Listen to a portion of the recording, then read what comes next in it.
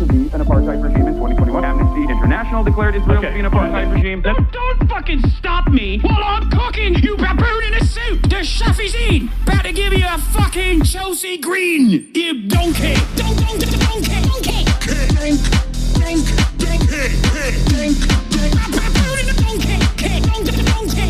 to what I'm saying, and you will understand, perhaps, what I'm trying to imply. Patronizing.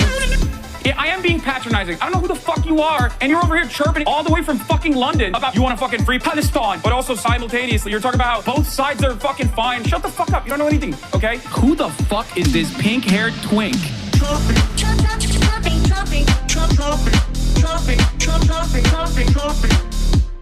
Dissolve the apartheid. So what would you like to see happen, Hasan? Do you not understand the English language? What's going on, everybody? I hope everyone's having a fantastic evening, afternoon, pre-noon, no matter where you are in the world. I'm Hasan Piker, and this is the HasanAbi broadcast coming to you live from very cold and snowy New York City, New York, baby. We're live, we're alive, and I hope all the boys, girls, and MBs are having a fantastic one because today's a beautiful day. Today's a wonderful day. Today is the 7th of February. It's Saturday. DSA hit 100K. Congratulations to the DSA. We're live, we're alive, and I hope everyone's having a wonderful time. This is the part of the broadcast where I tell you about my personal news about what's going on in the world of HasanAbi Piker in between the time period where I press the stop streaming button and press the start streaming button. So help me God, that's what I'm going to do. As you guys know, yesterday I had a 6-hour broadcast. By the way, I have beanie hair, if you haven't noticed. That's why it's like looking slick back and all this shit. But I didn't get a haircut. No, I just have I have the beanie cut on. Do you enjoy traveling so much recently? No, I don't. Did another 6-hour half-day Hasi broadcast. You guys know. You look distinguished. Thank you. It's so fucking cold outside, bro. I swear to God. Where the fuck is Felix Hasi? He's going to be on later tonight. But as I was saying, I ended the broadcast and with Noah went to Alex Press's birthday. I posted a photo from Alex's birthday where I met a bunch of the elites. Mr. Beast uploaded a new video. Whoa, dude, no way. Not Mr. Beast. Met some of the New York elites. Met Jasper Nathaniel. Met a bunch of like DSA guys. Met a bunch of guys who are, you know, brilliant reporters, podcasters, and the like.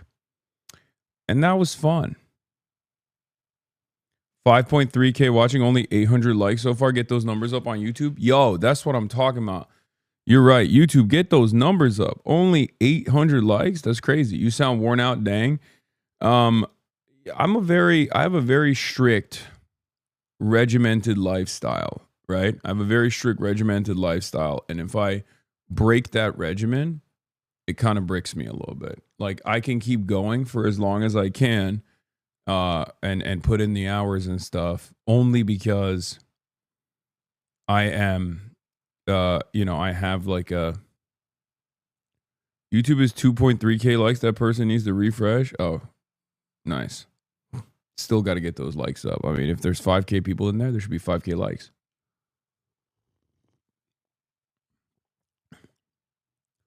Not beating the allegations, big dog. I know. My hair being slicked back with the turtleneck makes my head look extra small. I know. I congratulate you on coming to New York City for the literal coldest day. I know. I'm gonna talk all about that. So this morning, I left the party. I went back to my apartment. I went to sleep, woke up, tried to work out a little bit. I really couldn't work out. Let's be real. I will admit that I'll cop to it. I read a little bit of Financial Times, went analog with it. And then I had to go on a journey. I had to go on a journey to try and find, I was reading Financial Times. I'm distinguished. I'm distinguished as hell. Okay. But I had to go on a journey to get heat tech from Uniqlo. Okay. For those of you who don't know, it's very cold here. Okay. Let me tell you what it is right now. Like right now, it's 9 degrees, but with the wind, it gets down to minus 15, which is Minneapolis weather. Okay. It's Murderapolis weather out here. It's fucking crazy.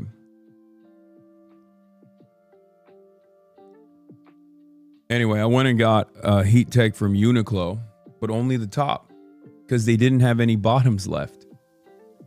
They had no bottoms left, which, pause, You go to the bottom store and they're all out of bottoms. I'm like, well, what are we doing here? You know what I mean? In any case, yeah. I was looking for my bottom. And I went and got a top. And then, for the record, New York, Mum Dynastan, HasanAbi head Central. Okay? I'm like dipping in and out of shops. I go to like Arc'teryx. Because at this point, I'm like, what's winter gear, right? I live in Los Angeles, so I'm like unfamiliar with these brands, right? The big turtleneck I have is from Montclair. I know that's like a fancy schmancy store. Arc'teryx, I've heard a lot about, right? And there's just fans working at all of these places. There's I bought Arc'teryx. Are you rich? Yes, I am. I got these gloves because I gifted the Gore-Tex Y3s to Abdul Rahman in Murderapolis, so I needed new gloves. These are wind stoppers. They're Gore-Tex.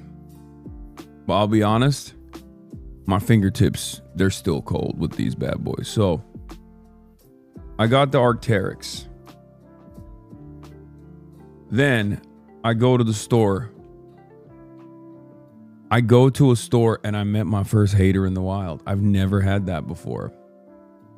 And it should have been expected because it was the Montclair store. Because you know that big bulky turtleneck that I wear, which I've been wearing nonstop. It's been carrying me throughout this entire trip. I got that at a thrift store in Japan. Okay? It's a Montclair one. And it's been carrying my bitch ass through this entire process, right? So I was like, you know what? I'm ducking and diving into stores. Like I'm going outside. If it's not windy, it's tolerable. But then when the wind kicks in, I'm like diving into the first store. I'm like literally Gap, Arc'teryx, whatever. I went into like Artesia or something. It's like a women's store. Like I was just going into like whatever store I could, like Auntie Annie's, Pretzel Time. Like I don't even give a shit. I'm like, I have to. Like I have to literally bob and weave. Like it's not even about like purchasing stuff at this point. Now it's become a matter of life and death, right? Artesia, is that what it's called? Unc said Aritzia. I don't know what it's called. But it's like, it's just women's clothes only, right? Like the guy was looking at me like, what are you doing here? He's like, I don't think there's anything for you here, big fella. Like he was giving me that look. And I basically was like, I was just like, man, I had to do it. Aritzia, the one that fat shamed Cutie Cinderella? Damn. Well,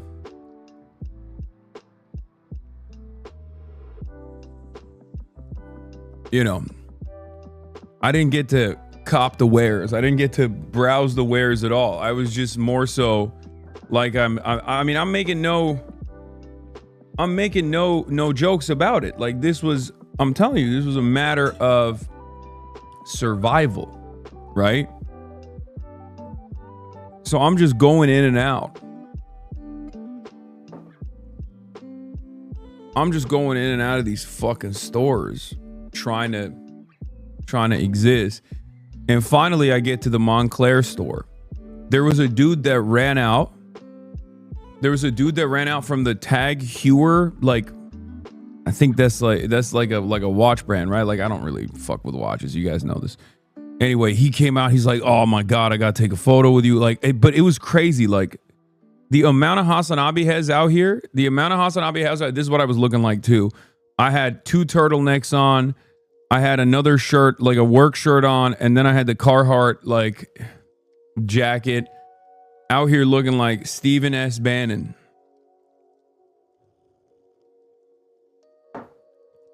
But yeah, dude pops out of the Tag Heuer store, and he's like, bro, I gotta take a photo with you. He's like, this is gonna really piss off the MAGA bots. I was like, sure, let's do it. Right? It's kind of funny though, because like this guy is just selling expensive watches to rich people, but he's a HasanAbi head. Like, you guys work in like the funniest places. Anyway, is it more HasanAbi heads or just that everyone walks there so you get stopped more? Maybe both, but it felt pretty crazy. Like, I was getting stopped nonstop, and I'm by myself. Like, I'm not even with March. There's no cameras or anything. I thought that I was actually being a little undercover. You know what I mean? Like, I was not undercover at all. I was not slick.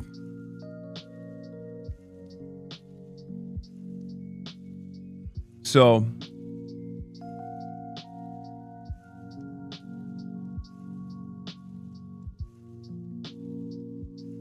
in any case, I'm getting stopped left and right. So I basically finally make my way to the Montclair store. I can't fit in the shit. Okay. 10-pound hot dog in a 5-pound bag.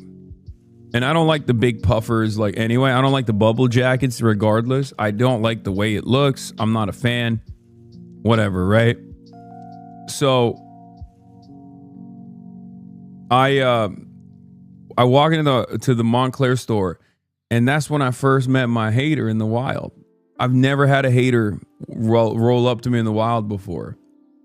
Like, sometimes there's like stream snipers and shit that want to fuck around, but like, never had, like, this has never happened to me in private. And he was like, but it makes sense that it happened in a fucking Montclair store, because it's like, you know, rich asshole shit, right? It's like, these are very expensive jackets, as I've come to find.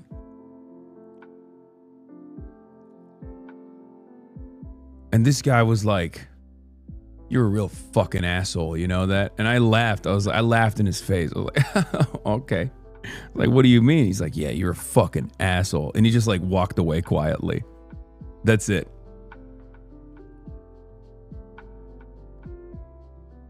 Or no, he said, you're a douchebag. He's like, you're a real fucking douchebag.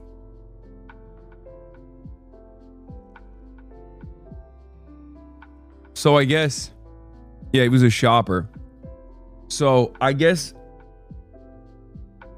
socialism is when no Montclair jacket. Well, it's real socialism out here then. But it was a funny interaction. It was a funny moment. Aritzia is not a woman's store, lol.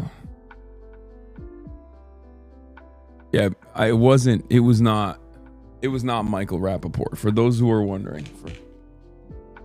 But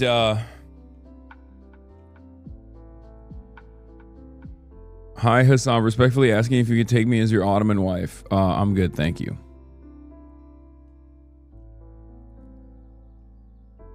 Person actually didn't know who you were. They just really annoyed at how attractive you were. I mean, I just thought it was like a funny. He must, like, imagine being that bent out of shape. But yeah, and the guy who was helping me look for stuff was like, does he know you? And I was like, yeah, he's probably some fucking MAGA guy. He's probably like a MAGA guy, or he's probably like a pro-Israel guy. He's one or the other, usually. But he was shocked. He was like confused as to why that had taken place. Talking shit over some Montclair jackets? Yeah.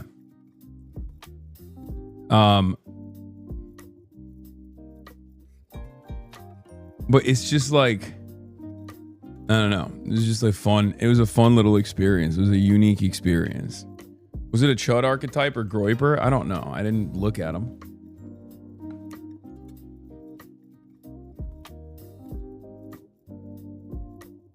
But in any case,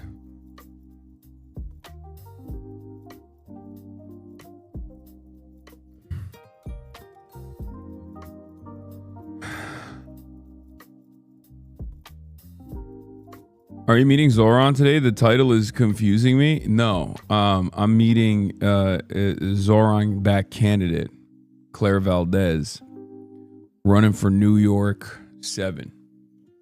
We're going to put as many socialists as possible in office, and she's one of them.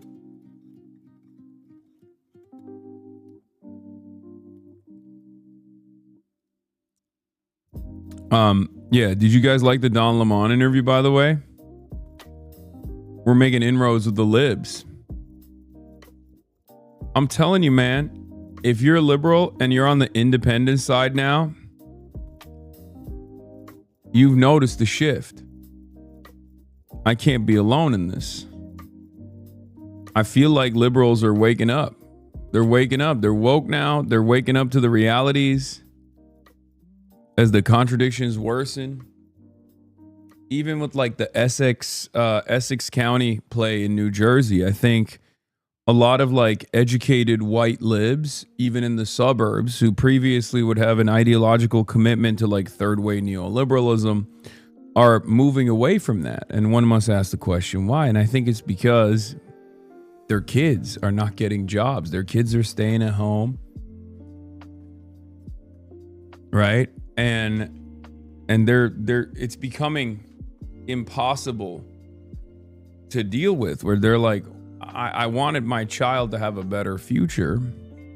I wanted my child to have a better life than mine. I sent him to the best schools, and he's just fucking sitting at home on the couch, barely making ends meet. How is this possible? And they're being forced, I think, to reckon with how bad the situation actually is.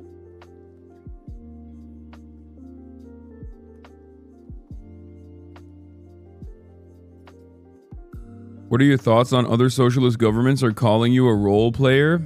Who are the other socialist governments calling me a role player? Like a LARPer? What do you mean?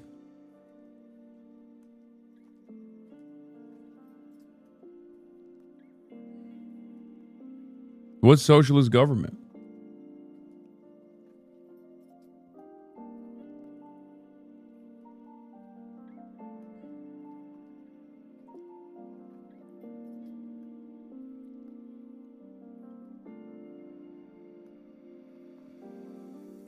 To the guy that sells watches to rich people and is a HasanAbi head, there were comedian guys in Czech Republic before the revolution, and they had a line in their stories: yes, capitalists might be evil, but that does not mean they can't take their money away. Isn't a contributor and a propagandist? Not in a bad way. A bit Russia and China both. I mean, Russia is not a socialist government by any means. So I don't know what the fuck that means about Russia, but I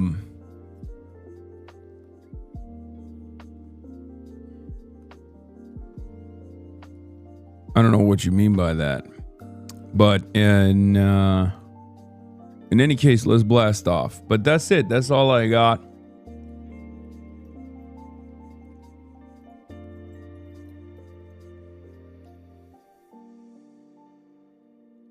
Let's blast off and let's get it twisted. Let's get it started. Like I said, we got a slam show today. We got a jam-packed show today. We got ZOHRAN ally Claire Valdez for New York 7. Hold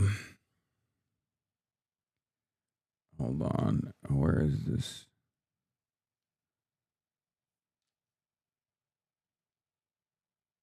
Hold on. Hachi Boo Boo, thank you for the gifted subs. Damn Kim, save some hosts for the rest of us. Meeting ZOHRAN ally Claire Valdez for New York 7. Felix Biederman.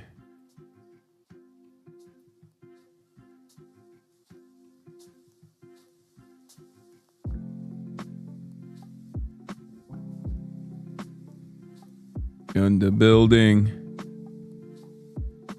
Woke 2.0 is here.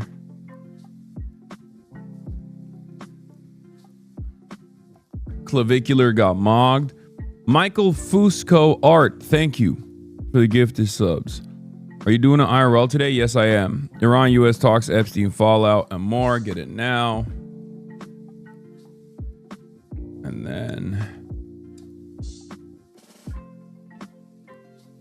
And then I'll promote the Twitch stream again.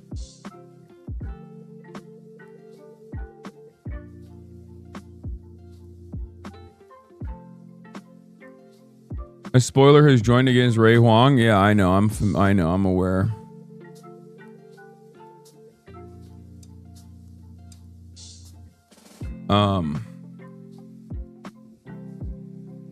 Live on YouTube.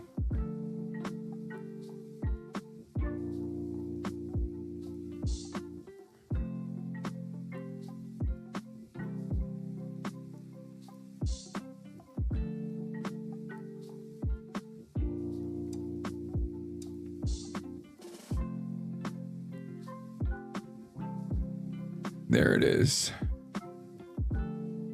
You know you can post both links. No, it's too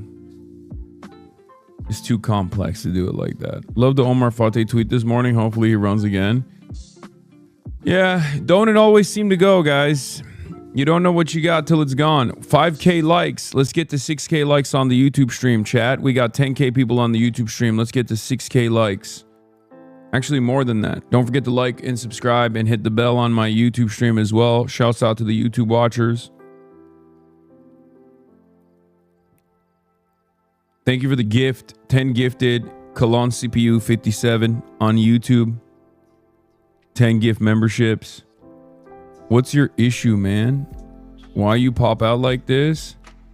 Bro, I realized I'm too online today. Mods, can we ban that word? What's your issue, man? McCream Pie Supreme. My issue is you. You're my issue. How about that? What was going on through your head when Anna Navarro wouldn't shut up? I mean, I don't want to be rude because Don Lemon, famous folk hero, esteemed reporter in the crosshairs of the administration, Don Lemon, said Anna Navarro was my great friend, so I didn't want to, I was a guest, so I didn't want to like cook her too hard. So I just, you know, made my points be known.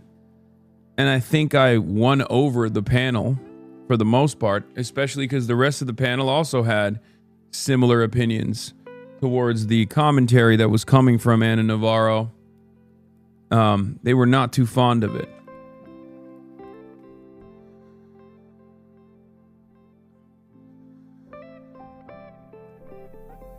It was pretty funny to see just more and more guests coming on.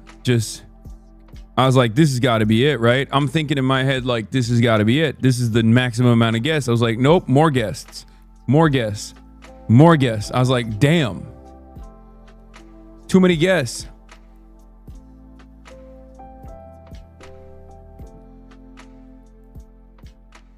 Watching the Hasan the Hun stream and Anna Navarro is going on and on about how we need to reach out to Republican voters. No, they need to sit down and shut the fuck up. And if they want to be allies, listen to people who were right all along. Yeah. I felt like you were trying to stop yourself from live the whole time. I mean, there was a little bit of that, I'll be honest. Like I definitely was feeling it. I'm ready for the euthanasia maxing.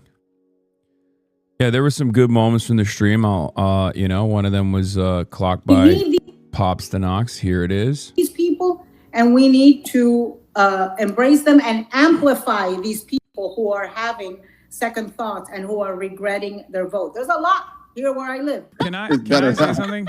I know I've said a lot. The thing I was going to say is this. There's this calculation that takes place every election cycle in the midterms, only in the Democratic Party, by the way. This never happens in the Republicans, what I'm about to say, which is How do we get these racists on board? Oh, we have to become a little bit more racist. Oh, we have to become transphobic. Oh, we have to do this. We have to do that. No, we want those voters to come and vote for the Democratic Party or to vote for the most progressive politician that's available. We want them to do that. But we don't want them to do that by conceding on these ridiculous lines. We want them to do that because we're offering something to every American unconditionally. Medicare for all is obviously a great example of this, because at the end of the day, racists need health care too. Racists need a roof over their heads too. And if they have that roof over their heads and if they have that health care, maybe it's going to be a little bit more difficult for them to act out on their racist desires. So my argument always is, instead of trying to bargain with them and instead of trying to concede on these, culture war narratives, offer them something to vote for the first time ever, instead of taking a defensive position and allowing the Republicans to dominate the conversation. We need. She also said something like, ally with us, at least until next election. And we're all thinking, what the fuck's the point then? I mean, you have to understand, like, this is Ana Navarro's bread and butter.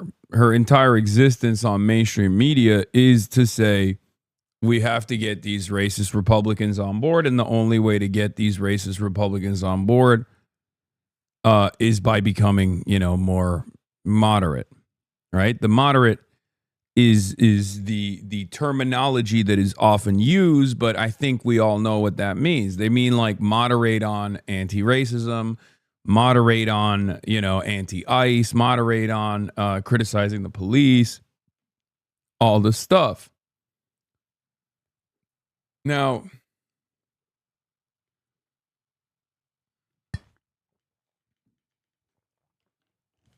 is she still a Republican? I mean, she's not pro-Trump, right? But I think for her, I mean, she's the child. Her father was a member of a death squad, right? Yeah, Ana Navarro is a former lifelong Republican. The reason she was a lifelong Republican, even in 2016, she was working for Jeb campaign, is that when she moved to the U.S. from Nicaragua in 1980, her former agricultural secretary dad stayed behind as one of the fucking Contras. So her dad is like literally a war criminal, right?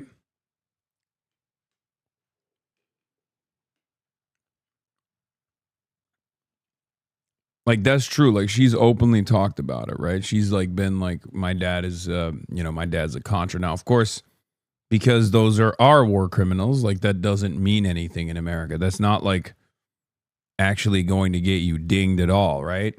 But God forbid you have like a family member that's a part of like the Palestinian resistance or something, you're fucked. Right? Because let's be real, America's on the wrong side of a lot of issues. Okay, if I'm going to be fair and balanced here, America's on the wrong side of a lot of issues, and our allies also happen to be on that same wrong side.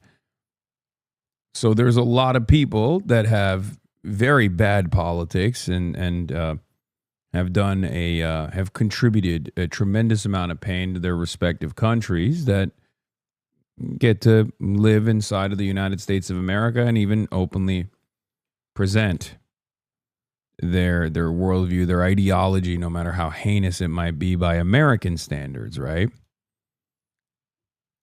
So that's just how it is.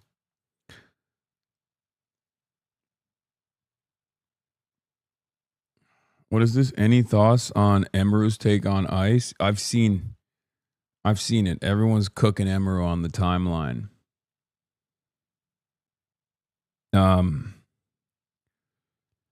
Yeah, the Department of War is clavicular posting now as well. We have the most terminally online administration. I know. They went from Groyper posting. They went from Groyper posting to clavicular posting. What is this? Hasan, try not to laugh. As in,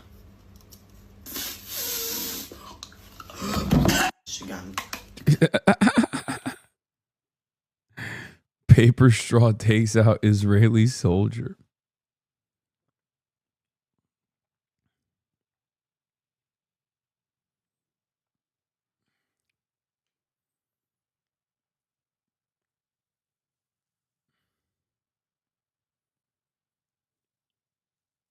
What is this? We need these people. Oh, we posted this as well. Embrace and amplify. Are you kidding me? Why are they so obsessed with undercutting the vulnerable and bleeding to make the people who paved the way for that violence to happen? Yeah.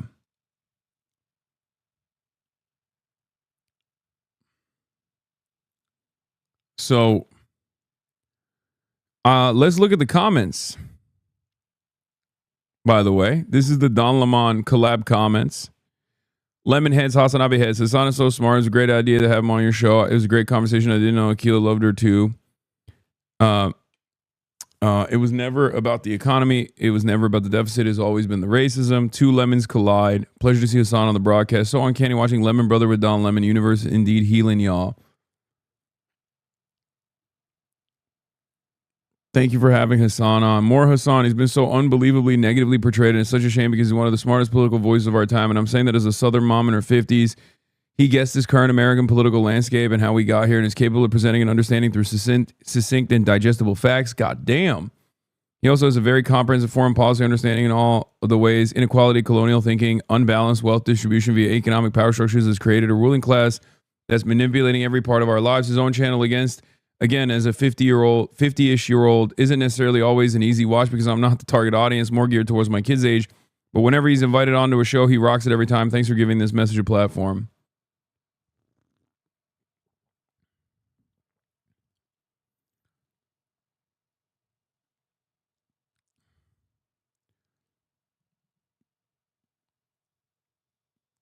Is that your burner? Yeah.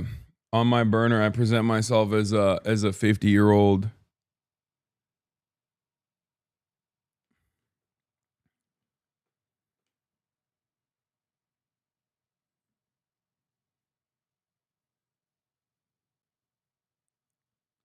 Wait, hold on.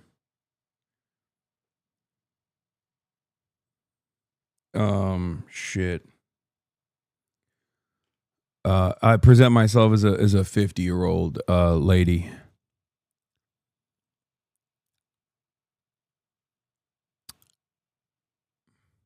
I gotta admit how surprised I was that I was agreeing with someone like Hasan Piker who was articulating all the frustrations I'm having with the Democratic Party, the racism, the Epstein files, the wars, ICE. If Dems are competent enough, they should use these events to galvanize the party for the midterms in 2028. See, that's what I'm looking for. Okay? I'm looking for people who are not like HasanAbi has like in the comments, but I'm looking for like liberal fans of Don Lemon who are like, damn, I thought this guy was ass. Turns out he's not ass at all. Maybe I was lied to about his positions. Because it's crazy that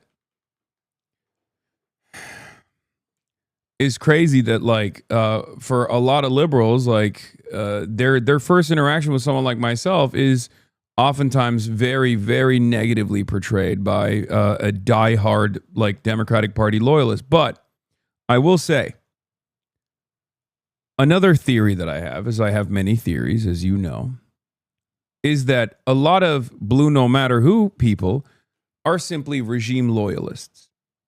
They fancy themselves to be more intelligent than the MAGA cult, but they sometimes engage in cultish thinking as well. And I think a lot of people that present themselves as like diehard, you know, riding with Biden supporters, riding with Kamala supporters, don't necessarily have like a real ideological commitment to third way neoliberalism, but instead have a loyalty to the Democrats because they believe in the harm reduction theory. Now, the harm reduction theory is correct. The problem with the harm reduction theory, however, is that one, it doesn't go far enough in terms of protecting the marginalized identities that it's supposed to protect. It's just simply better in comparison to the Republicans, and year over year it just gets worse and worse for the base of support because the Republicans are constantly ratcheting the country in a rightward trajectory. But the reason why I'm saying and harm reduction theory is obviously demonstrably a failure in terms of drawing out voters, right? It doesn't fucking work. So technically it fails in reducing harm, right? it's not harm reduction necessarily, but it's harm delay. And even then, it's not even doing harm delay because you end up losing if that's your only, if that's the only reason why people should vote for you. If the argument you're presenting is we're better than the Republicans marginally, clearly that's not enough for people to come out and vote for you, right?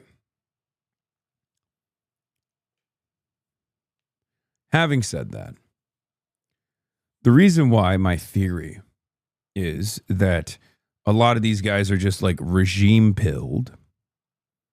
They're simply regime pilled and going along with, whatever the regime presents them, and they're defending it unconditionally, is because of that one massive Democratic Party booster, Stacey K. Right? I had some understandable but mild criticism in the direction of Zohran Mamdani and the timing of his endorsement of Kathy Hochul. Okay? If you recall, this is what happened yesterday. Popstanox posted that criticism, that mild criticism, to which, once again, as you guys know, I mean, Zohran is ideologically the closest elected I have.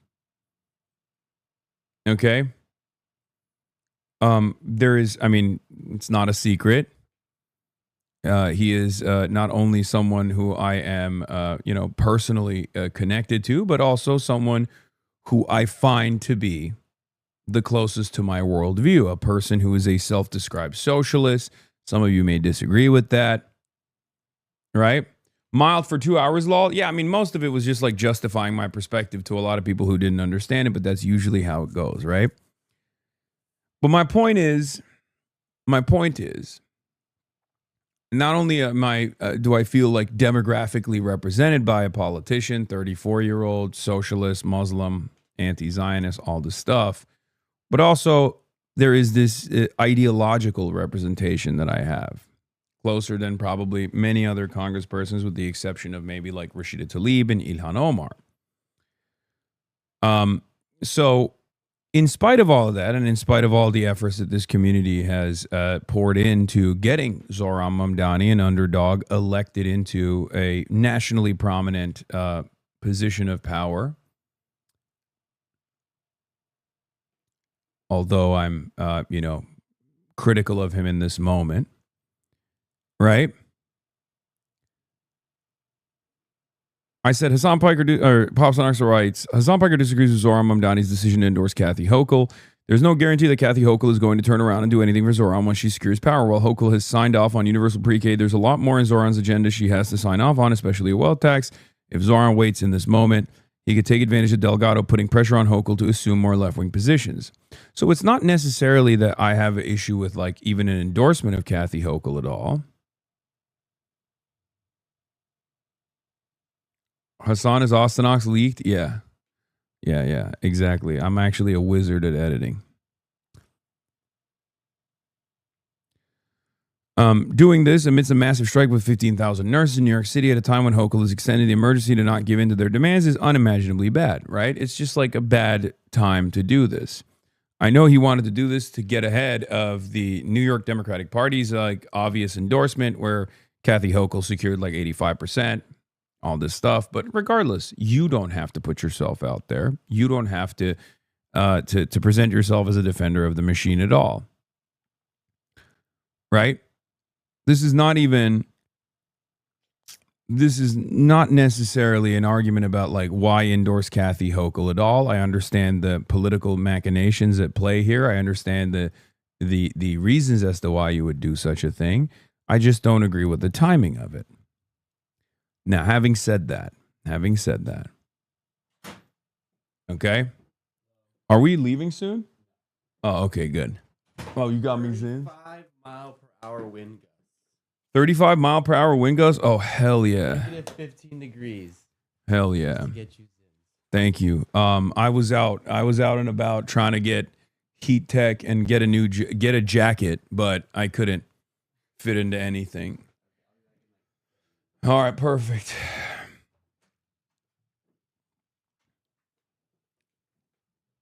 Anyway, the point is you should disagree with your electeds. You can have healthy disagreements. That doesn't mean that you write them off. That doesn't mean that they've betrayed the revolution. That doesn't mean anything until, they show themselves to be a betrayer, I guess, right?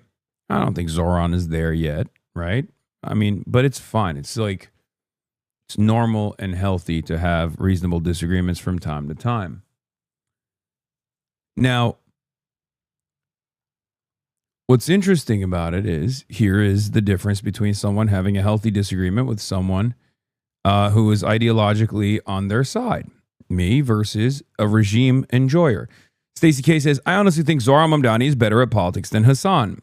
To which I responded with, I respect how much you ride for the regime. If the Democratic Party was a communist, if the Democratic Party was a communist one, you'd be a communist. Maybe one day. To which she replied with, yeah, actually, I would defend an elected communist over unfair criticism from streamers, which is kind of what I'm currently doing. To which I replied with, precisely my point. And then posted an image of the most loyal servants of the Cultural Revolution, the Red Guard.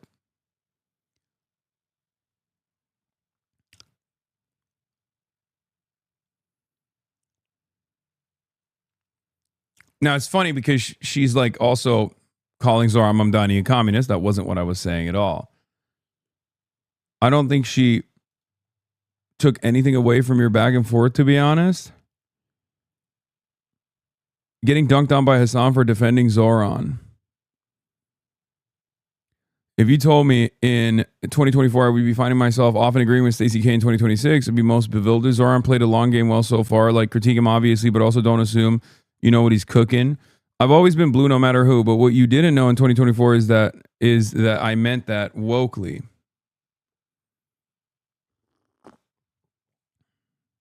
How's defending Zohran riding for the regime? I love that there is no productive discourse to be had on any website, really, and especially on Twitter, because most of the time you're basically battling people who are either professionally misunderstanding you or too stupid to understand your point. My point is, Zohran is my guy. Not your guy, right? You're the type of person who says, this is too woke, this is too pie in the sky. You stand in opposition to someone like Zohran until they win. And when they win, you're like, now Zohran is my guy. So much so that you refuse to even apply any sort of constructive criticism to anything that this elected is doing. And that's what's fucking awesome. This is my proof.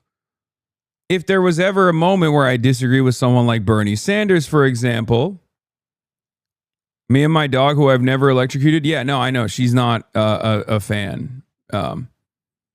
I don't really care about that sort of thing at all. I just, I will defend her rights unconditionally, regardless of the fact that her politics is so disastrously bad that it probably will elect the most transphobic administration possible.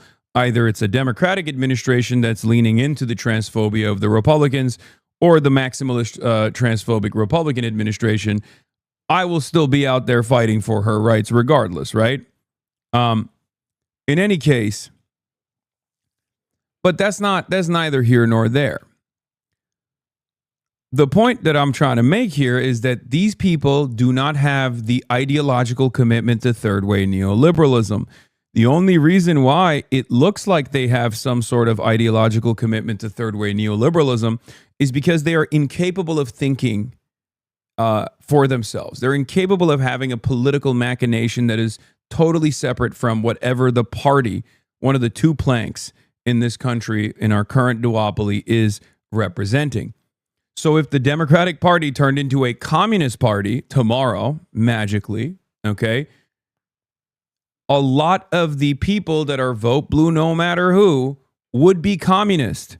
They would be saying, better red than dead.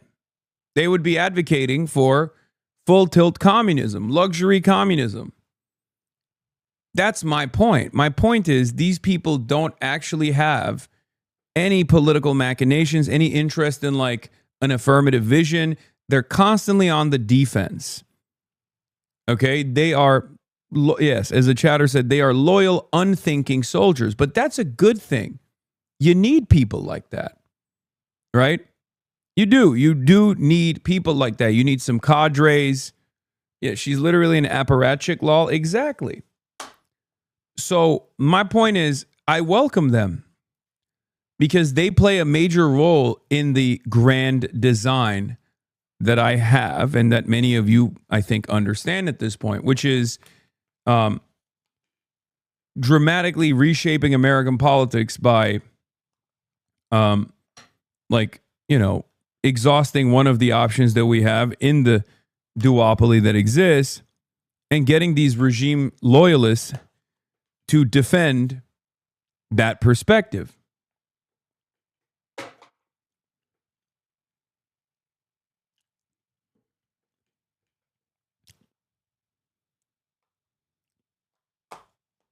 Hasan is blamed for that shit. Well, same with the average Republican voters who don't care about billionaire tax cuts and defund the public sector. They simply want to be lounge with the side of power. Yes. I think the vast majority of the voting population have no personal opinion about how this country should run or what a decent future for this country would look like. They have no grand design. They have no ideological commitment to anything. They're simply operating on a defensive posture. The voters, I mean. They're followers. And there's nothing wrong with that. There's nothing wrong with that. You need a yeah-based guy, right? You need many yeah-based guys. And these are our yeah-based soldiers.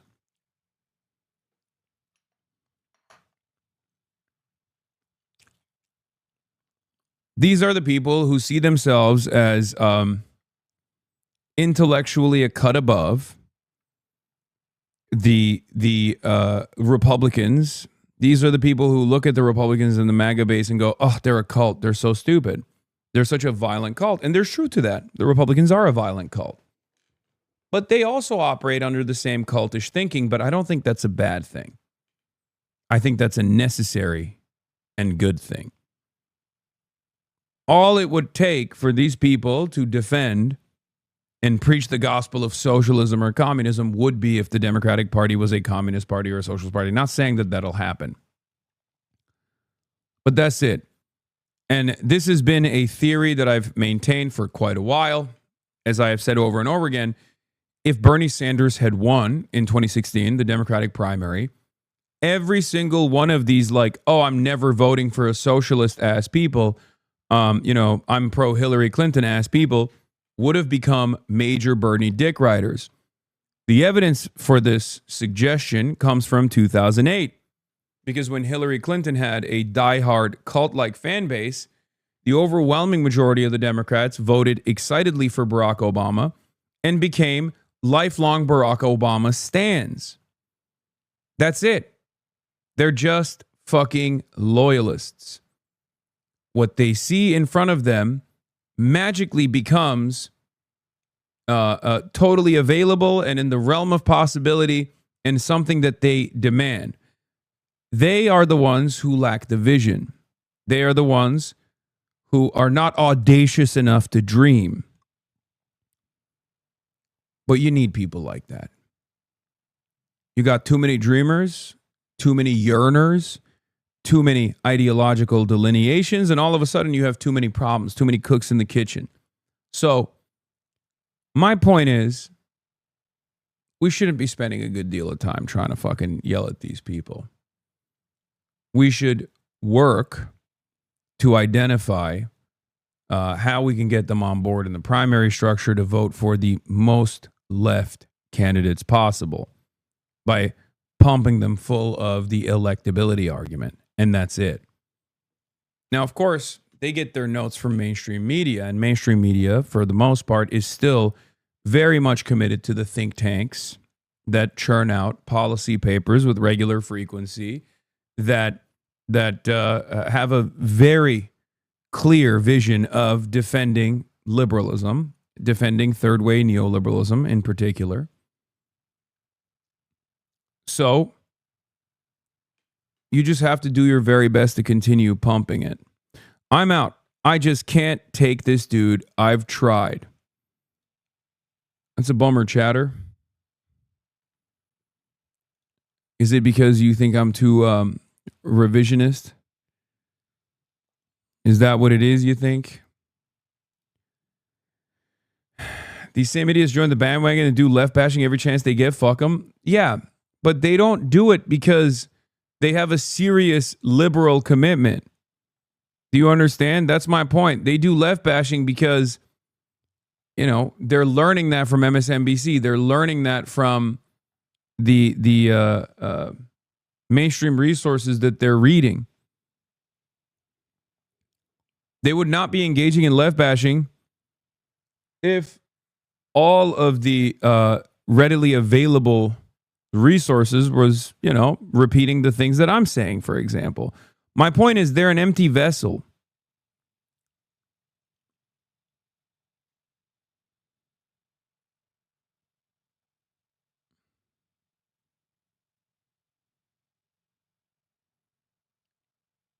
That's it. Why don't you prioritize reaching lib audiences on shows more often? I'll do more of that, I think. Well, also, part of it is because everybody in my community is so goddamn annoying. But that's not the reason why I don't do it. It's because I have other shit going on, right? But let's be real, chatter. You're probably familiar with how this stuff works. I go on the Pod Johns, and 99% of the ultras will say, I am committed to being a loyal servant of America. I want, bourgeois capitalist liberal democracy. I love the Democratic Party. I'm sheepdogging. I'm shepherding the revolutionary. I'm cutting the revolutionary potential short of the masses and helping them find a space and an outlet, a pressure valve that they can release by voting for the Democrats. It's not just 12 ultras, chatters. Come on now. A big chunk of my community is very stupid when it comes to electoralism. They despise it. They still do it. They still vote at the end of the day. But there's a good chunk that will love talking shit about it over and over again to present themselves as the most moral vessel.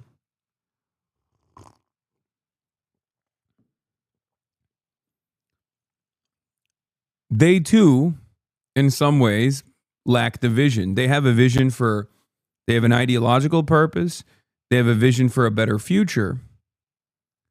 Having said that, however, they have no vision of achieving it. They don't have the methods. They either fantasize about a time past and assume that if we follow the trajectory of Lenin or Mao or whoever their fascination is, Enver Hoxha, Tito, that we will achieve socialism with no care or consideration for the current material realities, the current mechanisms for organizing, where the masses are and how the masses self-identify, how the masses see their own politics, how reactionary the masses are towards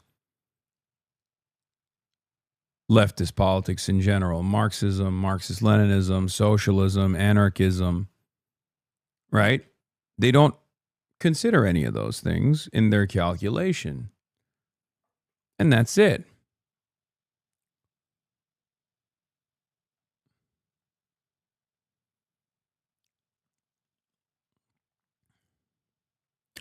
In any case,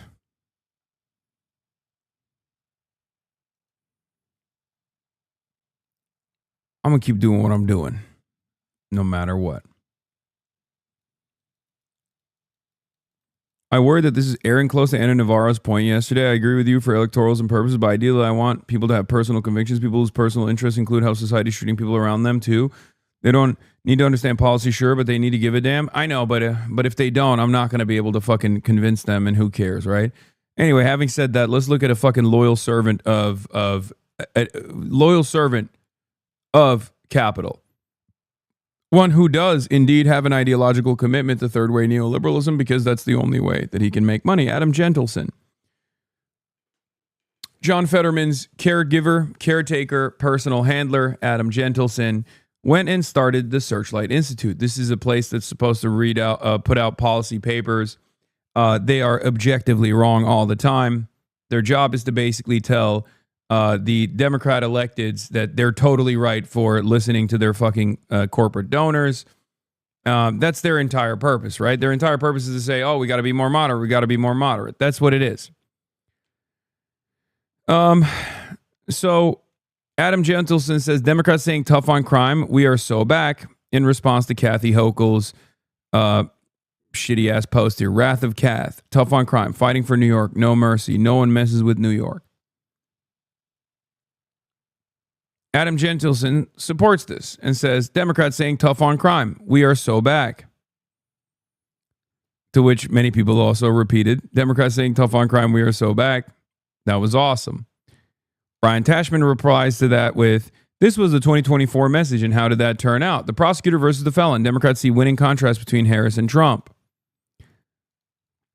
Adam Gentleson responds to that and says, it's a monument to motivated reasoning that some folks have convinced themselves that Kamala Harris, who in nearly a decade on the national stage had an unbroken record as an orthodox progressive and who endured relentless attacks from Trump on that record, lost because she was moderate.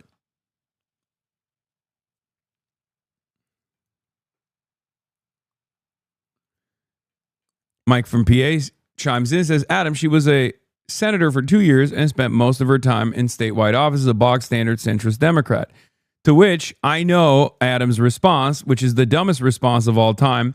That's just not true. She had one of the most lefty voting records in the entire Senate. She co-sponsored Medicare for All and supported open borders. But that doesn't fit the narrative, so people are recasting her as a moderate. That's what I mean about motivated reasoning. I hate this argument because the government tracker, nonpartisan tracker, literally has the worst standard. This tracker made Kamala Harris out to be more progressive than Bernie fucking Sanders. This obviously doesn't factor in politicians devoid of any sort of power when they're in the minority party, going out and voting for bills they have no intention of following through on once they are in power. Medicare for All being the greatest example of this. Kamala Harris was supposed to be a Medicare for All loyal soldier. She was never a Medicare for All soldier at all. She didn't even have Medicare for All on her fucking platform when she was running for president.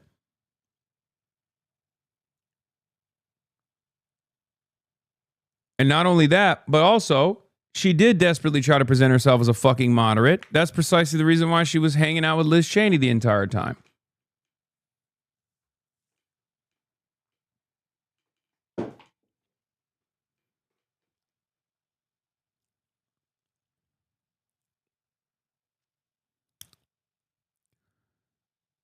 In any case, most lethal military, continuing along with everything that's going on in Gaza, all this stuff played a role in her looking hypocritical, including seemingly changing her attitude on immigration, even though it technically didn't fucking change at all. That's always a bit of a cop-out when you say most left-wing vote records in the Senate. The Senate is entirely composed of right-wing goons, and even then, that's only on what was voted on. You got to measure things somehow. Correct. She tried to pivot and it wasn't enough to overcome the deeply unpopular left-wing policy she spent most of her career taking and for which Trump relentlessly attacked her. It's that simple. Or maybe the Democratic Party doesn't have a real vision for immigration and are simply playing the defensive posture that they are known to play. And this makes them look deeply fucking hypocritical. And part of the reason why is because a lot of people don't have any understanding of how politics is done, and they just assume Democrats are the open border party. Adam, it is demonstrable fact that Harris ran as tough on crime prosecutor as VP told immigrants don't come, extolled a lethal military at the DNC, and refused to budge an inch on the single biggest progressive issue of our time, Gaza. Don't disagree on Gaza, but time did not start when Harris became the nominee. She spent most of her career taking unpopular left-wing positions that Trump hung around her neck, and she lost. I do not recall Trump attacking her for being a moderate centrist. Because Republicans don't ever say someone is a moderate centrist, why the fuck is this the counter argument? When have Republicans ever attacked someone for being a moderate centrist? Republicans call Nancy Pelosi a communist. Are we living in the same universe? This is motivated reasoning. Adam Gentleson, former handler of John Fetterman, a careerist as a Democrat consultant, has realized that his bread will be buttered as long as he fucking tells the same Democratic Party electeds in the National Party that they do not have to stray away from the path that they've charted so far, third way neoliberalism. Moderate, moderate, moderate, go moderate.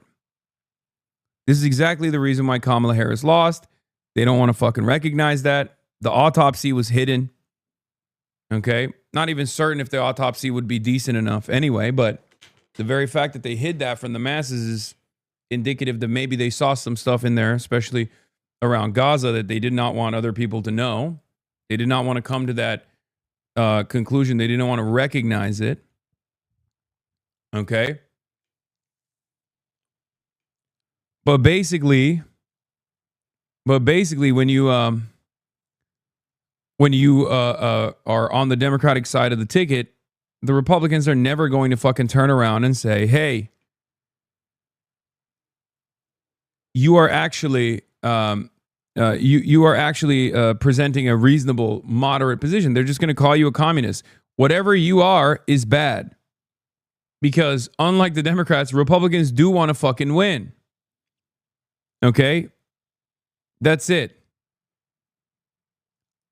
That's it. Republicans want to win.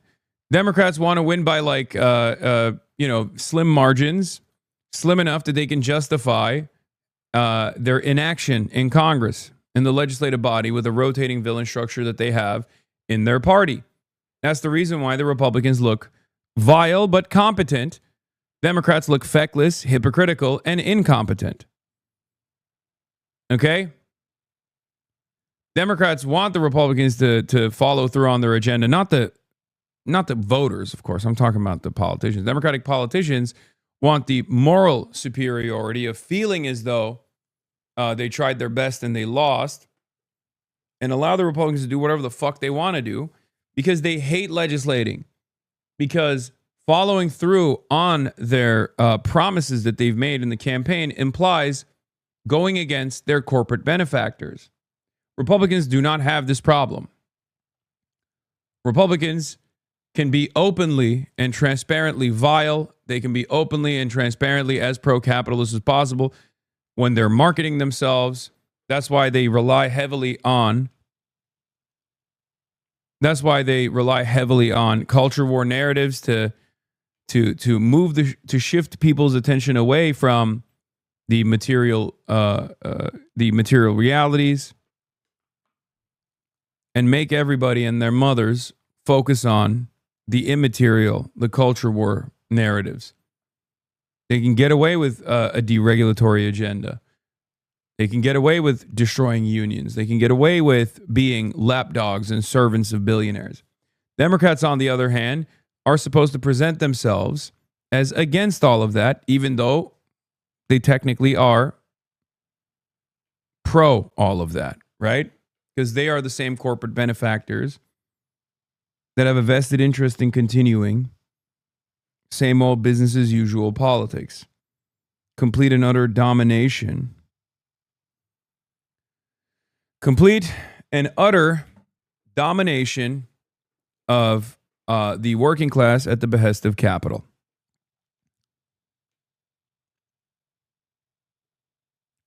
That's it.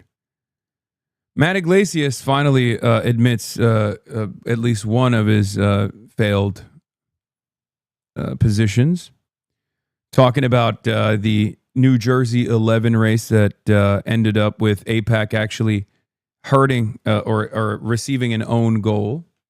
I talked about this extensively, but I'll give you a quick summary.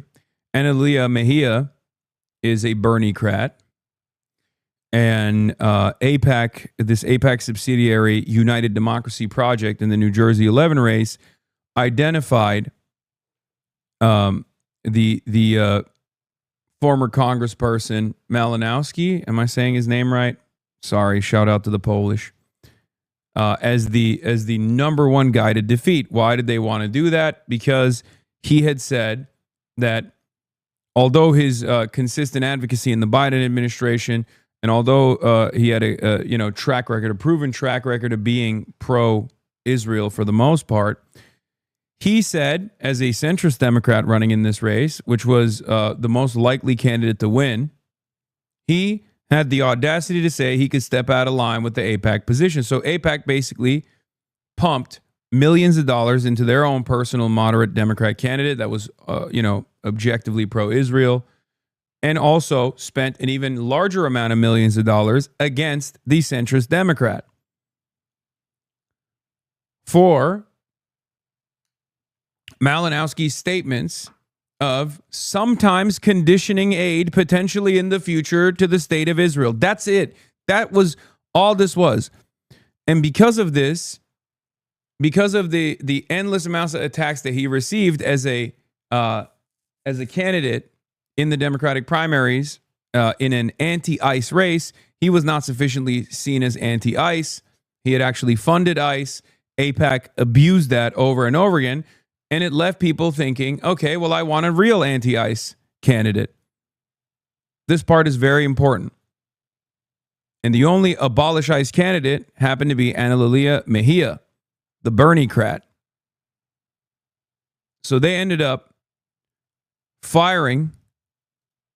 They ended up launching a cannon in the direction of the centrist Democrat who was objectively pro-Israel. And now the Bernie-crat is going to win this race in a massive upset victory. Isn't that wonderful?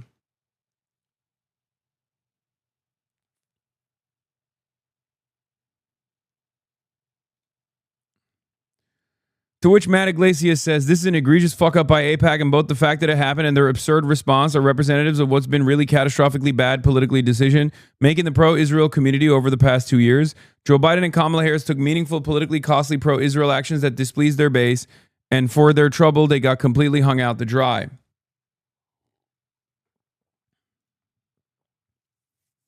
Who could have foreseen this? Yeah. Brian says this is the first time he's admitted to this law. He spent his entire primary saying exactly the opposite and calling the anti-genocide protesters fringe radicals. Here's one he forgot to delete, and he deleted a bunch of his positions, I guess, after delivering this final recognition, which is not even a day late, $1 short. It's more like 2 years late and billions of dollars short. Kamala Harris and Joe Biden dropped this race for Israel. For Kamala Harris, it was an act of cowardice. I've talked to people that have worked with her closely on her campaign. They agree with me. I will not be revealing names, of course. It was an act of fucking cowardice. She just hang on to Joe Biden, this anchor around her neck, because she is incompetent and cowardly. Joe Biden, on the other hand, was a demented ultra-Zionist and had an ideological commitment to Israel, and I suspect wanted to see dead Palestinian children. Because the way he was behaving, in spite of the observable reality that Israel consistently made him look like a fucking asshole over and over again, the observable reality was that Joe Biden was chalk committed to maxing out all of his contributions to Israel, no matter what the political cost for that was. He promoted the genocide. He continued the genocide. He lied at the behest of Israel in deeply shameful ways. He destroyed the liberal international order. For the record, he absolutely destroyed it, which is ironic because that was supposed to be his signature accomplishment, right? Instead of the Finlandization of NATO, we were going to do the NATOization of Finland. 15-minute warning. Okay. Mr. We NATOized Finland turned around and torched what remained of the attitude towards the international rule-based liberal order. He destroyed it. especially because it was so close in proximity to the Russian invasion of Ukraine.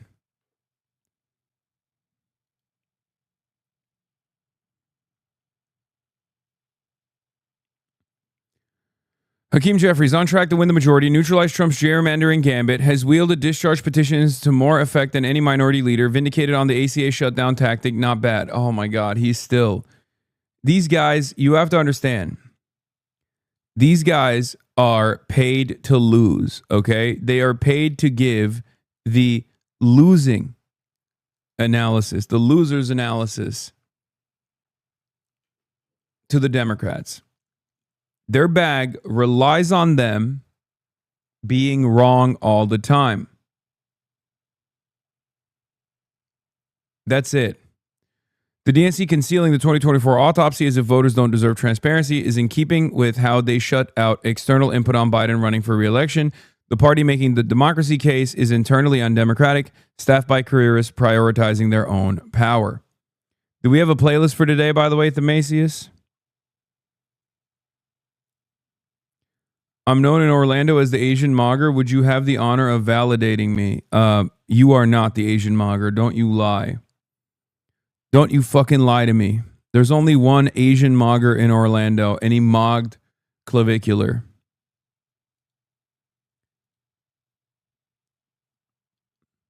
Anyway, let's talk about Donald Trump, by the way. Real quick hit on that. Donald Trump is up to no good.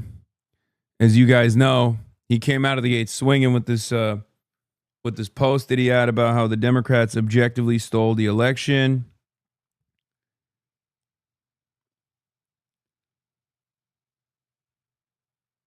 And then fucking had that brief screen recording where Obama and Barack and Michelle Obama were presented as apes. And understandably, that led to a little bit of chaos and controversy because that's like the one thing that even racist Americans are not going to get on board with. It is basically the equivalent of calling a black person the N-word. Right?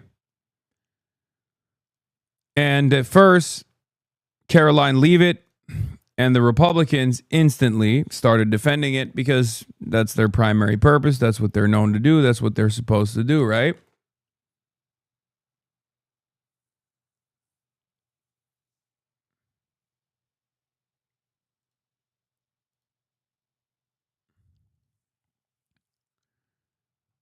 But then they backed away. They backed away because this is totally outside of the bounds of permissible racism.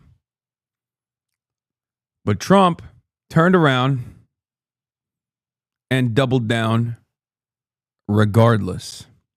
President Trump saying he will not apologize after sharing a video clip on his Truth Social account that depicted, I can't believe I'm reading these words, former President Barack Obama and former First Lady Michelle Obama as apes. The post drawing widespread backlash from both Democrats and Republicans. The White House removing the post after it was online for about 12 hours. CBS's Willie James Inman is in West Palm Beach with more on this story. Good morning, Willie. Adriana, good morning to you. The president claims he didn't see the first portion of that he saw only the first portion of that video and not the racist part of it. He claims he passed it on to a staffer who didn't review the full video. Now, we want to warn our viewers we will show it briefly for context in this report. I am, by the way, the least racist president you've had in a long time. President Trump's controversial late-night video post on Thursday was about alleged voter fraud. And can I say something controversial? Maybe my black HasanAbi Hayes will get mad at me for saying this. I don't think they should shy away from showing it. Like, we're all fucking adults, man. He posted that shit. I think it's a disservice not to show exactly what he was posting. Is that controversial? Like, am I being white on this? Like, is this, Caucasian activities? I think no, I think he should be embarrassed over and over again till the ends of time for posting this shit. But I think when the media goes, oh, we shouldn't show you this, I feel like it's a disservice. No, show it. He posted it. He didn't have no problems. He had no qualms posting that shit at all. I think that shit should be shown. I feel like it's this like relic of old school liberalism, maybe like almost like a woke 1.0 thing where they're like, oh, you know, we're just not going to show it to you. It's like, we're all adults, man. I don't want to speak out of turn here for you know, my black chatters, but like, we've all seen shit like this, right? I don't know. I can only compare it to like Islamophobic shit that I receive with regular frequency. And yeah, it's not pleasant to see stuff like that. You know, my face superimposed over Osama bin Laden or something, or saying that like I'm a ISIS fighter or whatever. It's not great to see it, but I would much rather have everybody see the fucking shame that these people are bringing about themselves than not. It almost feels like you're helping this person, right? Like, it's very cringe, and I understand why it invokes certain feelings. Like, I'm much more in line with like not showing certain images, like, you know, George Floyd, right? Like, I don't, because a lot of people will go back and forth on things like that, like real violence that a real human being has received is very different than like this kind of like nonsensical racism.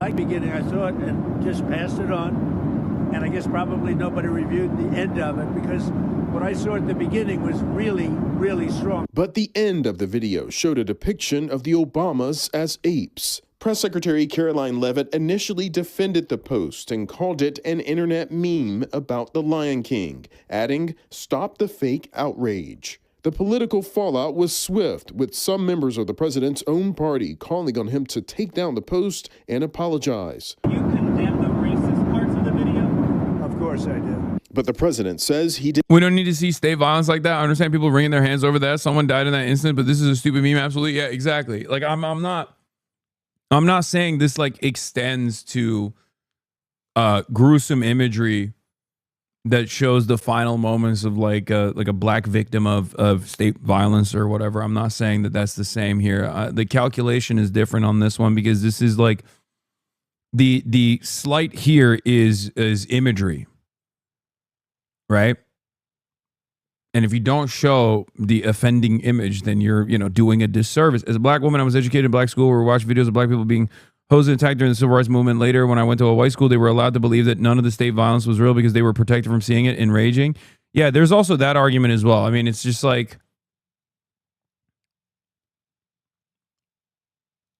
do anything wrong. We took it down as soon as we found out about it. I didn't make a mistake. Senator Tim Scott of South Carolina. I didn't make a mistake. Someone else did. Okay. Lone black Republican in the U.S. Senate posted this, praying it was fake because it's the most racist thing I've seen out of this. Dude, I love this, by the way. This is my favorite line.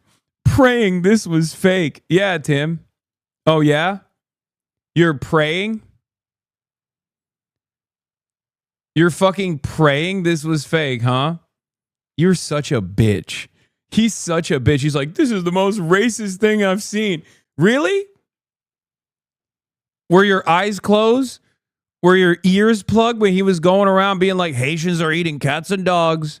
You know how they are, those black immigrants eating cats and dogs. That's right, they do voodoo. Like, all this shit. You think that wasn't fucking racist? Pray harder, bitch.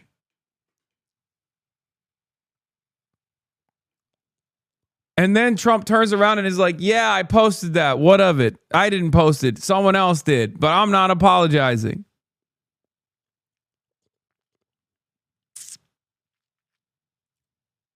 The president should just attacked by your just attacked by your chat for asking a simple question. What the fuck kind of community do you have? The question was, hey Hasan, cool stuff. Can we get a sex stream soon?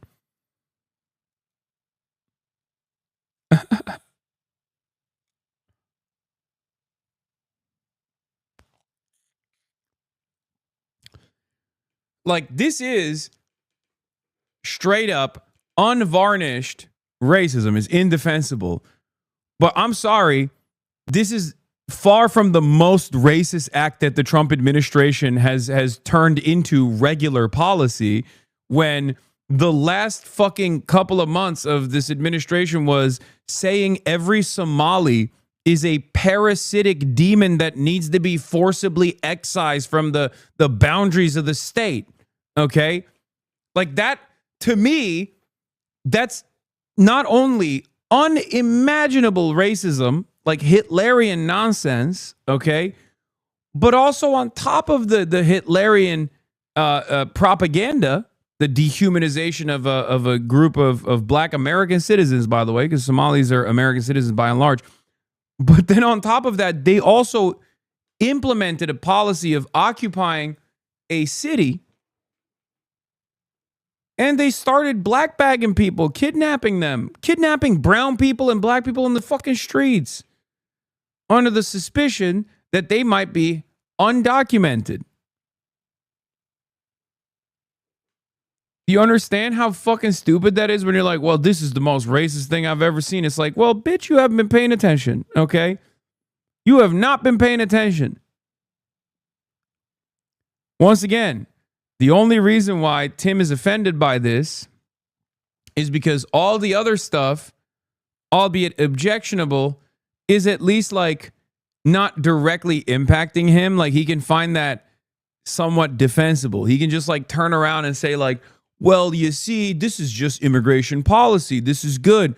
We just want to protect our nation. A nation without borders is no nation at all. But this one, he's just directly saying Black people are monkeys. And of course, he can't fucking defend that. Even Tim can't defend that, right? So the real offense here is that this makes Tim's position much harder to defend. That's the only reason why he's like, oh, I hope this isn't real. CBS News has learned the president personally called Senator Scott and said the video was a staffer's mistake. The post was deleted after the president's call with Senator Scott. I think that it was an acknowledgement that this was definitely an error. I just don't believe the lower level staffer actually did it. Republican political strategist Malik Abdul. Donald Trump. Yeah, this is like Tim Scott's purpose. Like, no disrespect here. Some people get touchy-feely when I say this, but like, let's be real. There's only one role that Black Republicans play in the party, okay? And that is the role of a token who sits there and says, as a Black American, I've experienced racism. Insert Republican position here is not racist. That's it. That's it. And you can see that here. Here is Senator Tim Scott calling Donald Trump an American lion at the 2024 RNC, saying words that we've heard a million times over from every Black conservative, which is that America's not a racist country at all. It's going to offend the liberal elites. Every time I say it, it offends them. But let me say it one more time. America is not a racist country.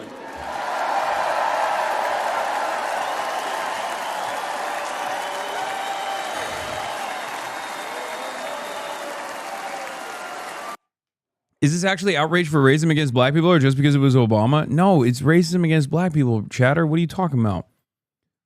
If Donald Trump called Barack Obama the N-word, that wouldn't just be exclusive to Barack Obama. That's how racism works. It's against all Black people. And that's why Tim Scott, who is whose sole purpose is to fucking lie to people and make white people basically feel more comfortable in their white supremacist values by presenting this false narrative that America has no racism in it. You know, America's not a racist country. All this shit. Found that to be indefensible. No, we're not.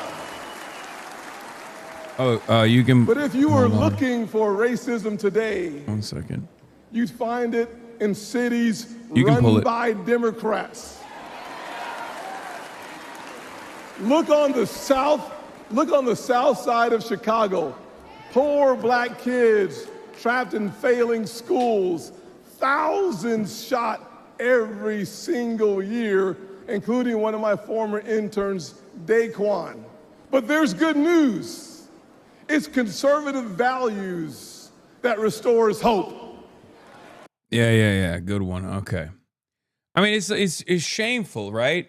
Of course, he doesn't have the capacity to fucking feel shame, but it's a shameful experience to be this guy. It's you have debased yourself. You are no longer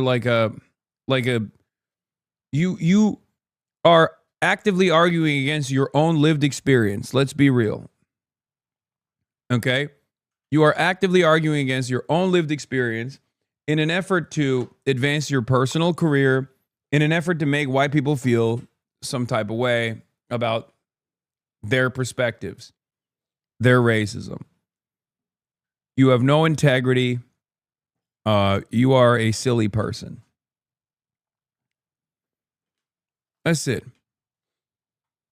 But even a silly person has, I guess a moment where they feel like they've been humiliated too much.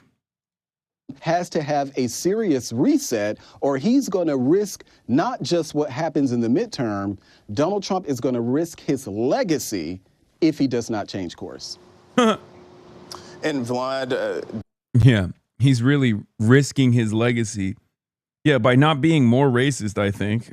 Because that's his legacy. Who the fuck thinks Donald Trump's legacy is unironically, tolerant, woke, not racist? Like, who the fuck thinks that? Do we have to go right now? Are we late? Okay, I'm going to change real quick. I'm going to put on more clothes real quick. During that gaggle on Air Force One with reporters, the president also claimed that he's the least racist president that America has had in a long time. He also says that he has paid attention to issues that are important to the black community, including criminal justice reform and funding for historically black colleges and universities. Vlad. All right, Willie, thank you very much. I looked at the first part, and it was really about voter fraud and the machines, how crooked it is, how disgusting it is. Then I gave it to the people. Generally, they look at the whole thing, but I guess somebody did. Mr. President, a number of Republicans are calling on you to apologize for that post. Is that something you're going to do? No, I didn't make a mistake. Okay, well, he did eventually remove the post. It had been up for nearly 12 hours, but he did remove it. And I want to warn before we show it to you that it is racist and offensive, but it's important to show because this was posted on the official account of the President of the United States, right? This is what was posted there. You can see here the faces of the Obamas put onto bodies of apes, and his decision to take the post down came after the White House initially doubled down on the post itself. The press secretary, Caroline Leavitt, saying, quote, "This is from an internet meme video depicting President Trump as the king of the jungle and the Democrats as characters from The Lion King. Please stop the fake outrage and report on something today that actually matters to the American public." Well, that was said, but then the backlash got loud. Republican Senator Tim Scott, the only black Republican in the Senate, came out calling it the most racist thing out of this White House. Estelle Herndon and Andrew Yang are out front now. Pretty incredible, Estelle, on a lot of levels. But it takes them 12 hours to take this down. Yeah. At first they say, owning exactly what it was, not trying to say it was about voting machines, and I didn't see the part about the apes. They actually owned the whole part about the apes, and then still took it down. Yeah, the initial response was to defend it, as it always is with the Trump White House. And then after the blowback started, we have seen these kind of further retractions. I mean, when I saw this morning, it is both shocking and not shocking at the same time, right? Like at one, you have the reality of the President of the United States engaging in offensive racist behavior, but you also have a president who has had his whole political rise tied to those very same things. I mean, the origin story of Donald Trump is a racist conspiracy about Barack Obama. So, I mean, we cannot extract Donald Trump from the trail of racism that he has left or encouraged. But I think this reflects a White House that is increasingly at a credibility loss, too. They are putting their officials out there, Caroline Leavitt included, and whether it's Minneapolis or whether it's Trump's health or whether it's this video, they're increasingly asking the public to not believe what's in front of them. And I think that has contributed to Donald Trump's increasing unpopularity with the electorate. So, Andrew, the White House obviously now trying to blame it on a White House staffer. okay? Which, I mean, there's so much irony in that. You could take the Rob Reiner post, you could take so many posts that they actually haven't even tried to blame on a staffer, right? That he goes ahead and posts his own stuff that I don't know anybody thought was okay. In this case, Trump allies are calling to fire the staffer. Bill O'Reilly said, you got to fire the staffer right away. Pastor Mark Burns, after speaking with Trump, says, my recommendation to the president was direct and firm. The staffer should be fired immediately, and the president should publicly condemn this action, which he didn't do, right? He said he didn't make a mistake. But a source familiar with Trump's social media, as I said with Rob Reiner, he posts on Truth Social all the time by himself. He posts in the middle of the night by himself, right? So suddenly in this case, this one somehow upset enough people that he's going to put the fig leaf up? Yeah, the backlash was truly bipartisan, which is something of a rarity in today's politics. I agree with aside from how violent, disgusting isn't that the great? was. The backlash was came to mind for me bipartisan. Was distraction. We're back to bipartisanship. Because the actions of ICE in Minneapolis, wildly unpopular, even with many people who voted for Donald Trump. This week, a job report came out saying that it was the worst January for people looking for jobs since 2009. It's 17 years. I mean, go back. Yeah, and so I thought to myself, okay, this is Trump throwing something out there to change the news cycle. Wow. Yeah, I mean, I think there has been speculation that he has done that before. We know that that's his instinct, is to like get it back on his terms. What's the brand of the shoes? Is it Rick Owens, Doc Martens collab? More familiar topics, be it social stuff or Excuse me, to the people saying, fuck off, Andrew Yang, no one cares about you. How dare you say such mean words? We are, I can't even say it. God's not letting me say it. We're Yang Gangers, baby.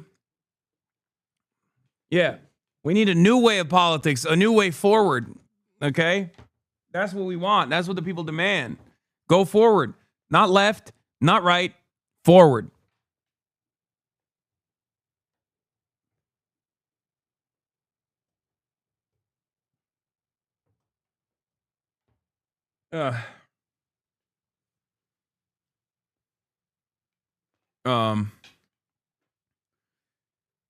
A stead W, though, always. What we used to call wokeness or fighting against that. Yeah. This isn't that. This like, is way this beyond. Is way this beyond is like that. a very, very and so, bad. And so I'm saying, even as miscalculation. they try to draw Democrats into culture wars, I think they have miscalculated the moments in which Donald Trump goes way beyond that. The Rob Reiner post is one of that. I think this post is another. Yeah, worse. Yeah, I mean, the Rob Reiner post didn't get this much from Republican senators, and you had administration allies coming out and saying, fire this guy, apologize immediately. Joining me now is Harvard University professor and former NAAC president Cornell William Brooks. Professor, the president is saying in furtherance of a lie about voter fraud in Georgia, of which there was not, which is just something he endlessly repeats like a guy in a bar late at night, he posted or approved the posting of this meme. What do you make of his explanation and how the White House has kind of come up with various explanations throughout the day?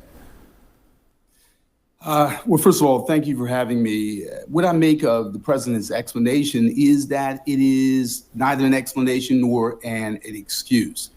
We have seen from this White House shifting narratives, the president taking responsibility for posting that which the White House denied and that is subsequently attributed to a young staffer. So in other words, we have shifting narratives, apparent lies, and the president not taking responsibility for his actions and the consequences of it.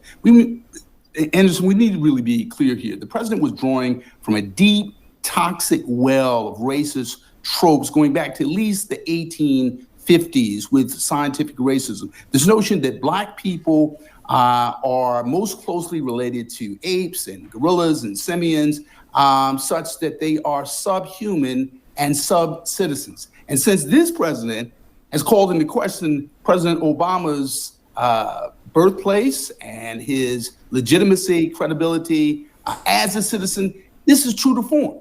So in other words, this is incredibly offensive. It is not entirely new. Well, it's interesting. You are right. It is also interesting that he doesn't say, you know, had I seen this, I never would have done this. This is, you know, terrible. These images are sickening. You know, and I would never post something like that. And it's interesting to me that I guess he views it as a sign of strength, his refusal to ever apologize, his refusal to admit that he made a mistake. It seems to me. Hasan, get your racist PhD up. This guy's cooking you. I know. I'm getting cooked. I'm getting racism mogged. Don't forget the gloves on. I have it right here.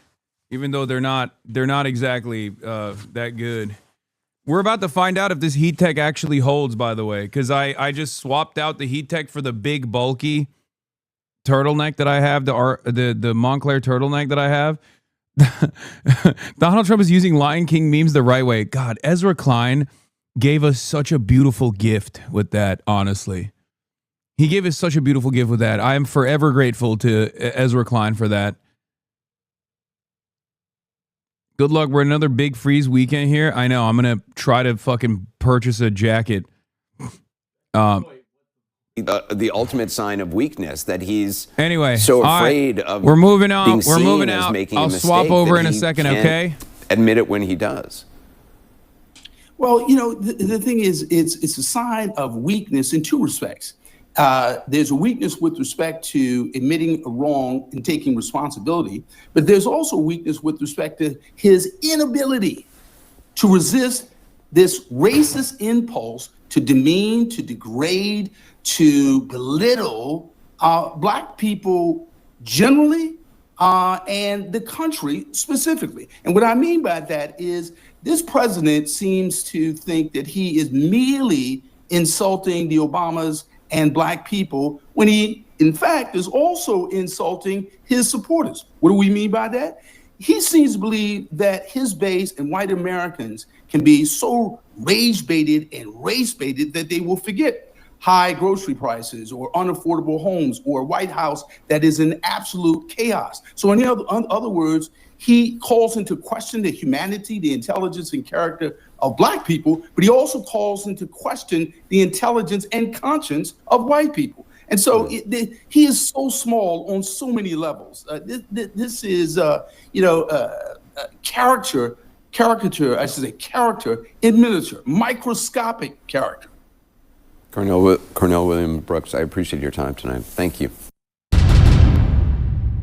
So I generally don't ask questions this way, but I just have to because to me, it's so obvious. Explain to me how this is not racist. Well, first off, I think it's racist just to assume that apparently Black people own looking like monkeys. Apparently, we're just supposed to own it. So if someone says we look like a monkey or that they put us on a monkey body or like what they did with the advertisement where the little kid the Black kid had a monkey outfit, uniform on, just like the white kids did, it's somehow racist. So Blacks should view themselves as monkeys. And anytime someone calls us that or puts us on the head of a figure, that we're supposed to be immediately outraged that this person is doing this. And let me explain to you. Tommy, I'm sorry, I can't just let that go without asking you something. Have you learned anything or studied history in this country around slavery and the depictions of Black people in this country during slavery? No, I have. Yes, sir. Okay, and you know that was a common thing to equate Black people to apes or monkeys. And usually it was a reference to they came from Africa, so they must be apes and monkeys. Are you aware of that? Yeah, well, the idea of they came from Africa, there's a lot of animals that came from Africa. As a matter of fact, all of the ones that were depicted in the video, you guys didn't show the whole video. Come on, Biden man. was also a monkey. Well, Biden was a monkey in the video too, so why aren't we outraged? As Black people, we have carte blanche to call anybody anything we want. And I'm from the South. That's not true. That's well, not who true. Who can't we call a name? Y'all have had people on your show that call white people aliens, that call white people devils. No one gets in trouble on national television for calling a white man a devil. I mean, a devil is not a bad person. A devil doesn't equate to race. It equates to character. No, we actually, if the person beside you would tell you the truth, we actually believe that the white people are devil, and many believe that we're aliens. We believe I'll give you Tommy, no, hold on. I can give him an example. This argument, Tommy, don't put me in your. I'm not. Fuck. Hold me, chat. change the inches. All right, we're good. Hold me. Chatters. Hello, hello, hello. Saved. What were we watching? What did you have them looking at? Hi, chat. No, it's been a while since we've done one of these. Yeah. Also here, don't read it out loud, but I mean, it could be worth it. Oh, for sure. Yeah. For sure. All right. I mean, we only have like The a day TMZ back clip home. was insane. Am I accidentally on Flip Finder? Yeah. Oh, a black guy was defending the racist video? Nice. Yeah, fantastic. I mean,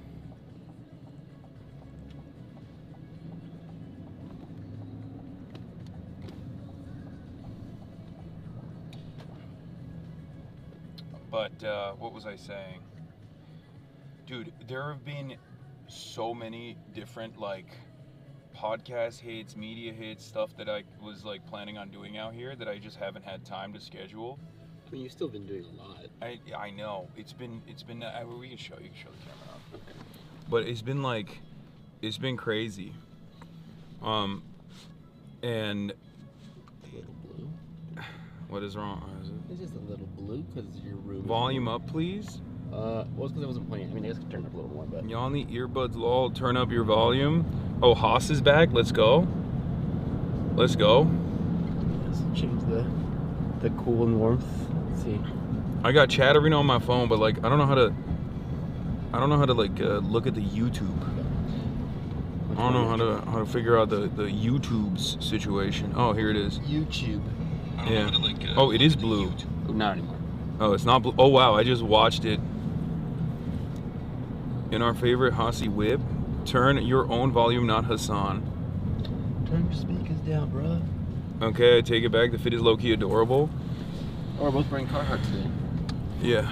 Well, Wow. yours is Carhartt whip. Sakai. Whip. Or oh yeah. Well, I think it's Whip Sakai. It is, yeah. It's Whip Sakai collab.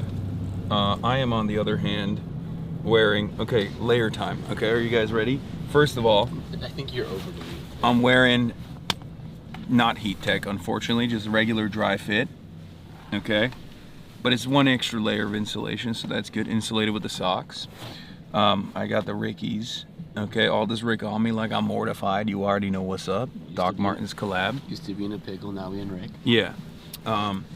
We got, I don't know what this brand is, but this is, I got this gifted.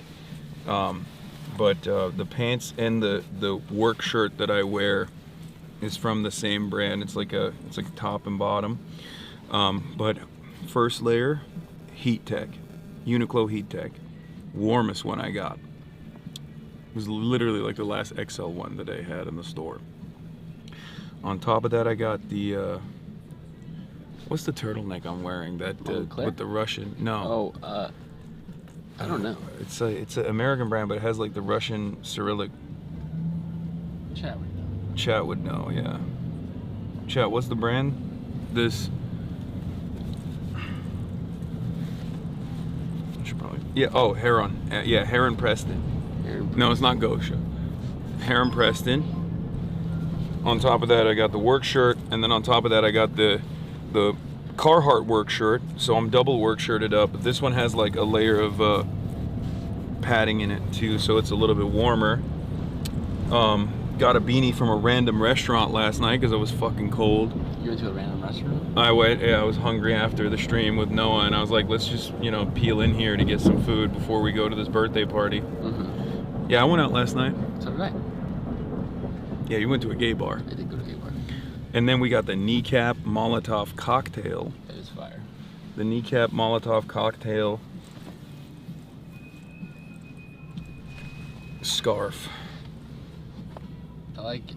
March is always out though, yeah. Yeah. And then this morning I asked March to work out with me and he said no. Because today's my rest day. I worked out the past 2 days. Cap. It's real. Cap. I don't believe you. Which gay bar? Bro, it's 27, it's not even cold. Chatter? Dude. I don't know how to explain to you. It's 35 mile per hour. First of all, it's not 27, it's 10 degrees. but it feels like minus 16, and there's an extreme cold warning that has been given out. The conditions are expected to last until 1 p.m. Sunday, February 8th. Additional alert is the wind advisory. Because of the windy conditions, even with wind gusts up to 38 miles per hour, they make the temperature feel like it's minus 16. So you're Minnesota weather. Yeah, this is, I brought the Minnesota weather with me. Yeah, it keeps following us. For the softies. Also, this is a text I just got. Yeah, that's great. Okay. Yeah, it's fantastic. Wasn't sure if you wanted to say it or not, but. Yeah, we got more guests coming on the broadcast. Diana Moreno is also going to be on it. Oh yeah, by the way, guys, we're on our way to link up with Claire Valdez. She is running for New York 7. Another Democratic Socialist of America elected. We are going to get to learn about her, what her policies are.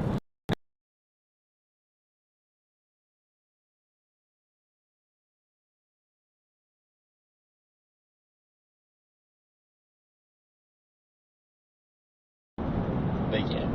And they can see you a little bit. Oh, it's effing. Oh, just kidding. Tunnel got him. It is a crazy tunnel. Hold, we back. Green. Anyway, as I was saying, we have, as you guys know, my job, my goal, what I live for basically every day is to try to push American politics to the furthest left position physically possible. And a part of that strategy revolves around getting socialists elected. And that is precisely what we are going to be doing today.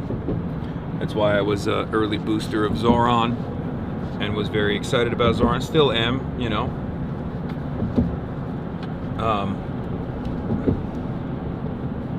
Yeah, I want people who are as Marxist as possible. Mm-hmm. You know, the most leftist. If you can radicalize Austin, you can radicalize anything. That's true.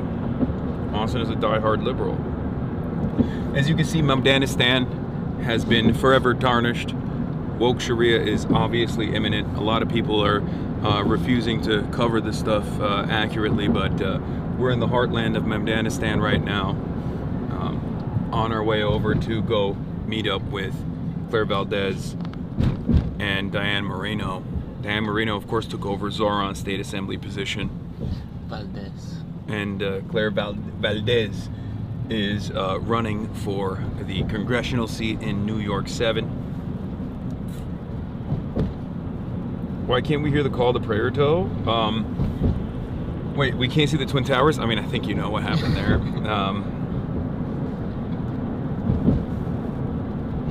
Dan Marino laces out? What? No. Did he discuss a brutal frame mocking of clavicular? Don't worry, I'm going to ask them about it. You're going to ask Claire Valdez about it? Yes, I'm going to ask Claire Valdez about the brutal frame mocking that clavicular received from the Arizona State University frat president. I don't know what this is. You didn't? Wait. We are right now in a car. I'm so sorry. We're in a car. You are my producer and camera operator, and you are not aware that clavicular got frame mocked? Was this before or after he was Jester Maxing? No, this is after. He's been Jester Maxing already. He's been Jester Maxing. He realized that being a fun-loving guy is actually a much better method than the cold arm method. I don't want to be here anymore, man. Show Marge Lamau, dude. I don't know if you can. I don't know if you're ready for this. Can I even show you? Show me. Are you ready for it? What is this? Wait, what the fuck is this?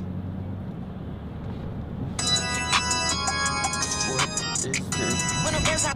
Everyone in the store was, or this is not the actual clip, but this is a funny one regardless. Everyone in the store was worried that CLAV was withering after seeing him bone smash for an hour straight, but didn't realize that this was his chance to become the #1 ranked Chad.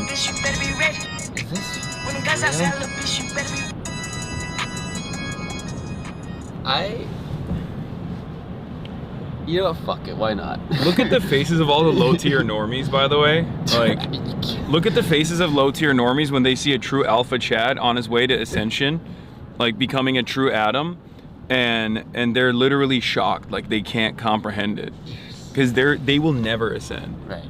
Whereas, like, I mean, they don't even understand true greatness when they see it, because like he is on his pathway to ascension, to becoming a true Adam, right?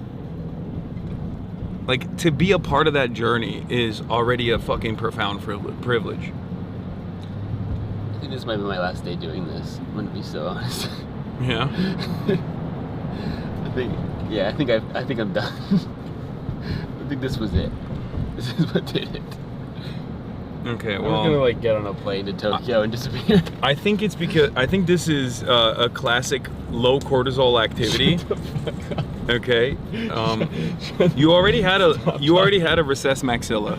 What the fuck? Yes, you already had a recessed maxilla, and the brutal mogging that you just watched, is indicative of the low cortisol levels that you. Or no, your cortisol levels are spiking. I forget which one is the bad one. Do I have a recessed maxilla? Really? Yes, your maxilla is so recessed.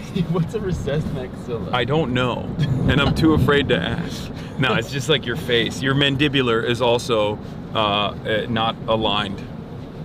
I didn't want to tell you this. And you have prey eyes. Do I have prey eyes? It's yes, bad. you have prey eyes. It's bad. You need to have predator eyes. I just thought it was recessed maxilla. I do not have a recessed maxilla. You have a recessed maxilla.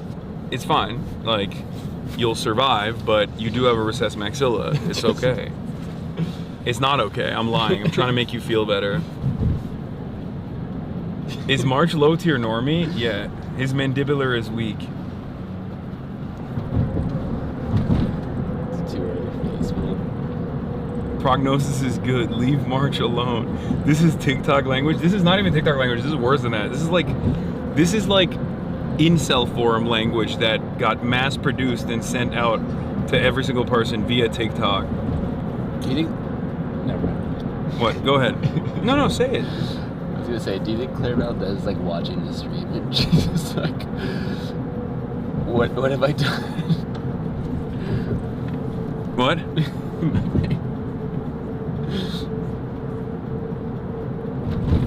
I'm gonna ask Claire Valdez these questions. Obviously, if she wants to make it to the big leagues, she needs to be able to answer these tough questions.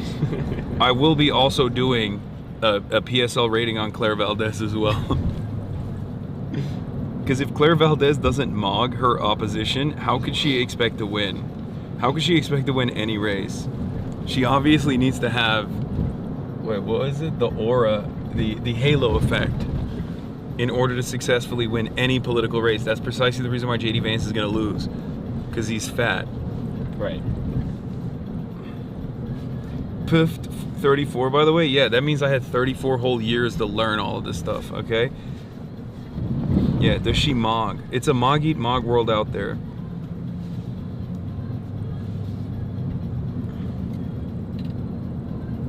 Did you see when Clavicular was mid-jester gooning when a group of foids came and spiked his cortisol levels, so he had to decide if it's better to ignore the foids while munting and mogging? Moids versus SMV Chad fishing in the club? Okay, that's even too insane for me. I don't like that we're just saying. Did you see that? I did. I actually did see that. And like, it was a femcel. And she was like attractive too. She like walked up to him and was like talking about, goy blocks or goy slop or whatever. And devastating blow to English language. And then Clavicular couldn't understand like why a somewhat attractive foid would be saying, goy block or using language terminology such as that. And then she turned around and said, it's because I'm a femcel. It's the ETA, man. I don't know. Get me the fuck out of here. What are we talking about, Lamau? Okay, a lot of you need to understand something, okay? Lookism is a science. Like, phrenology is a science. Do with that information what you will, okay?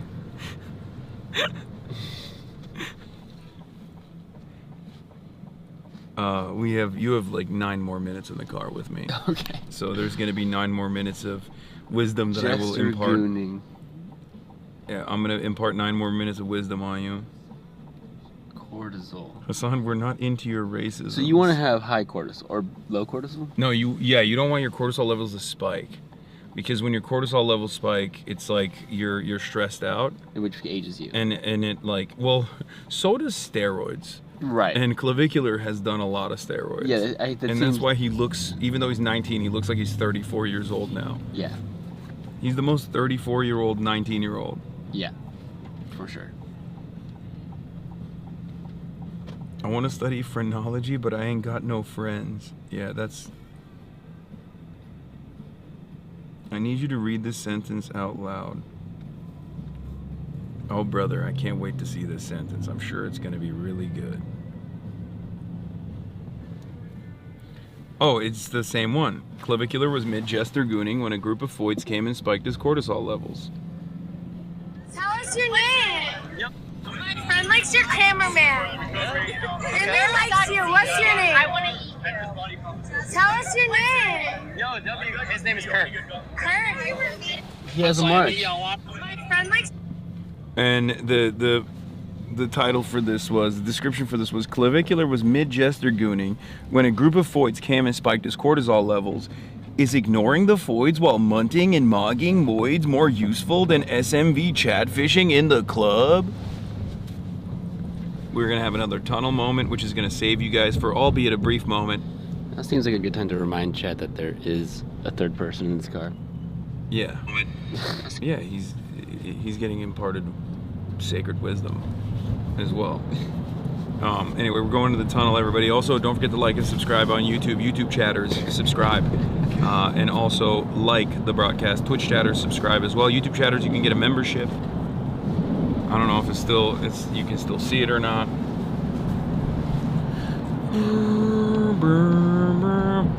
Yay, tunnel.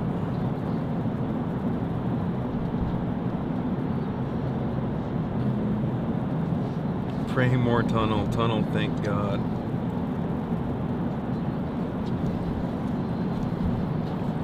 I have to pee.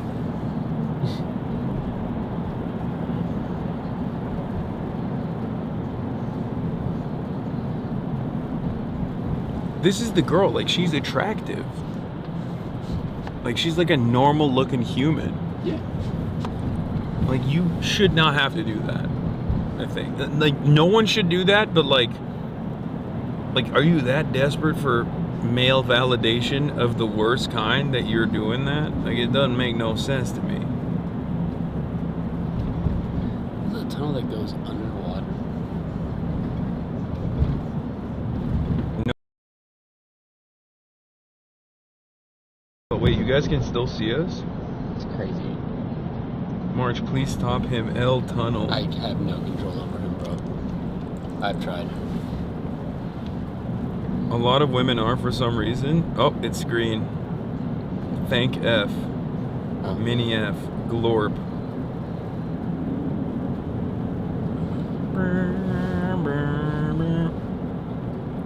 No, we're back. She's a femcel. It's a choice, period. What if you're an incel, but you're like kind of low-key chill about it? Where you're like, you know, you're involuntarily celibate, women don't want to have sex with you, but you're also like nice. Like you're like, you don't make it your whole, you know, life's mission that you like hate women or whatever. You just like are unfuckable. Why does nobody talk about that? Why does nobody think about that? I'm here to ask the real questions. Another question to ask Claire Valdez will be that. You know they're watching the stream too beforehand. Yeah, I know. They're gonna pull the plug on this. Yeah, they're gonna get the text right now and be like, oh, oops. Actually... She has a very...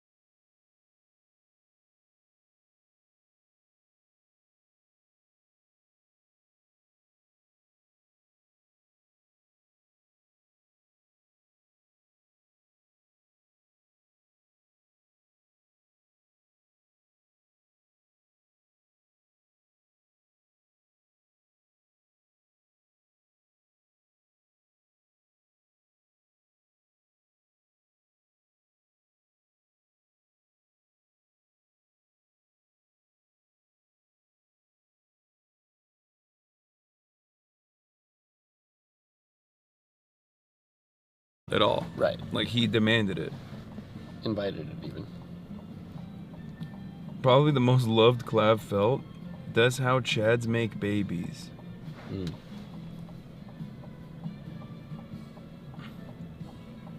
He jester maxed a little too close to the sun. Yeah, that was actually, yeah, he was victim maxing. I think we might be here. 2 minutes. Let's not. Okay. Let's not show the area that we're in, maybe. A gauge. I don't know how well we're gonna be able to. I'll hide it as best as possible. Yeah.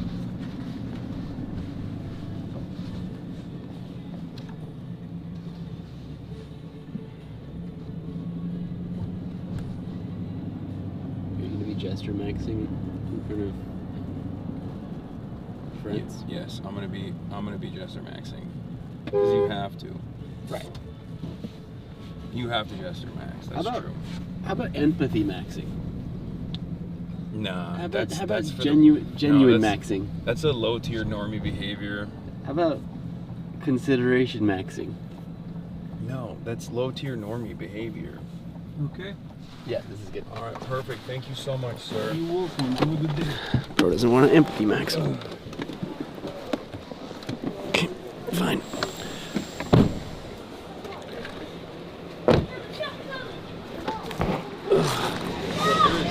Snow everywhere.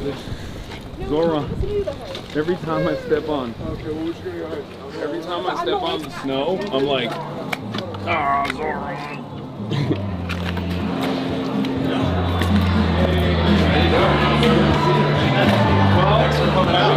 Good to see you. Sorry it's so fucking cold in New York. Yeah, it's like physically painful to be outside. We brought it with us from Minneapolis. Yeah. Is it this bad or is it worse even? Oh, it was worse. Yeah, It was worse. But this is the closest I felt to Minneapolis. Like when it's windy. Yeah, it's actually fucking painful. Yeah, Claire's back here. She's coming out of the restaurant. I heard yeah, she's gonna pop in at like 4:30. Let me follow him.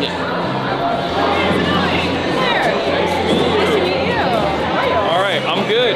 Should we pop on the light? Yeah, let's just get posted up somewhere, I'm assuming.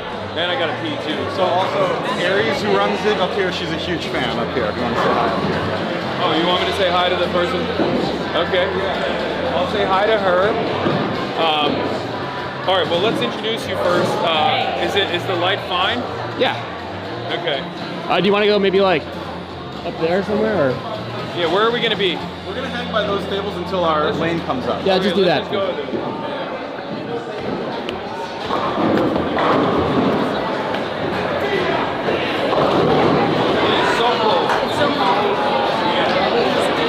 Where are we at? Just come over. This way? The whole spot here. Say hello. Hi. What's going on? Hasan. Hassan. Austin. Hi, this is March, my cam op and producer. Nice to meet you guys. And you guys are live already, so. Okay, this is where we're gonna be hanging out. You thinking like here, or? Yeah, I was thinking there, or whatever's easiest for you guys. You put on the light. I'm gonna go pee real quick. Yes. Sorry. You guys want anything? Drink?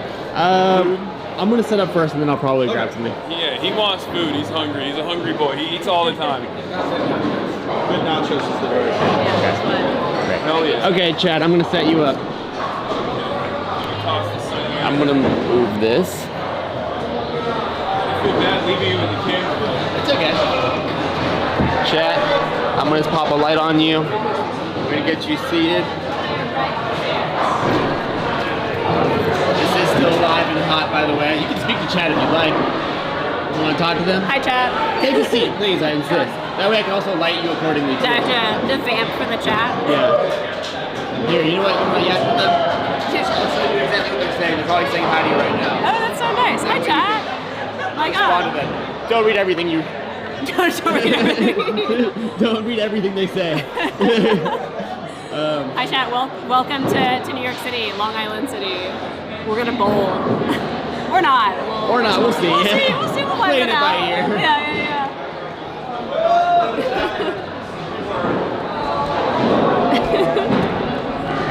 But they're friendly. How do you even read any of the things? Yeah, it goes pretty fast. Okay, I'm gonna flashbang you, sorry. Okay, you're good.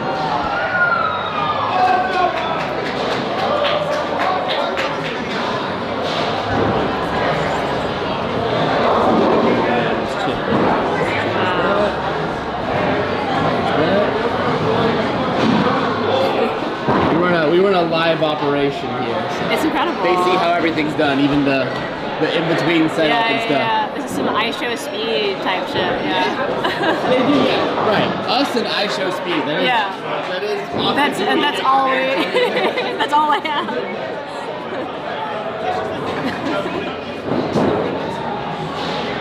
Okay. Have Hasan sit across from you, likely. Seems like the best way to do this, probably.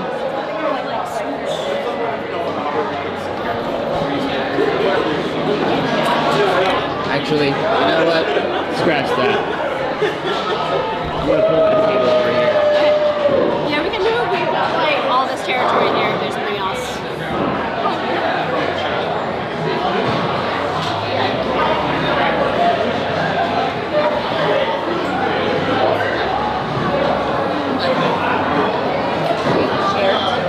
We have 32.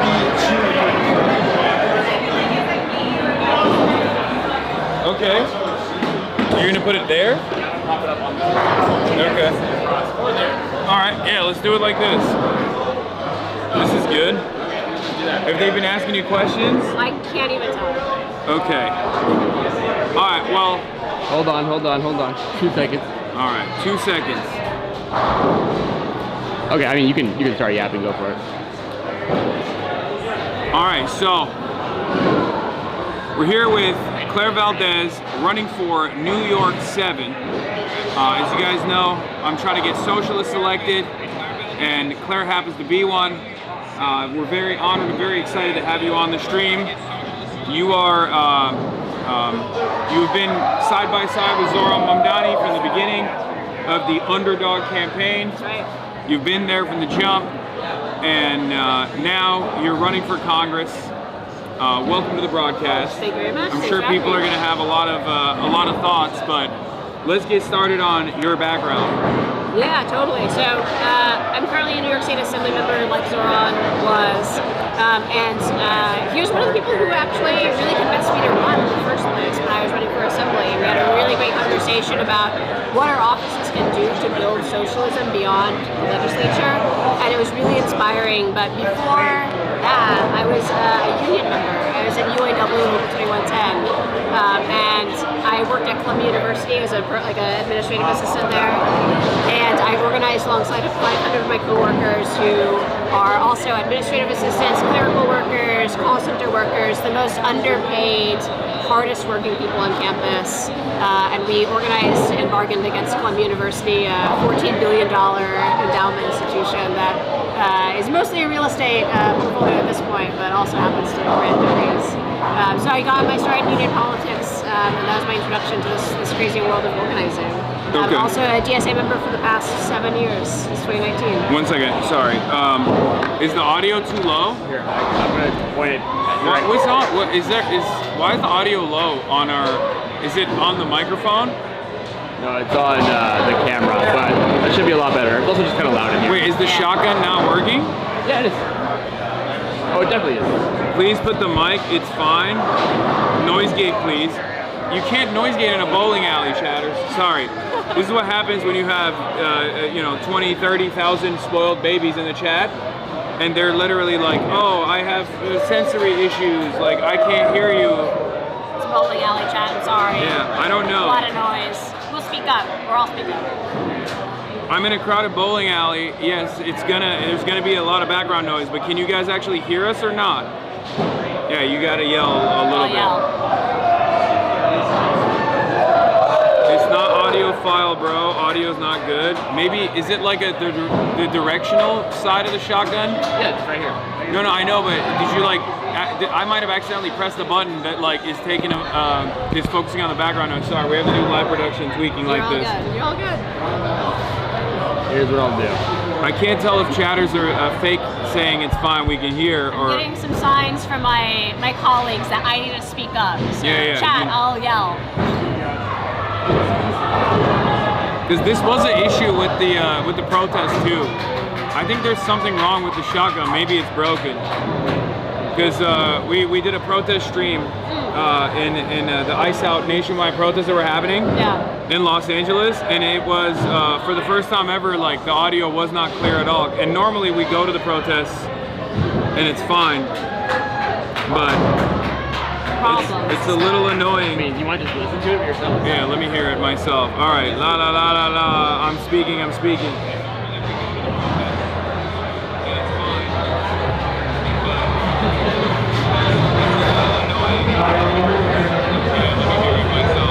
Oh yeah, you gotta yell. That's what it is. They can hear me loud and clear, but when you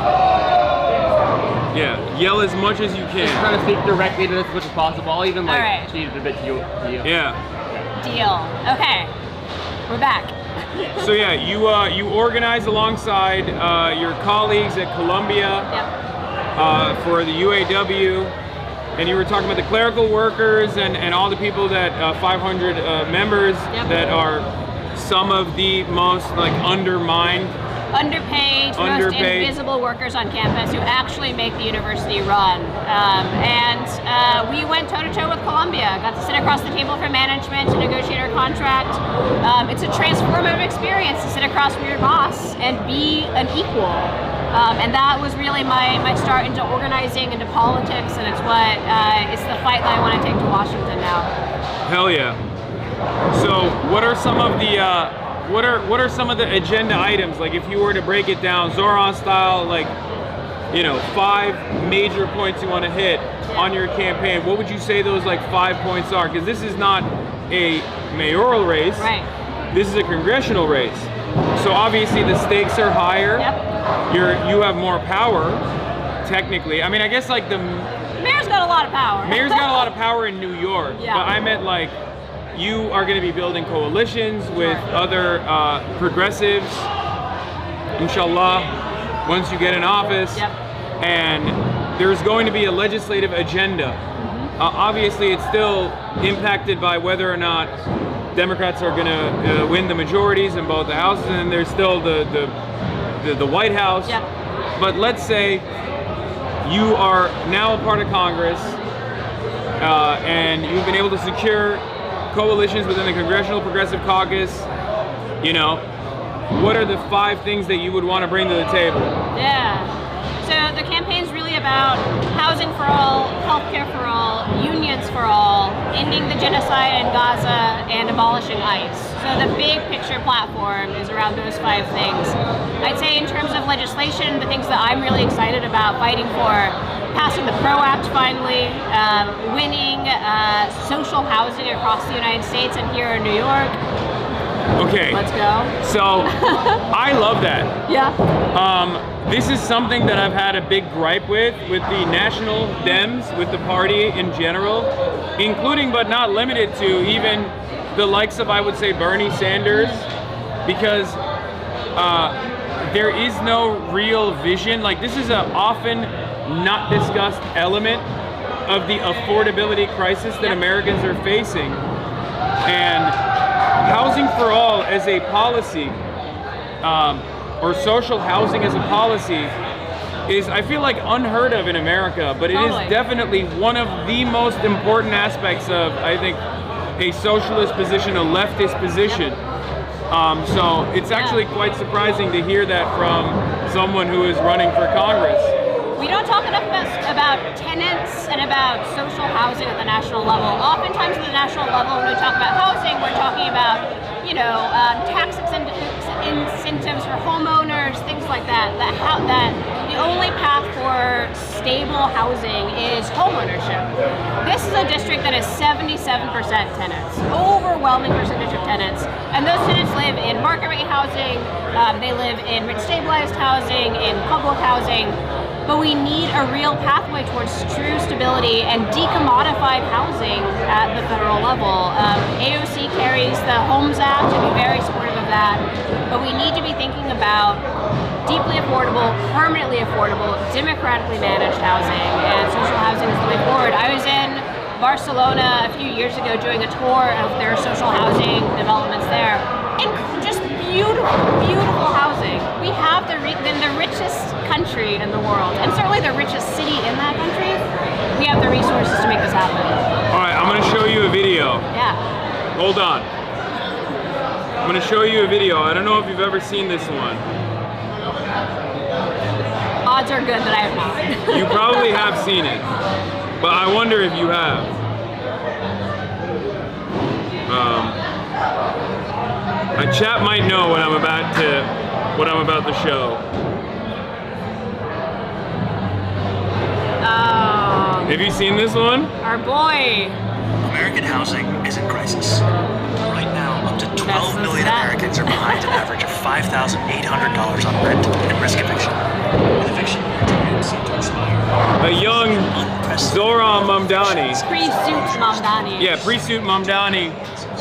Talking about how socialists solved the housing crisis on the Gravel Institute way back in the day. This was my first this was my first encounter. This is the first time encounter. The first time I saw ZOHRAN Mamdani, and I mean, I'm gonna be honest, he didn't leave a lasting impression on me at all, because only years later, after I had met him, people were like, "Oh, remember when you reacted to his video on the Gravel Institute?" But yeah, 2021. Incredible. It's amazing. And I should shout out to my colleague Emily Gallagher, Assembly Member Gallagher, who carries the state version of the Social Housing Development Authority here in New York State. So lots of socialists are already working on this at the state, federal level. But it's a vision for truly equitable and socialist housing, frankly. And it's possible in other developed countries and other countries around the world. We can do it here in the United States. Yeah, so the big focus on that piece from the Gravel Institute is obviously Red Vienna, which is a very famous, often talked about version of social housing and how it works. 65% of all of the readily available housing inventory in Austria, in Vienna, is social housing, government-owned housing. And these are beautiful apartment complexes that have a shit ton of amenities. Pools. Yeah, pools, yeah. balconies, green spaces, third spaces where people can congregate. Yep. And I think one aspect that's often misunderstood about social housing is they think, oh, this is brutalist architecture, this is ugly, whatever, all this stuff.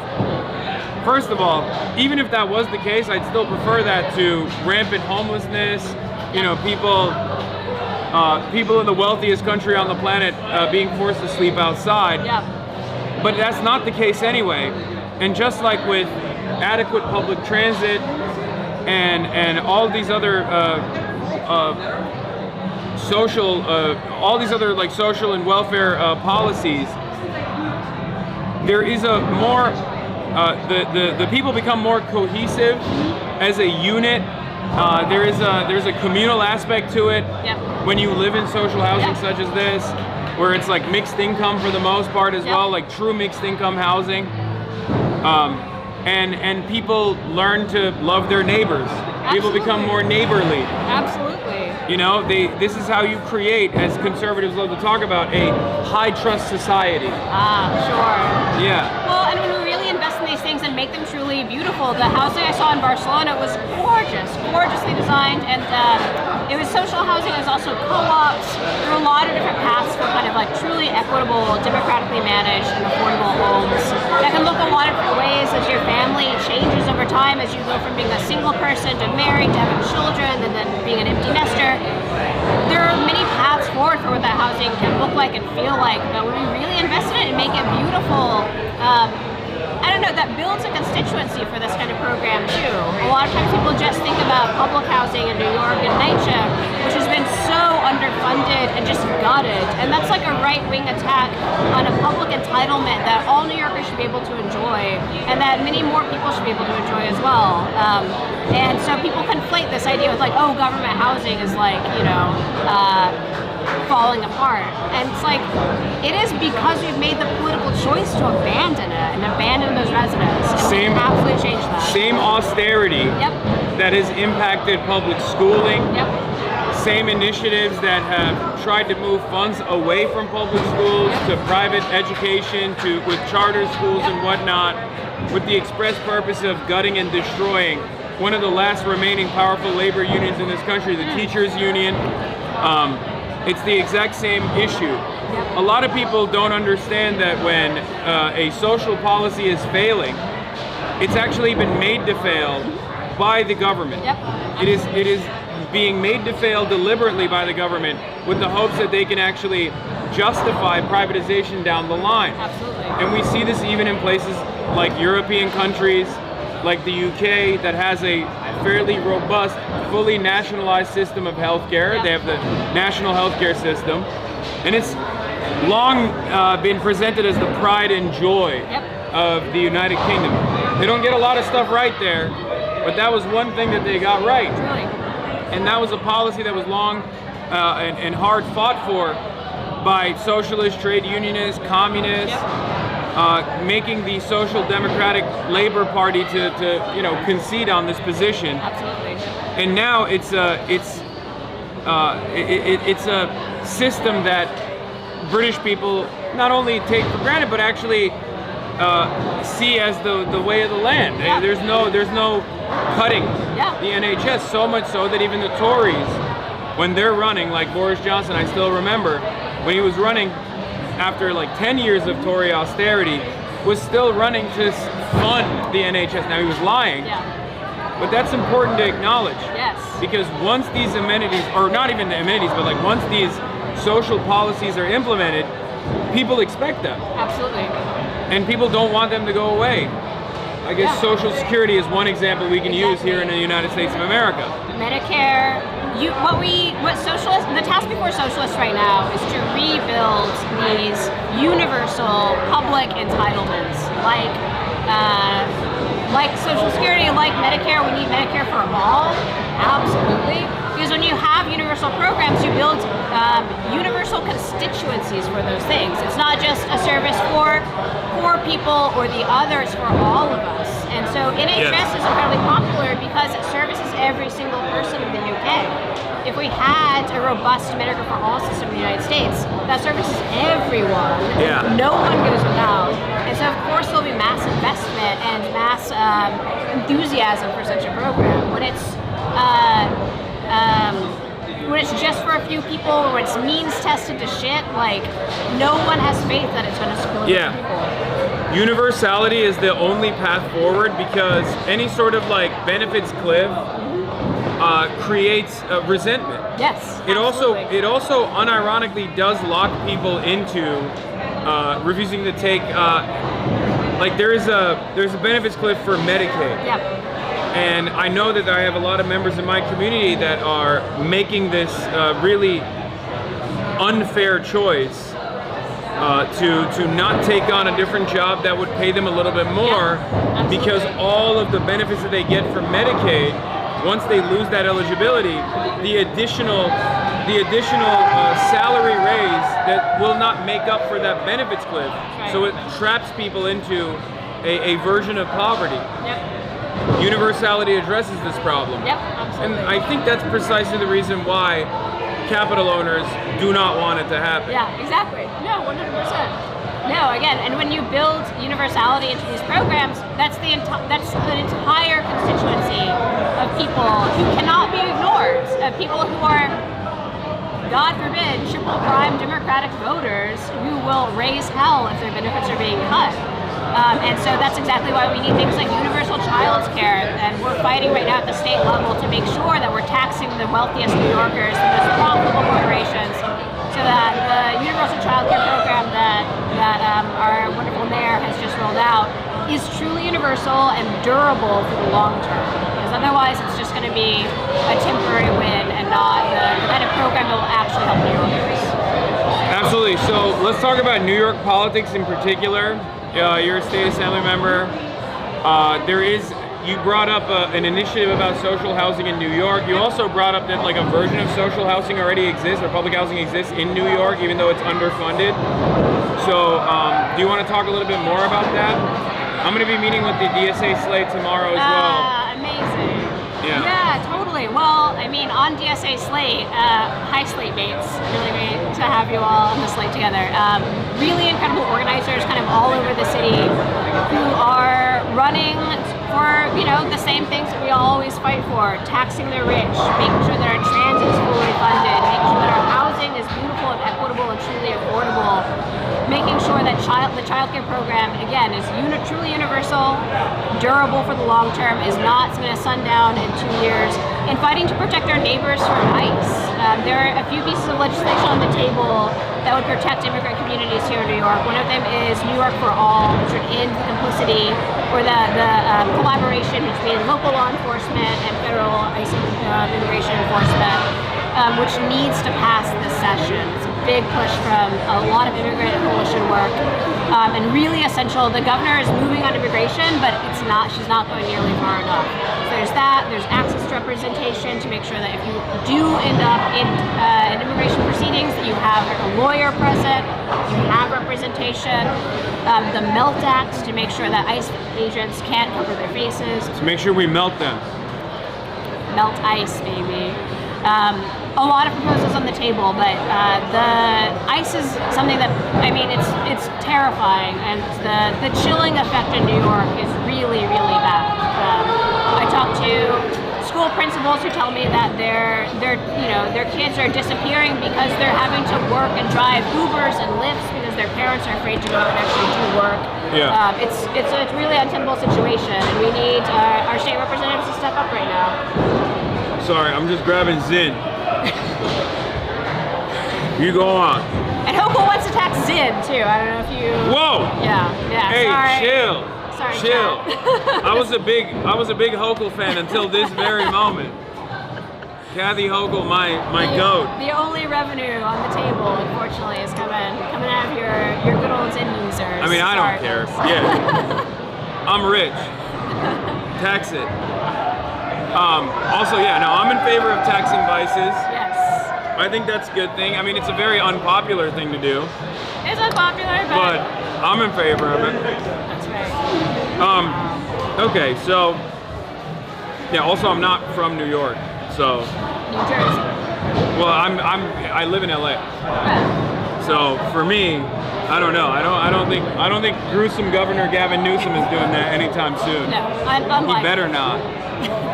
Watch out. So, all right, let's talk about Hochul a little bit. So, do you feel like she is cooperative so far? I mean, she's universal child care is pretty good. It's good. Like I said, we only have funding for 2 years of full universal child care, and so we have to tax the rich, baby. And really, our power is going to come from the movement that helped elect ZOHRAN. The power is going to come from the movement that hopefully is going to elect, a bunch of new assembly members, Democratic Socialist assembly members, to the New York State Legislature. And the power is going to come from the thousands and thousands of people who are shouting and chanting "Tax the Rich" at Kathy Hochul at Forest Hill Stadium a few months ago. So that movement is really the thing that has to be sustained and maintained, and people have to stay ready to talk to their neighbors, to knock doors, to talk to their representatives who aren't budging. Damn, we got paid protesters. Sorry. We got paid supporters. That's the movement that's going to sustain the call to tax the rich, and it's actually going to make it happen. So that's the organizing that DSA and a bunch of other organizations are doing in the next few months, but it's going to take all of us doing it. There's a mass mobilization to go to Albany on February 25th. If you're in New York and you want to come up, please hit us up. We need 10,000 New Yorkers to come to Albany and make this demand really clear. So what's the dynamic of the state assembly look like right now, as far as like state assembly members that are, let's say, team ZOHRAN, team DSA, team like this entire DSA slate versus antagonistic towards that, towards these policies? I mean, what's the breakdown like? What's the percentage breakdown, give or take? Hard to nail that number down. I'm not good at the math piece on this, but what I will say is that the mayor's race demonstrated there is a really broad constituency for like a Democratic Socialist platform, obviously, and so that has really sent shockwaves through a lot of the political world in New York State, and so everyone's talking about affordability, everyone's talking about utilities are too high, rent's too high, childcare is too high, and we need to really take aggressive action to make sure that our constituents aren't being left out in the actual cold, which is incredibly uncomfortable right now. But so people are moving a lot. People are moving. I think this is a year of real opportunity, given ZOHRAN's election, given the governor's race, given the kind of like true affordability crisis that New Yorkers are facing. And so we're working on it. Like I said, it's going to take a real movement to organize to make sure that we get the revenue raises we deserve and need to make sure that the city is whole, the state is whole. We're negotiating a $252 billion budget right now. It's a lot of money. We have the resources to do what we need to do. So how do we ensure that the spoilers on this agenda that are backed by corporate interests, that will specifically play the role of undermining the legislative agenda at the state level, that will of course impact New York City, how do we apply pressure towards them? We need their constituents to speak, you know. Here's what people respond to, what politicians respond to. Constituent power, voter power, and of course they respond to their donors, but there are a hell of a lot more of us than there are of the donor class. And so we need, again, the mass mobilization of people either coming to Albany, talking to their neighbors, making time to meet with their representatives, and making the case known that we have the room to tax the wealthiest New Yorkers, the most profitable corporations, and it is required of a mass movement to take on these corporate interests. Otherwise, we're gonna be screwed. And I think what I believe as a union organizer is that your average Joe has immense potential and immense political power, and what we need is to organize together to fight for the things we need. Yeah. I ask this question all the time, given your experience so far in the state assembly, some of your colleagues, and I don't take any offense to this, I asked this to Rashida Tlaib, I asked this to every politician I talk to, and every elected I talk to, would you say they're cynical or stupid? Like, the issue is, the most common, the reason why I ask this question is it's commonly around Israel, right? There's obviously a groundswell of support for Palestinians, unlike ever in American history. It's an 80-20 issue favoring the side of the Palestinians, especially in the Democratic Party. This is a very blue city. This is a very blue state. And yet there are Democrats who don't abide by the interests of the base of support here. Is their inability to address this coming from a place of cynical posturing because they care more about AIPAC or they care more about Zionist donors that they have to their campaigns who care about Israel quite a bit? Or is it actually stupidity and they're still 2 years into this genocide very out of touch? I think it's cynicism, to be honest. I think people are looking at a donor landscape rather than a mass movement landscape. They're kind of unwilling to see that the status quo is changing. It's changing from underneath their feet. And they're having a hard time catching up with that because the political status quo has had a lot of people came to office. You know, a lot of people went to the traditional track of doing politics as usual and have arrived at seats of power. And now we're trying to grapple with the fact that that's not how it's going to operate anymore. That we're mobilizing, that we're going to fight to take these seats back. We're going to fight for Palestinian liberation. That especially in New York and within the Democratic Party, that there's a mass recognition that you cannot claim to be progressive. You cannot claim to speak for human rights if you are not also calling for the end of the genocide and the liberation of Palestine. So they're gonna fall behind at their own peril. But. And it's not even. This is no longer a question of being brave politically, even though, even in the last 2 years there have been tremendous institutional stigma still applied to those who dare to protest against these atrocities. At this point, it's undeniable that this played a role in Kamala Harris losing the election. This is an issue that the Democrats are completely on the opposing side of. And it's up to the electeds to realize which side they're on. Are they going to side with humanity? Are they going to side with barbarity? Or are they going to side with humanity and their base of support on Yes, absolutely. So it's not just the elections, I think, that are a vehicle of pressure, because it's very clear that Democrats are willing to burn an election and allow an incompetent, tyrannical fascist like Donald Trump to come back into power. Sorry. We got a lot of fans.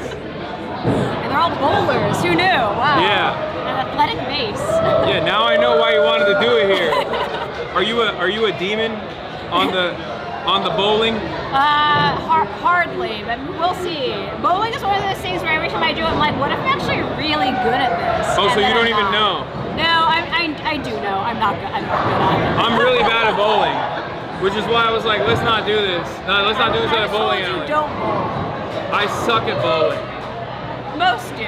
Even when I have the bumpers on, I still hit like maybe one at most. What I've been told is that the lanes here are can be a little dippy too, so you can always take that as the reason why. I like that we have an excuse ahead of time. It's really That's helpful good. to have. Yeah, go ahead and just check it out. Did you have the nachos? Is it good? Damn. The person that runs this place is a fan, bro. Yeah, good. They can't hear you anyway, apparently. They can't hear anything, apparently. They're fucking freaking out still. I'm sorry. No, it's not your fault. Brave gutter guards? Yeah. I need the gutter guards and I still can't do it. So, you're originally from Texas? It's true. How did your background and your upbringing in Texas, like how did you find socialism? Let's talk about that. It's one of my favorite things to hear from other people. I think I found socialism through working. So I've had a lot of like bad jobs, like many of us. I bagged groceries, I worked at Taco Bell, Pizza Hut, combination. I worked at Trader Joe's for many years. I came to New York for work, to work at a gallery here in Long Island City actually. And I think before I identified as anything else in my life, I identified as a worker, as somebody who had to come in, clock in, stand on your feet all day, get burns at Taco Bell, freeze in Trader Joe's coolers. And my socialism really came out of the idea that bosses suck, workers deserve everything, and when we organize together, we can win the living conditions, the working conditions and living conditions, the living wages we deserve.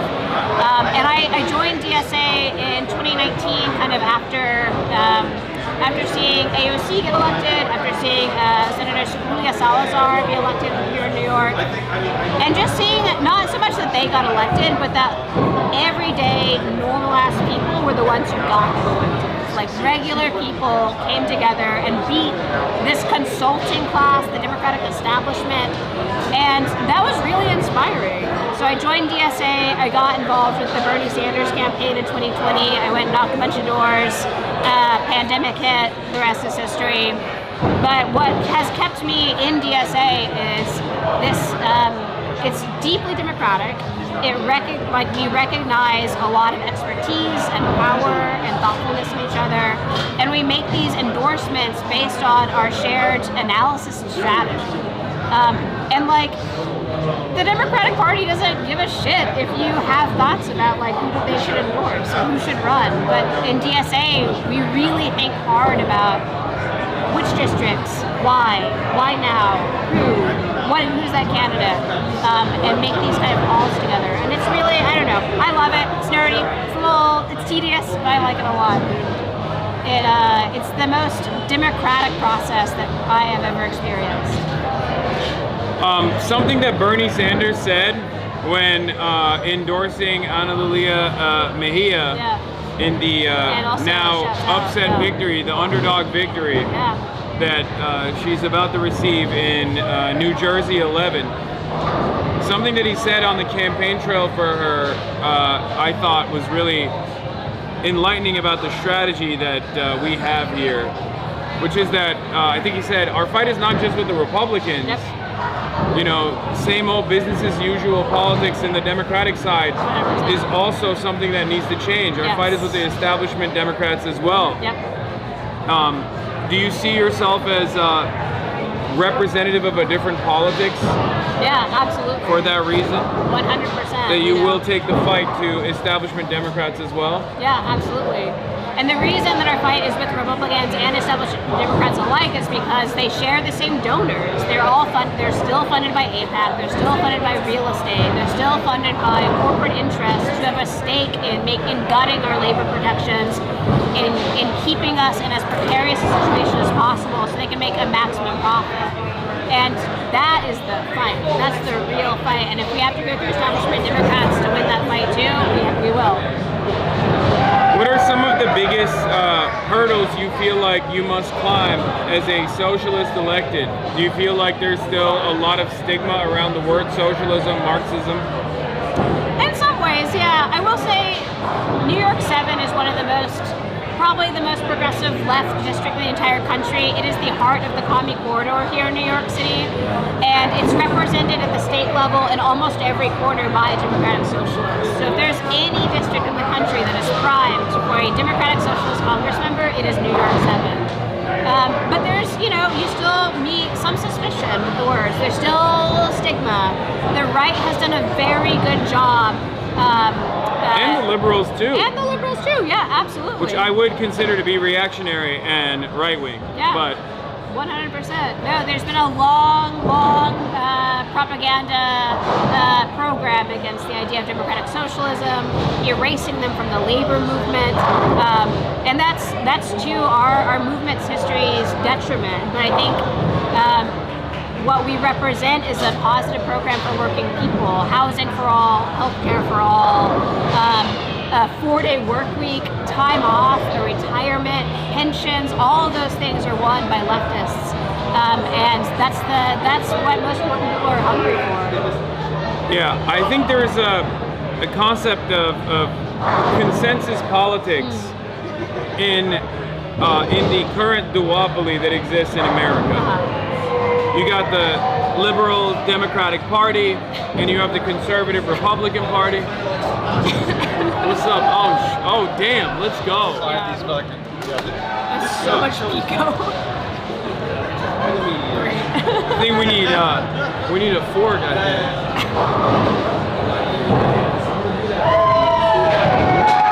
God damn.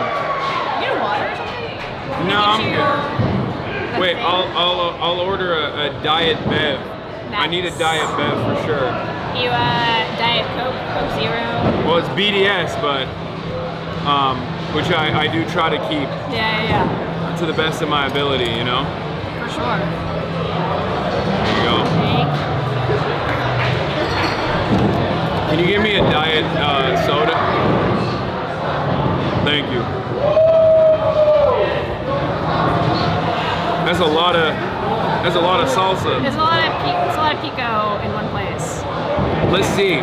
So look, I'm a LA guy now. I'm basically a LA native at this point. I've been living there for like 13 years. So let's see if this holds up to the same standards. It will not. Stop you right there. It's not going to. No, that's bomb. Okay, great. I love with nachos. I love the shitty melted cheese. I prefer it. I do too. I'm tracking the best nachos in New York 7. Stiff competition. There's some good shit out there. But the bad melted cheese is like the What's best. your background, by the way? Like, what's your ethnicity? Native American, Mexican American. Yeah. Family's been in Texas and the Southwest United States before it was the Southwest United States. Yeah. Hell yeah. Yeah. Do they say the border crossed us? You hear that? Yeah. Sometimes I feel like that's what people in Texas say. Sure, and it did.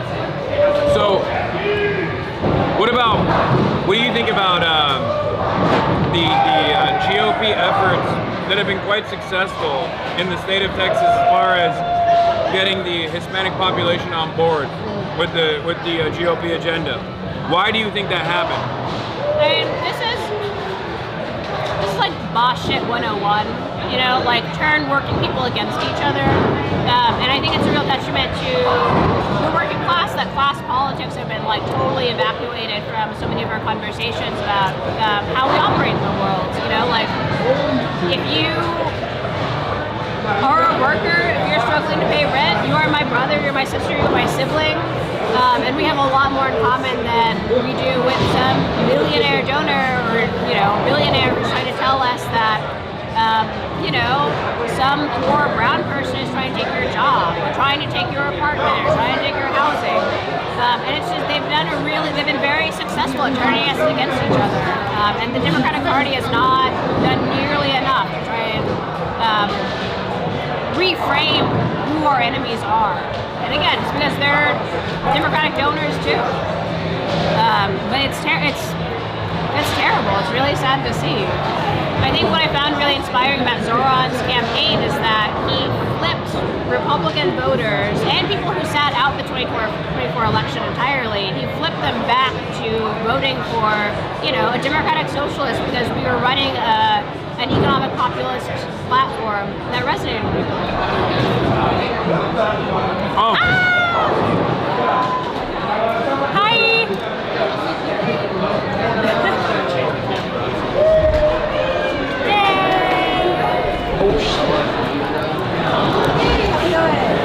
Sorry, chat. One sec.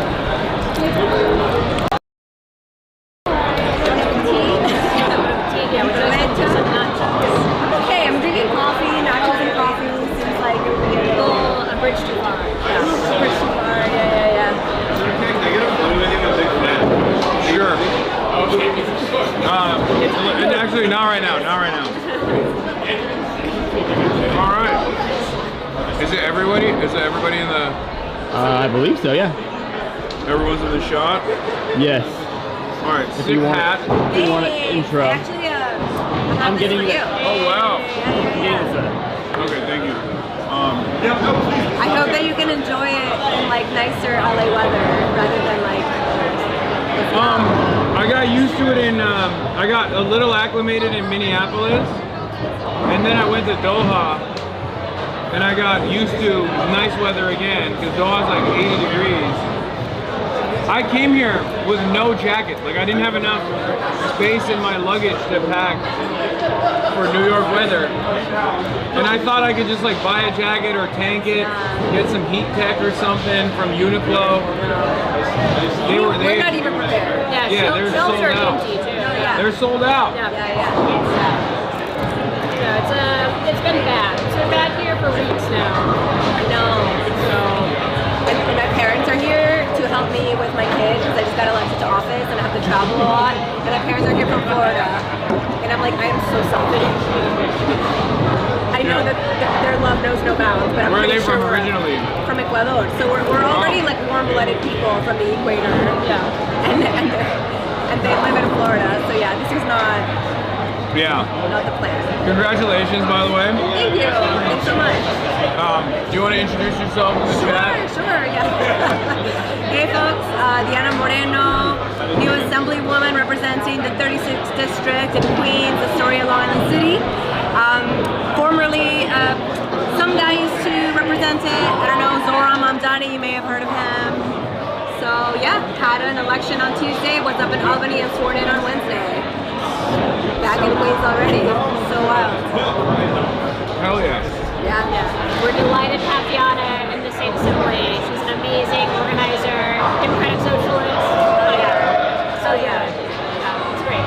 Thank you, Claire. I'm so glad I can serve with you for at least one term before we. Yeah, before we get you to DC.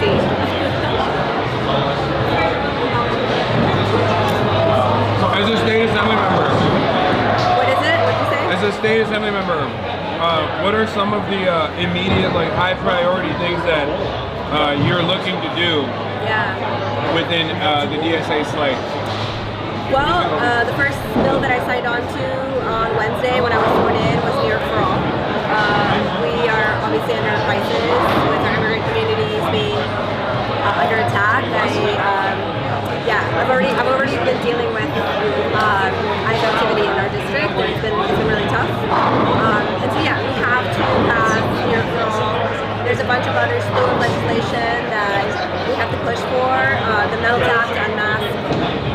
agents and others.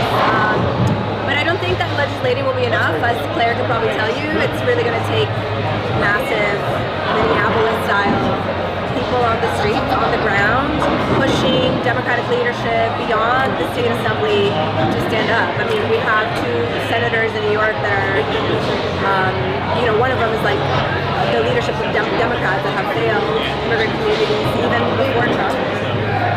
So, we have a lot of work to do, and we can't just rely. Name names. Senator Schumer needs to grow a fucking spine and stand up for immigrant workers. I called him out as an immigrant New Yorker, and I'm ready to do so again as a legislator. We have to do more. Yeah. And I mean, Gillibrand too.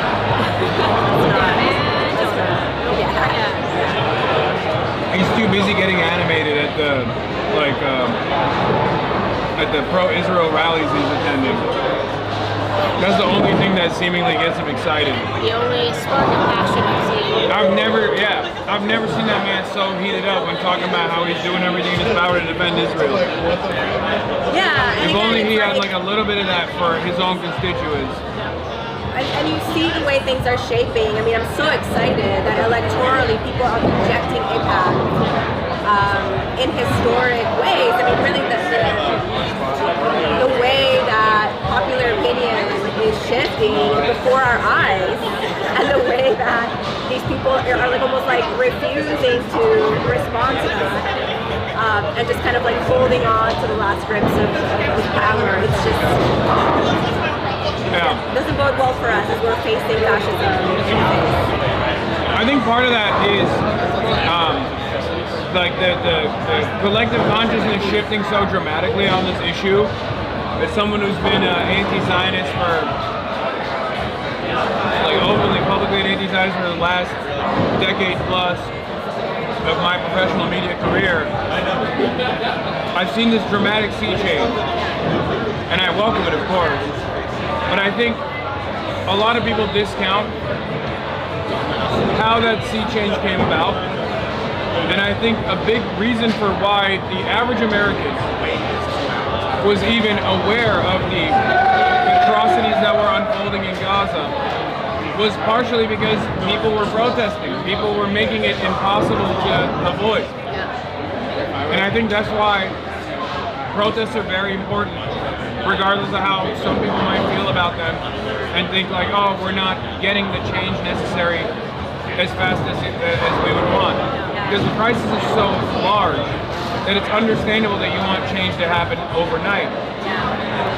But I think it takes time, and we mustn't discount people's, people taking matters in their own hands, people taking action, people demonstrating to apply pressure both to elected representatives, but also to engage in these broad awareness initiatives. Now, one of the protests is the work stoppage that's currently taking place. You have the beanie on. Let's talk about the nurses.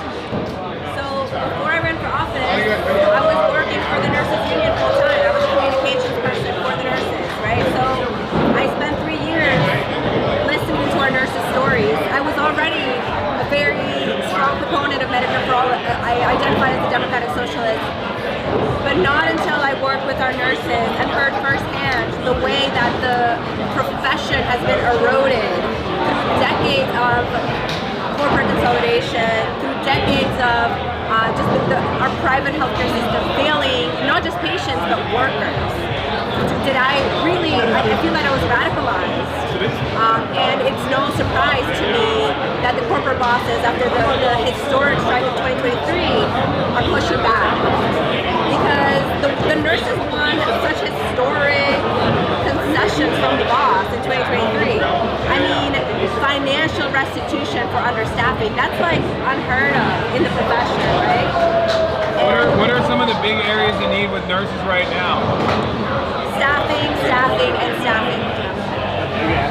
That means it's common everywhere where there is a nurse strike. It's always the same. That's what my nurses tell me as well in my community. Is that hospitals routinely refuse to routinely refuse to staff adequately. Nurses are overworked. The patient per nurse ratios are completely out of whack, which actually diminishes the quality of care. It's bad for the patients, it's bad for the nurses. And then when these sorts of demands are made, oftentimes hospitals would rather pay traveling nurses to scab and pay them exorbitant fees, much higher fees than the actual staffed unionized nurses, in an effort to continue, in an effort to basically break the back of the striking labor force that they already have. Another one of the issues too is that the hospitals are starting to use AI for patient intake. So they're even like starting to take away jobs from union nurses and rely on outsourcing these union jobs to technology and to like very faulty technology rather than unregulated technology rather than pay the staffing that is required to make these hospitals run and make sure that patients are getting the care that they deserve. It's disgusting. There's no question that AI is an issue. The way that corporations are using this unregulated technology to essentially experiment on how to replace human nursing care, which, as we know, is irreplaceable. But for example, one of the things that our nurses are talking about now is workplace violence. Nursing has one of the highest rates of workplace violence of any other profession, and that is also a staffing issue. Okay, I have a solution. I'm sorry? Give every nurse a gun. I'll let our nurses in. If that's a demand they have on their contract, let's go. Okay, so maybe that's not the best idea. I'm just throwing ideas out there, you know? The nurses strike has been incredible. It's like historic. There's 50,000 nurses out right now. It's really amazing to see. We were on the picket line last night, like lots of energy, even the brutal cold. But this is also like such a moment for labor. There's organizing happening at Amazon warehouses here in New York. There are 2 Amazon warehouses that are just organizing with Teamsters. Starbucks workers have been out. They're concluded their strike now, but for many months, there's Starbucks baristas demanding a contract. There's a lot of activity happening right now, and I think it's because workers are fed up with the status quo and paltry wages and working conditions. It's really inspiring to see there's a lot of people right now in the labor movement. Yes. So fuck this fucking cold winter. Yes. Because our nurses need to be out there every day, and unfortunately it's been really tough. So I really encourage everybody to donate to the strike fund. Yes. Donate to the hardship fund. Because our nurses have been out there for over 3 weeks now. It's really cold. They really need all of our support. What are some ways that the hospital is trying to withstand the work stoppage? As you mentioned, right? Hundreds of thousands of dollars on scab nurses. They're hiring scabs to treat patients. That's one of the ways, right? And another way is the narrative war. They're trying to make it seem like our nurses are greedy because they're asking for what is a respectful wage, especially considering how hard they work. I don't think that that's anything, considering the fact that one of our hospital CEOs in New York Presbyterian makes $26 million a year. I don't think that a nurse asking for a respectful wage increase can be considered greedy. But again, it's a narrative war, right? But don't you think he worked 26 million times harder? I don't. Okay. In fact, I don't think it's possible to work harder than a union nurse. Literally, I would love to see it. I would pay money to see the CEO of New York Presbyterian Try to do patient care? Do a 12-hour shift. Be on their feet. Just wait to pee as long as our nurses wait to go to the fucking bathroom. Well, if we had adequate protections on the labor side, they would be forced to basically make the front office do that work.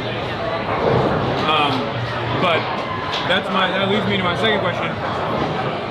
What are some of the initiatives that the government is taking right now that is actually siding with capital, which is expected, even though a lot of people think, oh, New York is blue, it's woke. Now understanding that liberal Democrats still are a reactionary force and oftentimes a hurdle against labor actions such as this one. So what are some of the things that the state government is doing currently? Yeah, so the state government. I mean, many things, right? Because again, we talked about the deterioration of our healthcare system and healthcare workforce for decades, and it's been absolutely a bipartisan effort to allow hospital corporations to become conglomerates at the pace and rate at which they have, which is why corporations like Mount Sinai, Montefiore, and New York Presbyterian can become the behemoths that they are, and they can close down maternity clinics, and then they can open up, I don't know, like plastic surgeon and orthopedic clinics, because those happen to be a lot more of a profitable, profitable healthcare. Shutting out the funding mechanism at the state level for their Medicare. Shouts out to Andrew Cuomo. That's right, exactly, right? And then we're like, oh no, let's do a study of like why, Black maternal mortality is like really high. It was like, well, yes. It's really, and so this is another reason why I'm so excited to sign on to the New York Health Act, because we have a chance in New York to be the model for something different. New York Health Act, for those who don't know, it's like Medicare for all at the state level, right? It would create a single payer system right here in New York, and that's one way to combat what's going on and what we've allowed our nurses to have to deal with. How do we get it across? Are there enough votes for it? Like everything, I think Claire and I probably have a similar stance where it's like, I think as an organizer, I don't think as like, are there enough votes? I'm like, is there enough energy on the ground to push for this? And I think that a nurses strike of over 3 weeks is a great opening to say, hey, this is not working. The current system in which these CEOs that make tens of millions of dollars a year that can tell the nurses like, oh, no, sorry. We actually have a great public healthcare system in New York, health and hospitals. Our New York health and hospital system is a public healthcare system in New York City that I think is a great model for a robust public healthcare system that serves all New Yorkers regardless of ability to pay, regardless of immigration status. That's really how so many immigrant New Yorkers survived the pandemic, right? It was through the incredible health and hospital system. So we have a model of a robust healthcare system that actually is also a really good model for staffing, because our health and hospital nurses got a huge raise in 2023 after the private sector strike. And H&H also hired thousands of nurses. And guess what? Service for the patients got better. Our nurses' rate of satisfaction got better. So don't you feel like making them afraid by reducing the size of the workforce makes it a more efficient process for our true American patriots, the capital owners? The real hard workers, like the yearners. Let's be real. The bosses, the guys with an MBA, not the guys with like an MD, or not the people that are like they have a nursing degree, but the real hard workers in the hospital. So they should be the ones that are a little bit afraid, and I think that we need to do a better job of making sure that they're afraid and to giving power to our nurses. Okay, I'm not sold on it. Oh my God, dude! I would love next time you're in New York, I'm gonna bring my nurses here, because I'm telling you, I never want to be on the bad side of an immigrant union nurse. They're fucking badass. They should actually be running the state. Oh, actually, one of them is. Farrah. We have a union nurse as our assembly colleague, who's also a DSA member, who's a badass. So shout out to Farrah, it was her birthday a couple days ago. Shout out. Cool. And she takes her shit.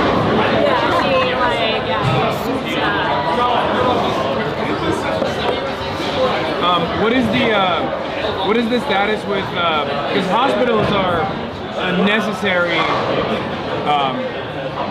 what's the term for it? I mean, it's like there's an emergency initiative in place, right? To make sure that the hospitals stay open, or to allow hospitals like additional cover to hire outside of the labor unions, right? Like, what are some of the mechanisms in the state that are in play right now that make it harder for the nurses to strike? Yeah. Well, I mean, nurses are always very, very clear that they never want to strike. That they've been forced to strike, and that they should. That they always also say that patients should never avoid seeking care, regardless of the labor situation, right? So, because nurses are always thinking of their patients first, which is like what makes me, pisses me off so much. Like that's why they're out there, right? And of course, again, going back to the point that healthcare is a human right. So you should never be. They should never be put in a position where they're forced to strike, because everybody should have access to healthcare at any time. And so it's kind of ironic, right, that we have these mechanisms in place to allow hospitals to hire CLAV nurses because they know that hospitals are essential. Yet we allow hospitals to be private entities that, even though in New York are quote-unquote not-for-profit, you still have a level of wealth in which a CEO makes tens of thousands of dollars a year. So again, I think this is a really good moment for us to bring into question that very system and to push for the public healthcare system. And they also operate off of subsidies by the state and local governments. There's no world where hospitals have ever been like a purely profitable system. That's precisely the reason why around the world most hospitals are controlled by the government to a certain degree. Right. And here, even in the United States of America, if we had a normal system of governance, they would be controlled by the government, and they would not be operating at the behest of like profit seekers, or operating as though there is a profit-seeking alternative, even if it's not, even if they're running at a loss at all times. So this is more about demanding more from the subsidies that we pay, as well as like a random person. If you're not a nurse, you're still paying into the hospital system with your taxes, and it's totally reasonable to demand more for your taxes to make sure that your hospital runs as efficiently as possible. And in this process, I mean, better for the nurses, better for the caregivers, and therefore better for the patients overall. 100%. We're also at a moment when the Trump administration is cutting back on Medicaid, and many thousands of New Yorkers are potentially about to be kicked off of their Medicaid because the subsidies are running out, and are going to be forced to choose whether or not they go onto the ACA or buy private health insurance, or just forego health insurance entirely. And that puts a huge strain on the hospital system, no matter whether you have insurance or not. Fewer people who are able to access health care hurts everyone. Hurts the hospitals, hurts the nurses, hurts the entire patient pool. And so another excellent reason for Medicare for all, the federal level, and the New York Health Act at the state level. We really have a window here and an argument to be made for the healthcare system and actually services people. Yeah. Gotta fight for it though. Claire's there!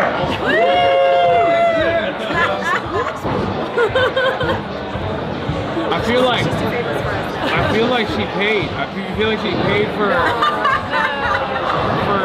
pro Claire people to just keep passing by. Zohran didn't have as much motion when I was interviewing him. They weren't even people that were coming up to him like that. That's crazy. Let's go, baby. Yeah. All right, well, are we gonna go bowling? Are you gonna come bowl with us? I mean, if you want me to embarrass myself. I think we're all gonna embarrass ourselves. If you want me to really get humbled after winning like a really good victory on Tuesday, I guess this could be my life. Okay, get back to the ground. Get back on the ground. Trust me, I'm gonna lose. From Brianna. The gutter. We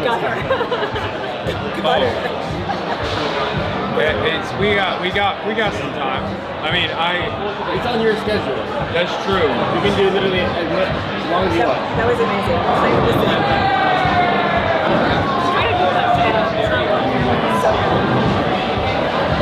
Yeah, we got half an hour. Maybe we don't bowl.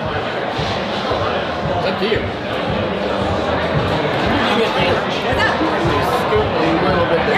Yeah, it's the microphone. Bowling alley is not the best place to do a sit-down interview. There's a lot of background noise, and chatters have been complaining about it. But you just gotta like really yell. Okay. Sorry, chatters. But you guys have been doing great. You've been great. Thank you. I mean, we can do like like, how long does a game of bowling take? It's crazy.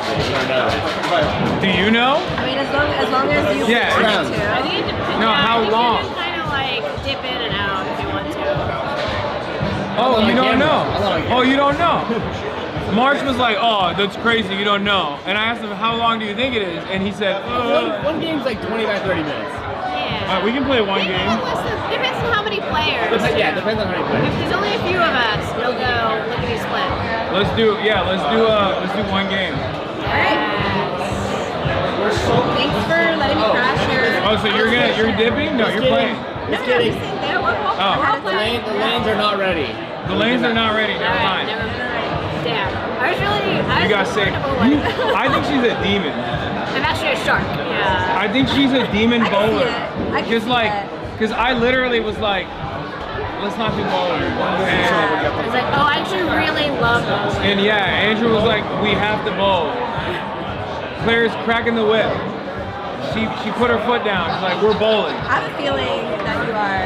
It's like you see Claire, very short, unassuming, you know, like really polite, and then you like get her in front of a mic on a picket line, and you're like, what the you know, like she's like the sharpest one, the loudest one out there. Yeah. Give me a 7-pound bowling ball, and you have no idea what I have. Oh, we're about to find out. I'm very timid and also very bad at bowling. So we'll see. I appreciate it. Me too. That makes me feel a little less. Yeah, no, don't worry.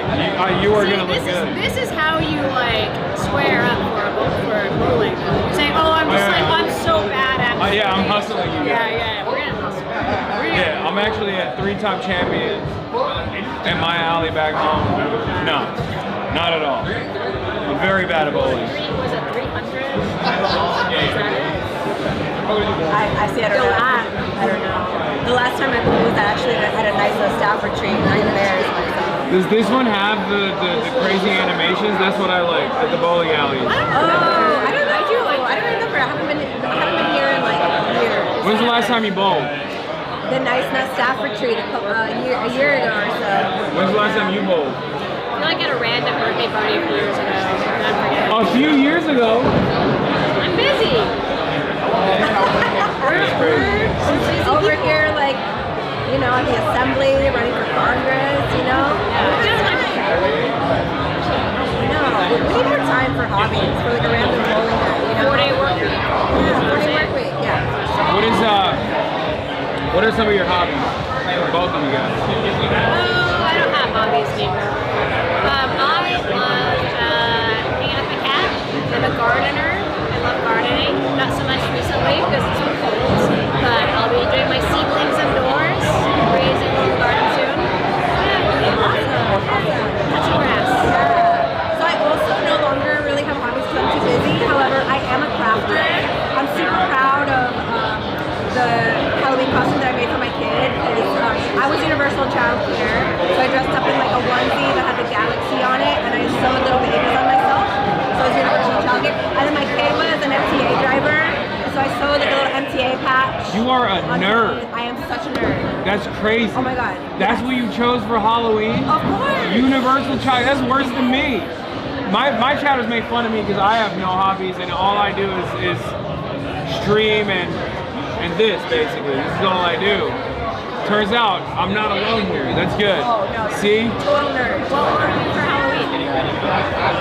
What was I for Halloween? I don't even remember. Did I even go out on Halloween? Marsh, did I go out on Halloween? Chat. What was the song? Oh, I was Superman. Nice. Yeah, that was for stream.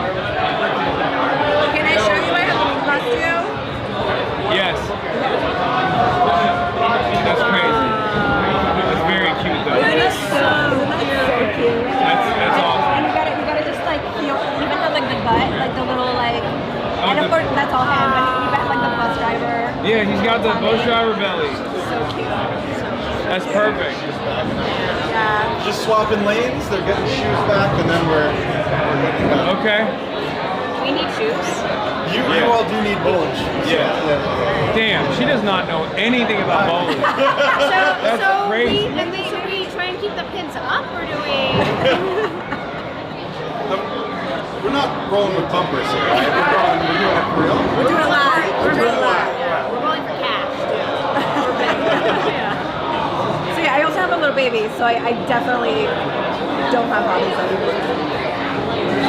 I feel that. What about TV shows? You guys watch TV shows? I'm watching Game of Thrones for the first time right now. Oh, get ready for disappointment. Damn. Don't do that to her. I mean, it's true though. After a certain point, it's going to be very disappointing. In the beginning, it's awesome. It's so good so far. I just watched the Red Wedding episode like a week ago, and I was like, I watched season 1, and I couldn't wait for season 2, so I read all the books. oh wow. And then I never went back to watching it. So I never actually ended up watching Game of Thrones. But did you watch it when it was like out originally? I watched the first season when it was out originally, and I was like, oh, I can't wait for this. This is ridiculous. So I read all the books. And then I never went back to watching the show. But I've heard great things and then very sad things. Okay, all right. Well, I'm on the great. I'm on that one now, so don't, like, no spoilers. What about you? What do you want? I'm all in on the Pit right now. Ooh, I've heard good things. I've heard good things. I've heard it's actually kind of lefty. Yeah, it's a little like pedantic sometimes, but I'm having a good time. It's fun. It's I've heard woke. the nurses are fans. First season is very woke, but I didn't like the second season as much.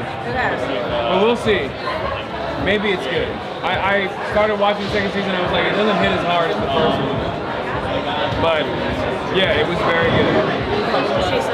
And all the healthcare professionals I've talked to have said like this is exactly what an emergency room is like. Oh wow. And they do it hour by hour, like 24.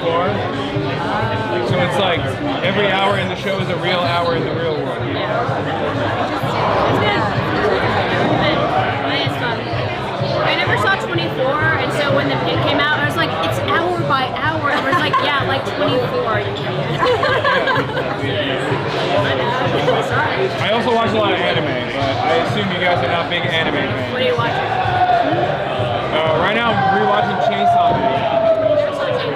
I mean, I grew up on like Toonami. Oh, you did? Cowboy Bebop, Inuyasha, etc. Okay. Yeah. What was your favorite? I like Cowboy Bebop a lot. It had a beautiful cake too. That was Kiki's delivery service for Halloween. Okay, that's a much more normal. Much more normal costume than universal child care. Listen. Yeah, like very proud nerd. And actually, in that costume, I met like a really good friend through that, who like became like a campaign volunteer. She like saw me in the street with a costume and was like, "You're always universal childcare." You're always hustling. Dude, I'm hustling. Yeah, we got it. Yeah, Sigma grind set. Are you guys Twitter brain rotted or not?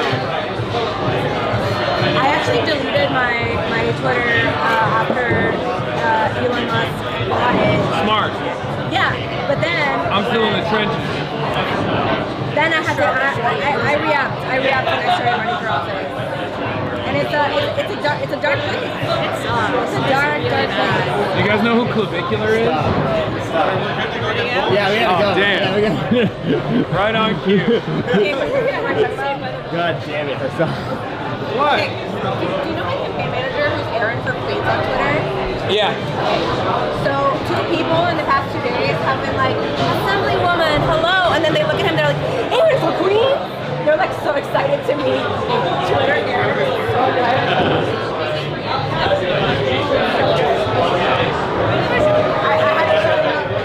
The guy was on meeting at the cafe in the first stream. Yeah. Yeah. What's good?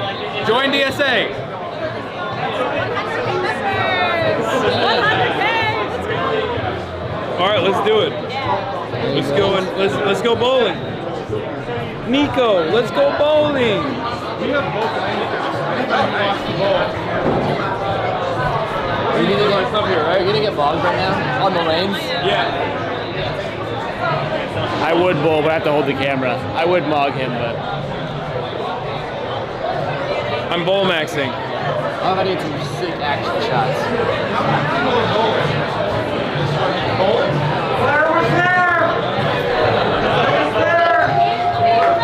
Sure.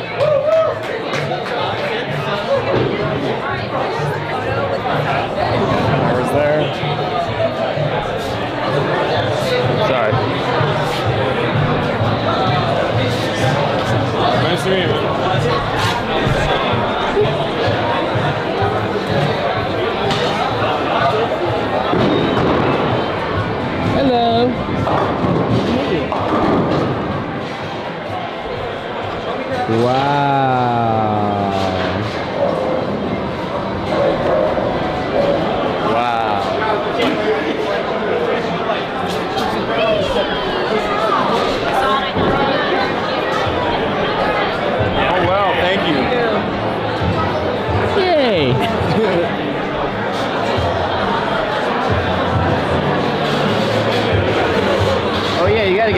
shoes, bro. I know.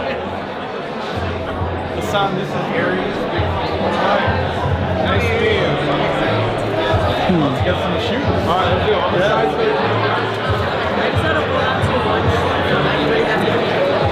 Okay. You only want one shoe. Can we give you 2 shoes? We have a whole lot of them. It's a crazy process, but I like it. They take only one shoe from you and they hold it hostage. Called collateral. Yeah. While you wait.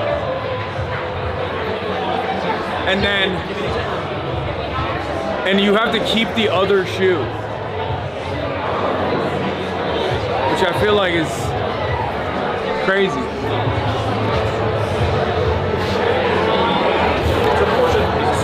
Are those 13? That's for you, yeah.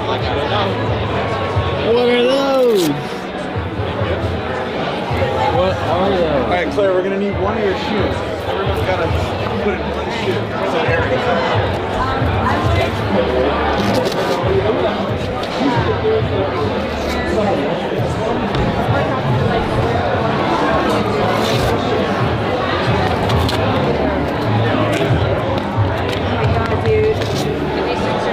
They're much larger than Biederman.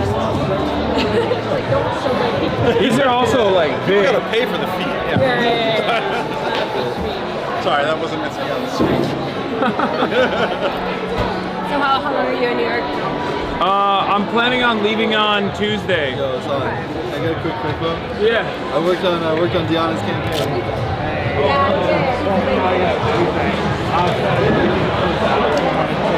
Excuse me. Sorry. I'm not stable. Oh, something got. Oh, never mind. It didn't go.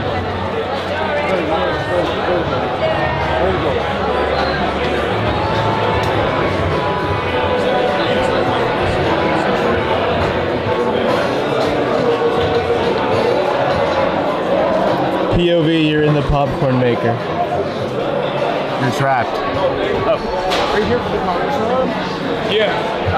Yeah, big fan of Claire. Yeah, she's dope. I love Claire. Goofy ass shoes, bro. Goofy eye. And I got the big pants on.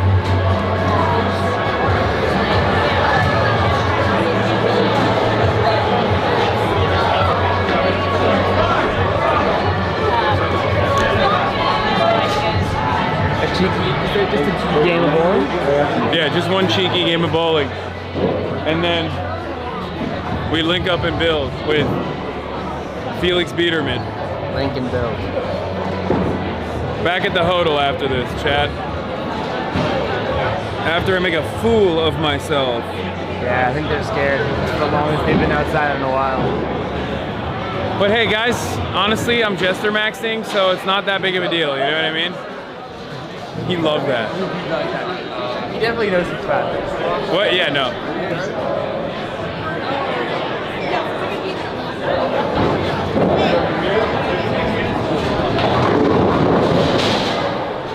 All right. These are our choices. Are you righty or lefty?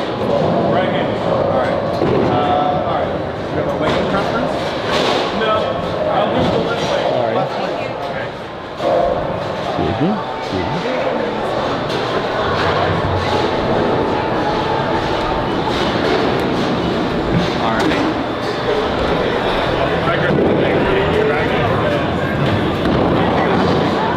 Oh wait, no. How do we add more bowlers?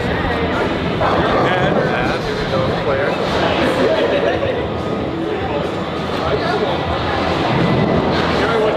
I don't think it's a touchpad. Oh. Yeah, I should probably figure that out. Deanna. I'm gonna keep doing that. I'm gonna play with you guys.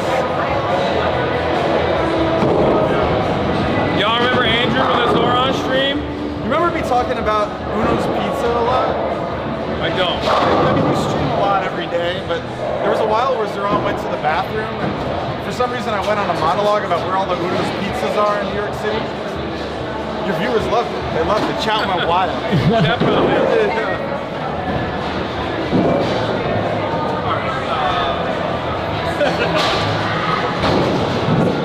Guys, for all the people who talk shit about me not gaming, I'm gaming, baby. Gaming in the physical space, too. So this hits even harder. I don't want to fucking hear from y'all about how I don't game no more. This literally is not what they meant. Alright, are we getting started? Alright, Jester Max. We're getting started. You're up, Hasan, Deanna, Claire, and Robbie are over here. If you guys want to start adding things here. What we got? What we got here? Okay, Hasan, you guys are all playing. Alright, let's do it.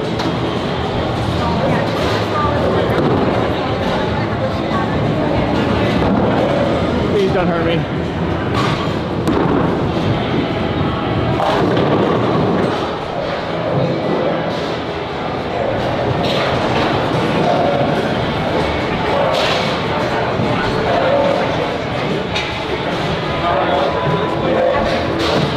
Not too bad. Got 3 left. Spare, right? You get them.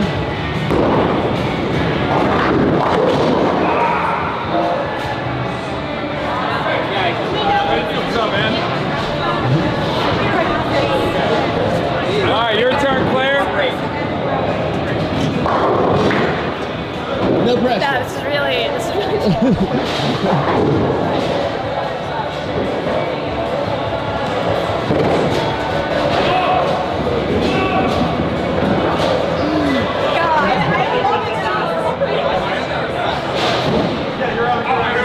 new humiliation. We're leftists. We're used to losing, but we still fight on, right? Wow. That's what it's about. Bars. Unfortunately. It's still you. Yeah, it's still you. You got another one. And now this is Yeah, you hit it so hard it broke. Wait, hold on. All right, Claire, how we doing? How we doing, Claire? Did you do it? She did, but it's no longer working.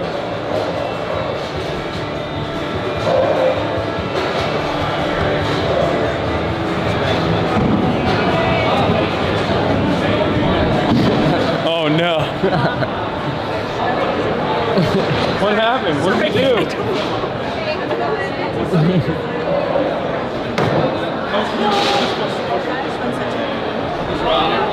This is all us. So what's wrong? Well, Claire did her first one, and then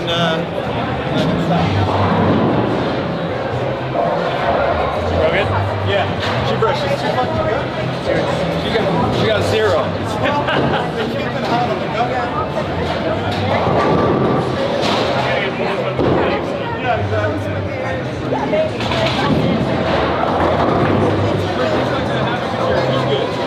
No, it happens because these legs are.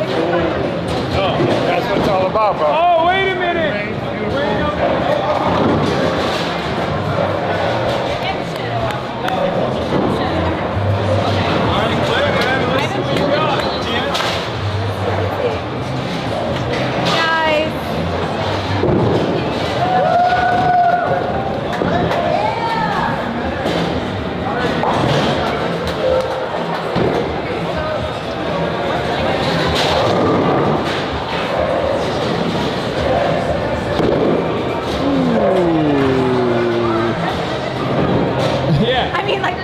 Yeah, down to the flip. But then I went to the gutter. You went to the flip and everything. Uh-oh.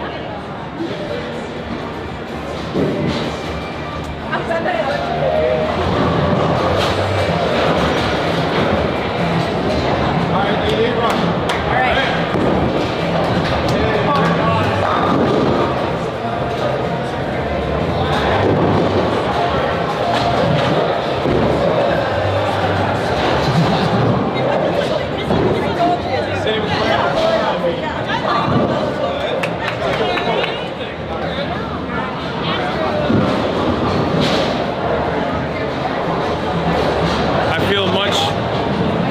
better now. I thought I was gonna get washed. Well, you go first. Right's up first.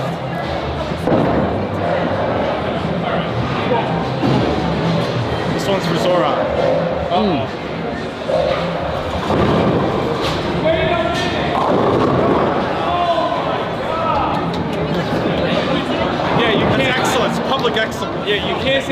ZOHRAN and then fail.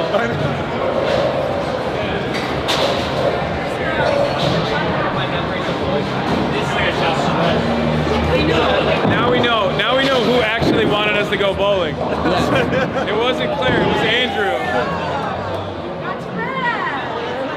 Do you have to press this button? Right? No, not at all. Why? Where did you get that from? Yeah, I'm a streamer. Oh yeah, you go Yeah. So fucking good. Claire Velasquez is running for Congress. I think this is the district, actually. That was not for the mayor. That one was not for the mayor. Cut that. That one was for me.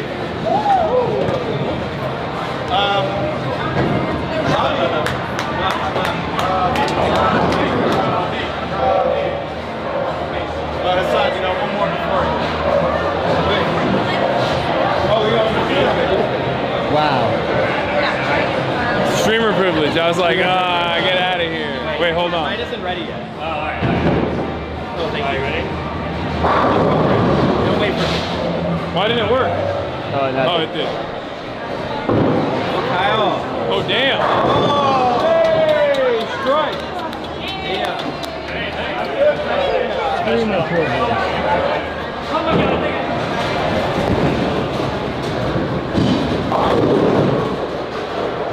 Please tell me you got that strike on the stream.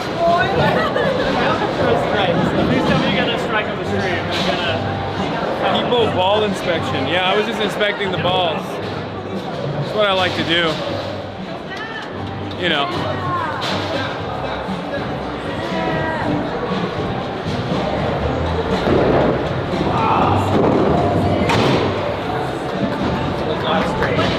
All right, now you're up.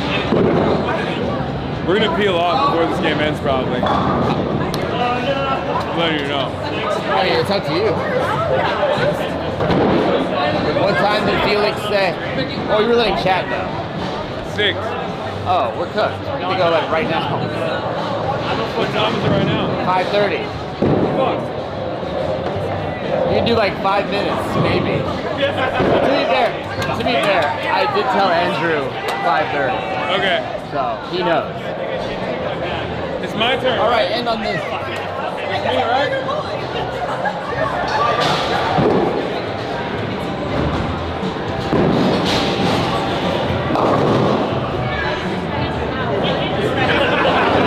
He's just gesture maxing. I did that on purpose. Yeah, he's gesture maxing. Watch this now.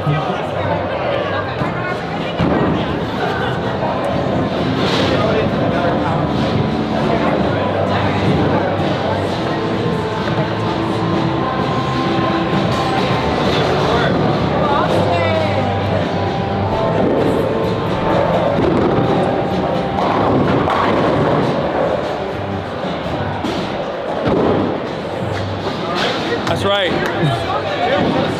Yeah. Or no, spare. It's pretty good. He does have a 5:30 out though. What's that? We don't get at 5:30. Whenever you gotta go. We'll just, you got a fundraiser to go to tonight. You have to leave it like in 20, 30 minutes. So whenever you guys are good. Damn. I wanted to hit a strike before I leave, you know? One more. We'll do one more. One more.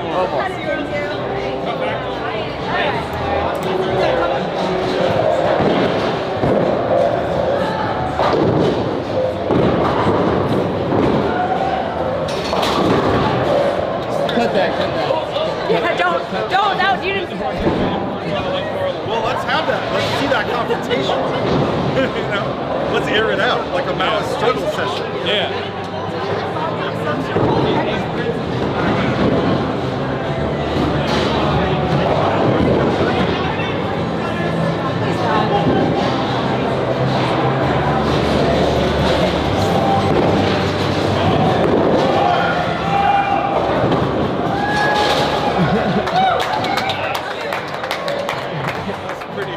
A lot better performance on the second one. I'm trying to hit 7. Wait, you hit a 0 and then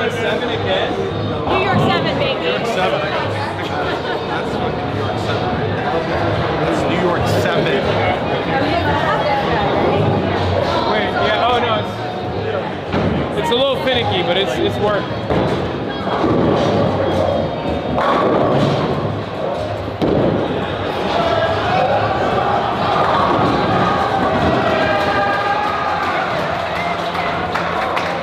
Wait, what happened? How did that?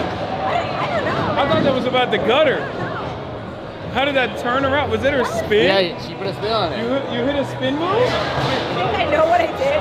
Yes. I'll see it. Hit him with the spin move. Oh, this bowling alley doesn't even have to.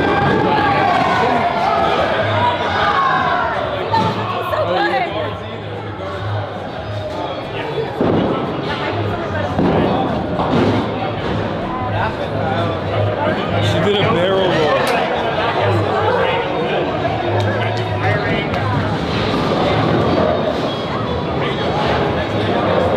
Press that button every time. Alright, I'm gonna go ahead. POV 5'11". And I'm 6 foot.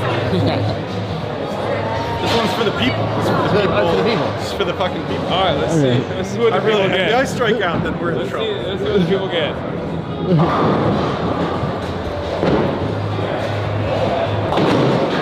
Crumbs. Crumbs. People get crumbs. People get crumbs.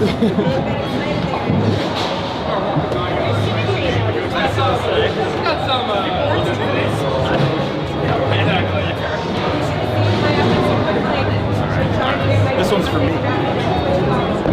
Let's see what you get. Let's see what I get out of this.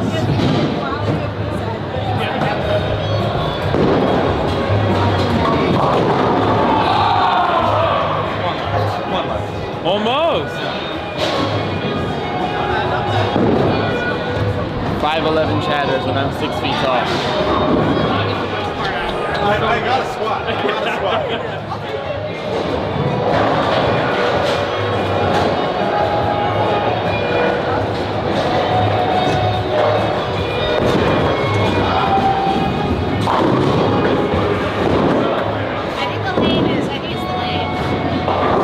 Yeah, that's what I thought. Oh, yes, I did. Yeah, we got to do lane regulation. Yeah. Oh, right. That's the problem.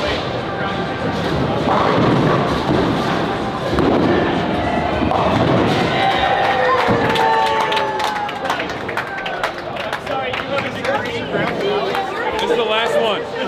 LG. What are you ending on? What are you ending on? Are you mogging or are you gesture maxing? I used to get so scared of like this Hitting when I your was hand? a kid. Yeah.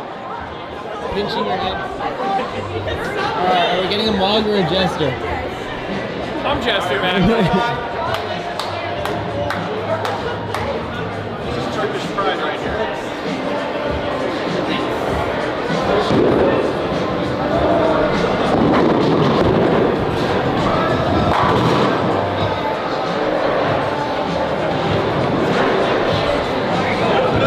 It's coming.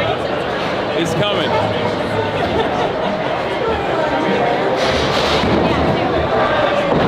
He's talented in other ways, Chad. He's talented in other ways. What? Nothing. Yeah, I maxed out on other things.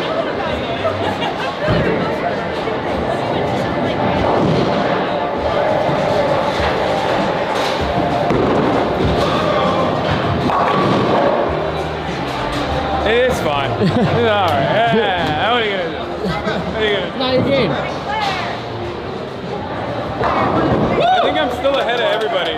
Let's see what the final score is. Which is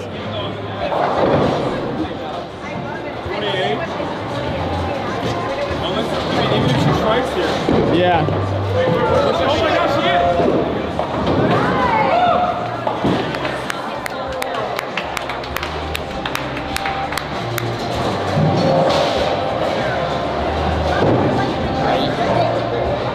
Hey. Oh, I'm good. Thank you so much. Perhaps Claire would like that. Mutual aid. You want to call? Yeah, I'll call her right now. Mutual aid.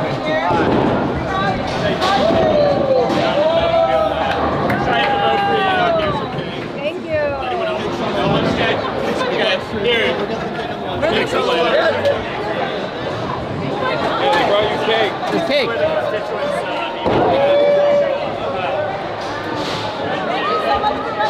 You guys some birthday cake.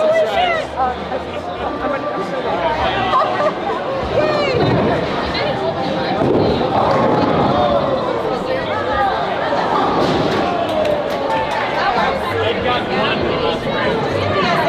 2 strikes already, my friend.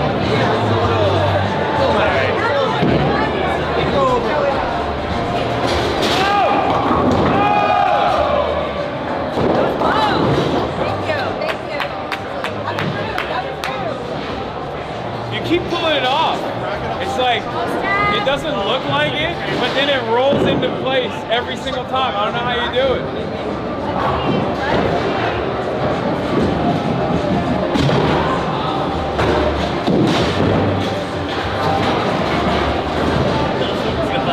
Can't all be winners.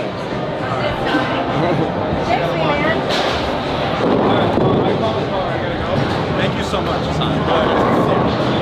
Thank you so much. Lovely meeting you. Look forward to seeing your work. Thank you. Yeah? And you want to do the lane? All right. Yeah, right there. Excuse me. I can. Oh, damn, there is a serious I can take it. Oh, you sure? Yeah. Or if you guys.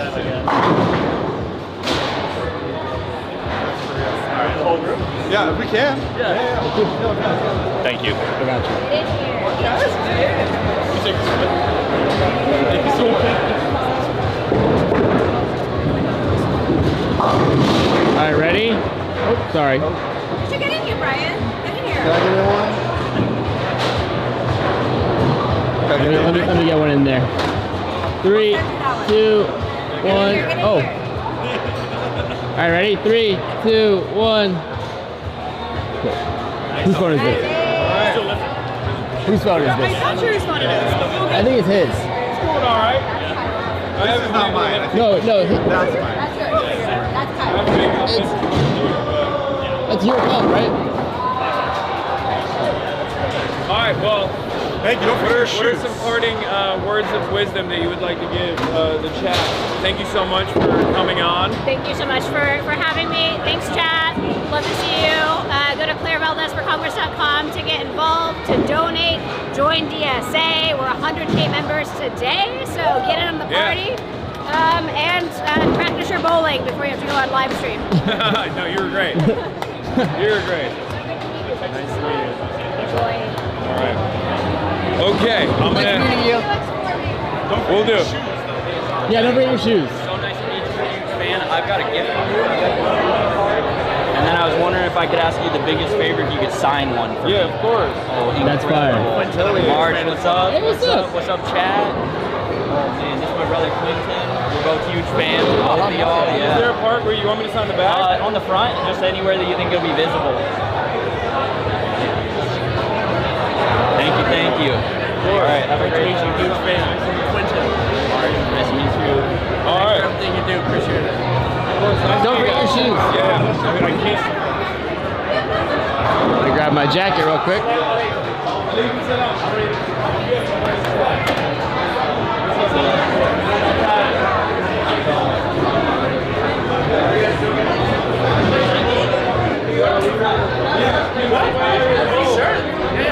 How's the coldest day?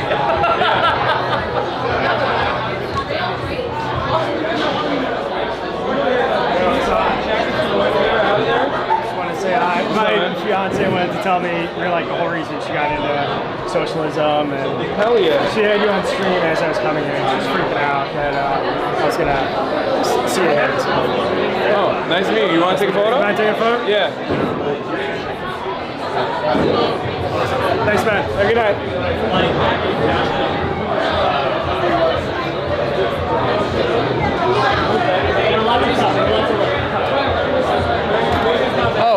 I moved it. Oh, is that it? Thank you, sir. Can we get a picture with it? The girl's one. Sorry.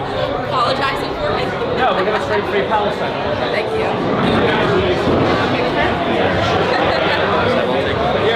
Can I get in there?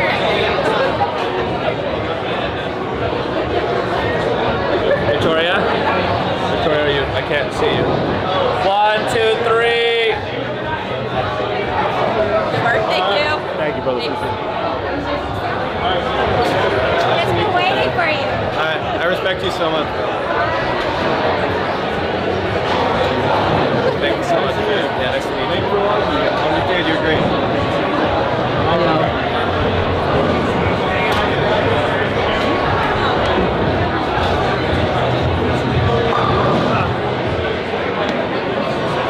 Thank you.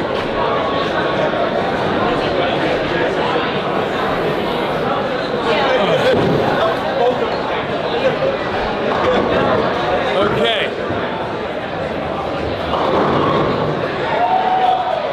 What amazing fun topics will we cover in the car this time, I wonder. Oh, more clavicular for you. More clavicular. All the way.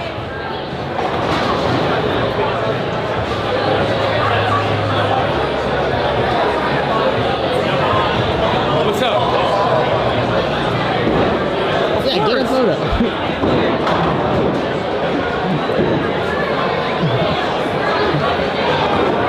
Yeah.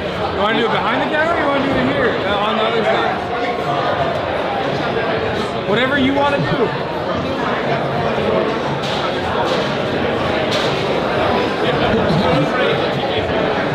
If we think you're wasted, you are not bowling. Sure. Yeah. All right, ready? 3, 2, 1. Thank you. Nice to meet you. All right. I think the car has been here for a minute now. I hope so, because I'm not putting my jacket on. He didn't. He might have canceled. Hold on.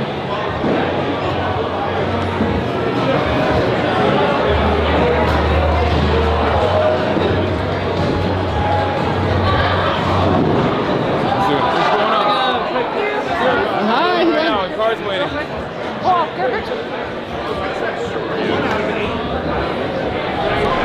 Oh God, getting out of here is gonna be tough.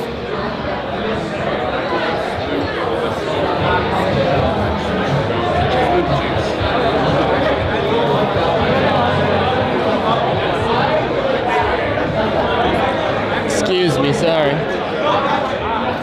Muted.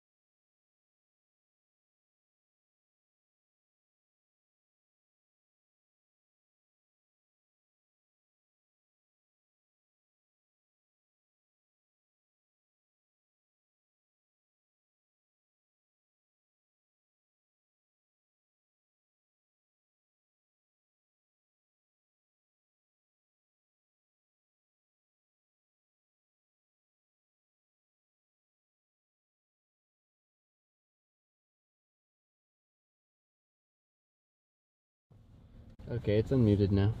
Okay, we got new drip. New drip, no. That was a very productive session, I think. Even if my bowling was subpar, I didn't get to dominate the DSA slate with my bowling skills.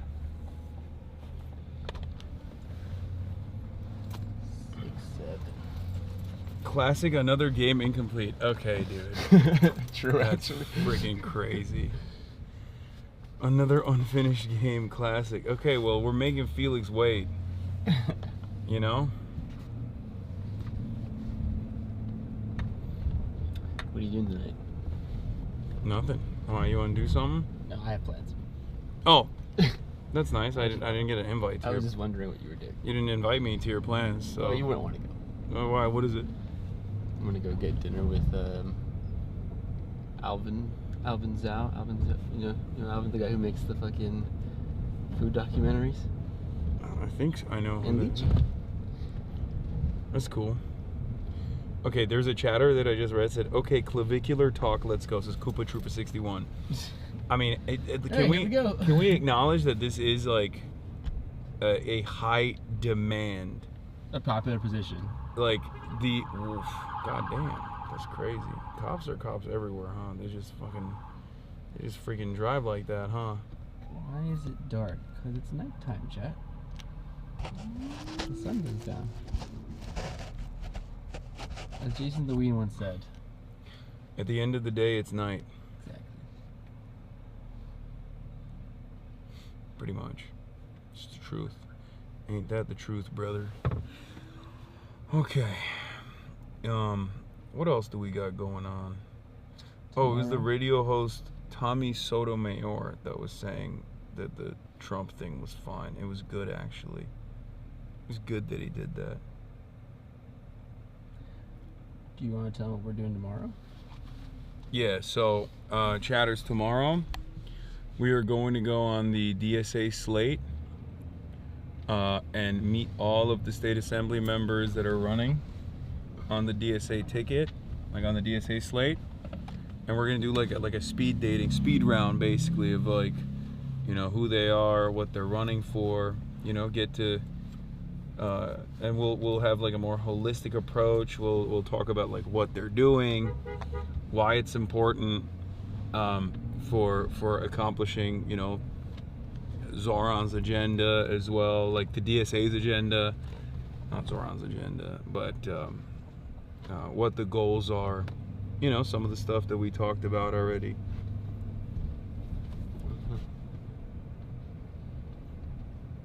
Hasan, I would respect you more if you went to a place people didn't know you were coming to. What does that mean? Nobody fucking knows nobody knew that I was going to this place. You understand that, right? We actually made an intentional effort to keep the location went to hidden. Maybe that's hard because you're recording, but more respect.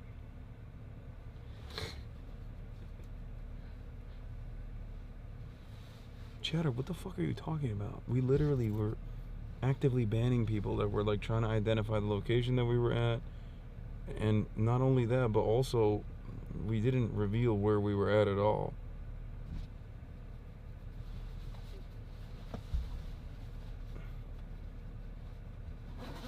I apologize to that one chatter because unfortunately, despite the fact that I do have teleportation powers, I choose not to use them. Maybe they think you just went bowling or some shit. Yeah.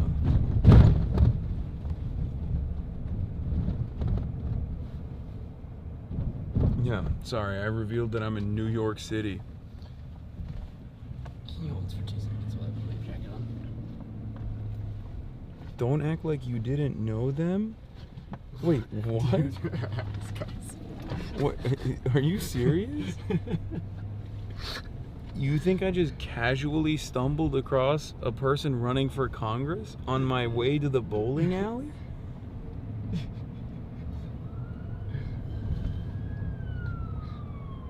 I'm so what the fuck? Ain't no way. It's always a schizo max.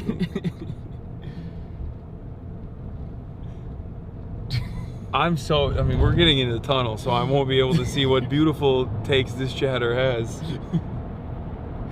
That's awesome.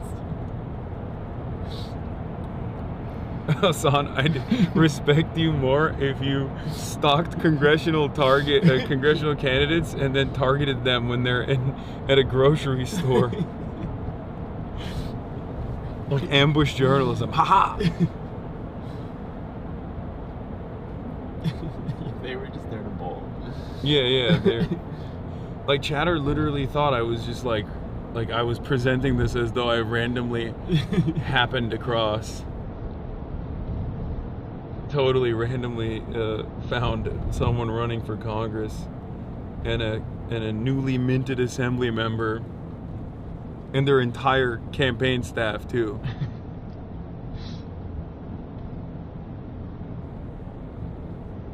I genuinely think dual streaming was a mistake. The audience gets you boosted less on both sides. I agree. Yes, chatter, you are not wrong. Back to Twitch. It's been a somewhat of a failure.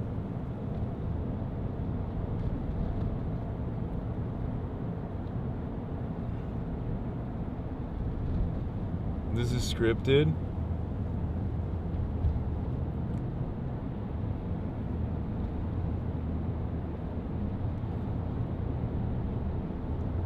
Do you see this? What is that? It's you, but it's a Giga Chat.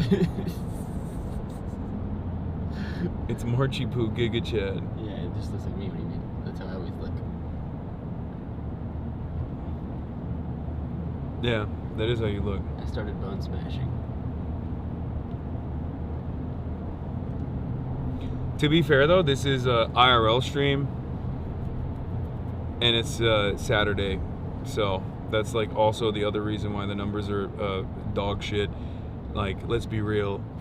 I mean, our ZOHRAN stream wasn't like that. The ZOHRAN stream was like 20K as well when we did it.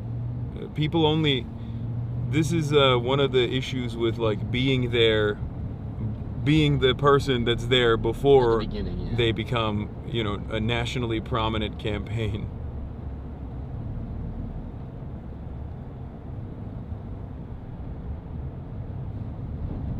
But yeah, when we did the ZOHRAN stream, that had like 20K people watching too. I don't do this stuff because it's a good viewership. Just like when I have like my friends on stream, that's usually not like good for viewership at all. The best thing for viewership is I stay the fuck at home, never leave my studio, and just do straight to camera commentary. That's how you max out on viewership. Anytime you leave the house, people go, oh fuck this, I don't want to watch this. Anytime you leave the house and the audio levels are like even a little bit tweaked, people lose their minds and don't want to watch. If I'm not doing full-blown news coverage, people lose their minds and don't want to watch. If I'm doing IRL, some people don't like that. Some people don't like when I have guests on, even at home. So if I cared exclusively about viewership and not about, like, you know, making stuff like this happen, I would just sit at home and I would do desktop streams and I would do just regular news coverage all day, every day. 20K is not that bad, bro. It's all good. I mean, the numbers are not great, let's be real, chatter, for my normal streams at my normal time. Will you use that excuse to not do any gaming, Pago?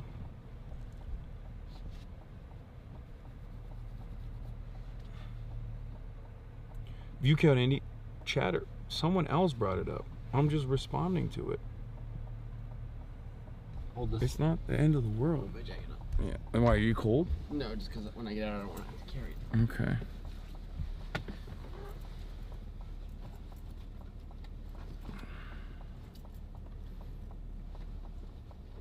Have you considered gesture maxing, get the numbers up? I've been gesture maxing.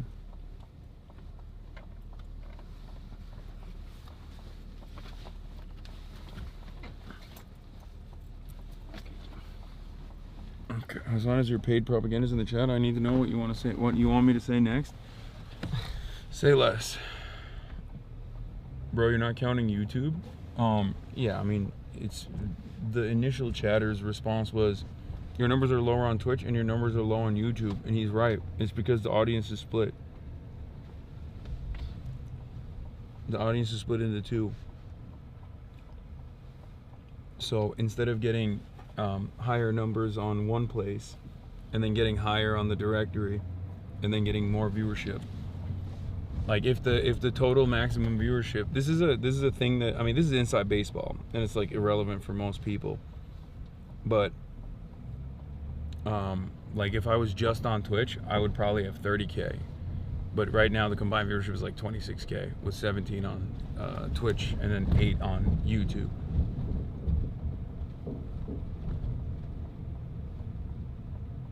Because I've divided my audience.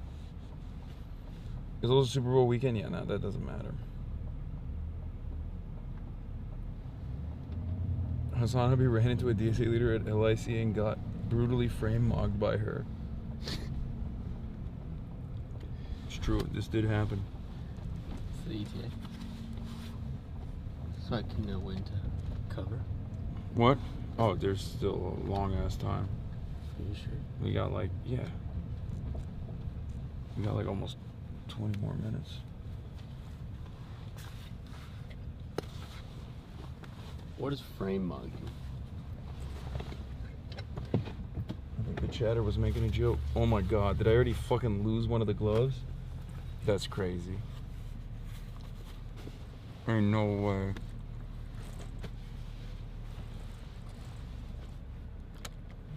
His cortisol spiking, chat. It sure is. There's no way I just bought the fucking gloves and I lost one. His cortisol is spiking. Oh, I'm so fucking stupid. I hate myself. Seriously. All right, chill. I'm not a fucking functioning adult. That's crazy. Oh no. Oh, thank God. No, I didn't fucking lose it. So you are a functioning adult. Saved. Saved. It's looking grim. His cortisol is better. Is rebalancing.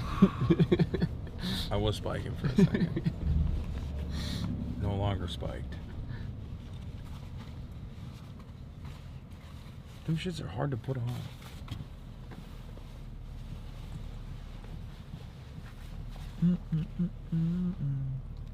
Hear me out. What? Fear in Mexico City. Why? Because I think it'd be fun. Want to go back to the motherland? Yeah. Maybe.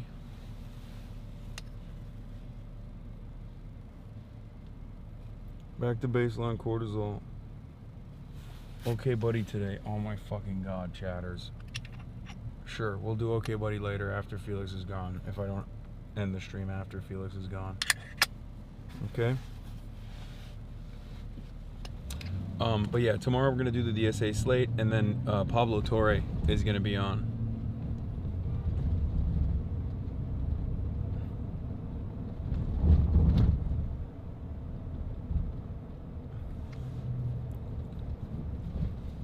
During the Super Bowl. I don't know enough about the Super Bowl, so we're gonna be talking about. We're gonna do reacts. We're gonna do Super Bowl react. We're just gonna say fuck it. Just stream the Super Bowl. Yeah. Why aren't you ever home? What are you, my mom? Chatter?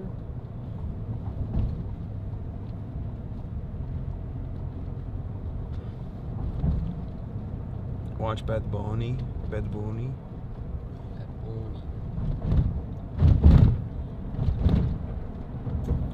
Cover the TPUSA halftime show. Oh.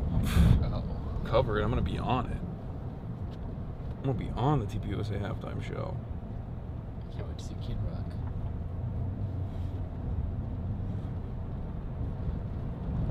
Are you gonna do IRL in Vancouver? Potentially, yes. You been to Vancouver?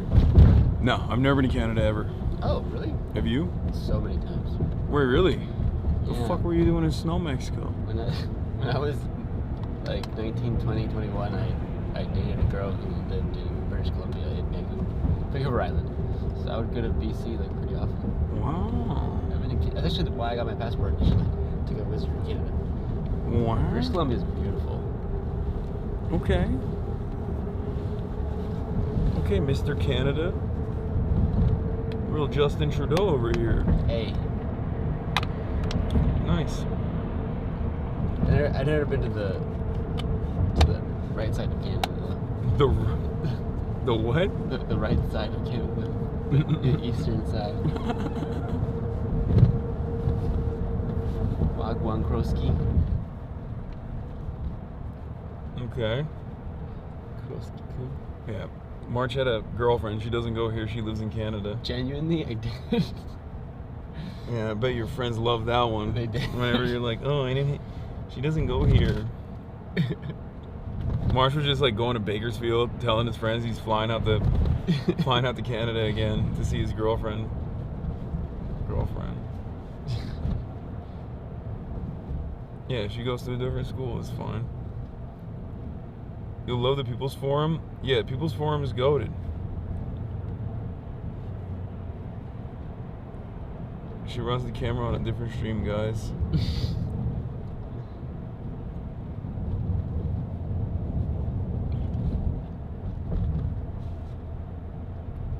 Yo, Bakersfield mentioned. Ain't nobody should be excited to admit that they're from Bakersfield. Yeah. Crying baby, Hasan hates Toronto, so I'm afraid it's fine. It's the East he ain't ever going to. That's not true. We're going to Toronto. We were supposed to go to Toronto. What? Oh yeah, we were. What happened to that? I canceled it because it was like some fucking tech conference. Right. It was even worse than the Web Summit. Yeah. It was like all CEOs.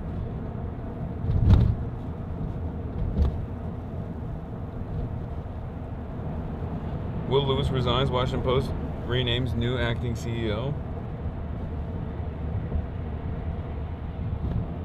Dude, this year start strong, good fun IRL. Okay, hear me out. All right. Fear and Thailand, Vietnam. Yes, I'm down. Fear and Southeast Asia. I'm down. Okay. The problem with that is you basically can't go between the months of like March to September. It's just so hot. Okay. Well, that is coming up. Right. So winter 2026.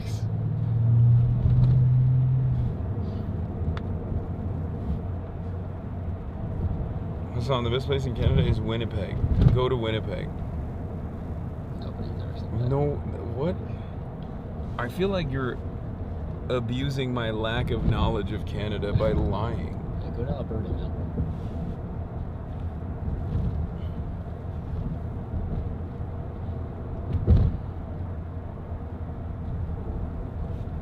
You gonna hate winter here? Can you cosplay as Julian from Trailer Park Boys? Sure. Why not? Or Heated Rivalry. Trying to get him stabbed. Winnipeg is basically Bakersfield. Oh, there's a Canadian Bakersfield? Nice. To be fair, most of Canada is Bakersfield. No. It's... But with trees. I think it's worse than Bakersfield. Most of Canada is uninhabitable. Yeah. Actually, what's the weather going to be like when we're there? We cooked. Brother, I think at this point, you just got to take the L. You just got to recognize that we're taking that L no matter where we go, yeah. You know?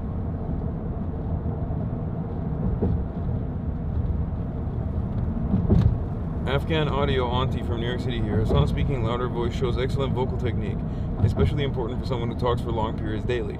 Vocal health matters. Polyps would mean enforced silence for recovery. Love, Zohra. Okay. Thank you, Afghan auntie, for the super chat. Nice. Y'all know March is Canada down. I'm looking Top at left. Yeah, I read YouTube chat too. Nothing to say here. Enjoy the dono. Thank you. We need more chatters like that. What is this? Hasan, I don't think you went hard enough against Nick Shirley and co. It wasn't just about them attacking social safety nets. We need to focus on more robust safety nets that don't include neoliberal policies. Wait, what? Hasan, come to Aberdeen next. We haven't seen the sun in 2 weeks. You would love it. I don't love that.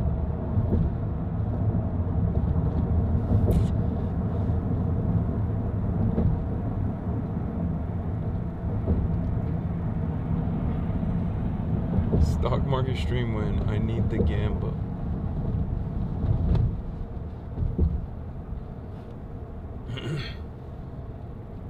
Want to go to Wall Street tomorrow? No. Wall Street stream? I don't want to do a Wall Street stream. Alright. It's tunnel time again.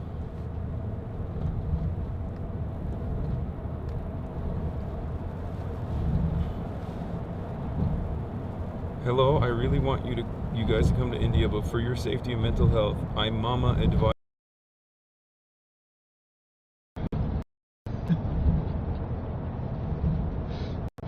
I'm keeping the clavicular memes secret for now. Okay. Because no. I just point away. Yeah.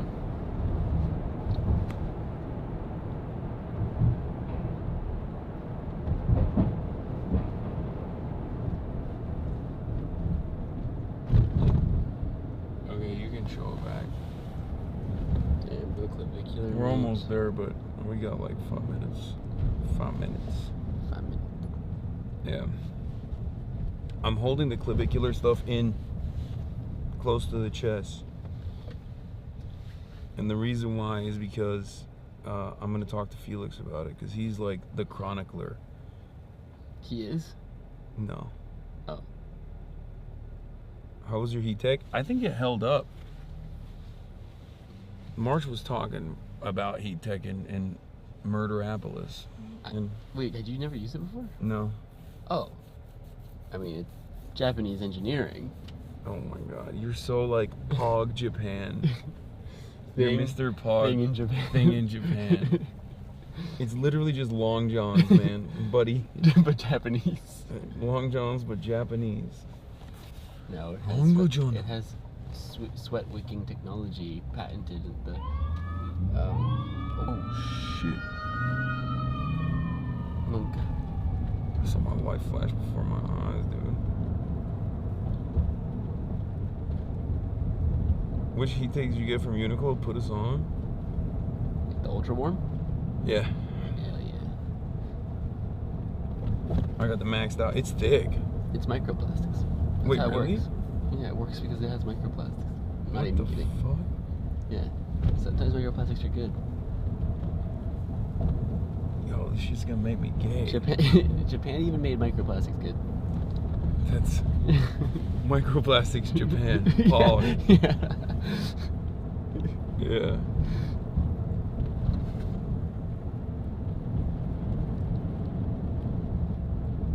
Hasan, you're growling in my ear. I'm gonna tweak out. What? Hasan's butt be puckering every time he hears a siren or sees lights. No, that ambulance was coming right at us.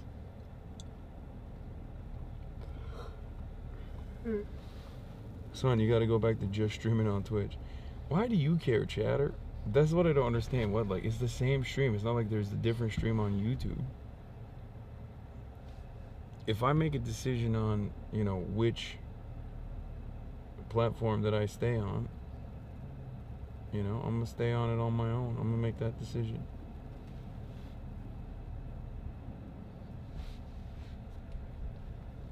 That's a very important new release. Somos Carlos Kirk, aka We Are Charlie Kirk Spanish song version thumbnail is a lady in a red dress. Very important. Thank you for the update with that super chat, chatter. We carry el fuego. It's the year 1 AK.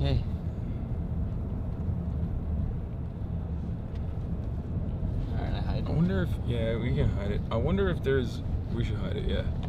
I wonder if there is a way to, like, mic up for the desktop. Mic up? Oh, I mean, you could just switch the camera mic to lavs and then use the camera as the audio source. Oh. True. Yeah. Oh, you didn't even bring the mics, did you? The Hollylark ones? Yeah. You have those. Were they in the back? Did you look? I didn't check. Why is the Shure not enough? The Shure noise gate is such a fucking problem, dude. Everybody constantly complains about it. Let me take a look at it when I walk in, because when I set up your mic yesterday or whatever. No, it's the software. The software is finicky. No, I know, but you had a bunch of settings, like, wrong. Like what? You had, I'll just take them. You had the range all fucked up, and then, like, twisted the knob somehow. And so like the noise floor was lower. It was weird. When I set the camera back up right now, I'll play with it.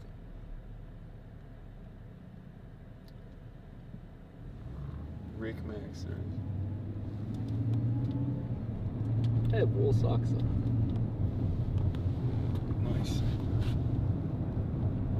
And E-Tech. Japan mention. There we go back to Japan, man. Minus heat tech too. It's just These feet kind of stink. we always have such an amazing time in Japan, and then No, noise gate's gonna fix being a bowling alley. No, we're talking about noise gate in the in the hotel room streams. in the hotel. Because everybody always complains about that too. When I have like guests on, they're like, I can't hear. Cause like it's weird. It's like there is no noise gate. Even when I disable the noise gate, there's still like a noise gate. If that makes sense. I'll take a look at it.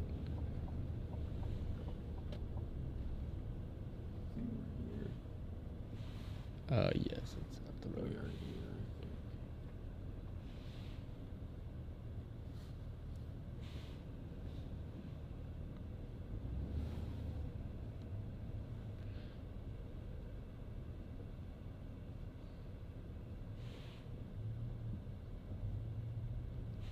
Somos Carlos Kirk.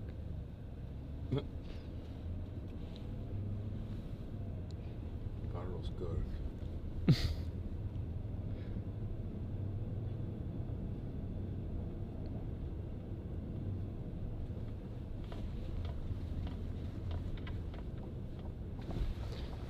Oh God. Right here's fine. Yep. Thank you. Oh God. Have a good day, sir. It's so cold. Do you want to come out this way?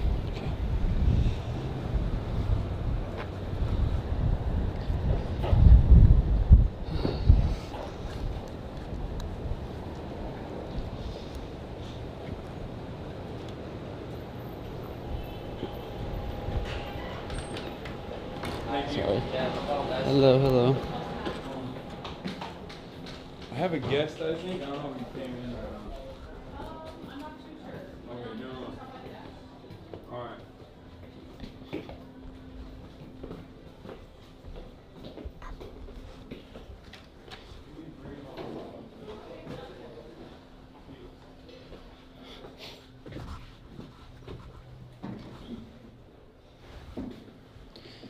Do you have your key? Yeah. Do you not?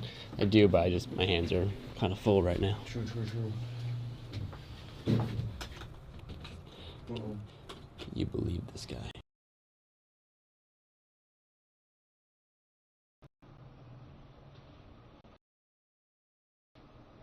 What the hell? Uh-oh. Are we stuck in the elevator? I think... No.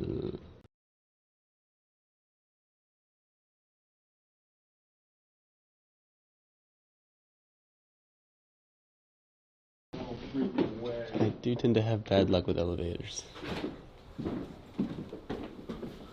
Do you? Yeah, Will and I almost died in one. Oh yeah, true. Okay, that was one time. You don't remember Elevator Gate on the podcast? That was one time, bro. One time is all you need.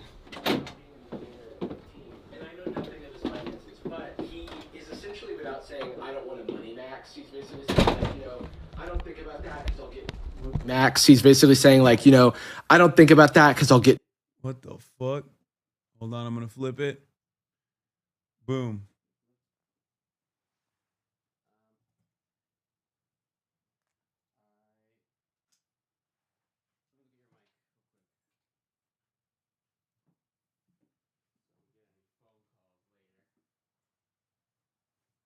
Bruh.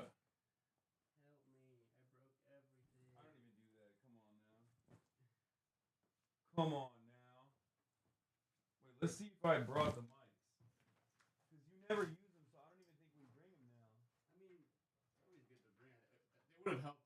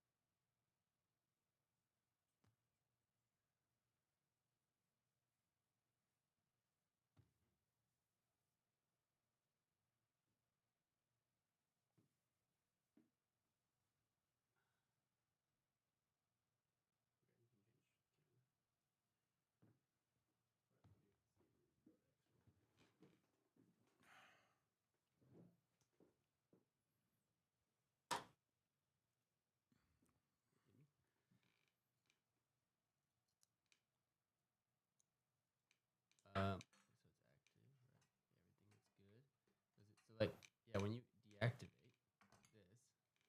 Yeah, I know.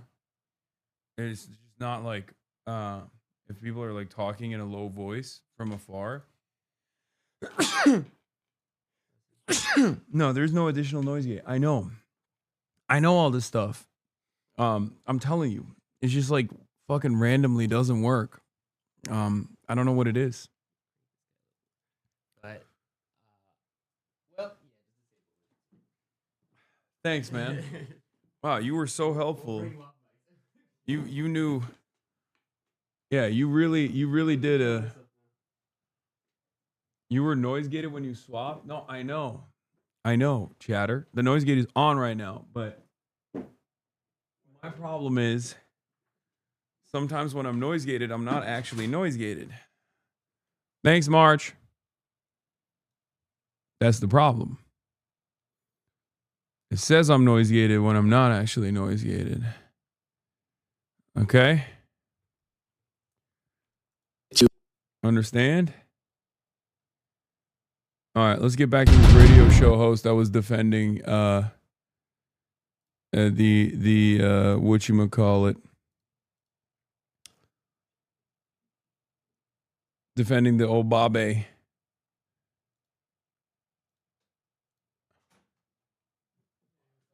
What's up?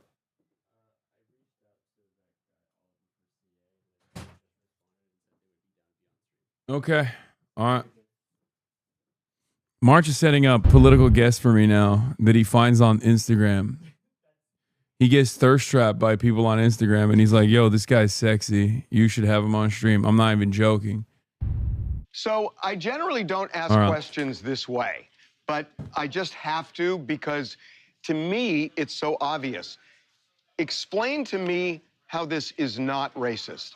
Well, first off, I think it's racist just to assume that apparently black people own looking like monkeys.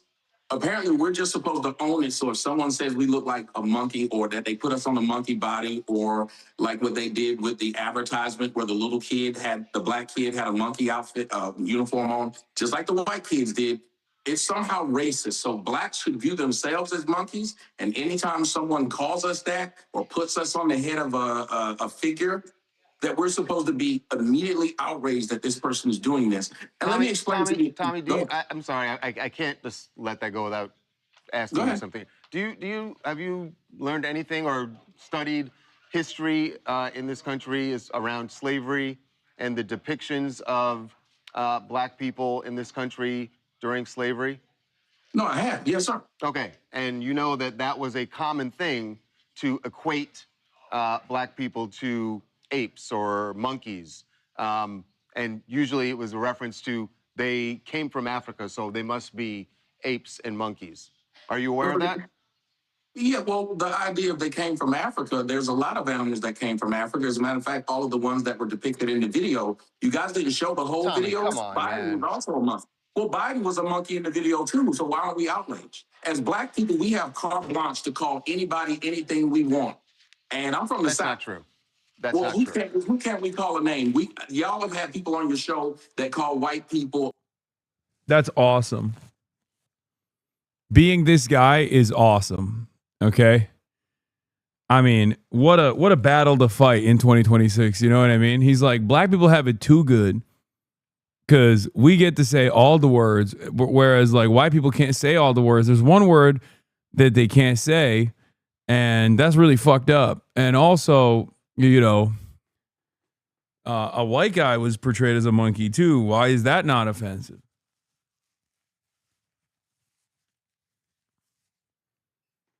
That's crazy. That's a crazy guy to be in 2026. Like, respect. It's almost like it's disrespect, but it's like almost respect given that this is how he operates. Background info on the video. The X account that created the video Donald Trump shared depicting Barack and Michelle Obama as apes was previously behind the clip the U.S. president shared. It portrayed him as a pilot dumping excrement on No Kings protesters. Note the matching watermark.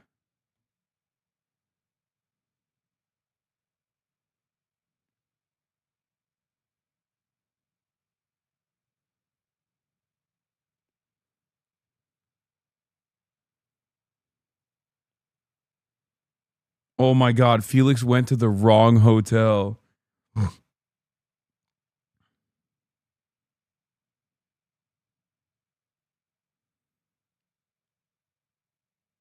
That's amazing. I told him which hotel to go to.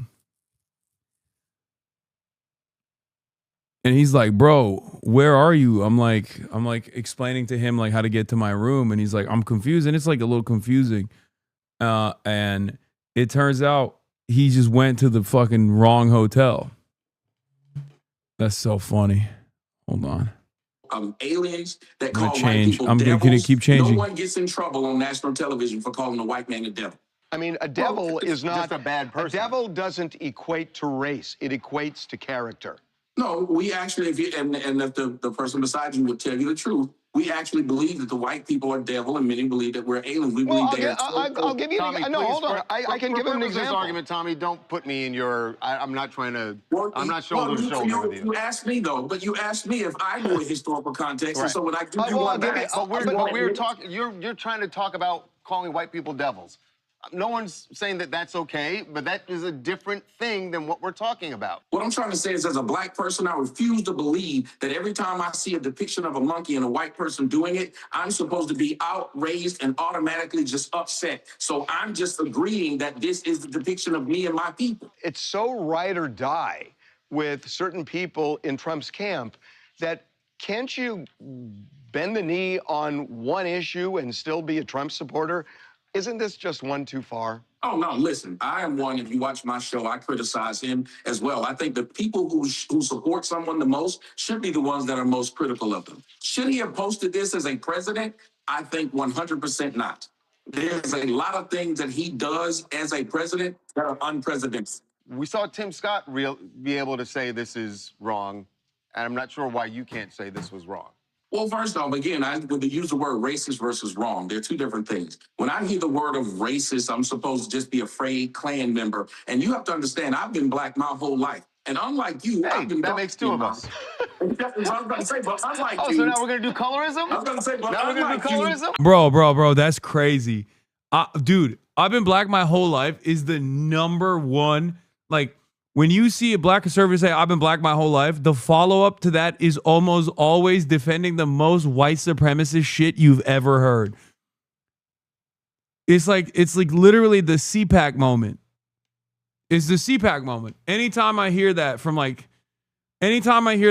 a black speaker at like the RNC or CPAC, I know the follow-up to that is just going to be the craziest thing. It's always like, listen, it's the only thing that's racist is if you're saying the N-word with a hard R, and that's only if you're wearing a Klan robe while simultaneously burning a cross and you're lynching a black teenager. That is the only time it's racist. And even then, depending on like if they are a Republican candidate that I must defend, I might still defend it. Like, oh, well, you know, the black people beat white people too. I mean, that's not racist. Like, you know, some shit like that is crazy. Okay. But unlike you, wait a minute. But unlike you, I've been dark skinned my whole life. Okay. And you know what I've been told? You know what I've been told by black folks? That same monkey, crispy, blackie, midnight, smokes, and all these words are supposedly okay that black people use against their own people. When you're trying to insult someone, you go towards things that they don't like. I don't agree with the fact that we can say, well, we can diss these people and that diss is okay. But that diss is a diss too far. Because when we diss this man and we call him an orange orangutan, but that's okay for us to call him that because he's supposed to be able to accept it. I think insults either need to stop or be accepted all the way around. There's no way for me to tell you, you should have a governor on what you say to me, but I don't have a governor on what I say to you. Fair, but he is kind of orange. And he can say it. And he can say that. And he can say that. In an interview this week, President Trump was challenged on his assertion that he was, quote, starting to get great polls on the economy. He then backtracked, saying the polling should be great. So what are the polls saying? CNN chief data analyst Harry Enton joining me now. Where do Americans think the economy is going right now? Yeah, here is the reality check for everyone. And I would just say this This is the problem for the President of the United States. You get elected to fix the economy, and the American people, they ain't buying it, because just take a look here. Say the economy is getting worse. Right after Donald Trump was elected back in 2024, re-elected, 42% of Americans said the economy is getting worse. Well, you want that number to go down. You want that number to go down if you're the President of the United States. Instead, it's going up. What are we talking about? Now, 55% of Americans say that the economy is getting worse. I don't know how you win when the majority of Americans say the economy is getting worse, because you go back through the record books, and that is a formula. Holy Toledo. Now let's get back to Kalshi. Kalshi predicts recession in the heartland of America. Kalshi's prediction is that there is going to be a recession that is imminent in the heartland of America.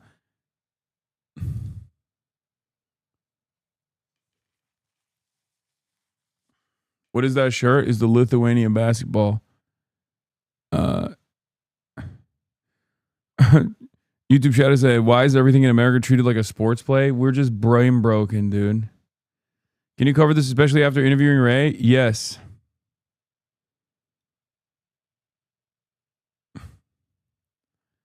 Yes, I can. And I will. I've collaborated with Nithya in the past. I didn't know she was gonna run. You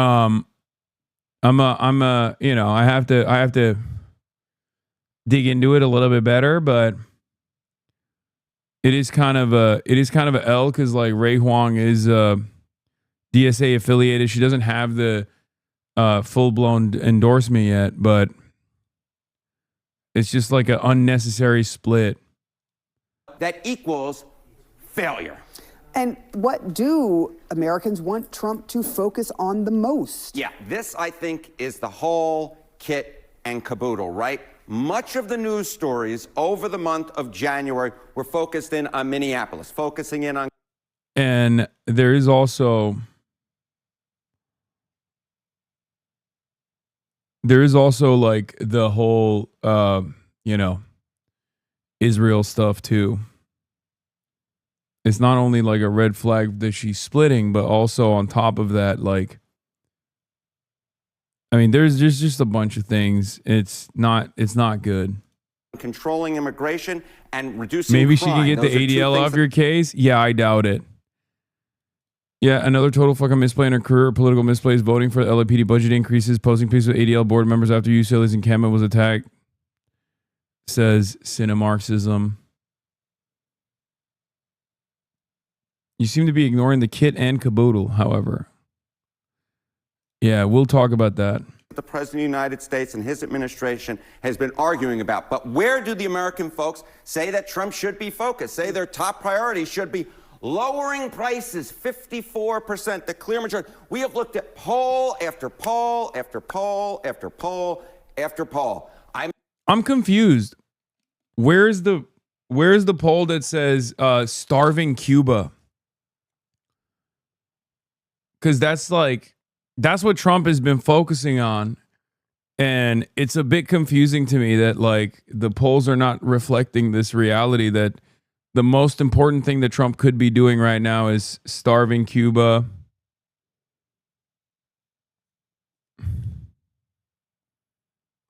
I just don't understand why it's not. Like bombing Iran.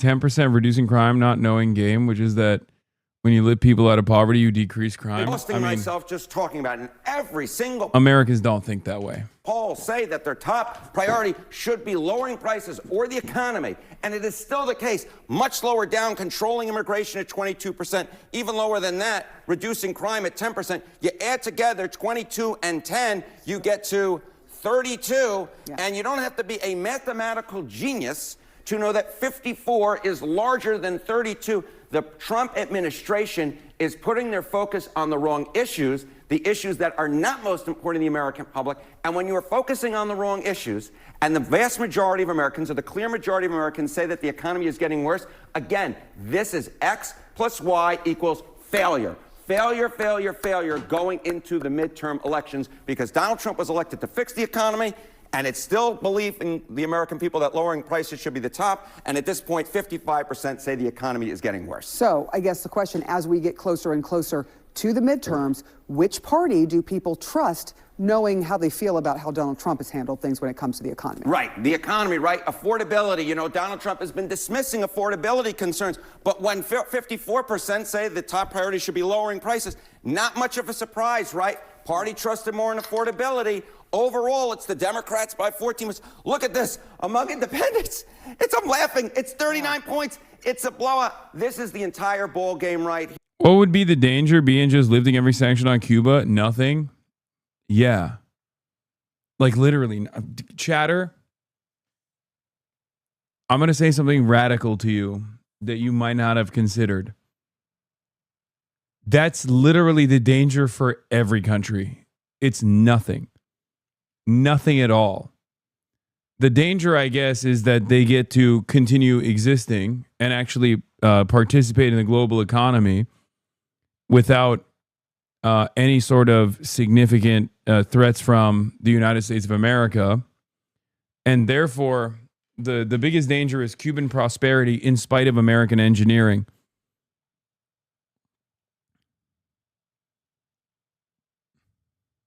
That's it. The sanctions on Cuba are purely political, and it's purely malicious. It's purely vindictive. It is just to punish Cuba for the crime of having a successful revolution. That's it. Cuba had a successful communist revolution. That's it. And when you're having a 39-point... If Florida wasn't a swing state, we would have lifted it already. Florida is no longer a swing state. It doesn't matter. It's like not even relevant. Florida is not even a swing state anymore. So it's not even relevant. So the Democrats should take a fucking lift the sanctions on Cuba position. Why haven't they? Barack Obama lifted the sanctions on his way out. Donald Trump immediately restored them.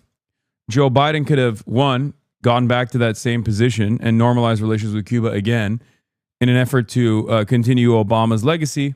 He didn't do that until the literal last day in office. It was the most bullshit. Like it was worse that he lifted the sanctions on his last day than never lift the sanctions at all.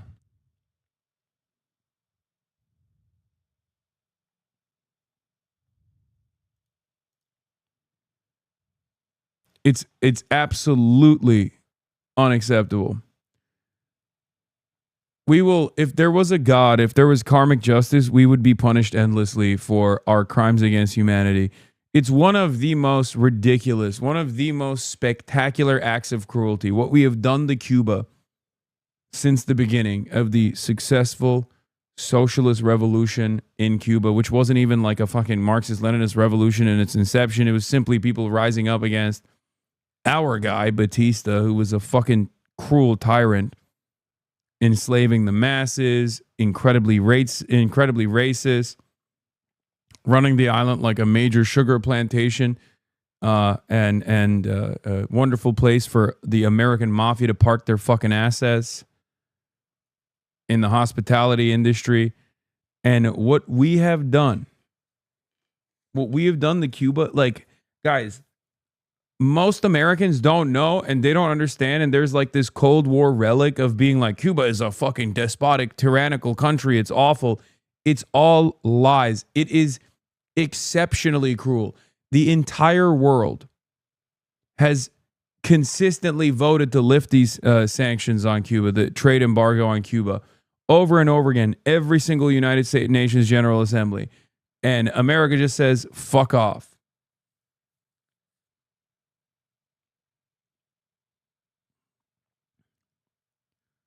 It is it's just so disgusting. Like, there's no defense of it at all. There has never been a defense of it at all. It's just purely because we don't like that they thwarted. They thwarted our guy, Batista.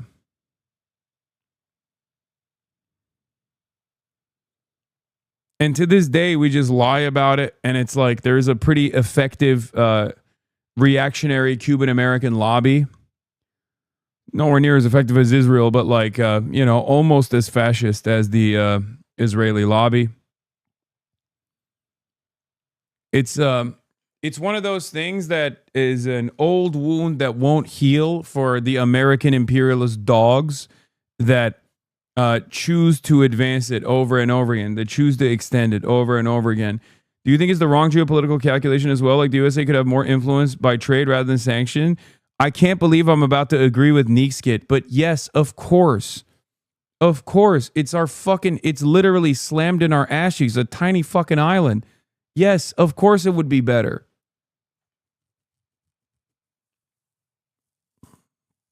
Gotta wait for the boomers to die? No, boomers will not. It's not a boomer thing.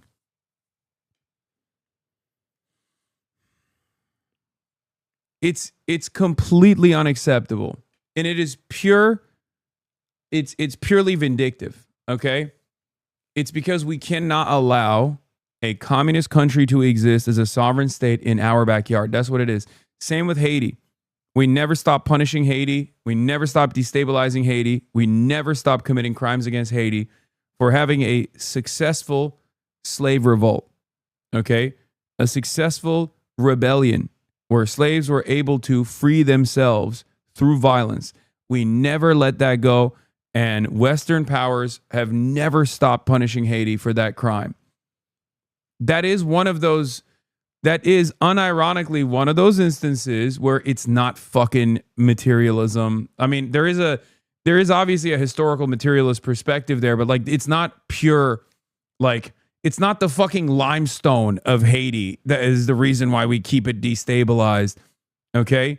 That is pure ideological. No, Haiti isn't communist. No. That one is pure punishment. That is just to say, you don't get to do that. Don't get the wrong fucking ideas. That's it. That's it.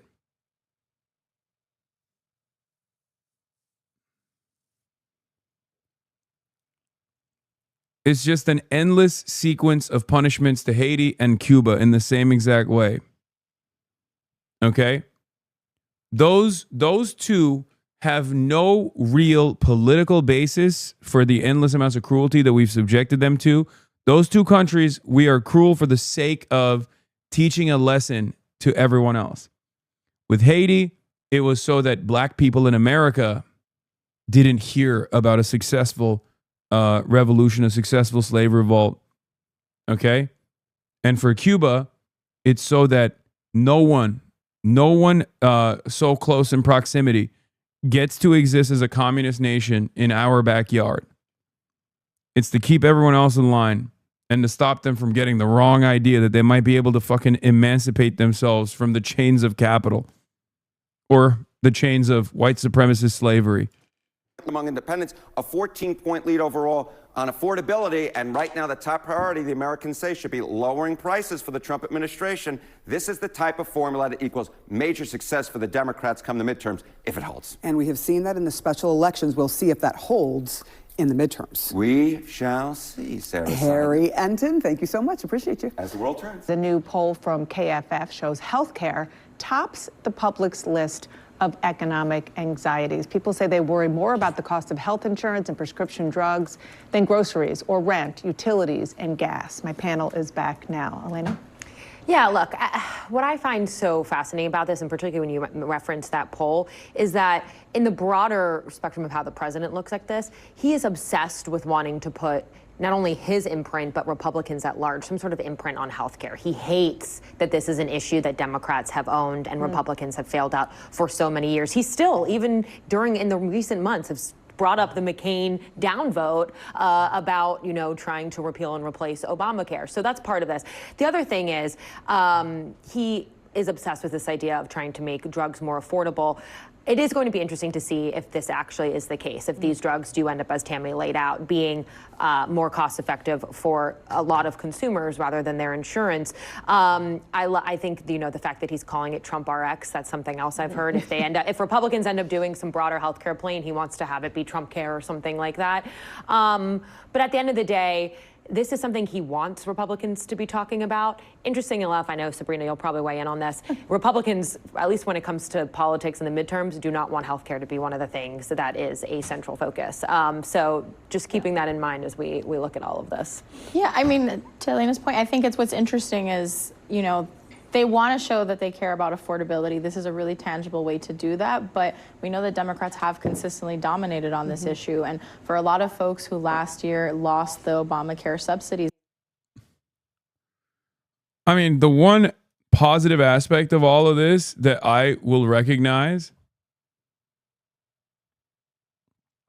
is that we are now adding healthcare into the calculus of affordability, because in the past, people, I think deliberately, separated the two as though they were totally separate conversations. Affordability means healthcare. Affordability means housing. Affordability isn't just about the cost of goods and services. It isn't just about your grocery prices. But in America, for some reason, we only talk about affordability from the perspective of consumer goods. And it's taken years and years and years to finally get here. And I mean it, guys. For like 10 years ago, if you were like, prices are so high in like 2016, if we were talking about like prices, people would treat healthcare as a totally separate thing. Yes, healthcare is a service, chat. I know, chatter. Thank you.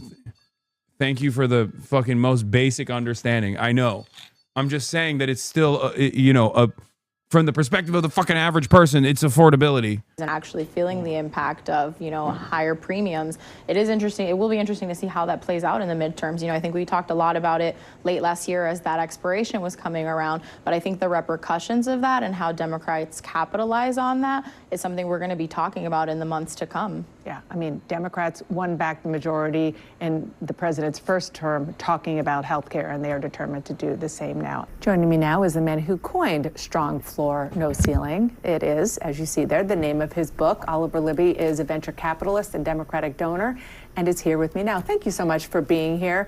First of all, how did this slogan, the title of your book, make its way to Hakeem Jeffries? It came to him through... I can't. Bro.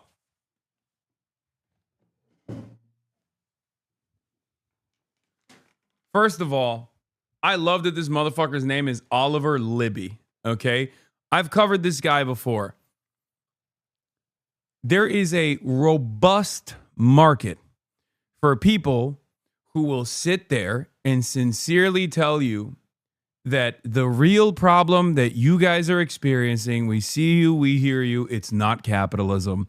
It's just that capitalism is no longer as ethical as it once was. And that the real fear that you must have, the real fear that you must actually constantly combat against is not like the fact that those at the bottom don't have enough, but it's that should not come at the cost of those at the tippy top making super profits. Okay? The reality of the matter is, it's because those at the top, people like Oliver Libby, that are making unimaginable profits year over year, that is the reason why there are so many people who are getting less and less. Okay? When he says strong floor, no ceiling, that's called being homeless. True. Okay? The whole point that he's saying is like, we got to give the poor a little bit, but also don't try to fucking tax the wealthy. That's what he's saying. There Felix were is here. people I'm gonna who get heard that I was writing the the book. I had shared a manuscript with a number of people I respect in the party, and actually he offered to write a testimonial, which you can find right at the beginning of the book. And when I first heard him say it on television, it was actually a surprise to me. I started writing the book, Dana, about 8 years ago, and it was really just a place for me to put all the ideas that I wished would be America. When Don't we could say the name rewrite of the American hotel dream, that which I'm is in, something though. I worry about all the time as one of our. Felix is using the bathroom real quick, and then he's going to explain his little mix-up, which, it could happen to anybody, really. I mean, could have happened to anybody, honestly. To your point, Van Jones just did billionaire idpol. Oh yeah, I saw this. I read the tweet post. I didn't actually hear him speak, but open presents. Thank you for the gifted subs. Hell yeah, buddy.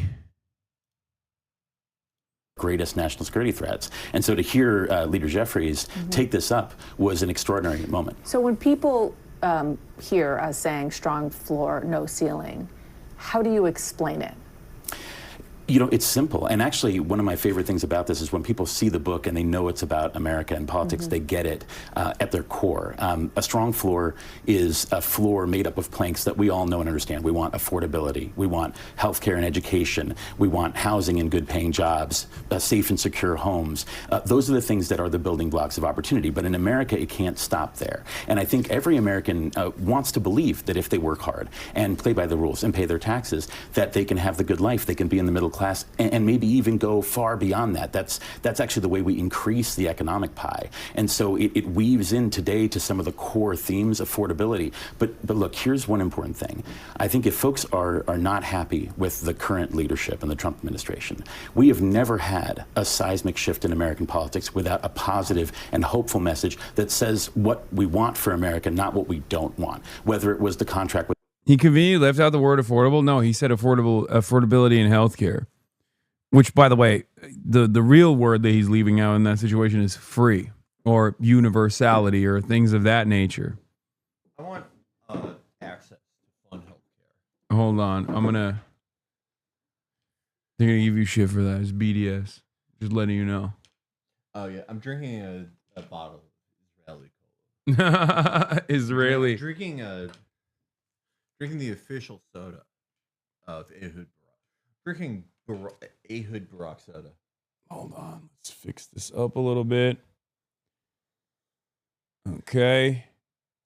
Yeah, okay. So, Hold on 1 second. Before you do anything, before you say anything, do anything. Let me make sure I got the angle right. And hopefully the fucking microphone will not have an issue, even though it always seemingly does.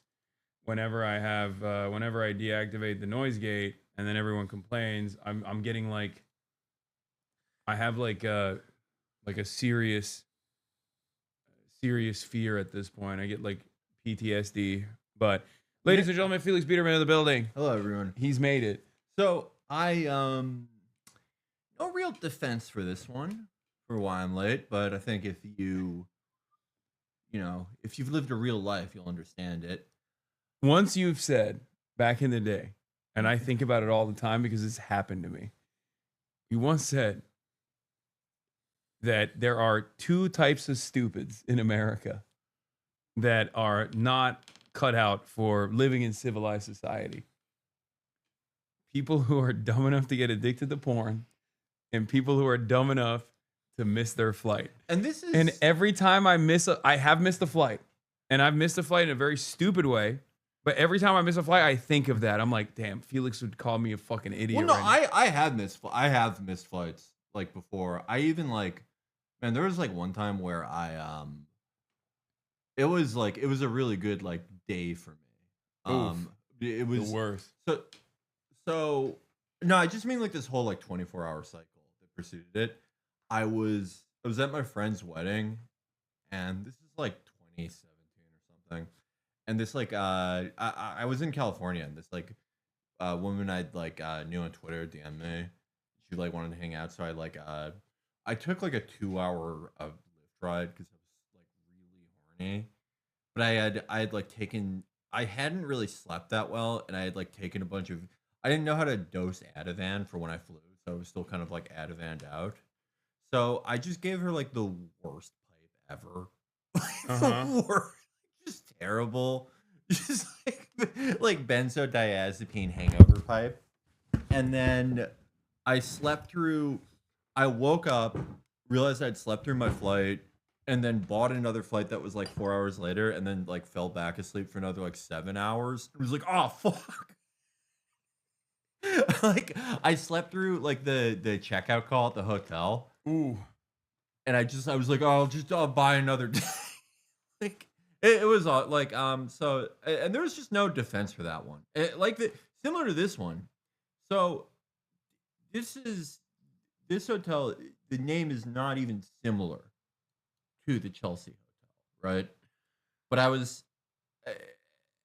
told where it was like 6 hours ago. Yeah. But I had it in my brain. I looked how long it would take me to go to the actual hotel, like when I should leave. And then after about like the 2 hour point, I started thinking like, man, I never fucking got why people like Leonard Cohen. I don't like him at all. That fucking Chelsea hotel song, what's the point? What if I wrote a song about when I had bad sex with that girl like 10 years ago? And then I just started, every time I would think about going here, I would think about the Chelsea hotel. Until it was time to go. And I was like, oh, right, the Chelsea hotel where Leonard Cohen lives. I was thinking about if Leonard Cohen was a dog and his name was Leonard Cohen. Thinking about my career as a musical parody artist. But I could have done if not for my shitty career now, being a content creator. You could also have been like, hey, are you staying at the Chelsea hotel? Just double checking. Or I could have like just looked at the thing again. No, I just like decided that it was that. Yeah, you were assured. Yeah, and it's just funny because like he's like found my floor somehow. He's gotten up, and while I was downstairs at the lobby, I was like, "Oh, is my guest here? Can you did you bring him upstairs already? Because I thought you were already in the lobby. You were not." And I was like, "Oh, I guess he's not here, even though he said he was." Oh well, let me go prep. Let me go change and stuff. And it turns out he's at the I'm giving him coordinates as to how. I'm giving him coordinates as to how he's going to. Is it the fucking noise gate? I'm gonna kill myself. Oh my god, I'm gonna kill myself with a gun in a video game. Felix keep cutting in and out. It doesn't even show on the audio side. Okay, someone link me the fucking clip. Sorry, someone link me a clip of Felix getting noise gated. If they're not noise gated, I'm just gonna fucking shut the stream off. Okay. Every time I have a guest this week, chat has been fucking insufferable. Let's see. And this is like 2017 or something. And this like oh yeah, that is bad. Okay, that's not okay, good. Okay, that's fair. God damn it. All right. Hold on. Fucking house. That's awesome. Sometimes hold on. Shit happens. I'll help.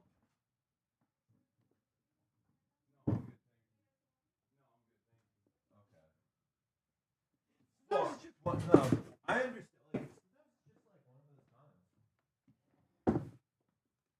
I just spilled coffee everywhere, chat. The mic completely flew off the fucking handle. And it was good too because it wasn't an urgent thing. Yeah, it was because can they even hear me? I don't even know. I don't even know if you guys can hear me. I did it. I finally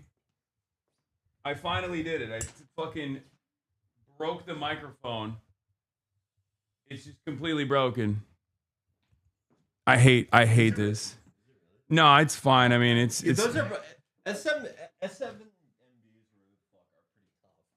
No, it's the arm. We did a oh fuck. No, but it's fine. It's just like it's an annoying arm. I'll just It literally was the most, you couldn't see, but it was the most comical way that it could have happened. I was like already annoyed with the mic. I was like moving the mic arm, and it's been like kind of wonky to begin with. And then the lady at the door is like trying to do turn down service. I don't care about this turn down service at all.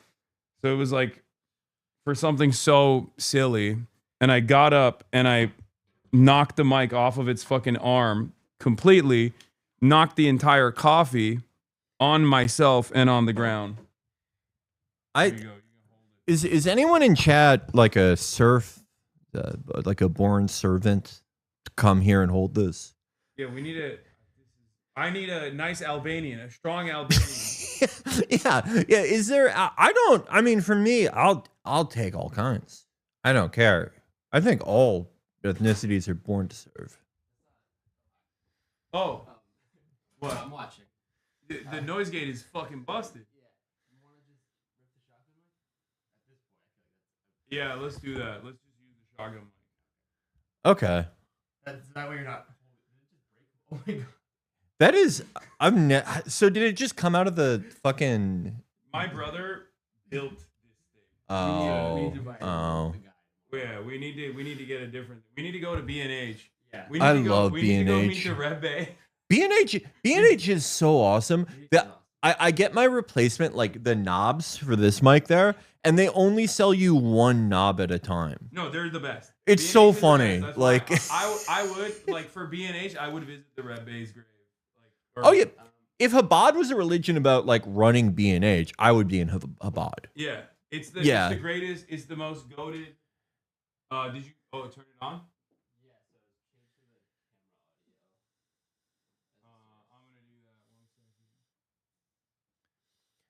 I use B&H all the time for like reply.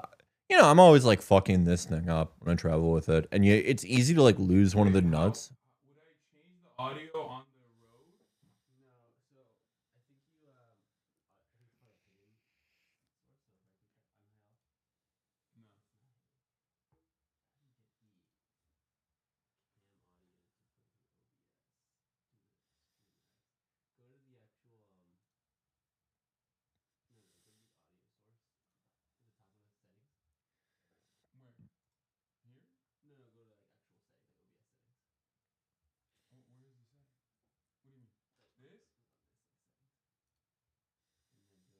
on. We don't have to clip microphones, chatter. Shut the fuck up. You don't know anything. God damn it. Motherfuckers are like.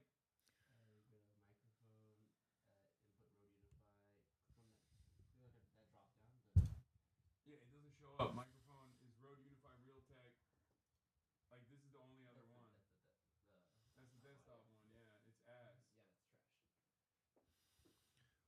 What if I go back to the Chelsea hotel and be like, do you guys have mics? You guys kind of owe me. Yeah. Yeah, okay. I'll talk to them. So as you guys know, I moved here in 2015. My first ambition was not to be a fucking podcaster. My first passion actually is finance capital. I wanted to be an investment banker, and failing that, I wanted to be a bond trader like Sherman McCoy in Bonfire of the Vanities. No, because we need the light. We'll find another. But light up. I failed. Just so you can like sit it down. There's not enough money in that profession. I had to create content. So when I decided to become a content creator, I decided I would follow my second passion. You turned the noise gate to 11? No, we didn't. Musical comedy. You don't even need to hold that anymore. It's just, it's just the microphone from the desktop. Okay. That was my improv background. It's an exercise where everyone holds the mic. Audio's actually effed? I know. Oh yeah. Oh my god. Oh my god. I think if I had a gun, I would probably go on a rampage. Like with this community where they're like, they have no understanding of how like live production works. So when like things collapse like this, it's bedlam. But they think we're doing it on purpose. Yeah. Like they literally sit there and they go, dude, why are you fucking up with the audio? It's like, because I hate you, okay? I need you to understand, I fucking hate you. I love that you're autistic and you have noise sensitivity or whatever the fuck you're talking about, and I want your fucking ears to bleed, okay? That's why I'm doing it, and I hope you take home that lesson. Yeah. Okay? By the way, if you're a person of autism, I had autism in the 90s, back when it wasn't cool. Yeah. When it meant that you sprinted at your teacher at full speed with your mouth open, and you're like, I'm going to take a bite out because you said Superman was in the X-Men. Okay, that would piss me off too. Yeah, but I wouldn't. understand. I mean, it's kind of like why I don't say that I have, because it's like I saw kids who like actually had it, and it's like that's not the same.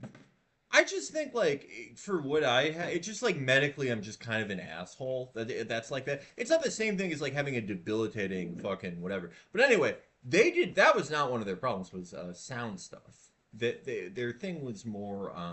There's a lot of things, but not sound stuff. No, there's people with like sound stuff too as a spectrum, but I these agree guys with are the just, spectrum idea, by the way. these. Oh god, let's hear your theories, Felix. I just don't.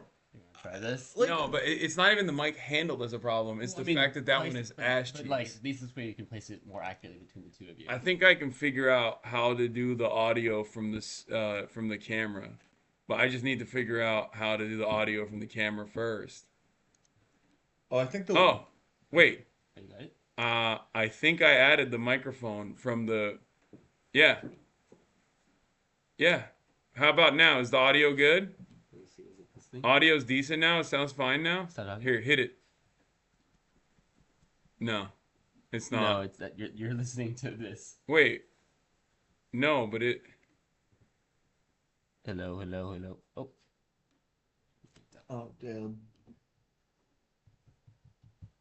I don't think it's this either. I don't know where the fuck the audio's coming from, but it works.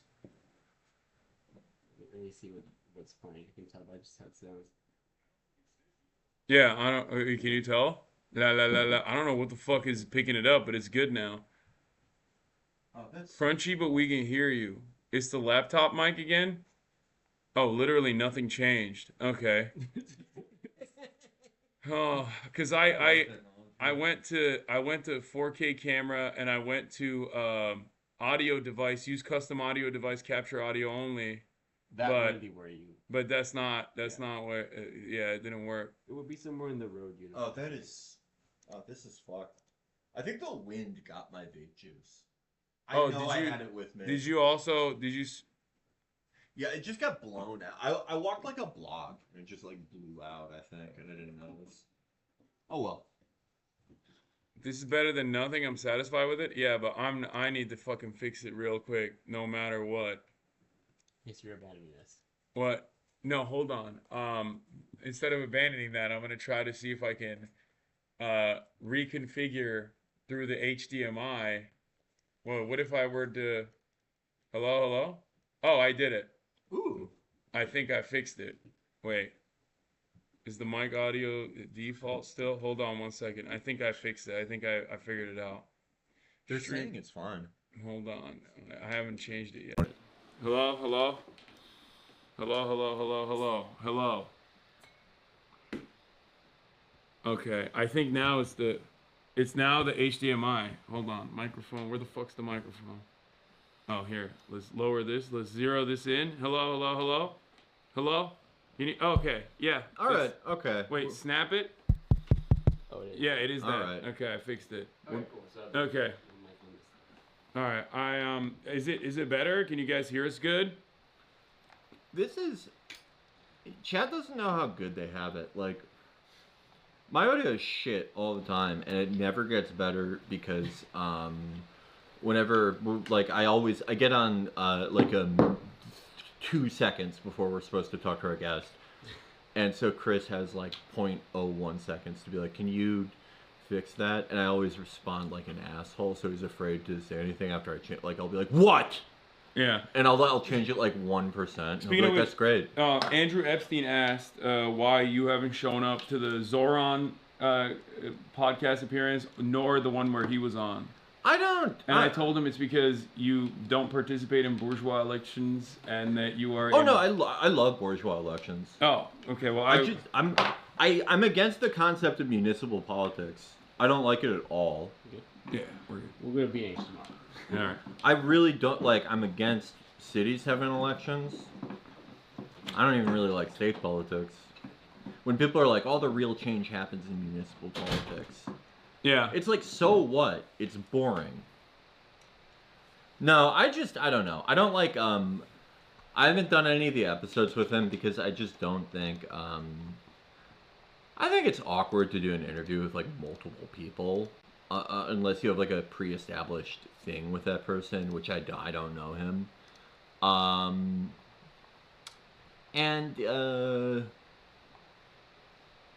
I don't think I've ever voted for a mayor, to be honest with you. Really? Yeah. Well, like, well, I mean, who was I gonna fucking vote for? Richard M. Daley. Wait, this last election, you didn't vote for ZOHRAN? I forgot to register. He didn't need my help. That's funny. He did not need my help. That's funny. I actually think it's more. If we're looking at my record of like times I voted for someone versus times I haven't voted, that people always do better when I don't vote. That's why you were doing it for his sake. I do kind of have a superstition about that because everyone who I've ever like expressed Bernie lost. Yeah. Yeah, lost. Voted 2 Okay, times. low key, I feel that way about campaign fund. Like when I give a campaign contributions, I'm not even kidding. Like I'm not like the most superstitious guy, but anyone and everyone that I've ever fucking given campaign contributions directly to has actually lost. I should look up my record with that because it's probably also not very good. Or actually, hold on, let me think. I know I gave money to Rashida. She's still there. At least 3 of the people I've given money to are still there. That's good. I gave money to Carlos Ramirez Rosa in Chicago. No, okay, I think it's the opposite. When I vote for someone, they're fucked. Well, with Bernie, I fucking maxed out. I did that too. And it was, I was like, oh fuck, did I do this? They even called me. They like called me to thank me for maxing out, and it was like around the time it was like just one of these.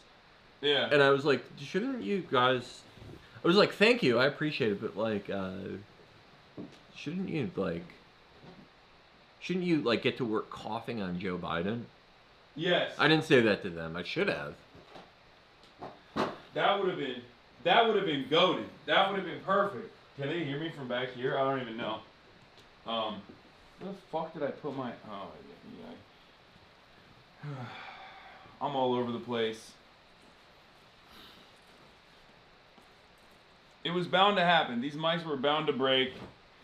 It's good. It's good that it broke. That was one of like the most perfect 30 seconds of like all the shittiest, most annoying things. It was very Mr. Bean-esque, like the way it all fell apart. It was like the guy with the big penis who falls and then. Oh my god, it was really Pants Dude. Yeah. Yeah, it was Pants Dude. I just tripped and my big old penis flew around the room. The Pants Dude version is. You know it's a big fuck up when the Pants Dude version, he only changes like 2 things, and one of them is that his penis falls out. When it would be exact... Pants Dude is really creative, so it would have been like, the coffee is high acidity content, and it melts your pants off. It doesn't like damage your dick for some reason. There are a lot of you have to do a lot of suspension of disbelief in Pants Dude videos, but I do think it's a thing, it's like Goodfellas where it's like, the point is that the narrator is sort of unreliable. He's kind of a... Or like the movie Big Fish. People have seen that one with Jessica Lange. It's very. I do not watch it because it's gay pornography. I watch it because it has great stories. Okay.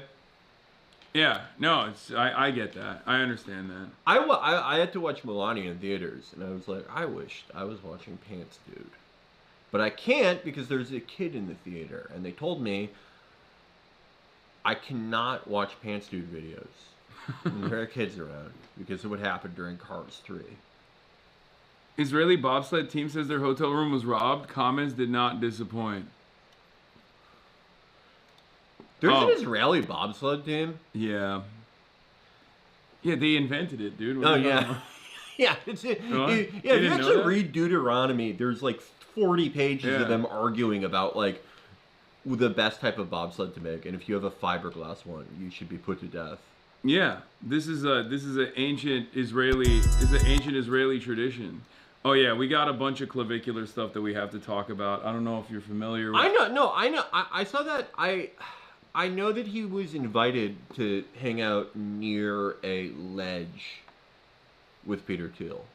Peter oh, Keel's that's like, what. do you want to hang out at my trap door? I mean, Yeah, regular part of the floor. He wanted to be one of Peter. Yeah, he was invited to be a esteemed blood boy. Yeah, but he's like too old, and his blood has too much steroids and stuff. I feel like he does would math. be. You know what? It would be like one of those, like really, like probably the cows they use for McDonald's, where it's like it tastes great, but there's just so much shit in it. Yeah. Do you think that makes people taste better, like their blood? Because grass-fed's better for you, like grass-fed everything, but the obviously the grain-fed tastes better. Yeah.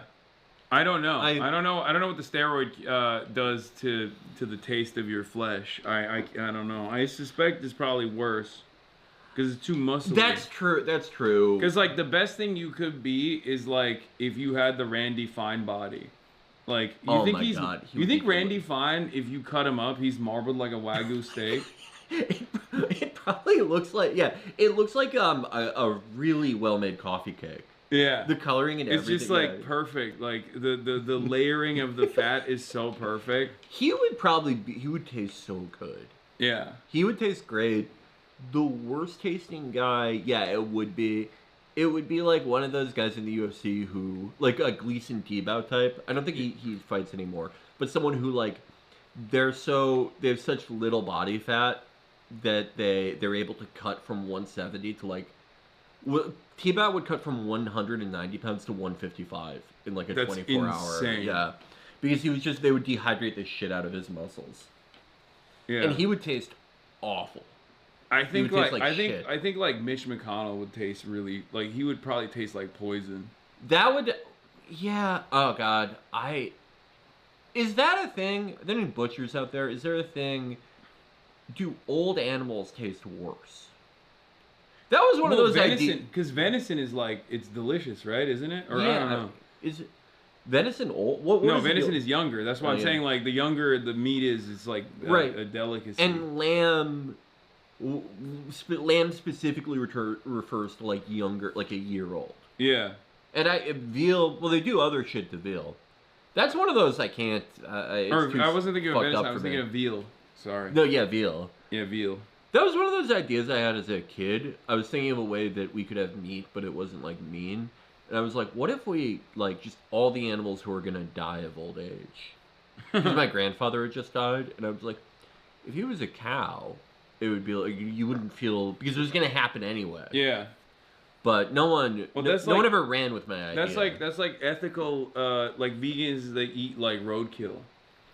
What is there a name for that type of person? I don't. Yeah, awesome. Oregonian. Yeah, yeah. Someone who lives. Marie concentration camp Perez. Oh, 100%. Yeah. You know she's eating roadkill.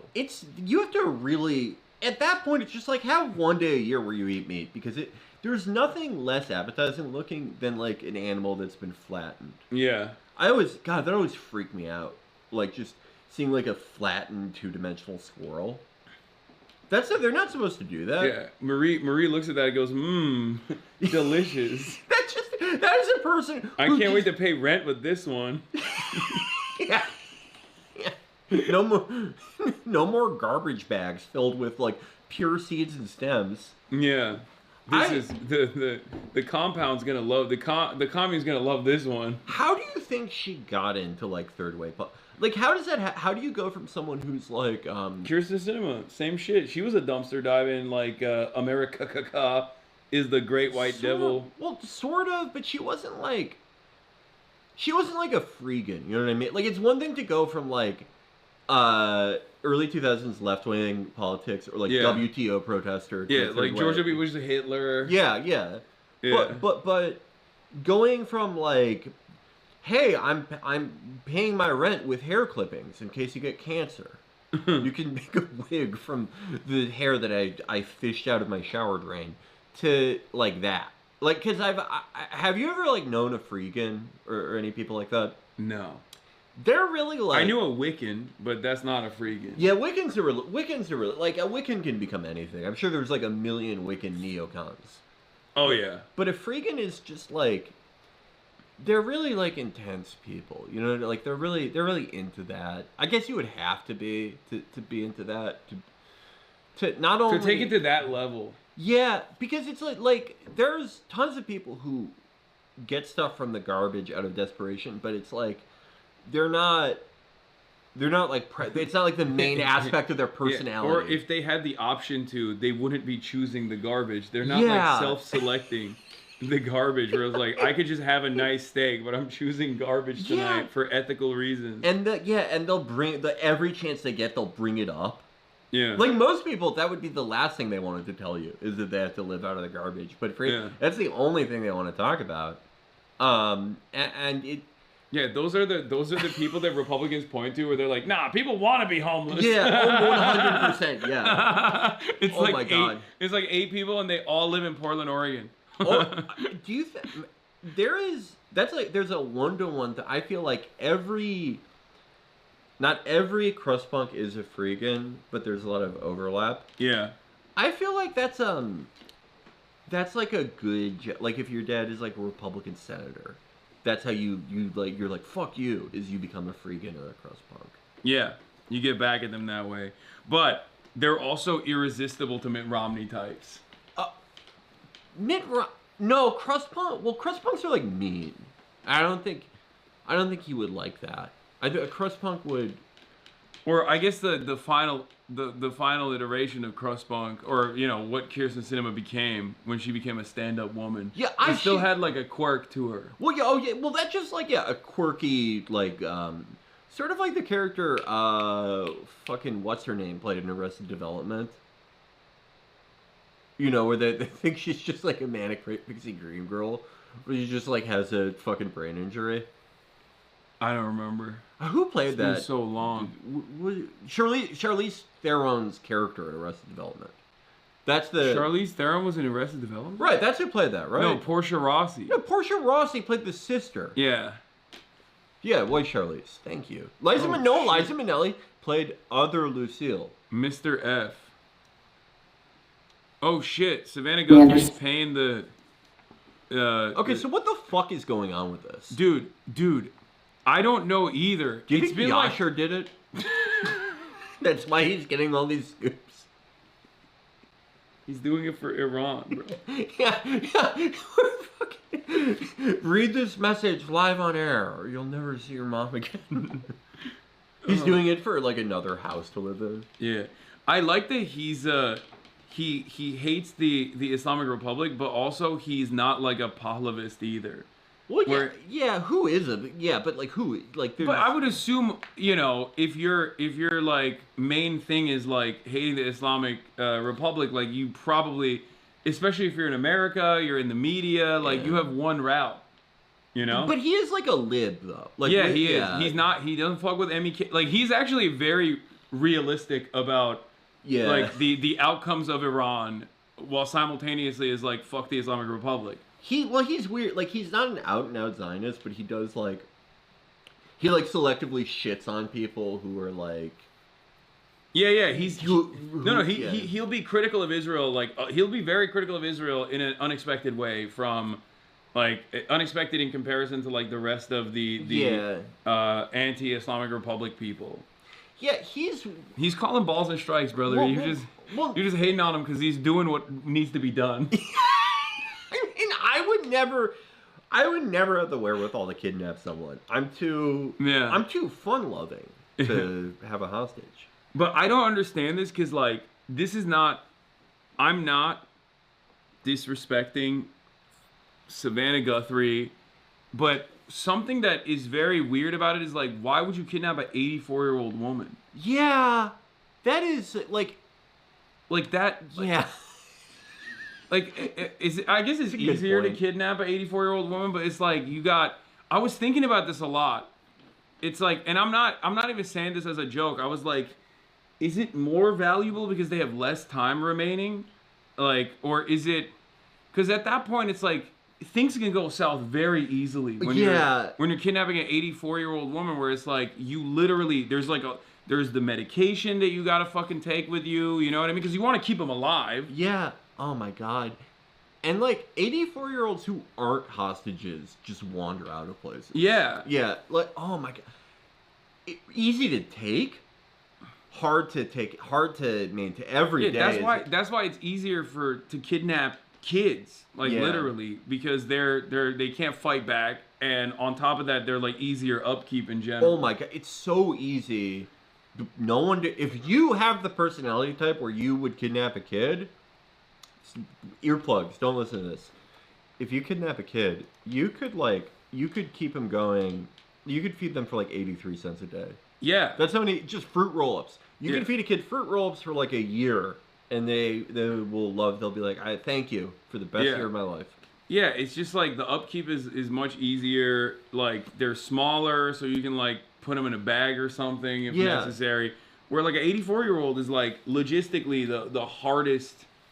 Like I mean, no, the hardest is like an adult. I would say honestly, like a physically competent adult would be the hardest to kidnap. But anyway, they kidnapped Savannah Guthrie's 85-year-old mother, which is insane, and she already has like a lot of medical complications. And I guess like some people suspect that there might be like an Epstein connection as well, but I don't think so. I don't know. Don't you think they would just like kill like? Yeah, I feel like they would just be like, this is because of Epstein, and then fucking kill him or something, or I don't know. But they also like didn't give her demands or anything. It just seems like it's someone who hates Savannah Guthrie. You know what I mean? But who hates Savannah Guthrie? Why would you don't know. Like, why would you hate Savannah Guthrie? Like, okay, it's schizophrenic. Like, I assume. Yeah. Guy who like watched too much television. Because I don't think you develop, and there are a lot of guys like that in America. So who knows? But do you ever randomly stumble on those YouTube channels where it's just like it goes back 20 years and it's every news broadcast like ever, and it's just they're all just listed by like date. Oh, I love that. There's so many guys like that, and those guys are just. They're waiting to snap.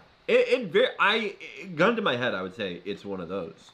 But no, man. If you kidnap a kid, you can literally put them on a leash, and people go, "Oh, I guess that's just a bad kid." If I kidnapped an 84-year-old and I had her on a leash, everyone would yell at me. Even though it makes more sense to put an 84-year-old on a leash, in a lot of circumstances. Yeah. And if you put an adult man on a leash. It really depends. It depends where you go, what kind of reaction you would get. The point is, I think maybe parasocial. I don't know. I just don't fucking understand like what the logic is. Like if it was like a politician or something. Yeah, what can Savannah Guthrie like do that? What is? Do you think it's like? If you want to see your grandma again, like read our shitcoin address out online. Like, what is like? Do they want to do a pump and dump? Like, how do you even like really make enough money for this to be worth it? But Brian Ensign says the new note did not have any new ransom demands or provide a way for the Guthrie family to communicate with the sender, according to KOLD news director. What if they just really like are fans of the mom? Savannah Guthrie's mom? Yeah, they just really like her. Because what else? What other reason is what else are they trying to fucking do? I don't know. It's just no demands. It's such a random kidnapping that like I cannot wrap my mind around it at all. Ghislaine has been allowed private time with guests and laptops, by the way. Oh, she's getting out. So yeah, no, she's 100% getting innocent. Ghislaine Innocence Project, like she's getting out. But not before she testifies to Congress that like Donald Trump like rescued. He rescued handsome. Like he was hot. He rescued like a dozen girls. She said he was gentlemanlike in his conduct every time they were around one another. It's like it really is like if you were to make like a very mean bully 14-year-old the president. Yeah. Like their way of thinking about this stuff is so crude. There's nothing sophisticated about it. Like, it's just straight up like, we are going to go talk to Ghislaine Maxwell. My defense attorney, who I made the deputy attorney general, is going to go and have a private meeting with the key witness, the only remaining key witness to this entire global sex trafficking blackmail operation that I'm entangled with virtually every person in my administration, by the way. And the last one. Which is the reason why we even know about the additional details. Like, that was the domino effect of making Alexander Acosta the labor secretary. That was insane.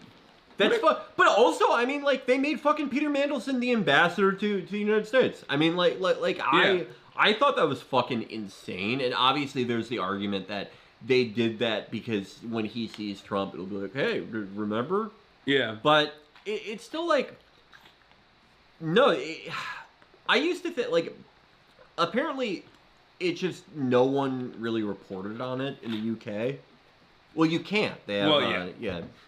Both the culture of journalism there and their laws. But Acosta, like, do you think there was any... He just really loved labor. Yeah. That was a secret project. What if he was, like, awesome at it? Yeah. It's like the best we've ever had. He's like, listen, I come from a union family. Yeah. Listen. My family are stevedores. We have a long tradition. We're a union family. Yeah, listen. I cut deals with Mossad-backed sex traffickers. That's just my day job. Yeah. What I really do, I when I clock out, you ask my family, I go to picket lines and I hand out donuts and shit. He was gonna do card check. Yeah. He was doing all this to get to card check. Yeah, that's what he was like. He was really pissed off that Obama never followed through on that. He was like, I'm gonna finally get card check for the American labor movement. He was like secret. He was doing like a whole like black bloc get up to like try and organize wildcat strikes. Yeah, he was salting. Yeah. He's just the salt. He's the guy. He was that dude. That's why he was like, listen, I participated in the cover up of this like CIA Mossad joint sex trafficking blackmail operation so that one day I could be the guy for the labor union under Donald Trump. Yeah. And then people were like, wait a minute, weren't you the prosecutor that gave a sweetheart plea bargain to fucking Jeffrey Epstein that allowed him to leave prison amidst his like pedophilia, sex trafficking? Have an office in the sheriff's department. Yeah. When he was supposedly in state's custody. Yeah, no, he was doing a work from home scheme. Yeah. Like, it was normal, totally normal stuff. Well, that was his idea because he wanted like white collar unionization too. Yeah. And he wanted to show that like work from home, people are still productive. Yeah. Yeah, he was a big advocate for remote work. He loved it. When COVID happened, he was like, oh, we should keep this going post-COVID. He had so he's Bill Barr in the first one. And Bill Barr, like, obviously he's connected to it through his dad. But you really see the difference in when you have a Bill Barr and when you don't. Because, Bill Barr, and pretty much everyone in that first one. Are you trying to tell me Pam Bondi is not holding up to Bill Barr's standards? Pam Bondi is another one where it's like, she was fucking Attorney General. Like, what the... But, you know, same idea, though. Like, Bill Barr, when they were like, okay, look at the Epstein files, whatever they called them at the time. Bill Barr, you didn't even have to say anything to him. He's like, oh, my boss, like, Donald Trump is for sure all over this. Yeah. And this time, no one in there, except, like, maybe JD on some level, they're all, like, legitimately surprised. Yeah, no, that like, he's in there. like Dan Bongino had a crisis of conscience where he was like, oh my God, I've talked about these elite pedophiles my whole career. It turns out my boss is the elite pedophile. That is, it's like the worst person you can have working for you is a true believer. Yeah, it's someone who doesn't think you would ever commit a sex crime. Like that is because they won't think to preemptively cover it up. Yeah. That's why he was having such a hard time when he was the deputy director, when they kept being like, hey, remember how you talked about QAnon a lot? This is suspicious. And he was like,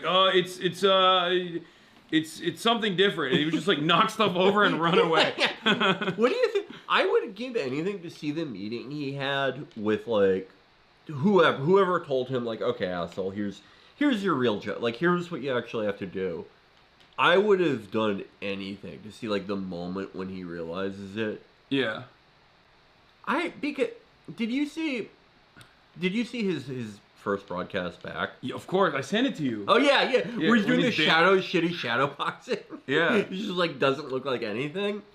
I think I wouldn't say I feel bad for him, but I could like the relief on his face was palpable. Yeah. Like it was like, okay, it's you're out two. It's a 2 for 2 though, because like he also does genuinely love the game. Like he loves podcasting. Yeah. He's like his whole shit is botted. First of all, it's on Rumble. Oh, so yeah, like yeah. he's getting like 750,000 live concurrent viewers. I love Rumble is so fucking awesome. Like just every show there has 20 billion fucking viewers. Yeah, and it's like guys you've never heard, like guys who actually did get fired for raping people at Fox News, but you didn't even hear about it because they were so low level. They were low level rapists. Yeah, like Tyrus. They didn't even get like a Newsmax deal after, because that's where you go, or not Newsmax. What is it? OAN or no? What? They're two Newsmax and OAN. Yeah. It's like OAN and Newsmax is where you go when you rape too much at Fox News. Yeah. Oh my god. Eric Bowling will get one of those jobs, but they'll get someone who is on like The 5 with Kennedy. Yeah. He's like the weekend guest slot for The 5. My favorite... Oh, News Nation, not Newsmax. My favorite guy who got Fox News Me Too, but I think he's back at Fox News, maybe, is Tyrus. Tyrus got Me Too'd? Yeah, well, it wasn't like... He didn't like rape, but he did... He tried to fuck, what's her name? Kat McGillicuddy or whatever the fuck her... You know, Kat Timpf? Kat Timpf. Goat. They made, like, Tyrus, they made... How many baby mamas does Tyrus have? People also ask, how much does Fox News pay Tyrus? Does Kat Timpf and Tyrus get along? No, there was actually a lawsuit. Tyrus, they made fucking... Okay, well, this Google answer is giving me a very different answer. It says, Tyrus and Kat Timpf are an amazing duo on Buttfeld. They're not just colleagues, they're great friends who always bring their A game. I love how they speak their minds and personality with each other. It's always entertaining. Tyrus is definitely a standout with his witty humor and impressive wrestling background. Is this the AI's official opinion? No, I think this is a Facebook post. Yeah, I know. I just like to imagine that the AI becomes sentient and loves Tyrus. But I think they made Forgiato Blow out of his DNA, though. By the way, look at them side by side. This is Big Boss, Forgiato Blow, Solidus. But yes, it's like perfect 1-1. But Tyrus, see if you can find the text that Tyrus was sending Kat Timpf, because they're really good. Like, this is, granted, he got fired, but they let him back because they actually read the text and they were like, you have swag. Yeah, Kat, we're actually firing you for not fucking Tyrus because he was doing really well here. Tyrus and Kat Timpf. Wait, it was a Kat Timpf that he tried to like... It might have been another fucking person named Kat. Tyrus, Kat... Tyrus, let's see, Tyrus Fox News. Sexual harassment. Yeah. Tyrus sexual harassment. It just sends you to Tyrus's, like, booking agent. If you want Tyrus... Oh, Britt McHenry! I'm sorry. She's so different from Liz Timpf. How could I get them mixed up? Yeah. All these people are so all these different. Bry Lilith-ass names. Yeah, I was closer with Kat McGillicuddy. That's, like, closer to her name. Yeah. Okay. Fox News settled a lawsuit filed by former host Britt McHenry, who alleged she was sexually harassed by the network's pro wrestler turned commentator Tyrus. Terms of settlement were not disclosed. In the motion to dismiss the suit filed by both parties, while Fox News is confident it would have prevailed in the lawsuit, we are pleased... Wait, so Fox News was defending Tyrus? Yeah.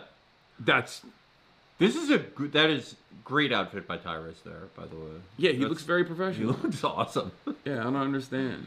Oh, man. The suit filed in December 2019 alleged that Tyrus, whose real name is George Murdoch...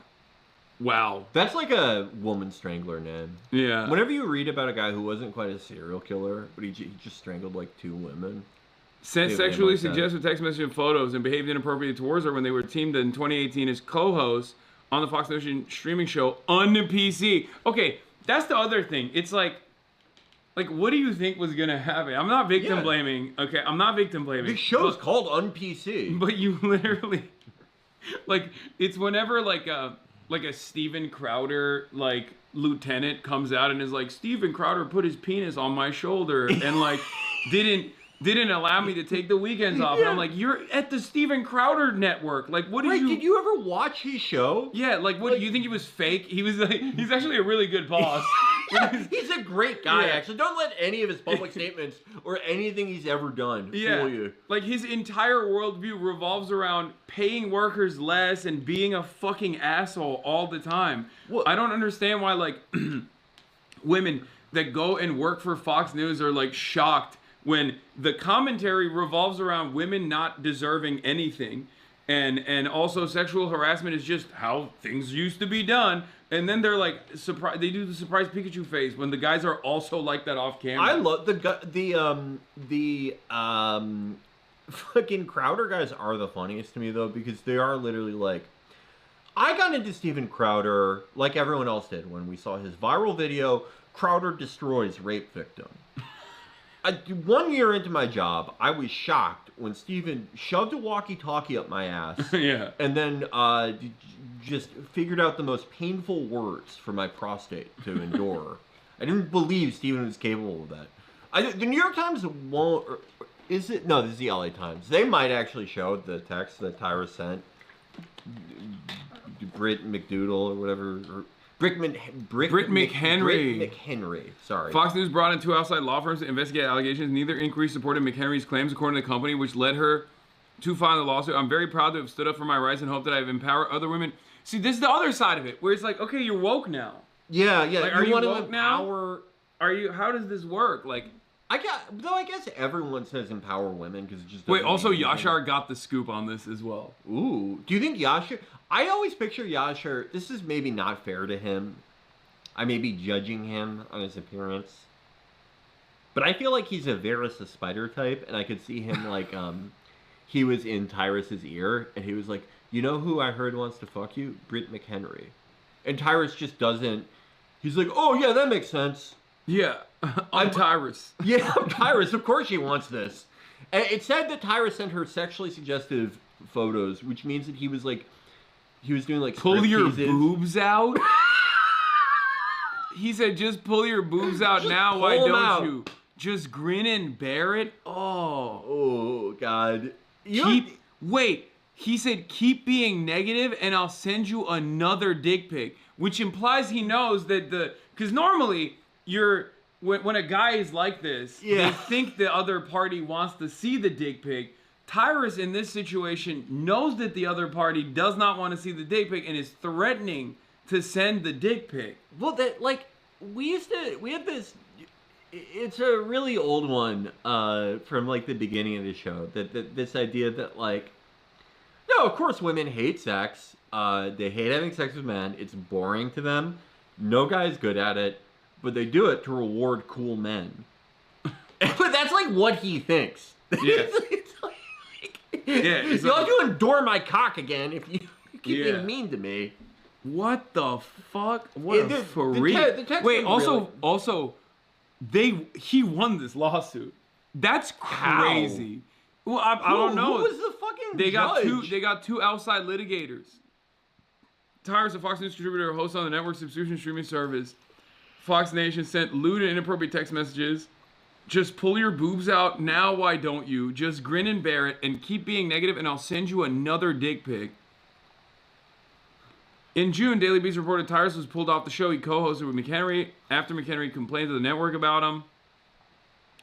Between November 2018 and 2019, Tyrus sent texts like this one to McHenry. "I love the fact you're always working. If we ever had sex, I feel like after an orgasm..." That's mostly right. You got most of the way. You say, "Speaking of feeling good, did you see the story on the puppy rescue? We should do a segment on it. Hand me the phone." How did she not fuck him? How did that not work? In response to his text message, McHenry replied, "Ha ha ha ha ha." That's such a good hypothetical. That's such a good. He put all his brain power into that. He put all of the effort into spelling orgasm that way. Yeah, it was like when a marathon runner crosses the finish line. Yeah, They're in the last and then they collapse. He's like, ugh. And shit themselves.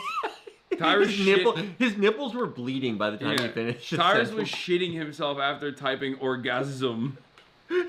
What is like? What did he think she would say to that? She said, "Ha ha ha ha ha ha ha."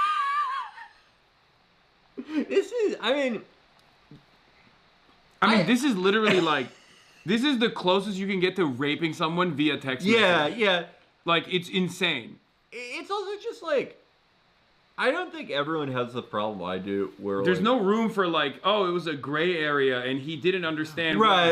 There was out. flirting on set, but no, this is just there's like no straight defense. up like he just literally said, "You don't want to see my penis, and I'm threatening to send it to you." Grin and bear it. Like, I don't think everyone has the same problem I do, where you imagine yourself in these situations where you do or say something about, like you imagine meeting Ella Purnell and you're like, you know, do you want to come to my Gmod server?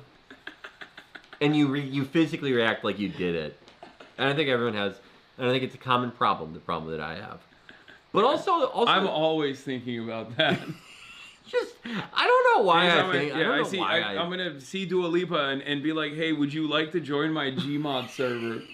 No, don't look at the life-size recreation of Dua Lipa. No, oh no. I'm just like the penis guy.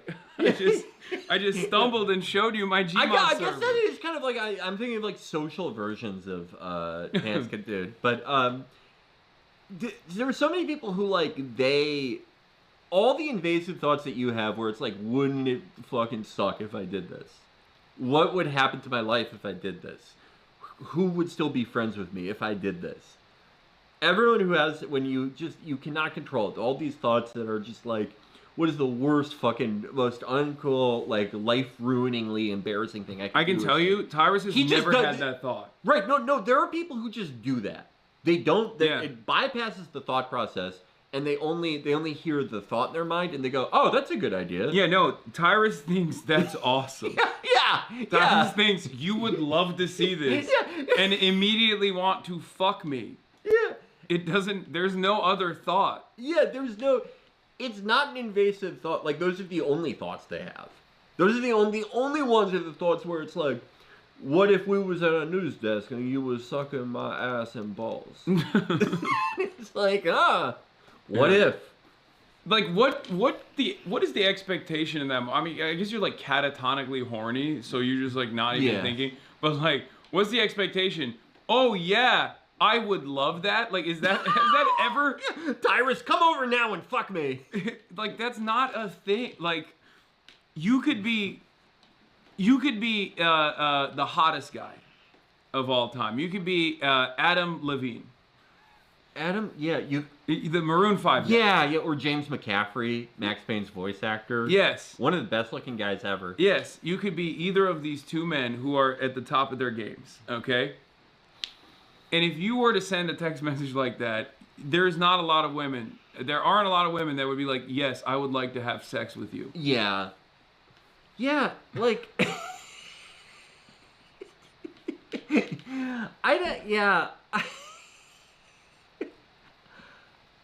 There are some guys who can they can make things cool, but it gets to a point. It gets to a point where, like, if you... Andrew said, Adam Levine literally sexted, I might have to see the booty. Okay, but that's fire. That's kind of cool. Yeah. Like, if I said that, it would suck. That's like the Harry Sisson. Yeah, Harry Sisson. Remember how he got Me Too'd for, like... being a stud. Yeah, like getting too many bra pictures. Yeah. He wasn't even getting nudes. That wasn't even awesome. That's not even awesome, like, misogynistic shit. Like, he just straight up was like... bra pictures. Doing ethical polyamory. Yeah. Which, it's not even polyamory. He's just, like, 21. Yeah. I remember there was this annoying... What was it? It was like, where he was like, your body is absurd, or something. No, what was it? Adam Levine said, your body is... T. Yeah. No, that was Adam Levine. I'm talking about Harry Sisson. He said... Oh, he probably said something cool. He was like, oh, I can't wait to drink wine and watch NPR with you. My goat. That rock. No, dude, I'm a Harry Sisson fan. He said, holy fuck, that ass so fat. Dude, that's a real... Everyone has felt this, right? Everyone has felt like a pair of, like you said, catatonic horniness. I remember the first time when I like took like real Adderall that wasn't just like one of my idiot friends like tested it. That's awesome. And that worked, by the way. He probably got 5 bra pictures out of that shit. Everyone's been catatonically horny, and when you're like that, if you're capable of like thoughts and feelings and abstract ideas, you do some embarrassing shit. Like I don't. I just jerk off. I shut off everything. Well, and I jerk off. no. Now I know to jerk off. Yeah. Right. But that's what you gotta do. But I've been caught unawares. I've bought furniture that I don't need because I don't like. It's just it happens. It happens. Sometimes you just don't have the immediate command presence to go whack off. But Tyrus, he doesn't think that's bad. Like he isn't like, oh no, I'm in a state where I could ruin my life. He just thinks, oh, I'm like radiating cum. They must really want me now. Yeah, my pheromones. Yeah, but Harry also feels that, but he succeeds.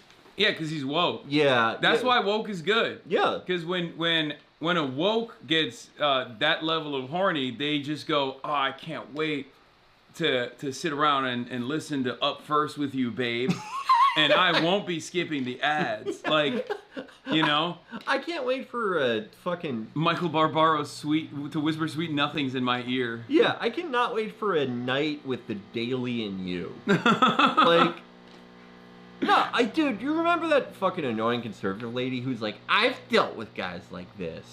And yeah. It's like, first of all, no, you haven't. You've never had a fucking guy like Harry Hasan. Yeah, you would never be able to have a guy like Harry Hasan. How dare you? That's 5-star pipe, lady. Yeah. Let's cool your jets, okay, hun? But she like tried to do like make it a Me Too thing, and it's like first of all, lady, you're 47. You should, if you were on Snapchat, you should be arrested. Harry Hasan could be your grandson. Sounds like a fridge just started. Okay, chat, shut the fuck up. I'm making coffee. He actually has he has a guy like juggling around a coffee cup and a lemon rind back there. Yeah, I'm beating his ass. They're saying you got frame mogged by Charlie Kirk. Hasan ran into Charlie Kirk at the DNC, got brutally frame mogged by him. How tall was Charlie? He was like 6'7", right? No, I think either we're on the same height or he might be like a little bit taller than me. I can't remember. I ran in the flesh. What's up, Charlie? How you doing? You gotta send me commission on all the YouTube. No, yeah, you guys look like this. Anyway, he did not fucking frame mog me, bro. They look the same height. He did not frame mog me, bro. Chill. I don't know why. I saw someone on like Spanish Twitter or something, or like German Twitter, be like, it seems like he had a good relationship with everyone but his fucking wife.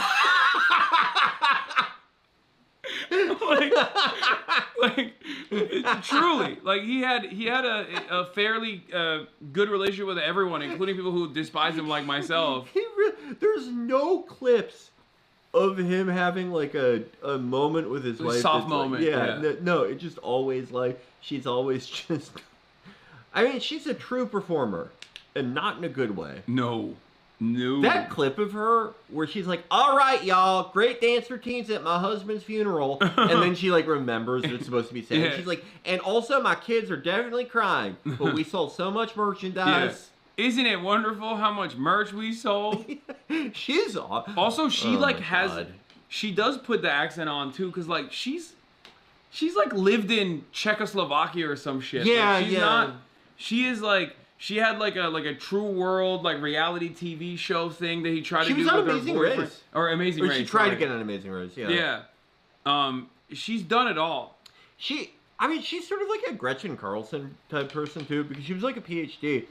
Gretchen Carlson was what show? She was on like she lived in Chongqing, China. Yeah. No, Gretchen Carlson, the Fox News host, she like went to Princeton and shit. She like grew up in a very like rich suburb in Minnesota, and she like, but you just pretend to be just like this yokel. Yeah. I hate that. And Erica Kirk, yeah, isn't she? She's it's the same with fucking the Kennedy from Louisiana. It's like, you're a Rhodes Scholar. You're a fucking Rhodes Scholar. He's so funny. Oh yeah, I got colloquialisms for days. He was just like some dickhead. Like he was a Democrat. He was like an urbane Democrat, and then he's like, all right, I see which way the wind's blowing. Yeah. Who remembers lynchings? I do. And yeah, it's like you sound like the old pedophile from Family Guy for no reason. Like again, this motherfucker is a Rhodes Scholar, okay? Like, we know he has read books. He's putting on a fucking show whenever he's like, all right, y'all. He is probably... Howdy. Oh my God, he's probably gotten into like epistolary arguments over Faulkner novels. Yes. He's probably like spent like a 6-month back and forth like letter writing. You know his ass was all up in that Oxford Union. Like he was doing debates, and he did not sound like Herbert the pervert when he was doing that. Dude, to start sounding like that when you're like 52. Yeah. I mean, again, there is like, I was thinking about this the other day. Why the greatest advantage to being a man it is like the type of social transition you're allowed as a man. Yeah. That you can always become a different type of person. Erica Kirk. And no one will say anything. Erica Kirk was able to do that too, but like not really. You know what I mean? Like not really. No one really fucking buys it. Yeah, No one is into it. No one likes Erica Kirk. With John Kennedy, people knew John Kennedy his entire fucking life. They were like, oh my God, John, I was just thinking about you. There's a new translation of Proust out. And he's like, who the hell is Proust? I've certainly never studied him or written my master's thesis on him. I'm going to the seed store and then I'm going to shoot a crocodile. I'm illiterate. I don't know how to read or write. I've never seen a letter. And they're like, okay, have a good day, John. Yeah. And they're like, oh, I guess he changed. He has a British accent after behind closed doors. Like, yes. Indubitably. He probably, when the doors close and the camera's off, he probably dresses and acts like Lois Griffin's dad. Like Carter Peter Schmidt. No, but you're allowed to, all those Rogan guys. Like, it's I talked the Elephant Graveyard video, we talked about it too. Like the transitioning into your new guy. Yeah. Like what Mark Zuckerberg did. Well, they all go Dominican, which is cool. And I like that. I'm a Dick Zuckerberg fan, you know. Dick Zuckerberg. I love him. I really wish that Elon fought him. Yeah, look at this. Was this man's wife the only person he didn't have a normal relationship with? I saw it in German Twitter too. Very true. It's a very good observation. Yeah. Also, let's talk about the real wifey. My queen. Yeah. My queen. So what possessed her to go in this direction? Like the YA direction? I'm gonna be honest with you. I think this proves that she's just like genuinely mentally ill. Yeah, and she's also a not crazy very smart. She's like, a legitimate crazy person. Because if there was a better balance of like if she was grifting and she was a little bit more intelligent, she would know not to do this. Right. The most salacious angle to take is like Erica killed him. Like, just keep hitting on that. Like, he was betrayed by TP USA. This shit where Erica Kirk killed him alongside Israel. Is the perfect conspiracy, but she had to tie it back to like herself somehow. Because like crazy people like this always have to be the center of the story. And then it was like Brigitte Macron. Brace's gender fluid Brigitte. I called her a passoid. Passoid. It's a famous passoid. Yeah. It like she's going so YA with it. Like they were both the chosen ones, and then this Erica chick got in the way. Yeah, it's just like I know for a fact this is like what she's saying. She must believe. Oh yeah. I mean, well, because it's embarrassing. And they did like. To her credit, there was a text where Charlie's like, you know, who knows what he was going for here, but he goes, sometimes I feel like I'm a time traveler. And I don't think he meant that literally. Yeah, he was trying to fuck you. Right, he was trying to fuck like her. He had never met a woman. He had never met a woman like you, Candace. Right. Or he was just like, we're the world's first, like, you're the first like hag for a heterosexual. You know what I mean? Like that. I don't know. He didn't know that term, but he was like, whatever that is, you're that for me.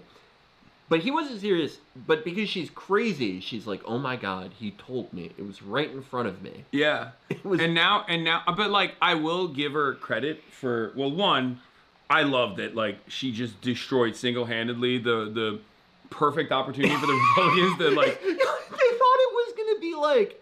They thought it was just like it was gonna be Reagan for Yeah. the next 20 years, and she just like we're gonna have photos of fucking Charlie Kirk like Saddam Hussein in every classroom. You know what I mean? Nope. they thought they were gonna get like 20 billion people fired, and she just turns it into a spectacle about how Charlie like was an X-Man. Basically. Luckily, she didn't do that initially though. That's why I'm saying like Yeah. she slow rolled the fucking insanity. So when she came out of the gate swinging, she like exhausted how not exhausted, but like she exploited how like unconvincing the main narrative was. Yeah. So that like everyone it was maximum impact because of Israel. Everyone was like, "Oh, this seems like this is definitely it." And then Benjamin Netanyahu came out and did like those 4 videos where he's like, "We did not kill Charlie Kirk. We would never do that. It's a school ground. We would have killed all the children if it was us. We would have never sent a sniper. It would have been an aerial attack." Yeah. I mean, well, that is the thing. That is like the thing about successful crazy people. Yeah. And by successful crazy people, I mean crazy people who get other like not as crazy people to go along with them. There's always like a bit of like truth seeming stuff in there, or they string you along with something that seems legit. Everyone in this world who is like a content creator of any type, they have gotten DMs where you think you have something, you think you have like a scoop, you know? Someone's like, "Hey, I've got the inside line on, you know, fucking the DNC, right?" And they tell you one thing that seems like kind of, "Oh, there's this thing about this contractor that's kind of weird," and then they're like, "And anyway, I could tell because the secretary of the DNC who got me committed to the mental hospital has been showing up in my dreams." And you're like, "Okay, I get it. Fucking lunatic. I'll see ya." You got us in the first half. Yeah. Candace, luckily, like it was perfect. Like it was the perfect planet alignment where right place, right time, right amount of crazy, uses the existing enmity towards Israel to just single-handedly reframe the narrative. If she had started out with like astral projection, it would not have worked. If she had started out with like me and Charlie, we used to do mental airdrops to each other. People have been like, "Okay, go away, you lunatic."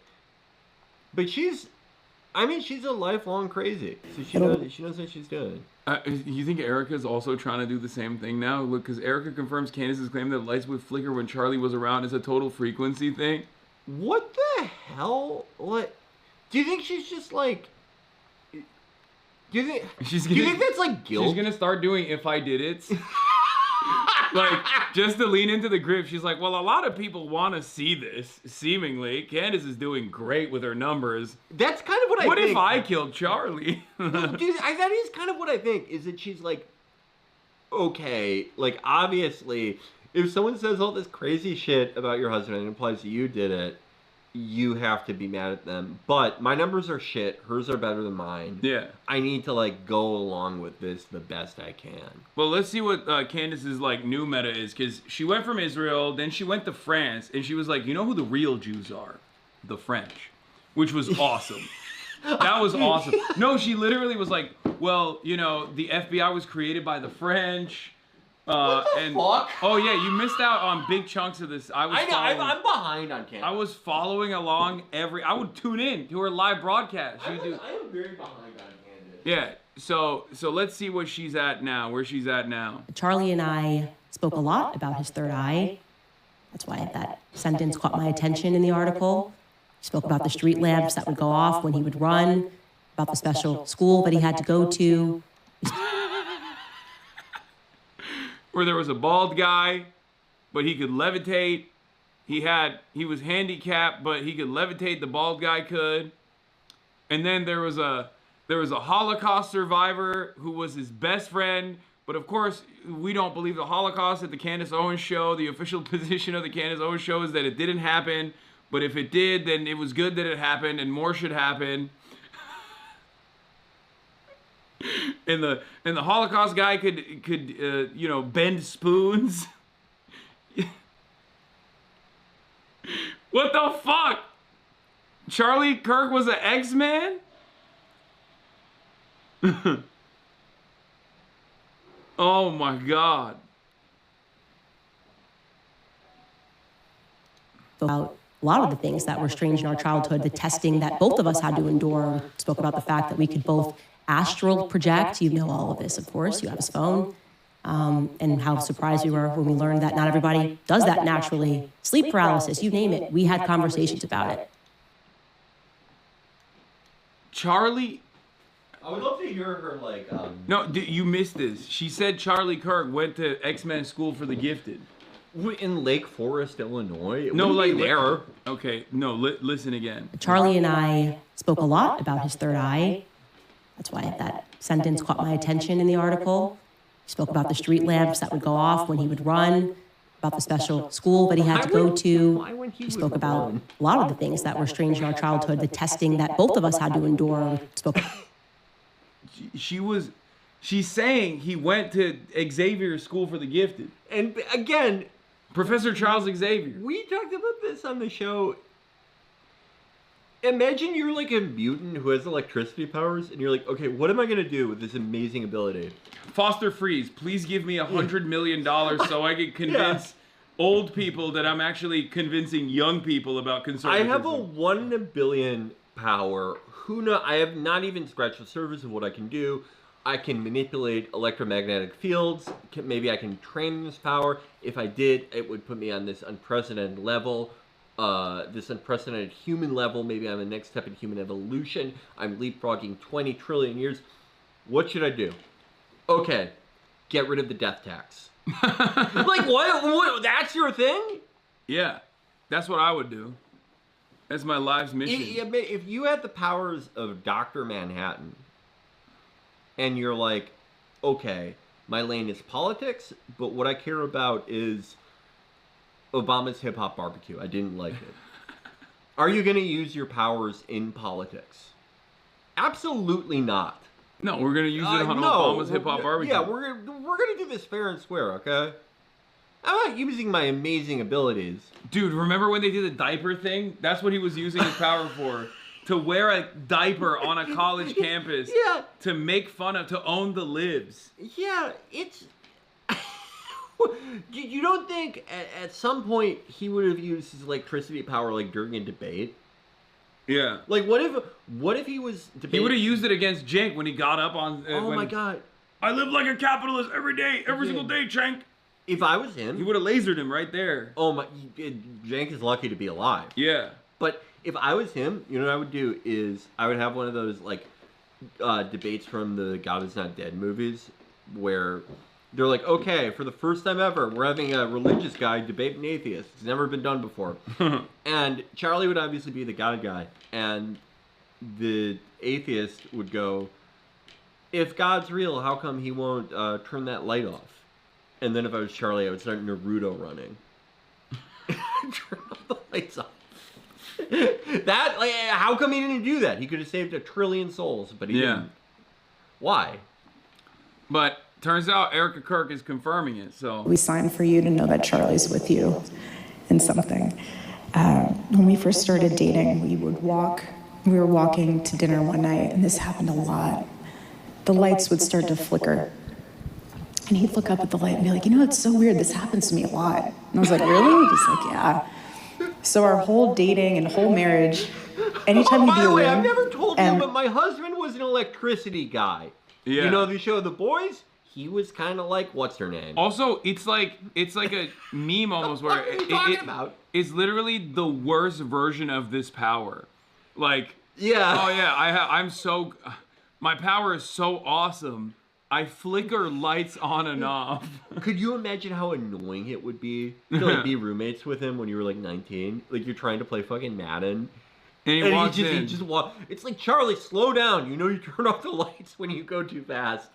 Yeah. Oh my, he probably got kicked out of every gym he ever belonged to.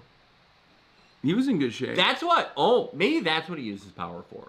Yeah. He would go to Equinox, and to prevent gay guys from having sex, he would run by the sauna. I like that in your headcanon, the only way he can turn the lights off is if he's running. I know, yeah. He's like, he has to get a certain speed going, otherwise he can't flicker the lights. What Erica, who's a liar, said, oh, it happened when you walked by every time. It doesn't make any sense. Candace, who's an expert. said when he would run. Yes. No, he had to achieve a certain speed. Oh my god! Like he was probably. No, students of the X-Men comic books know this. That this is made. It doesn't make sense to have a guy who just every time he walks by lights. Okay, when did that start? Obviously not when he was born, or else he would have fucked up the entire house. He would be dead. Yeah. But if he runs, you would have like that makes way more sense. First time he ran, he probably ran outdoors. Like they didn't figure it out until like later in his life, at nighttime. Oh, think how cool it must have been. He probably figured it out when he was a little kid and he would chase the ice cream truck. But when he got within like 50 meters of it, like the engine just shuts off. I can't wait till they give me a bunch of money to make the Charlie Kirk movie. And that's like one of the first scenes. And Erica's, by the way, obviously the villain of the movie. I will be having Erica played by Sir Ben Kingsley. No makeup. No, it's just going to be Ben Kingsley. And he's gonna be like, "I'm Erica Kirk." Oh, he's not even doing an accent. No, he's not doing an accent at all. I'm Erica Kirk. I've given birth to our 3 beautiful children. I want to harness my husband's electricity powers for my own evil needs. Like, or he would just look at me and wink. It was like our little thing. His power. No, it wasn't your Candace. It's a total frequency thing. No, he's trying to steal Candace's shit. Literally trying to steal her thunder. Which is trying to... the power that Charlie... But you know what's funny about it is that even when she's talking about the light flicking, like they say, Erica confirms Candace's claim. No one even wants it to be her thing. No, it is. But it is. Because, Erica, you were second to it. Why didn't you bring this up before, Erica? Yeah. It's just, like, this is such, like, third grader shit. So you have the alpha liar in the class, Candace, and then Mr. Me Too. The night everything happened when we were in Utah, I was in a hotel room by myself, in one of the bedroom portion by myself. And the bathroom light was on, and it just was a strobe light all night, just flaring. I was like, part of me couldn't sleep because it was a strobe light. The other part of me couldn't sleep because of how just my world has just crumbled. And the other part of me couldn't sleep because I was like, baby, I feel you. I know you're here. What can you say? What, brother? Dude. Oh my God. Charlie, if you can hear us, can you... We're sorry, man. That sucks. I feel bad for anyone this happens to. No, but like Candace is carrying the flame though. Right. That's what I mean. It's not embarrassing to necessarily be lied, but like if I died and like Amber, I'll be your Candace owner. You, Amber, any of you were like, you know, every time Felix was around. I just see vape clouds when I walk around, and I know Felix is there with me in spirit. When Felix would do planks, every Nintendo Switch around him would turn off because he hated Nintendo. He hated their policy towards IP, but it would only happen when he did planks. Yeah. And he could do them for a really long time. He could do it for hours. He'd do it for hours, and he would do that when Nintendo was announcing a new thing because he wanted to sabotage them. Yeah. And the night he died, I was trying to play my Switch, trying to get my mind off it, and it just melted in my hands. And I just knew in that moment. I knew he was there. I knew it. But no, so like getting lied about is not like, again, like if people, like after I died, they're like, he had electricity powers, he could pick up a bag of Delta 8 and he could turn it into just 150 blue 30 milligram oxycodone. Yeah. With the M on it. I'd be like, I'd be in purgatory probably. I think I'm a purgatory type of guy. I'm too fun loving. It's just to go to one of the two immediately. But I would be like, thumbs up. But if someone was like, someone was doing the stuff Erica is doing, I would be having a terrible time in purgatory. I would feel so sad. If Charlie had better powers, he wouldn't have died. By the way, like if he had like not light flickering powers. But something different, like he would be alive right now. Well, which is kind of fucked up. we haven't heard anything about the trial. Do you think Tyler Robinson maybe used like silver bullets or something? Yeah. Or like to take him antimatter. out. To take him out, yeah. He had an antimatter railgun. Well, Tyler Robinson. Tyler Robinson, who's actually Erica Kirk, her looper. Tyler Robinson did kind of look like Charlie Kirk a little bit from the he kind of did, yeah, from a different timeline. Well, there's a lot of that guy out there. Yeah, that's true. Oh man, I like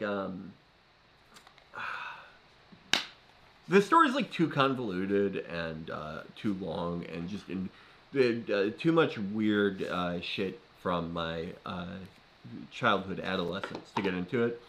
But the one time there was a person who I'll just say I didn't want to talk to this person. I didn't want to see them or know who I was.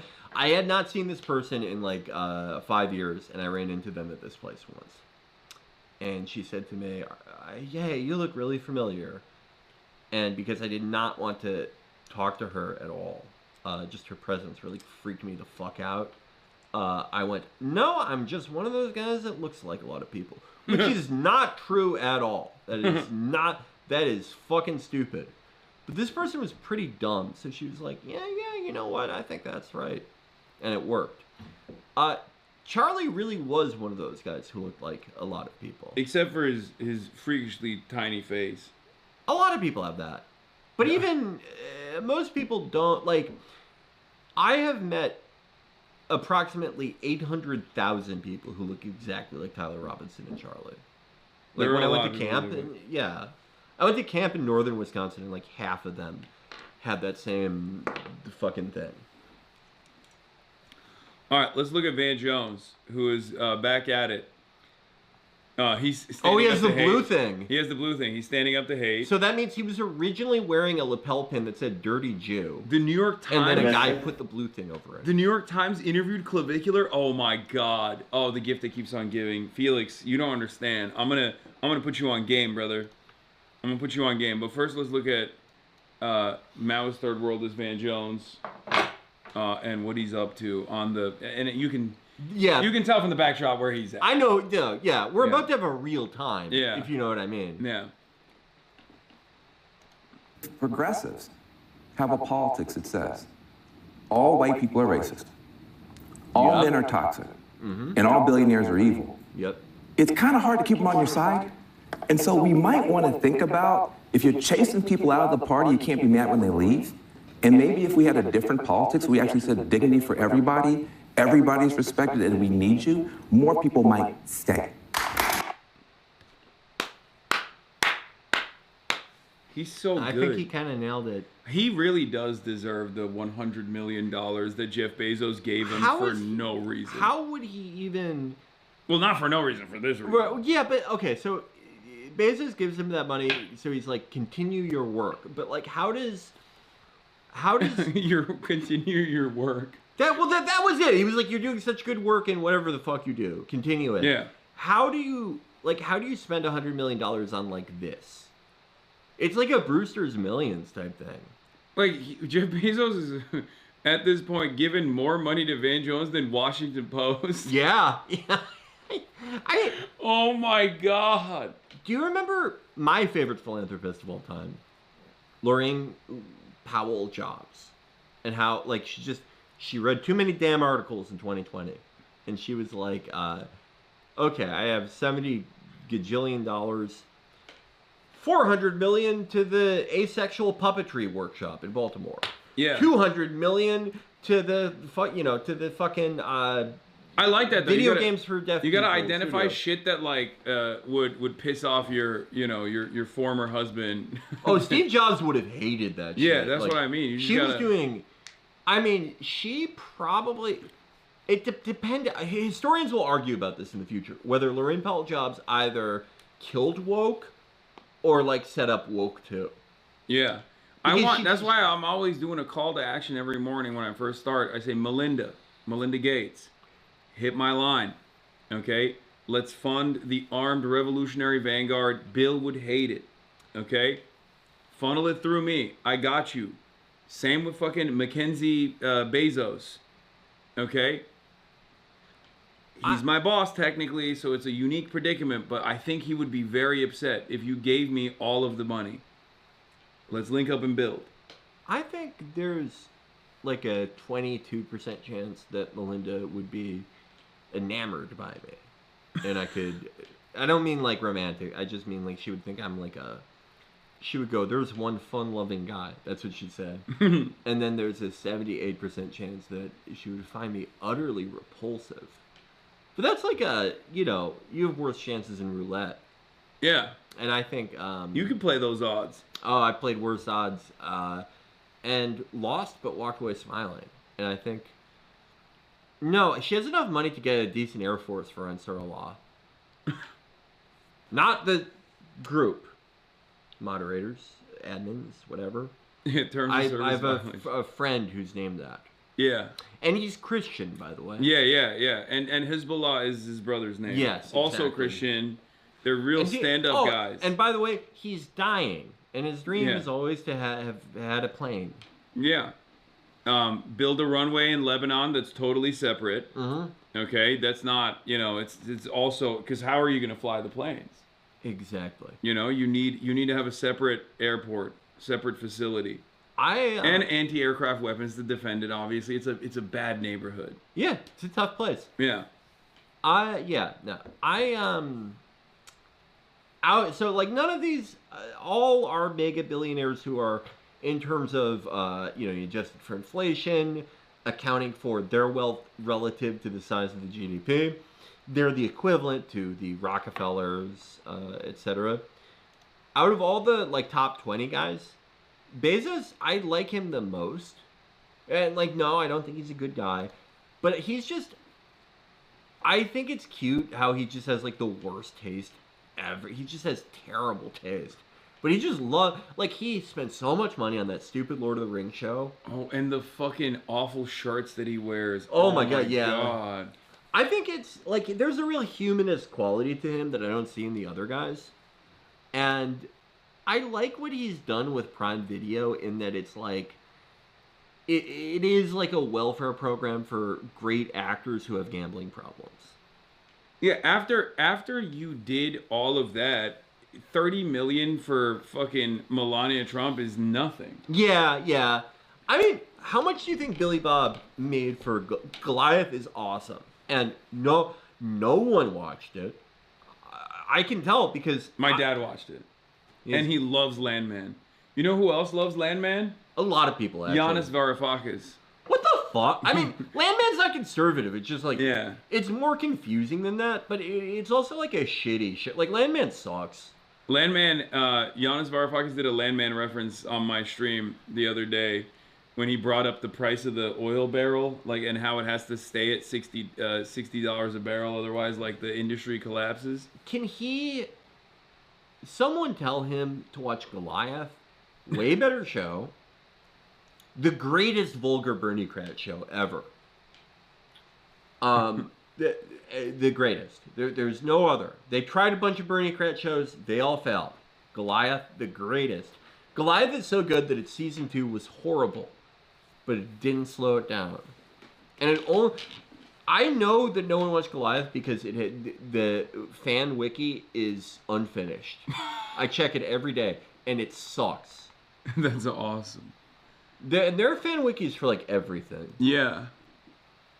Well, it's because they need a younger audience too. I think that's probably. Yeah, I think I might be the youngest guy who's seen all of it twice by my dad is not fucking going on a Wikipedia page to update shit. Well, can he? No, no, he will not. He doesn't know how to operate that stuff. If I asked him to write this Goliath Wikipedia page, would he do it? 20 more gifted memberships. Hey, thank you, YouTuber. The YouTube gifted memberships. I don't know why you guys are peppering me with gifted memberships on YouTube right now, but what is this? Oh yeah, what do you think about this Washington Post stuff? I mean, it's that is what this happens every time. Someone picks up a paper. There are a few examples of really rich guys getting a paper for cultural prestige reasons and also for them to be loss leaders. But it's always God, I remember when this happened with Samuel Zell when he bought the Tribune in Chicago. And Zell was actually like stupid enough to be like, hey, what the fuck? This newspaper isn't making any money. But Bezos uses like a fleshlight to get like to set up his defense contracts. Yeah. And was like, I'm out. Yeah. But I just like, it's nothing to him. I don't understand why he just doesn't let it exist. Well, do you think it's less of the thing of him being spiteful maybe, and more of a thing of like, all right, I like spent all this money on this Melania crap and it paid off for defense contracts, but like if I keep running this fucking thing, like the Trump people are just gonna keep asking for more shit, and he's just prepping to unload it on someone else. He's trying to strip it down so he can sell it, maybe. Because he doesn't like the onus of having it under the Trump administration. Like, it's just too annoying. This guy said total commie slaughter. Yeah, the communist newspaper of the Washington Post. Yeah, run by Trots, the famous Trotskyist newspaper, Washington Post. Well, I guess former Trots turned neocon. Yeah, I think like I would, again, at the roulette table, I would bet that like at least half the people who got fired are Trotskyists who turned neocon. Yeah. It's awesome. It's awesome that these guys literally, oh God, people are so stupid. Like, I mean, there's the argument where it's like, they try to turn it in the editorial direction in a more conservative way, but like conservatives are just not literate anymore. It's just such a bad investment. Also, what example of a conservative newspaper is a profitable one? Like Federalist? And the only conservative, like the only right-leaning newspapers that like work are establishmentarian conservatives, you know, like more Mitt Romney types, or with opaque funding. Yeah. Like, well, I was thinking like Wall Street Journal. Oh yeah.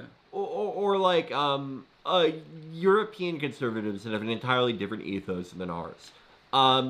It's like the... Yeah, I was just thinking of like the Federalist and shit like that. Would you calling the Federalist a newspaper is like pretty generous. Yeah. Like I would call it a website. I don't know, like it's a weird... Have you ever like just scrolled by it, like just checking what they're doing day to day? No. There's only when they write about me do I ever am I ever reminded of its existence. It is more like what BuzzFeed was before they hired a bunch of reporters than it is like a newspaper. Like it's they do a lot of like elite daily style content. Wait, really? Five of the sexiest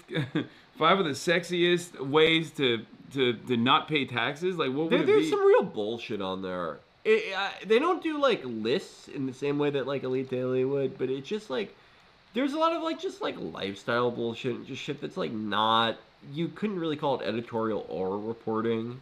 ICE-hating anarchists are an occupying force. Yeah. Viral video shows how the left coerces fake agreement. Yeah, it's aggregate. All their featured videos are stuff like this. It's like, we saw a YouTube video. Let's tell you about Queer it. lobby reports 65% drop in Fortune 500 celebrating corporate DEI. Queer lobby. Sick. Democrats hate anyone who doesn't love crime and fraud as much as they do, even leftists. These are all just like, these aren't articles. These are like unsolicited conversations. Yeah. This is just like a guy these talking are to random you on thoughts. an elevator. These are random thoughts concocted by a stupid man hallucinating an alternative reality. This is a lonely man. Have you ever had one of those? A lonely man in an elevator? He just really wants you to hear it. I want to kill myself right now. God. Like it is just all like utterances, and here's a video we saw. Mass amnesty in Spain. Oh, Spain's king is woke. By the way. He's very He's like pro-Palestine. He was like pro-immigrant. What the fuck's going on? They have a history of woke monarchs. Juan Carlos ended the dictatorship. Remember, he got like not sexually, but like politically groomed by Franco, and Franco's like, okay, you're gonna help when I die. You're gonna fucking help my other guy take over. Bill Smokes Cragman is reposting Dr. Naomi Wolf. Two geniuses find each other. Wow. Two real fucking geniuses. At Harmeet Dillon. I told you Zohran Mamdani won by exactly the margin of duplicate votes as the machine scanned duplicates, and poll workers were told to feed spoiled duplicate votes into the machines, which is told. I love these guys that are just like they're voting nerds. Like they love, this is the one angle that they always have to harp on. My favorite one of those is Data Republican. Oh yeah. Hey, I forget, is Data Republican a girl? I doubt it, but maybe. I can't tell. The avatar is like, I think it might be just, I think it's a guy. I don't know. This is, how did she figure this out? How did she get to there from there? New York City Mayor Zohran Mamdani won by 207,000 votes. New York reported 272,000 duplicate registration between 2022 and 2024. Okay, so all by one of her reply guys. yeah. So a reply guy screenshotting another guy. Buried under pot. Please stop trolling New York City. There's no evidence we voted for Mamdani because the Board of Elections is still preventing a vote audit. Why? And by preventing a vote audit, do they just mean like her going in and being like, let me take a look at these votes. Let me give me the voter. Give me the voter rolls right now. I need to go door to door and see who voted for Mamdani. I would. Oh my god, that would make my day. If I'm just at my computer and Naomi Wolf knocks on my door, and I get to proudly tell her I didn't vote. Yeah. I'd be like, I didn't vote, ma'am, and they said I voted 20 times. Can I come with you? I mean, that is what it is. The Nick Shirley method is tested and true at this point. It works. But if Nick Shirley came to my door, I would like put a leash on him. Dude, imagine you're James O'Keefe, okay? Esteemed Broadway musical talent, James O'Keefe. A sort of a seafaring villain. Yeah, and you've had many successes. I mean, you took out Acorn, and you put together these like somewhat sophisticated smear operations. Yeah, there's a lot of good tricky editing there. Yeah, you like liquor up, I don't know, the third assistant, and then you like greatly overemphasize their position in the company. You liquor them up. You act like you find someone to go, on a date with them. Yeah. Okay. And they're of course talking mad shit about their bosses. You edit it. You chop all that up, right? You get one of those big bags with a camera in it. Remember when they tried to do that to the Washington Post? Oh, yeah. Like a big hat with a camera, like a big cowboy hat with a massive camera in the cowboy hat. And they were like, that's a camera. The hat that Milo wears every time he talks to someone in conservative media. Yeah. Oh man, do you remember with the Roy Moore thing they tried where they're like, I'm Washington Post reporter. No, that's what we're talking about. Yeah. Oh, the Bernie Bernstein one. Yeah. Where they were. Do you have any lies that I can pay you Jewish money for? That was so awesome. That was great. Yeah, and that was so good. The Washington Post reporter was like, "Are you recording this? Is that a camera?" No, this is a medical light in my hat. It comes on when I. Anyway, but you're James O'Keefe. You've made a career out of this wonderful operation. Yeah. Okay, and you put a lot of work into what you're doing, right? There's a lot of effort that goes into it. Yeah, you have an organization. And then they chop you down because you're gay, okay? Which is very homophobic. They chop you down because you have a separate passion, okay? And then Nick Shirley comes to the town. Wait, is that what happened to him? Well, I think they were mad that he was misusing the funds because he would get all the Project Veritas people to fly in to watch his renditions of Oklahoma. That's not a joke. Why do they love musical theater so much? They're so into it. They're so fucking into it. They were like, you're misusing the funds that we gave you to blackmail people or to like fucking, set up these sting ops. Dude, go fucking... Dude. Yeah, that's not... I'm not joking. That's not hyperbole. Like 20 airplane tickets to watch James O'Keefe do his song and dance routine. That's like a drop in the bucket for Robert Mercer. And he was a soldier. Dude, he got so much done. Yeah, he got like actual results. Yeah, he really made this country worse. Half the reason why people still think that like Planned Parenthood is like eating babies is because of him. Like he went to the Planned Parenthood and he got he got the scoop. He got the Democrats to shiv Acorn. Like he's made this such a worse place. What was that weird thing he did on a boat? Like tried to get some girl on a boat. And was like, bleh, You remember that? No. What is it? He got a girl on a boat? He got in trouble for like putting a girl on a boat or something. I don't remember. I know. Look, I'm not being purposely vague. That's just all I remember is that they were like, "You're under arrest for like putting." I'm making it sound like a Ray Donovan thing, but I think he was trying to have sex with her and like didn't or something. James O'Keefe did do a dance number to Scissor Sisters at CPAC. That is true. He had a whole dance routine. That's pretty cool. He had a whole dance routine. He was really big into song and dance. Anyway, but like, imagine being that guy who spent his whole life doing all this shit. And then there comes like Nick Shirley, and his entire investigation, which I'm using the term loosely here, is to run up to daycares and be like, I want to see, I'm a pedophile who wants to see the children. Yeah. I am a pedophile. These are my friends. These are also my pedophilic friends. We need to see kids inside this you heard of facility. You heard of the 1 to 10 system? I have a 1 through 15 system on grading hotness. Yeah. It's way more intricate. Where are they? I need to see how sexy the kids are inside of this daycare facility. Also, I have a camera. I'm not even doing the hidden camera technique. Yeah. I'm not even doing the James O'Keefe big bucket hat with the camera in it. Like, they're just straight up doing that. And everyone's like, this is the greatest. The vice president said he deserves a Pulitzer. Yeah. And the vice president, who's a Yale graduate lawyer, said, he went to Yale, right, J.D. Vance? Yeah, he did, yeah. Yeah, he's a Yale graduate lawyer. Oh, wait, no, Harvard. Sorry. He went to Harvard. Even worse. Yeah. Harvard graduate lawyer said, you deserve a Pulitzer for this. I would kill myself if I was James O'Keefe at that point. It is, like, dude. And like, Nick Shirley is, if there has ever been a graduate from reading out loud at way too old of an age school, it is that guy. That guy. Holy shit. You're being too nice. He does not know how to read. He is like, he's a finger reader. Yo, yeah, no, he could teach the class in finger reading. He is like, dude.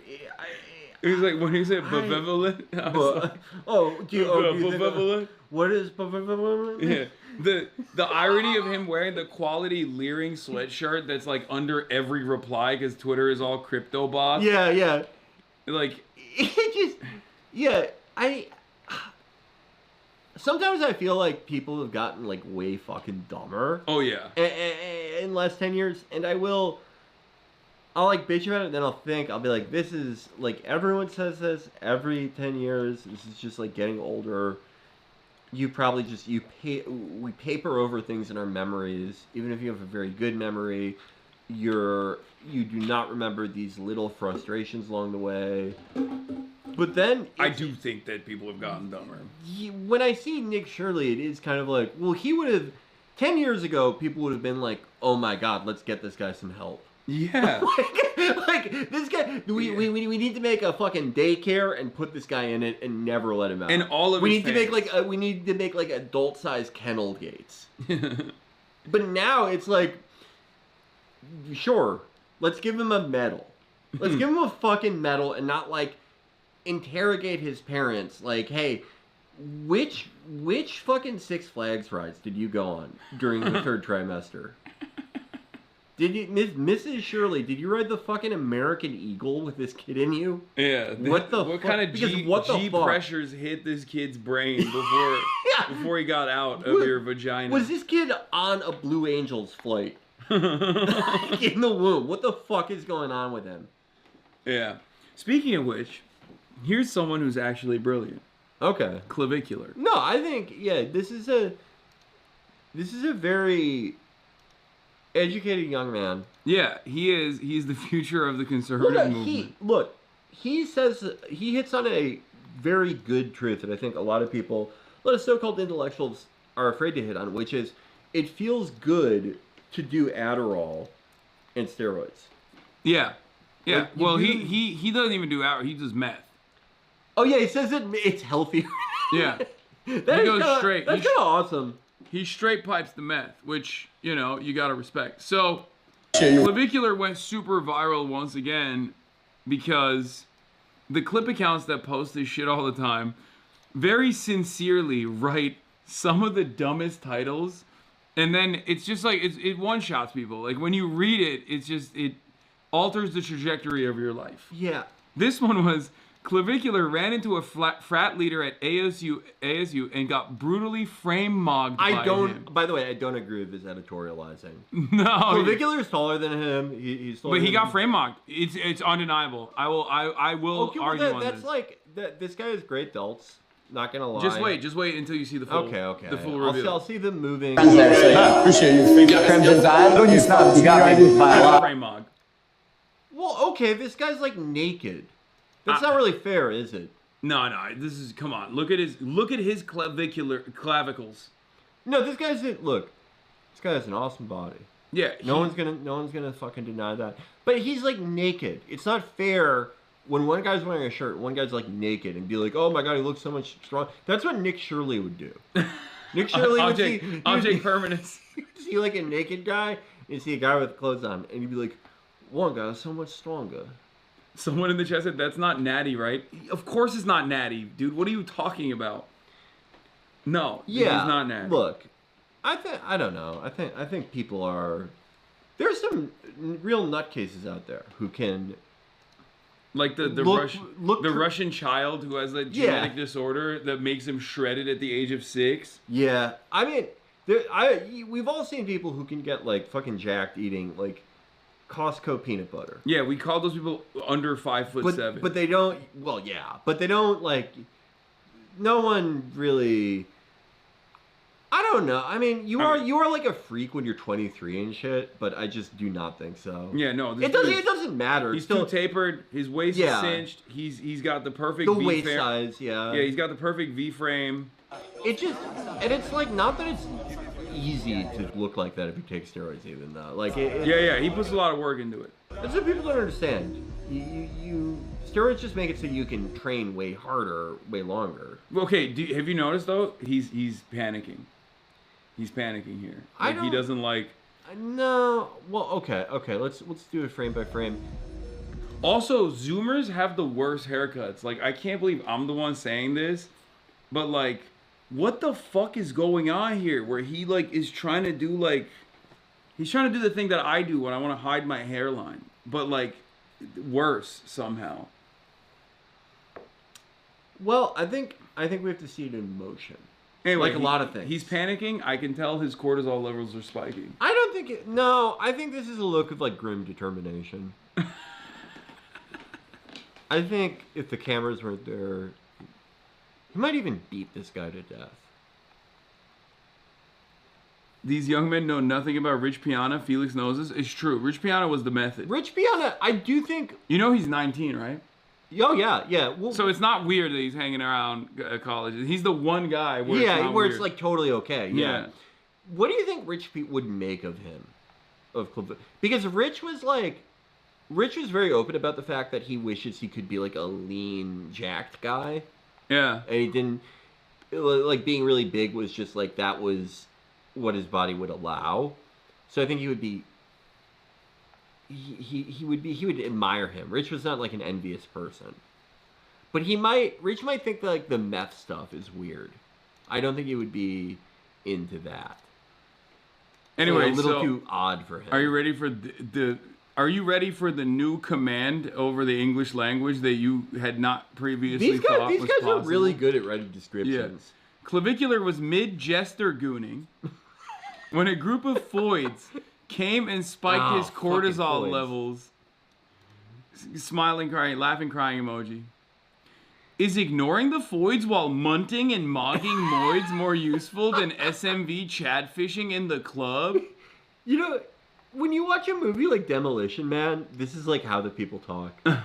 This is like how the... This is future speak. Well, yeah, it's like how people in like 1992 thought that people in 2050 would They fucking nailed it. They fucking nailed it. Yeah, so everyone started making jokes about it. You're laughing. Clavicular was mid-jester gooning when a group of Foids came and spiked his cortisol levels, and you're laughing.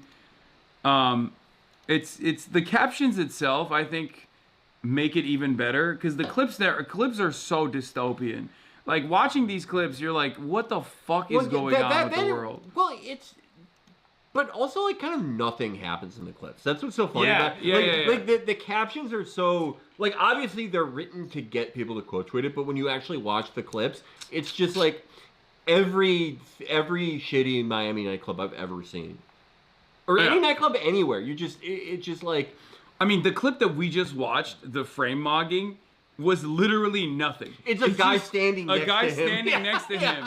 And that's it. That's the clip. Yeah. Okay, well, these are consequential clips, I did like, you know what clip of his I really did like, though, that I thought was really funny, was the one where he's explaining how you can use the way you take off your shoes, you can use to, what did he call it, like height frauding or something? Yeah. Oh, that was really funny. He goes from that was vantage really point good. to vantage point in his home to stay tall. It's he so has like good. things that he has set up in his house so that when he takes his shoes off, he goes from one tippy toe to the next point, so that he can stand without having to like consistently be on his tippy toes. I think one of the things that pisses me off the most is how people like overuse autistic to just. Oh no, he's so autistic. Right? Yeah, people just autistic to everyone. That just means like you're like young Sheldon. Yeah, it's no. like, oh, I'm so autistic. I read a book about World War II, something that no one's ever done before. Yeah. But he like that type of thing where it's like you've studied the angles of incline and like vantage points in your house to like look. That is like. It's very charming to me. Yeah, no, it's all super charming. He is the true autist for sure. I mean, he did bone smashing. Oh yeah, he did bone smashing. He's done like experimental cocktails that like melt the fat off of your face. He was caught injecting this like it's not even. He does all kinds of Chinese peptides. That's not even that's the most normal thing he does, right? But he was giving his 17-year-old girlfriend these fat-burning things. Like, he was injecting her face on camera. He's infertile from doing too much steroids. I saw that clip where he's like, technically now I'm infertile, but I can change that. It's like, I don't know. It's just like, it's hard for me not to like him. Yeah. Because the whole thing, it's so self-evidently ridiculous, and they're just like the level of people who are like true obsessives are incredibly interesting to me. Clavicular got emotional talking about his autism in front of the Huz. Autistic Clips follows you. Oh my god. Oh, okay. Your average autistic clipper, not impersonating anyone. This guy just. Oh, he's doing gambling streams with the Huz. That's awesome. Just maximizing the amount of like socially malign behavior. like telling people to do steroids. Like in gambling. He's awesome. Like, I love telling this. people to do meth, steroids, and gamble every waking moment that you're alive. Yeah. I mean, he truly lives. I will say, like, me and Andrew would talk about this all the time, how much we loved Trainwreck's when those gambling streams started. Oh, yeah. He was one of the first ones, those first gambling streams where he would be down like $1 million. It was like a Terrence Malick movie. It's like some of the best streams of anything I've ever seen were those. They were so fucking good. It's hard to, how he would like turn off his cam and be like, I have to go vape in the other room. And you know what he's doing. Like, it's just so, and he's in this giant fucking penthouse. Like the most beautiful penthouse you can buy in fucking Vancouver. Yeah. And, which he had to travel to because it was illegal to do so on U.S. soil. And he's not leaving this one little corner. And it's just it's so amazing watching his... And the windows are open so you know the time is passing. Yeah, yeah. You see the passage of time. Sun comes up, sun comes down, sun comes up, and he's doing a 48-hour fucking bender. It was like... It felt like Terrence Malick directed it. It was so well made. And ever since then, when more people got in on the gambling stuff, it like lost its fun to like when Aiden Ross is like he's a scheming type of fellow. I don't mean that ethnically. I don't mean that. No, we're the same thing, he and I. I'm not a schemer. I'm a fun lover. But you know, he's like faking, you know, to some extent. There's no real pathos in what he was doing. But when Train was doing it, the most beautiful thing I've ever seen. And this is the only guy who I want to watch gamble now, besides Train. This is it, because he knows pain in his soul. You know what I mean? I mean, this is awesome. Retard donos cried at a restaurant earlier. I told them. Got scared of a medium rare steak. I already told them, bro. Like I ashamed of it. I know I'm fucking weird and autistic, but it's all good. They like that. You see, guys? Girls like autism. Well, because Autistic Clipper is also autistic. I guess so he doesn't. He can't read. He can't read social cues. He would good looking. He would see a clip where I'm like, oh, I can't find my vape juice, and he'd be like, Felix cries talking about his autism. You know what I'm saying? He's just eating a chicken nugget. He's not even remotely emotional about his autism here. Not emotional. Peanut, I hope you give Listen, Clav an Autistic STD, Clipper. you stupid fucking slut. Give him a stupid bitch. Wait, what the fuck is the dono saying? Like, kill the women around you with a gun? What the fuck was This is that? such a great community. I hate that you're around women. You need to murder them right now. Oh my god. I hate women so much. I'm gonna kill my mom later. Could you imagine, like, showing, like, General George Marshall, showing him this stream? And be like, okay, this is what happens, like, 100 years later. Showing this to him, like, in the interwar period. Okay, you're about to, you guys, there's going to be a Second World War, but this is, like, this is what you guys create. This is what your legacy is when America remakes the world. Oh, it's so awesome. Can you imagine, like, I think Douglas MacArthur would have been like clavicular though. I 100% think that. I mean, I do think that like there's too much freedom. There's too many options. Like you don't have like regular, like you don't have a path that you can follow. Yeah. So this is why things like this happen. Well, yeah. I mean, this guy should be. He should be like a military officer. Like if we lived in a period. Yeah, where guy who like loves wearing dresses, but is in the military. Has like a stable job. He's not like a dresses type guy, but he would be like one of those military guys. He would have been the most happy in like the 18th or 19th century, a period where there's tons of medium-sized wars, and he could get tons of medals and have tons of different outfits. And he would have, like, these types of guys were all over the military. The last one of him we had was General Douglas MacArthur. He was for sure. Douglas MacArthur would have done this. This is like, yeah. He did this before he got famous. This is one of the greatest pictures ever taken. This is like really, 330. Dude. People did not appreciate this. They didn't understand what they were saying. Yeah. So we got clavicular eating a nugget. He also gave the New York Times an interview. Oh, also, so he's at ASU, right? He's doing all this stuff. He's like butt mogging people, whatever. He could be the smartest person to ever go to ASU. That's true.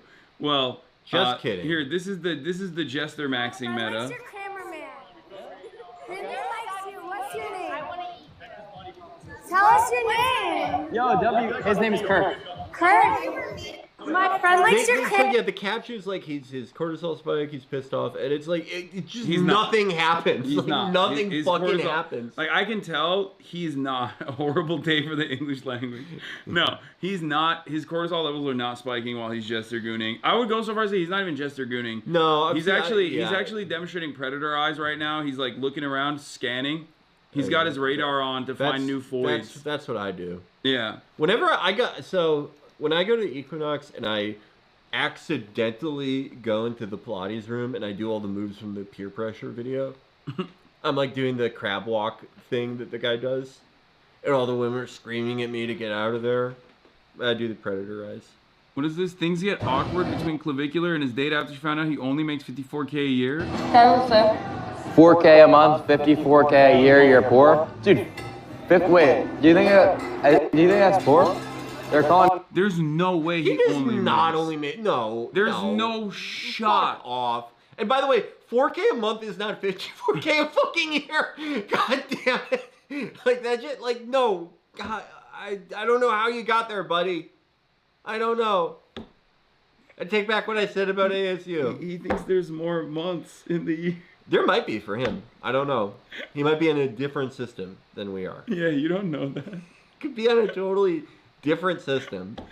I mean, for 54K a year, that's good. That's not good. Why? That's actually very not good. But the thing is that you're only. Yeah, I'm only 21, so I think that's pretty good for your age. yeah. Actually. Yeah, right. Are you telling the truth, or you actually? I don't understand why you don't believe me. Is that good? Like, No, I thought you would make more. I thought, like, I don't know. why? I don't know why you're trying to diss me. No, I'm not. Okay, something actually happens in this clip though. So this Yeah, is, there's friction. There's friction for the first time ever. There's friction. Yeah, I would give that 3 out of 5 stars. Small but definite probability. I'll be explaining to my grandchildren in exile in Quito that the American Taiping Rebellion, which claimed 80 million lives and only ended with Chinese intervention, started because Clavicular refused to verify the Orlando Asian mogger. Oh, that's there's the Asian mogger I've as seen, well. I'm the familiar with Asian mogger. Okay, yeah. good, because you know he is the Orlando Asian mogger. Yeah. Yeah. I just think it's kind of a bold claim because, technically, like, Clavicular goes off on AOC kid. Clavicular goes off on AOC Foyd after she called herself an incel. My culture is not your costume. Oh, he goes off in a fake cell? I need to see this. Yeah, oh, that girl is also, like, normal looking, and it, like, fucked me up seeing her behave like this. I was like, you shouldn't do that. COVID, they did. A lot of kids got fucking fried by remote schooling. The fact that this girl said that she was an incel is just... Yeah, she said goy nip. Like catnip, but goy.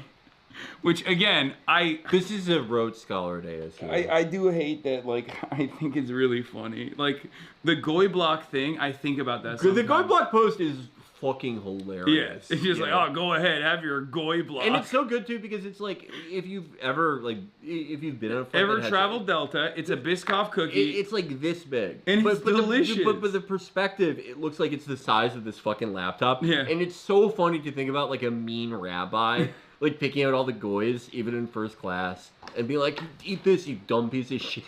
I like it because it's also delicious. I love the goy. I know, that Biscoff.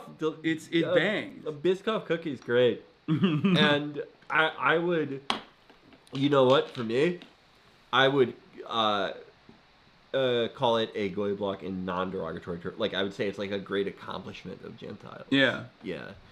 I think that, can I just say that the people they're sending out to be like, actually, goy isn't bad. We don't use that to make fun of you. They're picking the worst guys to do that. They're sending the worst fucking guys they could ever possibly send. They're sending Eric Weinstein. They're sending, like, Israeli lobbyists. They're sending, like, guys who like, There's the other guy. What's his face? The one that, Abiy like... Yemeni? No. There's also the other side of this where it's, like, the edgy Twitter accounts that, like, you also probably thought were neo-Nazis like I did. And then it turns out, like, post-October 7, they were, like, crying about... Israel being hurt. And I was like, wait a minute. I thought you hated Jews too. You speak like you hate Jews. Yeah. And it turns out like they're all like white supremacists, but they love Israel. Yeah. What's his name? The Canadian one, is the Canadian fail son whose father is like an academic who like disowned him. He's one of those guys. I can't remember his name now. Fuck. But no, I know what you're talking. Like, there's a lot of those guys. There's a lot of those guys. There's a different set of guys too who are like Captive Dreamer.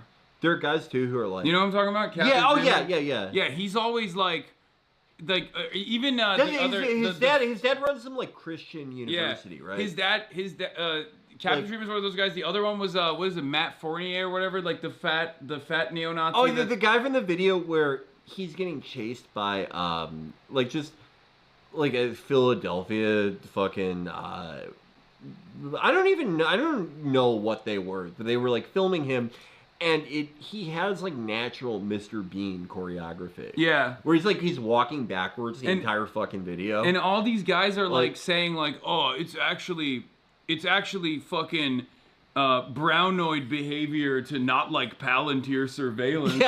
Yeah. Like, what do you mean, dude? I see so many. Like there are guys who are like different group where it's like their thing is that they're like an edgier Chris Rufo. Yeah. Yeah, and they will you know, all they'll talk about is like the left is rife with this stupid id poll crap. And then out of nowhere, seemingly, they will go, oh, yeah? Well, why don't you try walking through New York while being visibly Jewish? And it's like, oh, what? Okay, so what's one group is okay to do identity politics? Yeah, no, okay. you can only do woke DEI for Jewish people. Everyone is like that, unfortunately. Like, everyone is just kind of like, yeah, I fucking... I mean, when you think about it... I hated Paul, but they my are group doing is woke actually id Paul for white people, too. So Yeah. I guess they are the... It all goes back to, do you think Jews are white or not? There are anti-Semites who don't think Jews are white, and then there are... all of these other guys who are doing... They're all doing woke id Paul for whites, though. Yeah.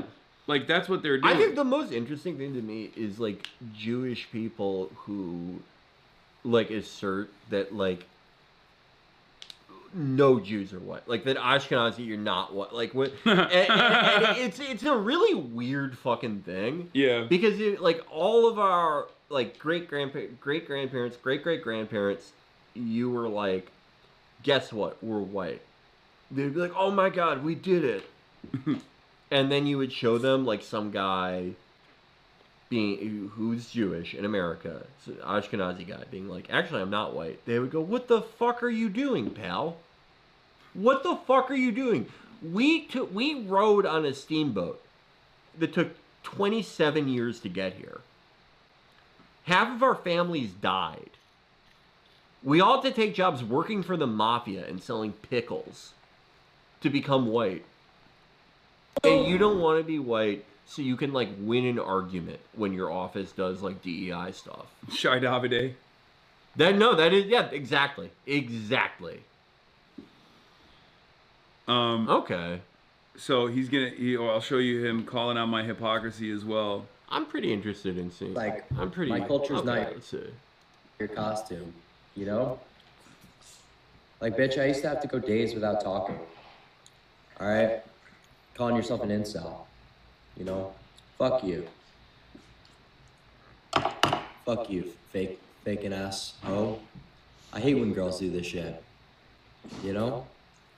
That shit genuinely made me mad. LARPing. It's just like such a spit. He went nonverbal. I mean, he's not nonverbal here, but he used to go nonverbal. When he says I had to go days without talking, does he mean he was like in a Count of Monte Cristo situation? I think that would be kind of cool. He just went nonverbal. He got mad. It's literally such a slap in the face. Toolkit's about Anyway, so here's what happened. Apparently, there were a bunch of people that are at ASU that said the N-word a whole bunch and, like, said a bunch of other shit. Over 15 ASU sorority members were reportedly dropped after appearing on Clavicular Stream the past 2 days using racial slurs, flashing a bag of cocaine, exposing hazing rituals, discussing their body counts, talking about drug use. Okay, discussing their body counts, I don't think that's... That's not against ASU. I mean, but none of this is, like, supposed to get you in trouble at ASU. You go to ASU to do all right. that. If they did, like, if fucking, there was a real Project Veritas, which they don't have it anymore because they threw James O'Keefe out, his undercover investigation would be, like, showing ASU students who don't do any of that. ASU students who have never said a racial slur. Have never. These girls were dropping the N-word on his stream. yeah, you're fucking retarded. You're so retarded, Jesus Christ. Wait, clavicular. When you get member of woke too? Yeah, what the fuck? He used to do that all the time. Wait, why is he? His clavicular stopped saying the N-word, chat? I haven't been tuning in as much. I guess he got hit with the woke. Oh, it's because he got canceled with the Heil Hitler stuff. Right. Well, I'm actually next week. Me, Senator John Kennedy, Carter Schmidt, who is Lois Griffin's dad, and David Rockefeller. He's still alive. Yeah. A lot of you don't know that. We're meeting at our country club. It's underneath Central Park. And they are clavicular scholars. That's what we have. People like me, members of the upper class, we don't have opera anymore. We're fans of Clavicular, but they're better students of him than I am. So I'm gonna ask them, when did he become a member of Woke 2? Yeah, it feels like he went Woke 2 on here. Dude, like, which is Woke 2 is dark woke. That's why you said you're R-worded. Yeah, like to check someone when you check someone saying the N-word. I've been thinking about a good like PSA for Woke 2. It'll be me in I think like some type of academic setting, and one of my students. It'll be sort of set up like God's Not Dead, and they'll say what that girl said. God, like you're so retarded. And I'll go, you have fucking failed. Why would you do that? No, you're fucked. You're literally fucked forever. I think he legit thinks it's uncool to say now because women are saying it. It was fine when I was saying it, but when a Floyd starts saying the N-word, now I realize it's not cool anymore. It's so fucked that like you can make people woke by doing that. Yeah, it's awesome. This is woke too. That's like you could make everyone. What do you mean they? Like, What do you mean they got fragility? But like just putting a bunch of girls in those like skull masks. He's Ibram Kendi posting because women. Yeah, women made it uncool to be racist. Oh my god, he starts doing streams with like Ibram Kendi. He starts reading the Anti-Racist Baby. Yeah, he's like this stuff's actually the 1619 cool. Project. Yeah. Did you guys know about this? Yeah, this is actually all this stuff's pretty cool. Ibram Kendi actually does GH with me. They got dropped. Like their sorority, like the president dropped them, and then the guy. Oh, they didn't get dropped from the school. They got dropped from the sorority. Which that's even weirder. Yeah, that's even sense. fucking weirder. The fuck? Yeah, and they have drinks and they can't have drinks and any pictures and nothing. And so who got dropped? How many people in the back?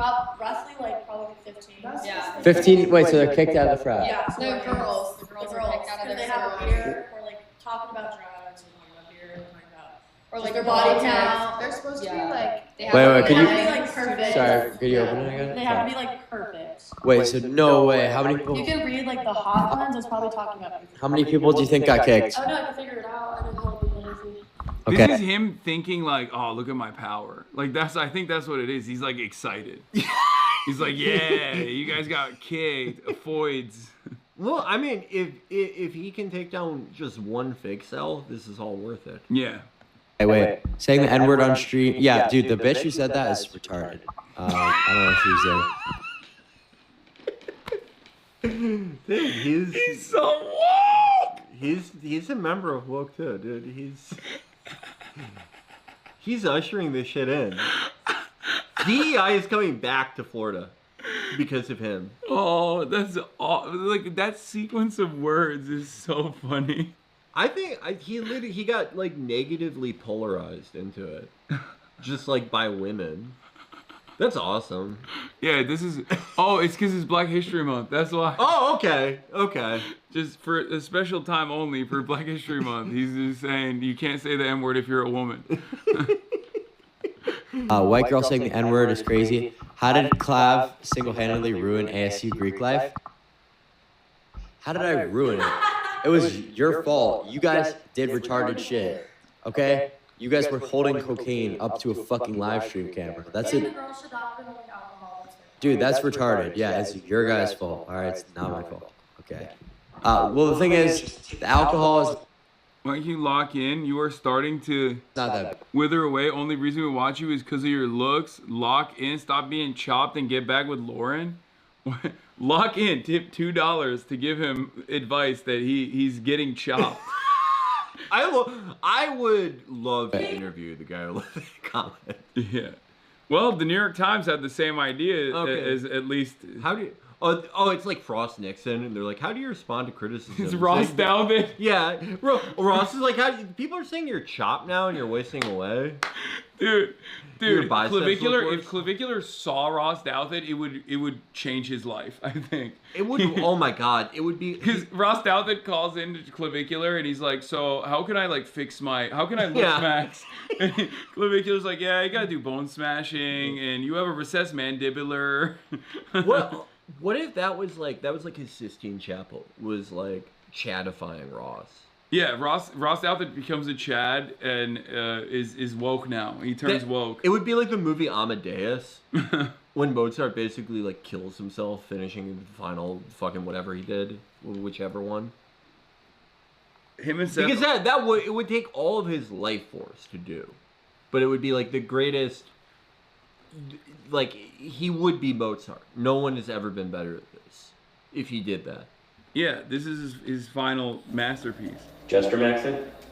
Jester maxing? Yeah, I'm getting better. Okay, this is not the New York Times. No, it isn't. Yo, oh, god damn it. I was already sussed out because of like the placement of the camera and shit. The New York Times is using like a laptop mic. Yeah.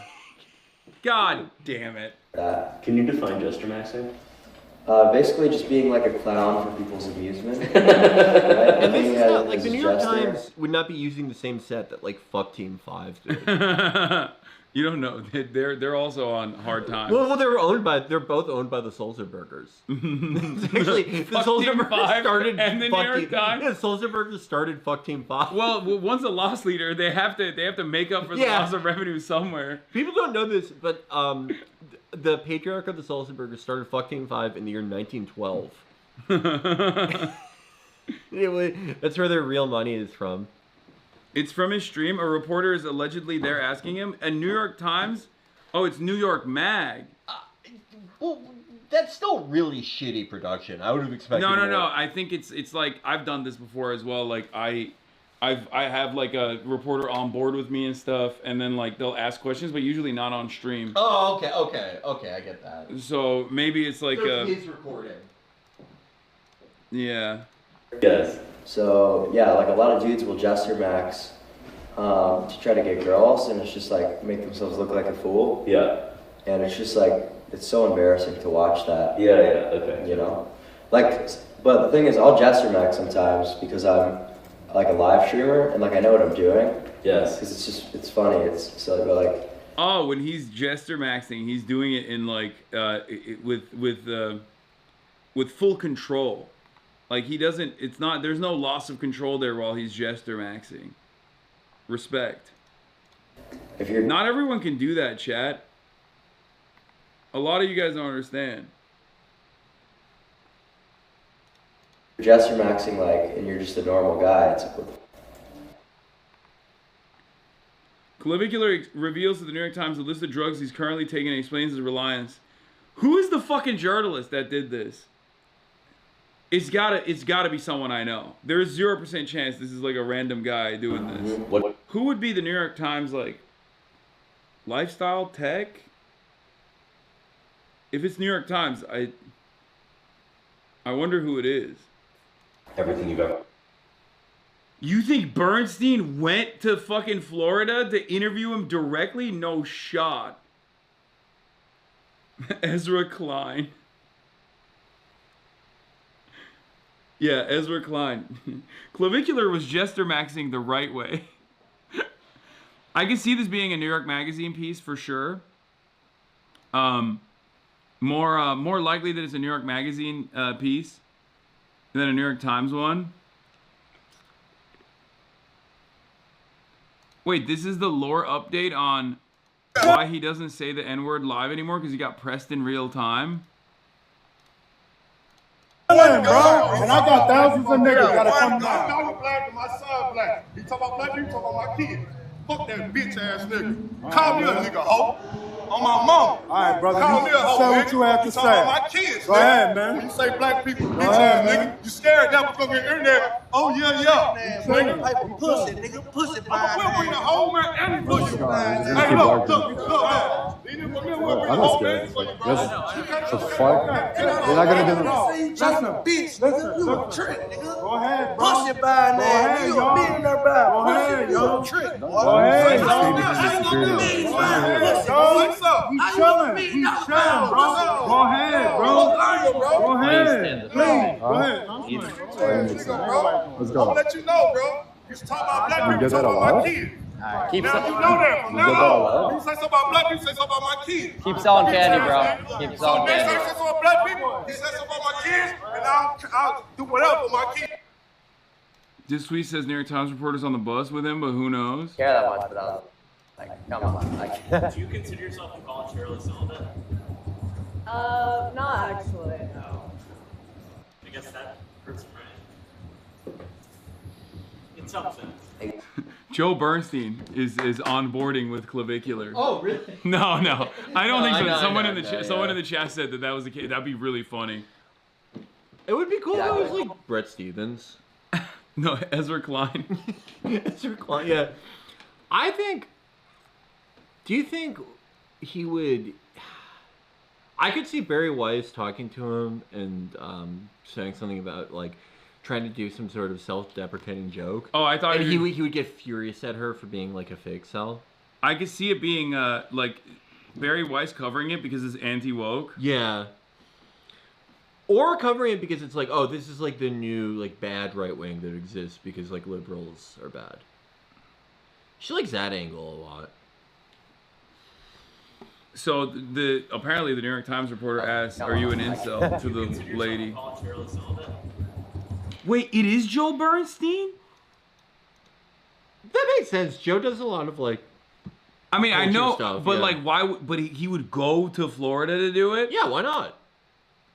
That's crazy. Why not? Like, why not see him in action? I thought that was a joke. Isn't he like the fucking editor now? Like he's like.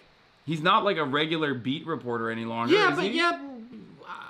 That's crazy. I think he's higher up now, but he does a lot of culture shit. Like, no, I know. I mean, I've sense, interviewed with Joe. I just thought that he was like too high up for him to like actually go directly to fucking Florida to embed. Yeah, he's embedded like it's the Iraq War. No, yeah, he's. What is he drinking here? Clavicular. Gatorade, like with alkali, or I don't know, the fucking like, what's that water that you drink when you're hungover? Do you recognize him here? Times. Oh, it is him. No, that's him. That's Joe. Yeah, that is him. That's literally Joe Bernstein. Oh my god. Oh my god, it is Joe Bernstein. I gotta ask him about this. This is so fun. Pedialyte, thank you. Oh man. What 1 degree of separation now? That's crazy. He's been trying to get on the stream, clavicular. He wants to debate me. About what? I don't fucking look. Like what are his beliefs? Like beyond like you know. Like, someone needs to warn CLAV about blockhead Joe Bernstein, same journalist who wrote BuzzFeed hit piece on Sam Hyde a decade ago. Nothing this guy writes will flatter you, CLAV. All right. Another esteemed gentleman. All right, buddy. Sam Hyde. Well. What I am interested in the debate, you guys, because like you're not against someone like no, I'm for clavicular. Yeah, no, I'm supportive. But like, does he have any political belief? Like what? I only saw that clip where he's like, JD Vance is disgusting, he's fat and gay. He called him the subhuman. Yeah, I mean, what? What if he's secretly like he knows a lot about Austrian economics? What if he like destroys me in the marketplace of ideas? Yeah. What if he, or like not even that, he just like he completed a PhD at 20 under William Easterly. Yeah, he's like he's incredibly well read. And he's just hyper fixated on mogging now. That's why. Yeah. He puts a lot of effort into mogging, so maybe he put a lot of effort into his academia as well as I'm just trying to, like, what would you guys debate? Like, he doesn't give a fuck about, like, foreign policy, I'm sure.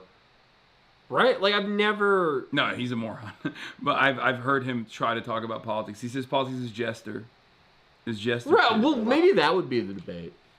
But you don't necessarily disagree with that it's jester. Clavicular doesn't want to debate you because of your cognitive dissonance. Debate HasanAbi, he's obsessed with me? Yeah, of course, bro. He literally said that having a woman sit with you is gay. Like, I genuinely don't get it. There's no point in debating with a guy that has that much cognitive dissonance. Do you have to say, like, wow, he knows cognitive dissonance. No, that's pretty true. I didn't even say clavicular. Well, I think clavicular he is gay maxing, but that's a totally separate argument. But in this one, I was joking about the people around him that were like, Oh, right, he like, wasn't being Why are gay. you paying attention to a woman on your lap when you should be locking in on business deals? Yeah, and it was gay when the guy said to the woman, "You're a 7 and you're sitting on a 10's lap." Yeah. But also, I disagree with the premise that being with a woman can never be gay. What if she's your hag? Yeah, it's true. Well, I mean, that is gay. That's the gayest. Yeah. Yeah, you're right. Owned. Yeah. I think of debate as sort of an MMA with verbal words. Not actually. No. I guess that proves right. In some sense. Exactly. Like culturally in some, but not literally. Yeah. Is liking women gay? Yeah, No. for real. Very true. Unless you're a woman. And you're Like you could be a voluntarily celibate, you could be a vol cell, but that's fine. Like, And then there was more. So Clavicular tells the interview from the New York Times that he should have detesterized Max because he's bald. Okay. Even Facebook, when Facebook first started, it was a way for Mark Zuckerberg to have people rate the attractiveness of girls at Harvard. So, this stuff goes back. You know. Have you ever tried it? What, rating attractiveness? No, the putting yourself on the website. In 2002? Yeah, I did in 2002. Well, you have to remember, this is 2002, so I'm 17 and I had a full head of hair. Okay. Somewhere in the 7s. 7s? Not bad. Well, you should have detesterized Max. You know? Yeah, but we don't need to get too deep into this, but the potential side effects are something I'm not willing to... That's a cope. No SIBO, garbage. Fucking own, Joe. He's Get awesome. fucked, Joe. But it's like, I do... He said that's a cope. Who cares if your dick doesn't work? You gotta have a full head of hair. That's... That's why, like, I hate the idea of him doing a politics debate because, like, no, this is his ideology. And I think that's as valid as an ideology as anything. Just, like, fuck it. Like, who cares? It's more... All that matters is how you look. You can, like, fix your dick later. It's more valid than fucking Adam Gentelson's Searchlight Studios or whatever. You know what I mean? If there was a clavicular institute, yeah, and it was just old stuff like is it like, would you rather have a full head of hair and a broken dick? They're doing policy papers on Detestoride and how it's not that big of a deal if your penis doesn't work anymore. Well, he is. You could say that he is like a techno optimist. Because every time they're like, oh, your dick won't work. Oh, you're infertile. He'll be like, the only thing can fix that later. Yeah. No, that's why he said like he's only infertile for the time being. Yeah. And I believe him. I think a lot of infertility and fertility is like attitudinal. Whenever you meet a couple that's like, oh, we tried it, we can't have kids, and it's like, yeah, because you guys are fucking downers. Yeah. Fix your vibes. You guys first. have a bad attitude. What kid would want to be born?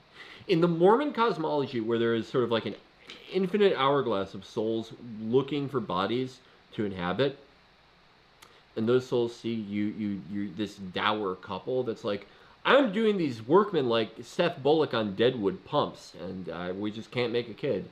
Well, yeah, what kid is that? You don't look like a very fun-loving family. Do you want food? Yeah, sure.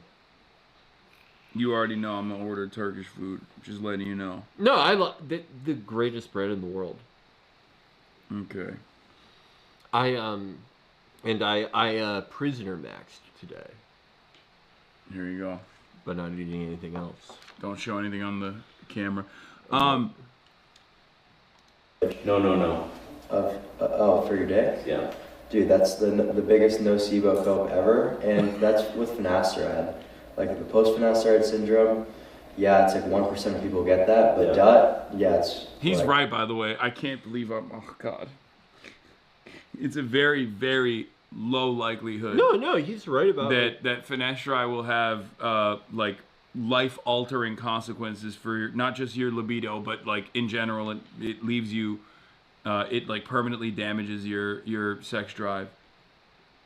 I will go as far as to say, I know, because I take finasteride. I'm I'm basically clavicular. I'm looks maxing. I've accidentally gotten finasteride on my rod, and it's been fine. Nocebo as a coping term is wild. It is, yeah. He could, yeah. Okay. Clavicular there we couldn't go. stop cringing. Something off about this girl. Do you want LARPer? Yeah, she LARPing? I'm really Probably. Whoops. She's I'm thinking about LARPing. getting a bigger like the iPhone, whole, but like, I'm bone keep mass mistyping is shit on the smaller one, and it's really pissing me This is the biggest off. one. No, I want this one. like, because that's something like you can't really change. You like bone masses. Yeah, this is way better. Tell me about that. Why is he? I really like the Lady Gaga playing faintly in the background. Hey. You're a lesbo?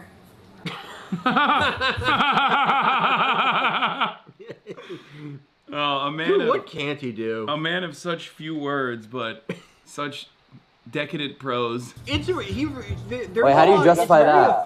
If you're everything like he a, says, it's like Yeah. pretty great. Are you a lesbo? wait, how do you justify that? If you're like a groper or whatever, or if you're like right wing, how could you be a lesbian? Why is it like total faggot death? He's contemplating whether she can say it or not. Yeah, no, he's Is that what cringing. you're on? No, I'm telling you right now. Wait, did you mean to order this? Do you know what this is? No, I didn't. What the fuck is that? That's shalgam, which is and it's spicy too. It's spicy pickle juice. Fuck that. Take that off. I was please. gonna be so Take that excited off. that you were like that. You're Turk maxing. No, that I'm not that intensely. I don't think hot pickle juice. That's like a joke drink. No, it's. I mean, I used to drink it all the time. It probably like, makes you feel good. It's probably amazing if you've had the flu. It clears shit up.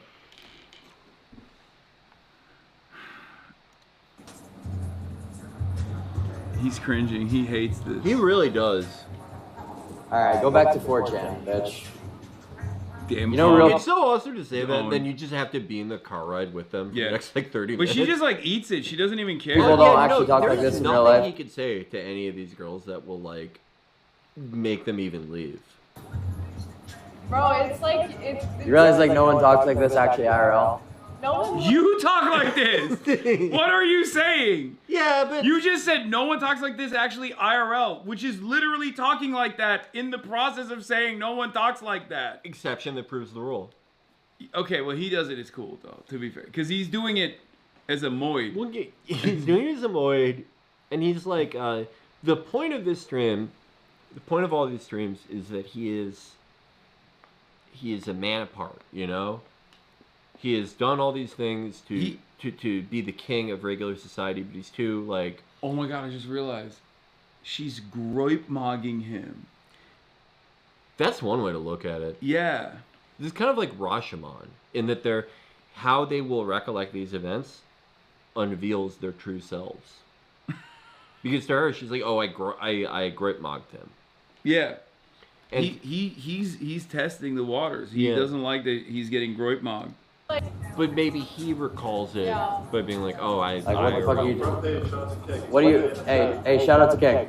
I promise you, like, literally no one says that. No normal. It's got to be so strange to just like rent out a Sprinter van and get like a female version of yourself, and then you just like berate them until you get to the nightclub. That is such an awesome concept for like just a thing to do. Like, I'm gonna just to have the most combative car ride possible. Yeah, and like a bunch of 14-year-olds are watching this and going like, bass. But Yeah, you tell that Void, kill a woman now. How are you having these women around you without killing them? Yeah, why aren't you murdering them with a gun? I do, but that is kind of the point of this though, right? That he's too fucked up to like be a member of normal society, but he's too self-cognizant and cognizant of others and their insecurities mid-face ratio to really like truly enjoy being like an internet oddity. Yeah. So he can't really, he's really good at when the music is loud, when the lights are flashing, at making out like a member of the normal world. Bernstein But once he talks, it's like, all he wants to talk about is his stats. His stats, height faking. Yeah. A New York Times journalist asked Clavicular's girlfriend if she's a groupie. It's like, I was really into looks maxing. Really? Yeah, like both me and my brother were. Okay, fair enough. So you're a bit of a group. Yeah. Damn, Bernstein. Yeah, I guess he burned her. Well, Bernstein is muckrake maxing. He journo-mogged them. Yeah, he did. Yo, he said groupie. He loved it. He loved really it. Bernstein is in. That's why. That's why he's the best. He hit a little dart in the Foyd's direction to win over the alpha. He's like, yeah, you're a groupie, huh? He's like, ha, yeah. Bernstein knew just a Bernstein, I'm gonna give you the gun. Kill her. yeah. Bernstein, you get to do the official Stake.com Woman Murder of the Month. Oh, that's awesome. This is Bernstein, like he is like Jet Li in one of those bullshit movies where pressure points are a real thing. He every subject he has, he knows the exact thing he needs to do just a little bit to ingratiate themselves with it. Yeah. And no, this is like he when never pushes too hard. When the undercover cop has to take a little fucking, gum the cocaine up. Like that's what he's doing. He's Rust Cole in episode 3 or 4, I think. Where the bikers think he's just like a scumbag. Yeah. Like them. Yeah, that's what he got himself situated well here. He loved it, dude. He's like, really this is the most emotion I've seen out of this fucking autistic child. Dude, I've never seen him happier. This is like the most genuinely happy I've ever seen him. Yeah. She's happy because he's happy. Yeah.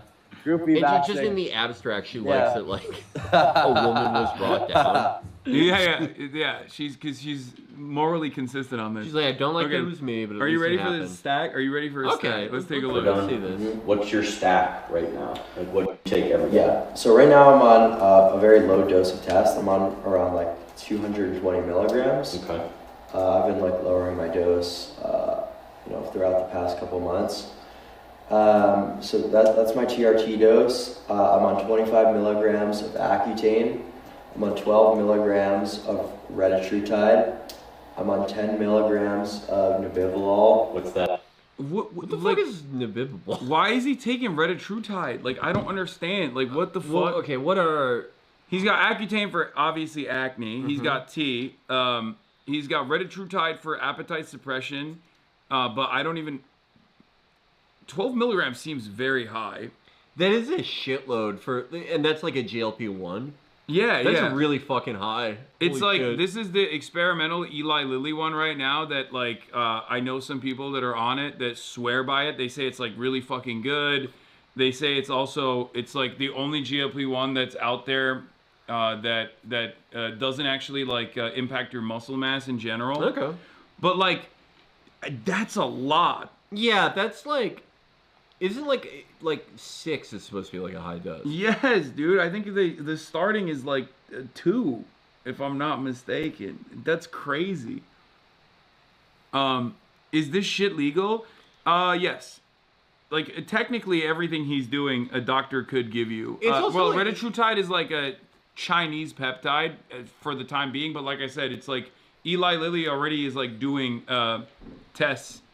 Like, they're already doing clinical trials for retatrutide. It's going to be, like, available, mass available, like, by next year. It's also, like, he's in Miami. It's just that I don't think any place has more crooked doctors per capita. Yeah. So even if, it, like, not all of this shit is legal, you can get it if you... He said max dose is 60 milligrams for retatrutide. Or no, 15 milligrams. No, maybe you just take it in higher amounts than the other ones.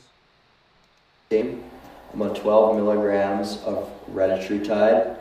I'm on 10 milligrams of Nebivolol. What's that? It's a beta blocker. Okay. Oh, that's why he sounds like that. I thought he was just like autistic. What? what is he on a beta blocker for? Like, as far as I understand, beta blockers, people take them for migraines and other shit, right? He just posted this. He said, "This is clavicular explaining to me why I should have taken hair loss drugs in spite of potential sexual side effects." What? But what is he What is he taking? Can anyone explain why he's taking the beta blockers? Blood pressure. So does it lowers your blood pressure? I assume. Hypertension?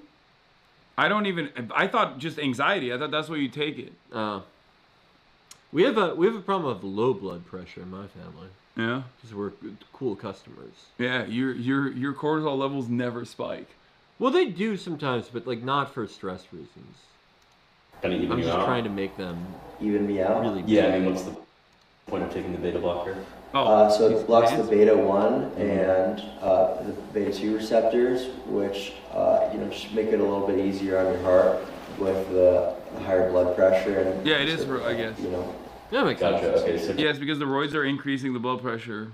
testosterone, Accutane, Retta, Nebivolol, beta blocker, or the Nebivolol is a beta blocker. Yeah, but Okay.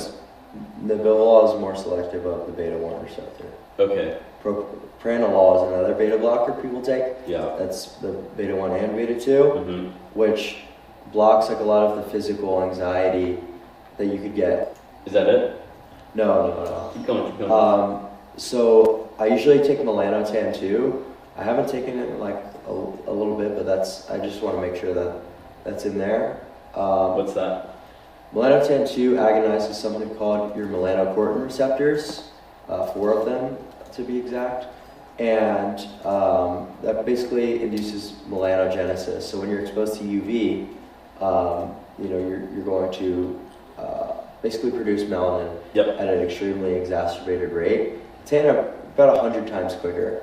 So helps you tan? What's up? Helps you tan? Yes. Okay. Because UV is extremely aging, so you want to limit your UV exposure as much as possible. So you want to tan in a short amount of time as possible, essentially. Yeah, because UV is damaging. Okay, so the melatonin to what else? Melanotan. Apologies. This is RFK Jr. stack, by the way. I'm convinced. I feel like RFK is more I feel like it would look more like those Rich Piana stacks. Yeah, but when he's doing like better by the day. I think RFK Jr. is taking the peptides that make your skin look like that. Like, I'm pretty sure there's like a specific peptide that RFK Jr. takes that is, do you know what these are? No, what are those? These are like puff protein bars. They're fucking sick. They finally made a good protein bar? Yeah, it's like marshmallow. Do you want to try one? Try a little bit. It's a little smushed up I used in my to bag. fucking choke down those Quest ones. Yeah. I hated those. No, this is 15 grams of protein, 160 calories. I'm just really hungry. That's how I know that like something's gonna be better. When they have ones that are like, oh, there's 78 grams of protein in this thing. It's like, okay, that's gonna be pure shit. Have you ever had the David bars? I've never tried those. Those have insane stats. Pretty good, right? Yeah, this is really good. Yeah. I'm gonna get some of these. You take melatonin too. That's a phenomenal antioxidant if taken in high doses. And a lot of people think I'm memeing when I say taking 300 to 500 milligrams is phenomenal. Oh, before you sleep, or?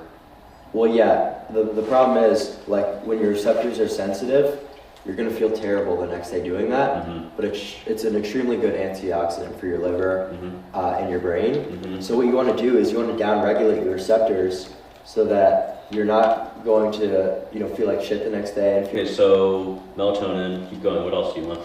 I'll do a lot of L-glutathione, so that's another antioxidant that's already produced endogenously. And that helps with a lot of dopamine toxicity.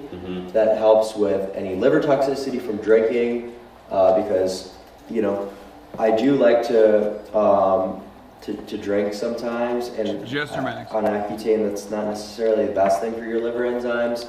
That's a lot of oxidative stress.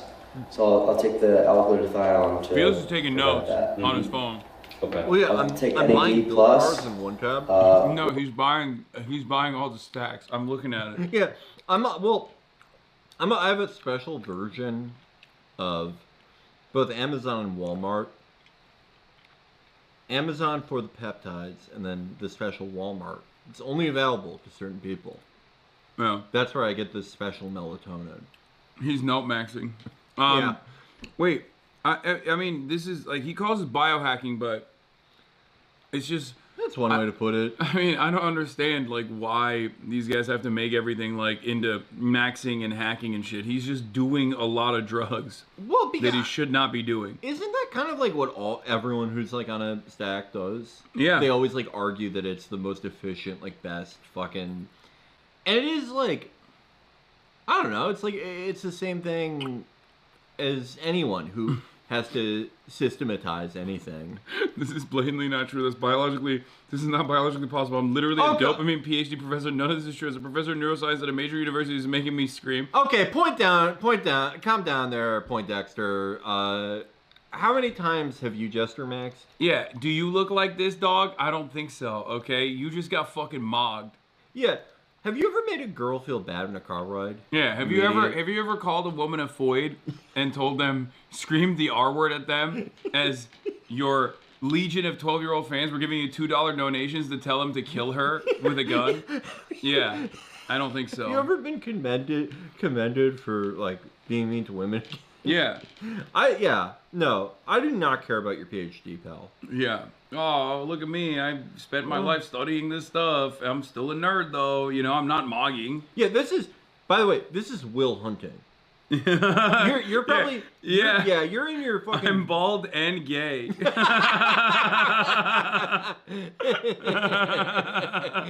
This guy is in his dopamine class, and they're like, "Oh, there's a magic stack out there. It's the unified field stack that solves everything." But it's like he's the janitor walking in to fix the equation. Clavicular walks in. He like slowly takes his janitor, like he takes one sleeve off, and he's like, "I have to shoulder max before I do this." Yeah. Oh, he does do that, by the way. Yeah. He puts pads. He puts pads on his shoulders. Why? That looks insane. If you have like any deltoid muscle, it looks insane. He doesn't have it enough. Like that's why he's getting fucking frame mobbed, bro. Okay, yeah, I guess. Yeah. How many Floridians have you run over with your Cybertruck? That was okay, buddy. That was pretty awesome. Yeah. I gotta say, I really like that clip. That was like, I don't agree with running over the mentally ill as a policy, but it's like a stopgap measure until we bring back butterfly nets. But his Goodwill Hunting would be so good. Yeah. He solves the perfect stack problem, and this guy's in it. Yeah. This guy's like, "Hey, you're vandalizing a problem." Then he looks at it and he's like, "Oh my god, this is all actually correct." Yeah. It all makes sense. This stack it's opening my eyes. Who's the Robin Williams? It would have to be an even greater comedian, like Andrew Schultz. He's in it. He makes Clavicular open up about like, I don't know, something happens to him when he's younger that like just makes him really into like making the perfect stack, but never joining the. We have to make it not MIT. Yeah. The Massachusetts Institute of Testosterone. That's where it takes place. Yeah. And Jeffrey Epstein was funding that one too. Yeah. Yeah. He was definitely, dude, oh my God. R.I.P. Jeffrey Epstein. He would have loved Clavicular. Oh my God. He would have loved, because do you know J.F. Garepi? Oh, of course. Yeah. His wife tragically disappeared. He has nothing to do with it. Yeah. And he does nothing. And he had like I think like someone with an intellectual disability that he like impregnated or something. Yeah.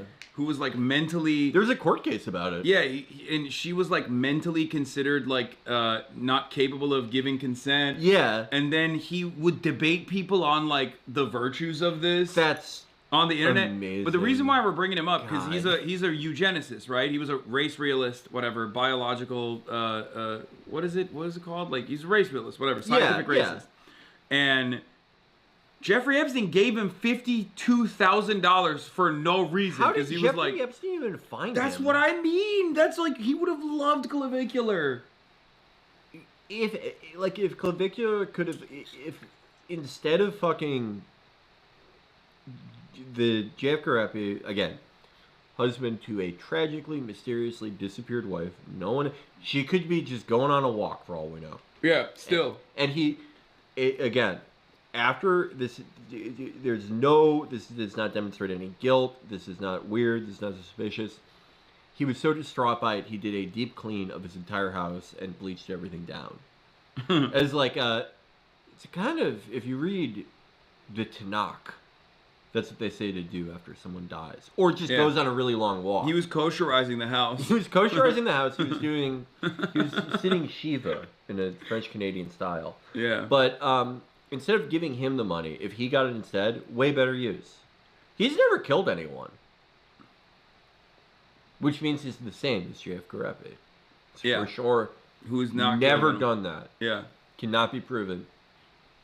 Which is extremely good for the health of your cells. It's good for your. I've used Anavar because that down regulates. That's kind of a throwback, right? Wait, but like he already said so he's stacking testosterone, TRT, and Anavar, or is he just? I've heard of people taking Anavar with TRT. Anavar lowers cortisol. The glucocorticoid receptor. Okay. And that basically causes your adrenal glands to secrete cortisol. I know you're very anti-cortisol. I am. Yeah. I love Joe, dude. I know you're very anti-cortisol. No, this is why I said this is like male to male trans. Like that. Yeah. He is doing a male to male transition. First of his case, and there will be many copycats, I think. Oh my god, yeah. No. Some of them. Yeah, W cortisol. No, guys, L cortisol. No, we don't like cortisol. Whoever said W cortisol, the police have been called. Yeah. And it is SWAT team. They're not looking to arrest you. Yes. Yeah, I rely on stimulants and nootropics, right? Cimax is another one. Like, the thing is, we would be like here for hours if we actually talked about like my full stack of things, because I don't just biohack in the context of looks maxing. I'm also like a cognition maxer. Yeah. Oh yes. No, this one's all like Epstein loved this shit. Yeah, this is like I feel like at a younger age, I would have been this guy. Yeah. Because, like, this is how I felt when I first learned about, like, nootropics, listening to the Joe Rogan Experience, where I was like, what? There's, like, a secret drug? Luckily, I didn't fall into this pipeline at all. But, like, Joe Rogan was literally promoting half of this shit. TRT, nootropics, and then he just turned it into a business with Onnit. Yeah. Oh, man, Onnit is one of the greatest wealth transfers from middle class and poor stupids to rich stupids ever. Yeah. But yeah, he's 35-year-old cops. I mean, he really is. He's like a less fun-loving Ziz, a little bit. Yeah, he's a real one though. He's like absolutely. He believes this shit. He's like Candace Owens. Yeah, man. Rogan used to have done so many fun guys back then. Yeah. So many great cranks, and now he just has like Greg Abbott on. Literally saved the kid from kid like this from the Sphere this week. Boo! He was literally about to ascend, dude. Yeah, you literally ruined a kid's life. Yeah, now he's gonna look like a low tier normie, dude. He was about to ascend to true Adam. By the way, the thing with the RFK skin, I was thinking about it. I think not everyone has this reaction to high TRT doses, but a lot of guys who take TRT do become like more leathery. Like I'm thinking of two or three guys specifically in the UFC who had high TRT doses. Vitor Belfort, who was an infamous abuser of TRT when there was a therapeutic use exemption. Yushin. No, his testosterone levels were too low. He was medically. He was gonna die. He was gonna die, and it's just a coincidence that he stopped fucking kicking people's heads off when they didn't stop taking it. But Yoshihiro Akiyama, who, if not TRT, I think he got popped for something. He did something that was, you know, same idea, increased tea production. Dan Henderson, all leathery guys. I would say that Akiyama was the most leathery looking guy, but Belfort, the moment he took TRT, he looked 1,000 times leatherier than he ever had in his entire life. Yeah, I mean, it's like the Trent twins. Like, it just cooks everything. I feel like it just like accelerates everything. If you have if you're prone to get cancer, like you're probably speeding up that process. Yeah, but like, that's not so bad. Like if you beat it, everyone's happy for you. Yeah, and you look hot. You got to go to the hospital, eat that Jello, get some morphine. Yeah, and they won't. You know what? You used to be able to go to the hospital for exhaustion, and they would like give you the Jello and the morphine, and depending on what you were willing to pay, 1 week, 2 weeks later, you're on your way out. They won't let you do that anymore. You'd get yelled at it if you try to drink COVID, I found out. But if you get cancer, you get 6 months of that or more.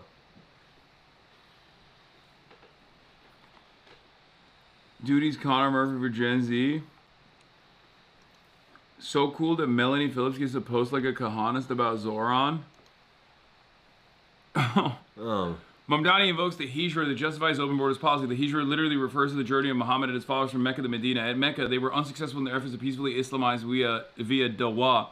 A fanatical Islamist fifth columnist is running America's most important city 25 years after 9/11. Who knew? It's awesome. This is why. If there's a Muslim, this is why he can't go. Like, you can go to the fucking Red Bay's grave or whatever. It doesn't, you know. Yeah, it doesn't do anything. Like, these people are insane. They're not gonna be like, oh wow, he's actually he's. Oh, I was wrong about him. Yeah. Yeah. He's Judaism Max. He's Torah Maxing. Yeah. Like, it doesn't work. They'll be like, oh, you're fake philo-Semite selling. Yeah, exactly. Yeah. You can't. You are. It's over. You are never gonna be a Philo-Semite. You're never gonna be cattle. It doesn't work that way. You're too Muslim. Okay.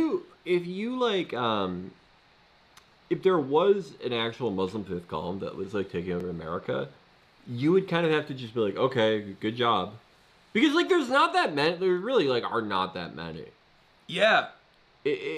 How many Muslim? What percentage of Americans are Muslim? There's less Muslim people in this country than there are Jewish people. Yeah. In this country, like it would be. So that's like 1%.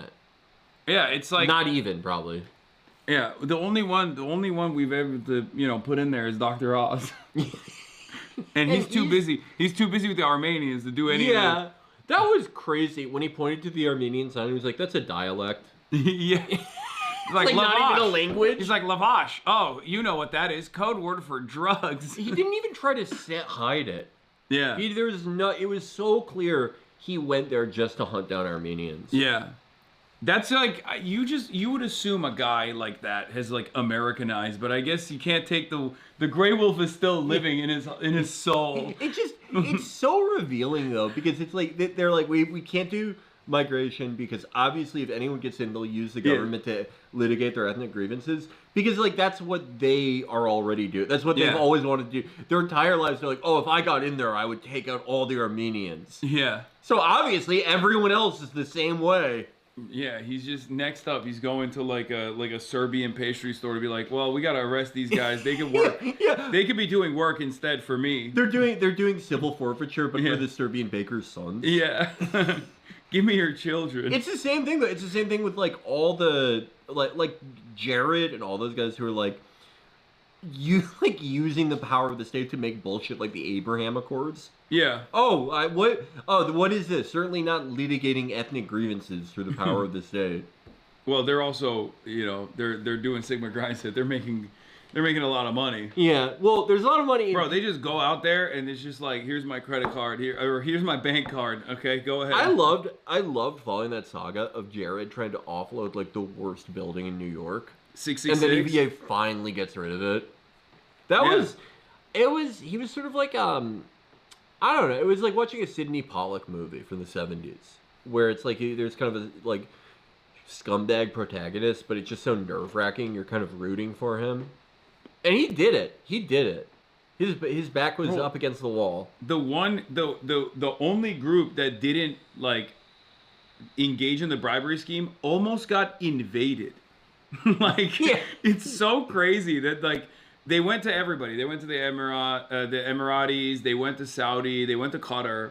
And the Qatar guys were like, "Wait, what do you mean? Like we have prestigious soft power you know, we'll do a news report about you. you. Yeah, we have Al Jazeera. Like we're a serious thing. Like we own a lot of real estate in London. We like, bought a ton of your planes. Yeah. Like, what do you mean we need to give you a bribe directly? And then literally a year later, they were like, oh, you're going to get invaded by Saudi Arabia and the UAE dude, now. How happy do you think they are that it's now, like, out in the open, KSA and the Emiratis hating each other? Oh, yeah. Because that's always been, like, bubbling under the surface, especially when the Emiratis cut that side deal in Yemen. After they pretty much manipulated KSA into doing that and like taking the full like public hit, because no one ever talked about the Emiratis' role in that war. It was always the Saudis. Yeah, I mean Muslim Israel. I mean, I am in UAE versus KSA. Oh, I'm team KSA. Dude, yeah, 100%. I see when I look at MBS, I see the spirit of the great Yeah. King Faisal. Yeah, no, I take back everything I ever said. No, he's 100%. I'm doing the Hajj. True visionary. Yeah. Yeah, it's not even a question. Ugh, they're the worst. I mean, they are so... That is one of the worst fucking countries in the world. Yeah. The UAE. Like, I mean, a lot of the Gulf states, I feel like are... I mean, even Qatar is a little bit like this. Like, it's very Miami. Yeah. Like, all these countries are spiritually Miami, which is spiritually Israel. There is, like, this fake plastic patina on everything. Everything is new. And it's been built like... It's been built like a playground for like all the cryptocurrency dipshits. Yeah, pretty much. They're like Dubai specifically. So there's an extra layer of skeeviness to it though, because it's like a free city. If you're an international criminal, you can have all your meetings there because it's no man's land. It's neutral territory. Just don't do drugs. Yeah, that's what like. A ton of the Kinahan guys. So many different. I find it so funny that you can be like an international pedophile. You can be like every type of criminal in one, but like just don't have drugs on you. Like even if you have marijuana, they're like, we'll kill you. You will go to prison and we'll kill you. I wonder though, like there was this really weird case in Saudi Arabia during the 90s, or I think the 90s, early 2000s, where the Saudi police said they discovered an alcohol smuggling ring. And they just pinned it all on this random British businessman. John Dolan wrote this really interesting thing about it that I think is in the war. It's either in the War Nerd book or it's like way back there in the Exile. It would be, I think I would probably have to go to the Internet Archive to find it. But it basically Dolan said that like they knew about this, but just like the right people didn't get paid off. And they just stuck it on this random British guy. Just for whatever reason. So I said like, in Dubai, I presume that, like, if you are willing to play ball enough and you're, like, a Kinahan cartel guy or fucking whatever, if you pay the right person, you can just do coke in your fucking disgusting penthouse. Yeah, they let you do it. Yeah. But it is, I don't know. I find it really funny that you can do, like, you can be the worst person on the planet, but, you know, as long as you're not doing drugs, you can do all the other crimes. They let anyone there. You can do, first of all the sex crimes, it's not even a given. Like, you have to do a sex crime. Otherwise, you can't stay in Dubai. You have to at least shit on the chest of a model. Yeah, it is. I mean, again, Dubai, also elite sex trafficking hub. Oh, yeah. Like, no, what gun running, which is a lot of what Jeffrey Epstein was doing, aside from the sex trafficking. One of the worst fucking places in the world. Yeah. Oh man! All those do you remember like all those videos and like there was that post that went viral that was like, I just found out what taxes are. Americans are so stupid. They should be like Dubai, where I live. Yeah. It's amazing. Have you seen this guy? This guy Libby. He's like a VC guy. He wrote a book called like strong bottom, no ceiling or something, where he's like trying to really called them. I don't know, like, something like that. Power bottom. Yeah. All future. No, he's just like a VC guy who's trying to be like, oh, we shouldn't try to stop the billionaires from making billions. I gotta pee real quick, but here why? Today to some of the core themes, affordability. But look, here's one important thing. I think if folks are not happy with the current leadership in the Trump administration, we have never had a seismic shift in American politics without a positive and hopeful message that says what we want for America, not what we don't want. Whether it was the contract with America, or 6 for 06, or for the people, there was always something hopeful, something people could vote for, not just against. And I think we need that today. Yeah, and so you're hoping that this book, which again isn't just the title, obviously, it lays out a prescription, that's most books, I would a say, roadmap that you think on various issues dealing with affordability. We put this poll up in another segment earlier like as it related to the president's new Trump RX website, but I want to show it to you as it relates to your argument. You see there the affordability concerns. I don't want what people are the most worried about. Healthcare is ahead of everything else, and those are also pretty high. But the fact that healthcare is so high, your proposal for a strong floor on healthcare initiatives is a universal single-payer health insurance plan. Long-time goal of progressives. But it is definitely something that President Obama, when he did Obamacare, was pressured to do, and he shied away from it because he couldn't get support even among Democrats. And back then, I was covering it, there were 60 Senate Democrats. It's such like John Delaney shit, like regular third way shit, where it's like, oh yeah, there's a lot of anger out there, and anger's bad. And no, fucking... but that's literally what it is. It's a book that he wrote that is. I love that there are so many people who are just like rehashing the exact same third way neoliberalism, and they're all trying to like figure out what the best marketing solution is to this problem, and no one wants it except for the fucking politicians that I guess are looking for anything that they can hold on to, be like, oh, so we should keep doing the exact same thing that we've been doing for the last fucking multiple decades. That's what's so ridiculous about this guy, because so you're telling like Hakeem Jeffries is like, oh, by the way, you have permission like not to do any of this. Oh, okay, thanks. Like, yeah. Okay, great. I really needed your fucking go ahead, Libby, whoever the hell you are. And he's trying to do like a Mark Cuban thing. Mark Cuban already exists. What is your angle, buddy? What new thing do you bring? You look like every guy I've ever seen in an airport. You're not interesting looking. You don't sound funny or cool. You don't have like a crazy thing. You're not mogging anybody. What if he... Let me see your stack, Libby. If I was this guy's manager or agent, I'd be like, okay, your thing, you're going to just full clown makeup and get up. And you're going to come in on a unicycle and never explain it. If they ask you questions about it, just be like, I don't know what you're talking about. Just gaslight them.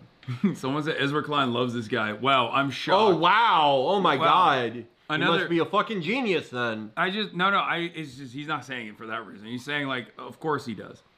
It's awesome. It's awesome that these guys they hear the same thing over and over again with, like, different variants. No, it's just, I mean... They have the opposite situation with, like, the left.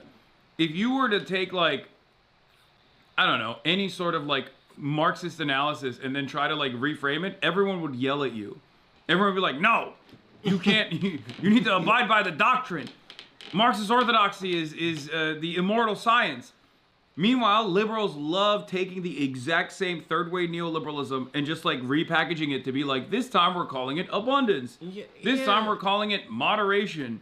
We're calling it bottoms up, no ceiling, or whatever the fuck. That is what really pisses me off. Is like, there's probably 20 books written exactly like this bullshit that came out like this year. There is no shortage for, like, this guy's family and his friends, he is just a nuisance to them. None of them care enough to be like, okay, Libby, 50 of those books already exist. And you're not interesting. I don't believe anyone reads them. I no, can't. they just exist to get like laundered by fucking think tanks buying them. It's the same exact bullshit with the policy papers that come out of like these places like Searchlight. If they even write one, they don't even. Has Searchlight even written a policy paper yet? No, they're vibes based. What do they do? They're just tweet. They just tweet about they just pay. how awesome it is to be a moderate. They just have Trey Easton tweeting. Yeah. That's it. The entire organization is to like make sure that Trey Easton does not become homeless. Yeah. Which is like as good of an initiative as anything, I feel like. I really cannot stand this guy. Oh, another one of this was when with stakeholder capitalism. That was another great one. Remember that one? Oh God, it just like. Yeah. Matt Iglesias, lifelong New York, D.C. Democrat. We need to practice billionaire positivity. Why mom living in the suburbs of Georgia? Every billionaire must be incinerated in Nevada, molten lava. Like, this isn't even a joke anymore. I've seen it. I saw it with my own 2 eyes, man. I saw it when I went to the fundraiser. I saw it when I went on the fucking streets. I'm telling you, liberal Y moms are done. I mean, even like Essex is a great example of this. Yeah. New Jersey 11 is literally proof of what we are talking about here. This is a rich, white, decently high Jewish demographic neighborhood, very well educated, okay? And they turned around and they voted for an anti-Zionist who's saying abolish ICE. Sure, AIPAC spent a lot of money on this race against who they thought was going to be the guy who wins it, right? Malinowski, because he stepped out of line marginally with like Israel. Yeah, that was awesome. Like he was like, maybe I can do conditional aid sometimes, and they were like, no. It's man. But the ads that they ran were that Malinowski was not sufficiently anti-ICE, as in people saw those ads and were like, okay, who's the actual abolish ICE candidate? That's crazy. That's what people are looking for. It is interesting. I wonder if like it hits a crisis point if they will just unceremoniously like dump Hakeem Jeffries, if that energy goes away, if they have someone perceived as halfway competent in there. Oh. Because I do think that a lot of this is a reaction to just like a completely ill-equipped leadership. And I don't like Democrats are just they're too. Yeah, if it was like a Gavin Newsom type, even who was at least like aesthetically pleasing, even though at his core he's like the same thing, aesthetically like resisting, like optically resisting, rather than Hakeem Jeffries who comes out and he's like, meh. Yeah, he's just stop it. He reminds me of like when those seals try to scare people by slapping their bellies. It's the same. That's really really frightening. But I do wonder though. I mean, the thing is, it's a pure hypothetical because the Democrats are such assholes about this stuff. The only way they would have never replaced Biden if he didn't say "Havoda during the debate. And like with Jeffries and Schumer, that is out of the question for them because they paid their dues. The only thing that matters in politics, if you have been a fucking completely useless sub-replacement level asshole for 50 years, like Jerry Connolly. You get your time in the sun, even if sun kills you. In the case of Jerry Connolly, instantly gave him cancer, which instantly died. You cannot say that he lost his battle with cancer. That was not a battle. That was a massacre. There's resistance in battles. Old people. Sometimes it takes old people a long time to die from cancer. Yeah, because because they're not leading the oversight committee after like 700 years and doing like 50 laps around the fucking Congress. Dude, Joe Biden has colon cancer or something, right? What does he have? Yeah, he has colon cancer, and he's ticking. Well, is he still piping? You think? Oh, absolutely. I don't think you could ever stop. I think you could put Joe in a. Remember when that was the Daily Mail leak, like the article after Jill Biden's book? They were like, Joe Biden's secret to a long marriage is he fucks a lot. That was awesome. I think Joe, whatever else his many problems are, if you even put him in a Johnny Got His Gun situation where all his limbs are gone and he's blind, mute, and deaf, and he can just communicate by like banging his head, he would still find a way to fuck Dr. Jill. Hell yeah. Or as he calls her, Dr. Joe Biden. So my wife, Dr. Joe Biden. But he's a passionate guy. These other guys I don't know so much. But he's still, like, he doesn't even seem like he has cancer. Because all the cells in his body are dead. The cancer has nowhere to go. Jerry, about as old as Joe, and the cancer could tell they were dealing with a true weakling. I love that woman in the Virginia Democratic Party. Like, when people were like, this is the fucking guy you picked, this dying asshole, and this woman's like, fuck you. Oh, yeah. Jerry's gonna kick cancer's ass, and it's like... And then a week later, he died. Instantly in the ground. Yeah, he read that tweet and just perished.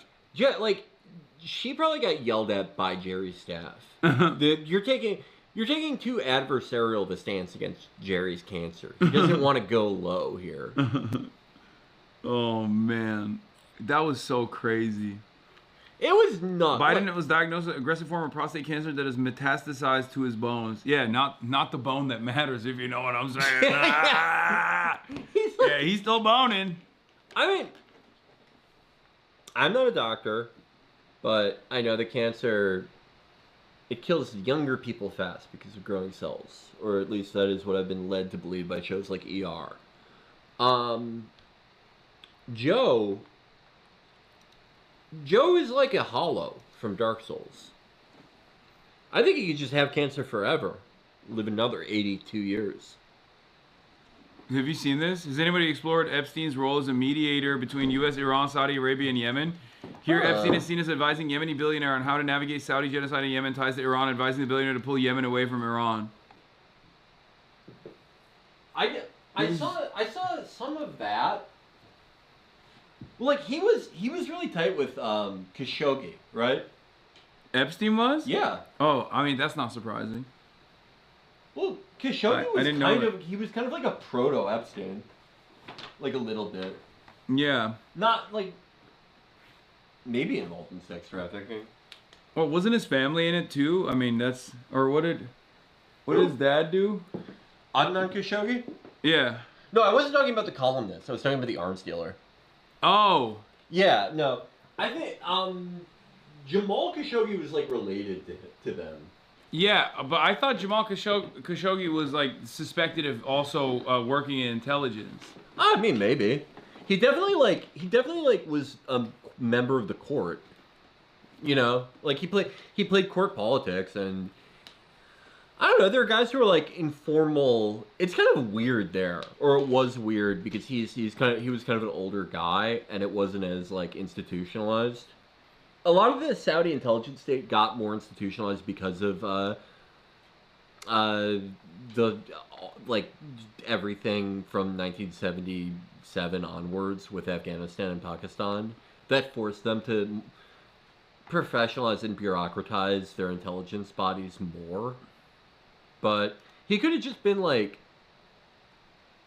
for all intents and purposes, an intelligence agent, but not like officially one. They claim this is Jeffrey Epstein's YouTube account, by the way. They're saying this is Epstein's YouTube account via an email notification comment reply, but I doubt it because like, I mean, this makes no sense. Yeah, I don't know why he would do that, and it's like, if anyone remembers the email that Sarah Ferguson sent him, where she congratulates him on like a baby boy. Yeah. He almost certainly had tons of secret kids. Oh, yes. Yes. And that is the thing that everyone is overlooking. Yeah, I think, like, even the one in Israel, like the Fortnite account, I think there is a likelihood that could have been his like, an illegitimate Oh, 100%. I mean, I wouldn't have suspected that if they hadn't deleted it off the Wayback Machine. Yeah. That's when I was like, that's weird. Why the fuck would they... That, like... Yeah. What if it's just like a random... What if someone just hopped on the username? You know what I mean? Like, you could just... There's a much easier way to argue about this. And the way that they went about it was like, oh, that account is not Jeffrey Epstein. It doesn't belong to Jeffrey Epstein at all. And it's, you know... Tim Sweeney came out and said it. Yeah. He's a fucking weirdo in his own right. Difficult to find any info about this Nick Lee's online. Vicky Ward reported Epstein identified him as the son of an arms dealer who sources say got Epstein involved with Saudi arms dealer Adnan Khashoggi. Robert Maxwell, who introduced him to the Israelis.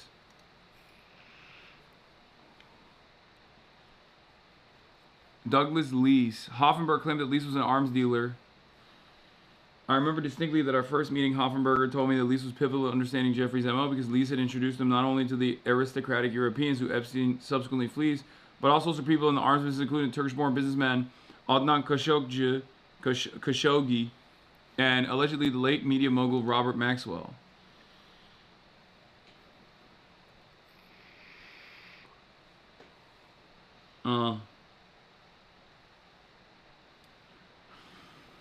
Dems hold a local House seat in a district that Trump won by a 13-point margin. Dems won it by a 25-plus margin. Oh yeah, I saw this one. Yeah, I kind of hate this though, because like this is gonna only convince the Democrats to not do anything.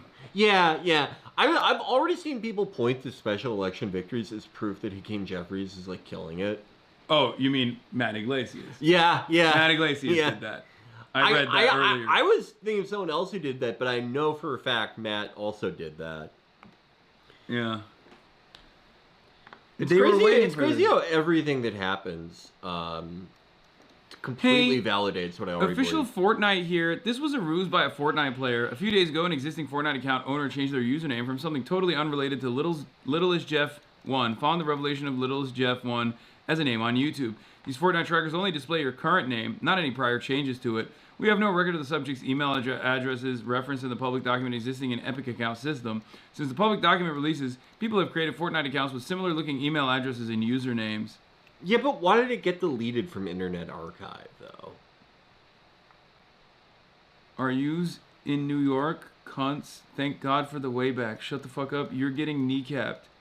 It's common. Kneecapped Hasan. No caps Hasan.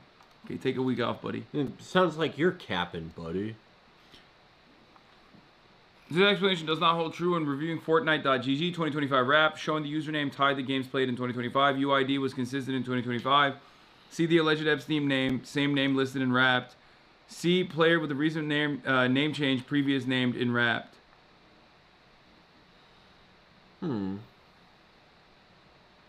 Weird that the same account also happened to have zero activity the week he was in New York prison A. Man, such a weird coincidence. Okay, like, do these guys actually think Jeffrey Epstein is still alive and playing Fortnite in Israel? Like, that's crazy. I think a much higher likelihood. He was like a 65-year-old man. Yeah, I think a much higher likelihood. Yeah, why the fuck?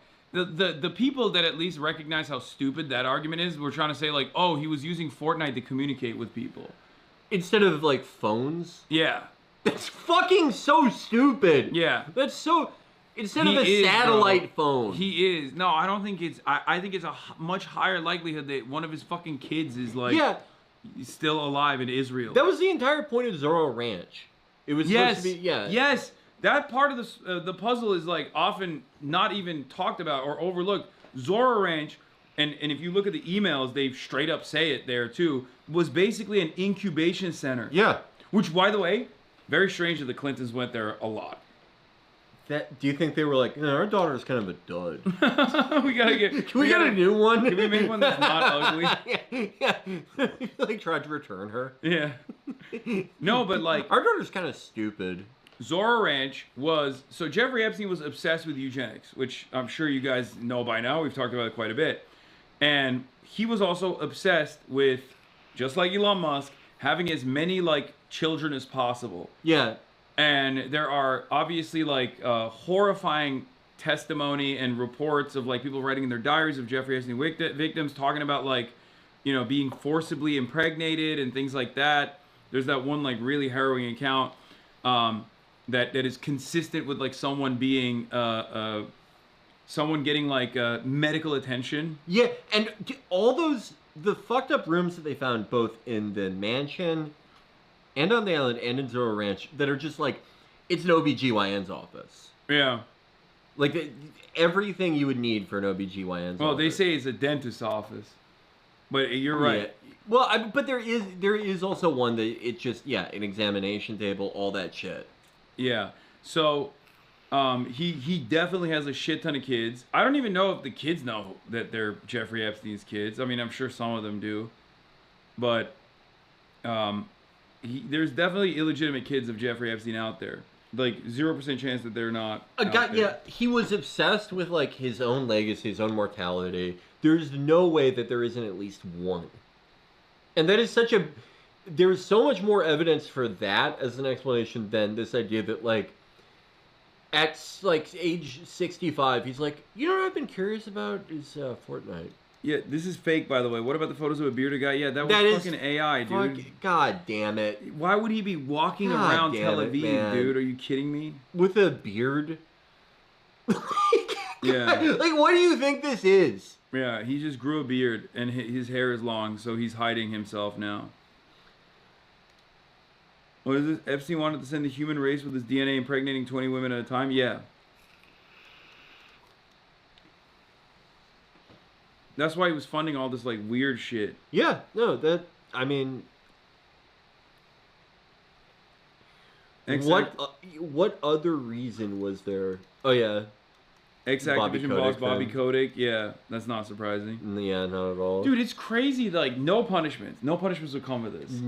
Nobody, yeah.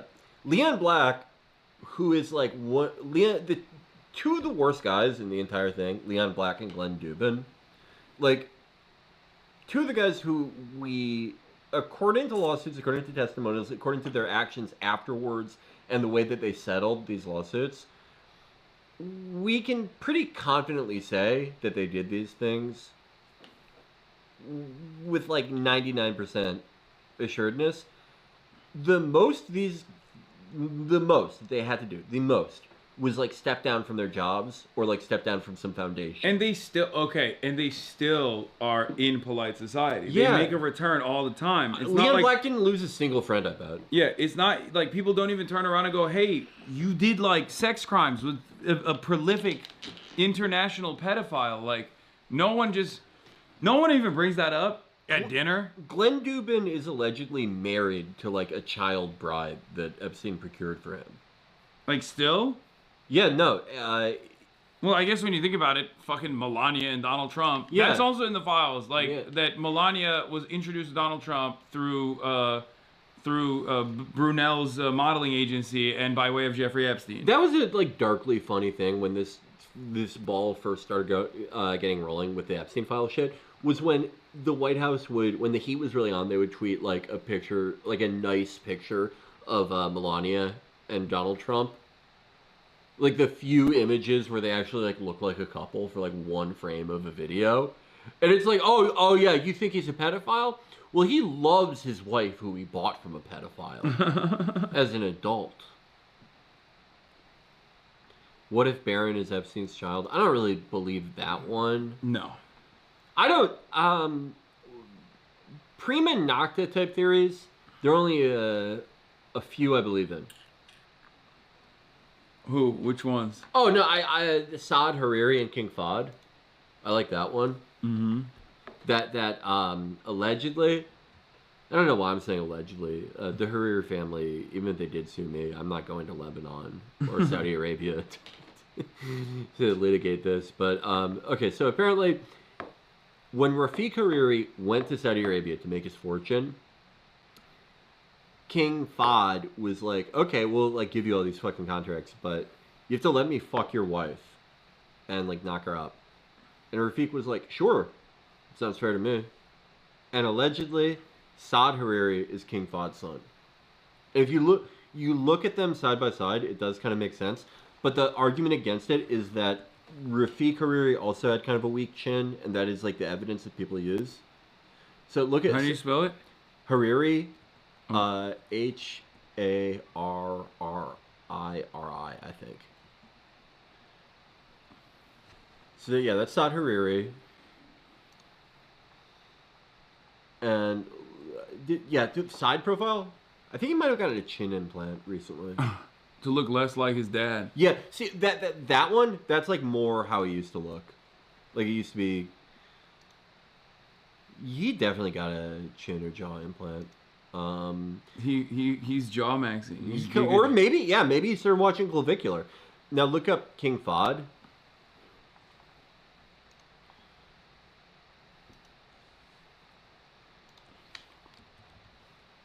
I can't even type.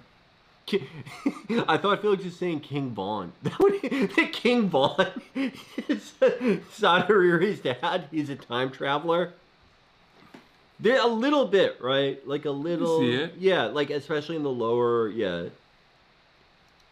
Look up, and if you see Rafiq Hariri, I always thought that Saad looked more like Fahd than Rafiq Hariri.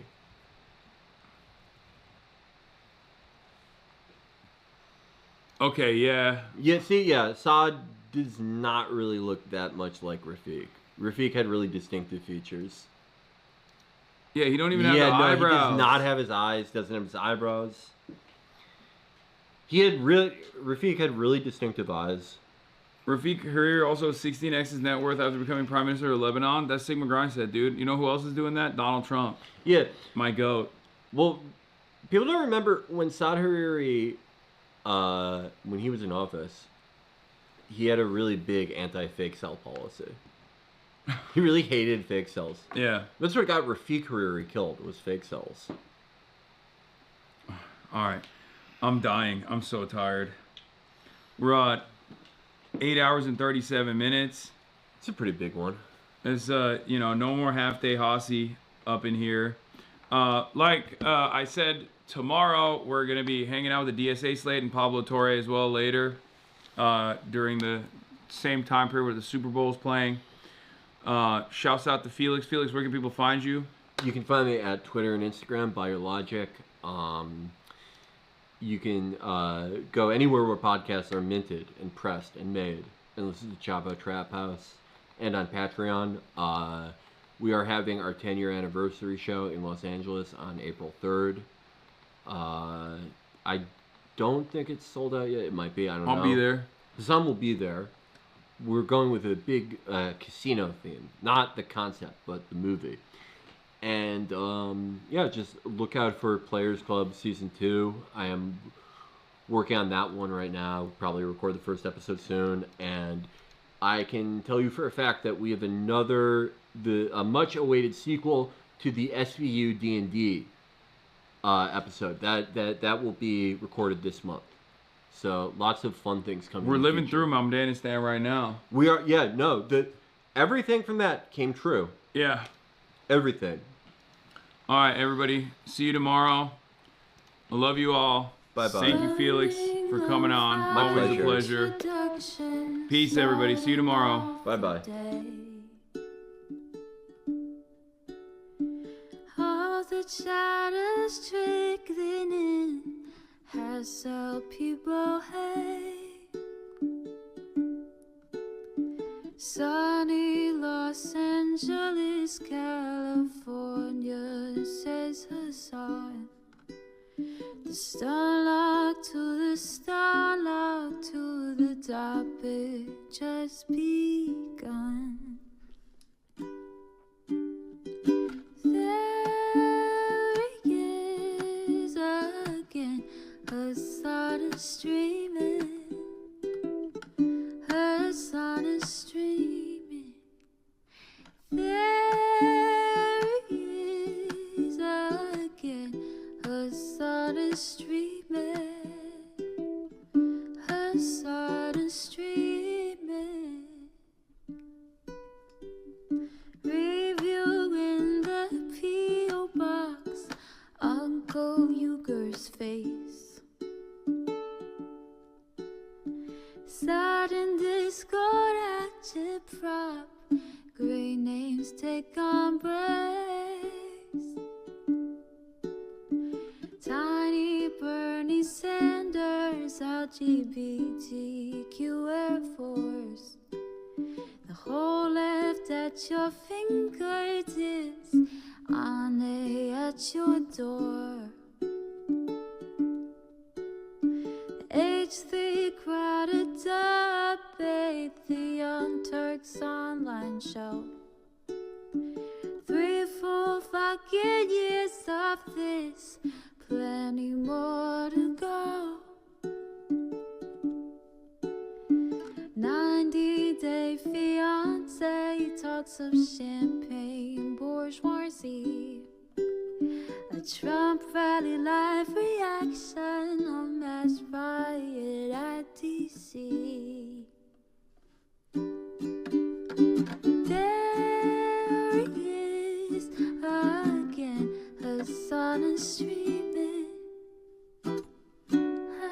sun is streaming. There it is again. The sun is streaming. The sun is streaming.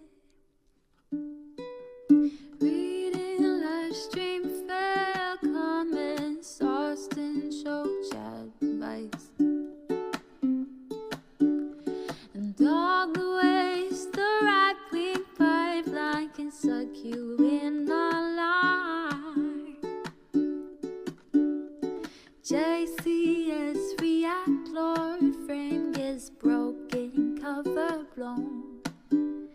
A full-blown mass pandemic monster streaming at your home. Total radicalization coming out to find the system you were taught to trust in was broken the whole time.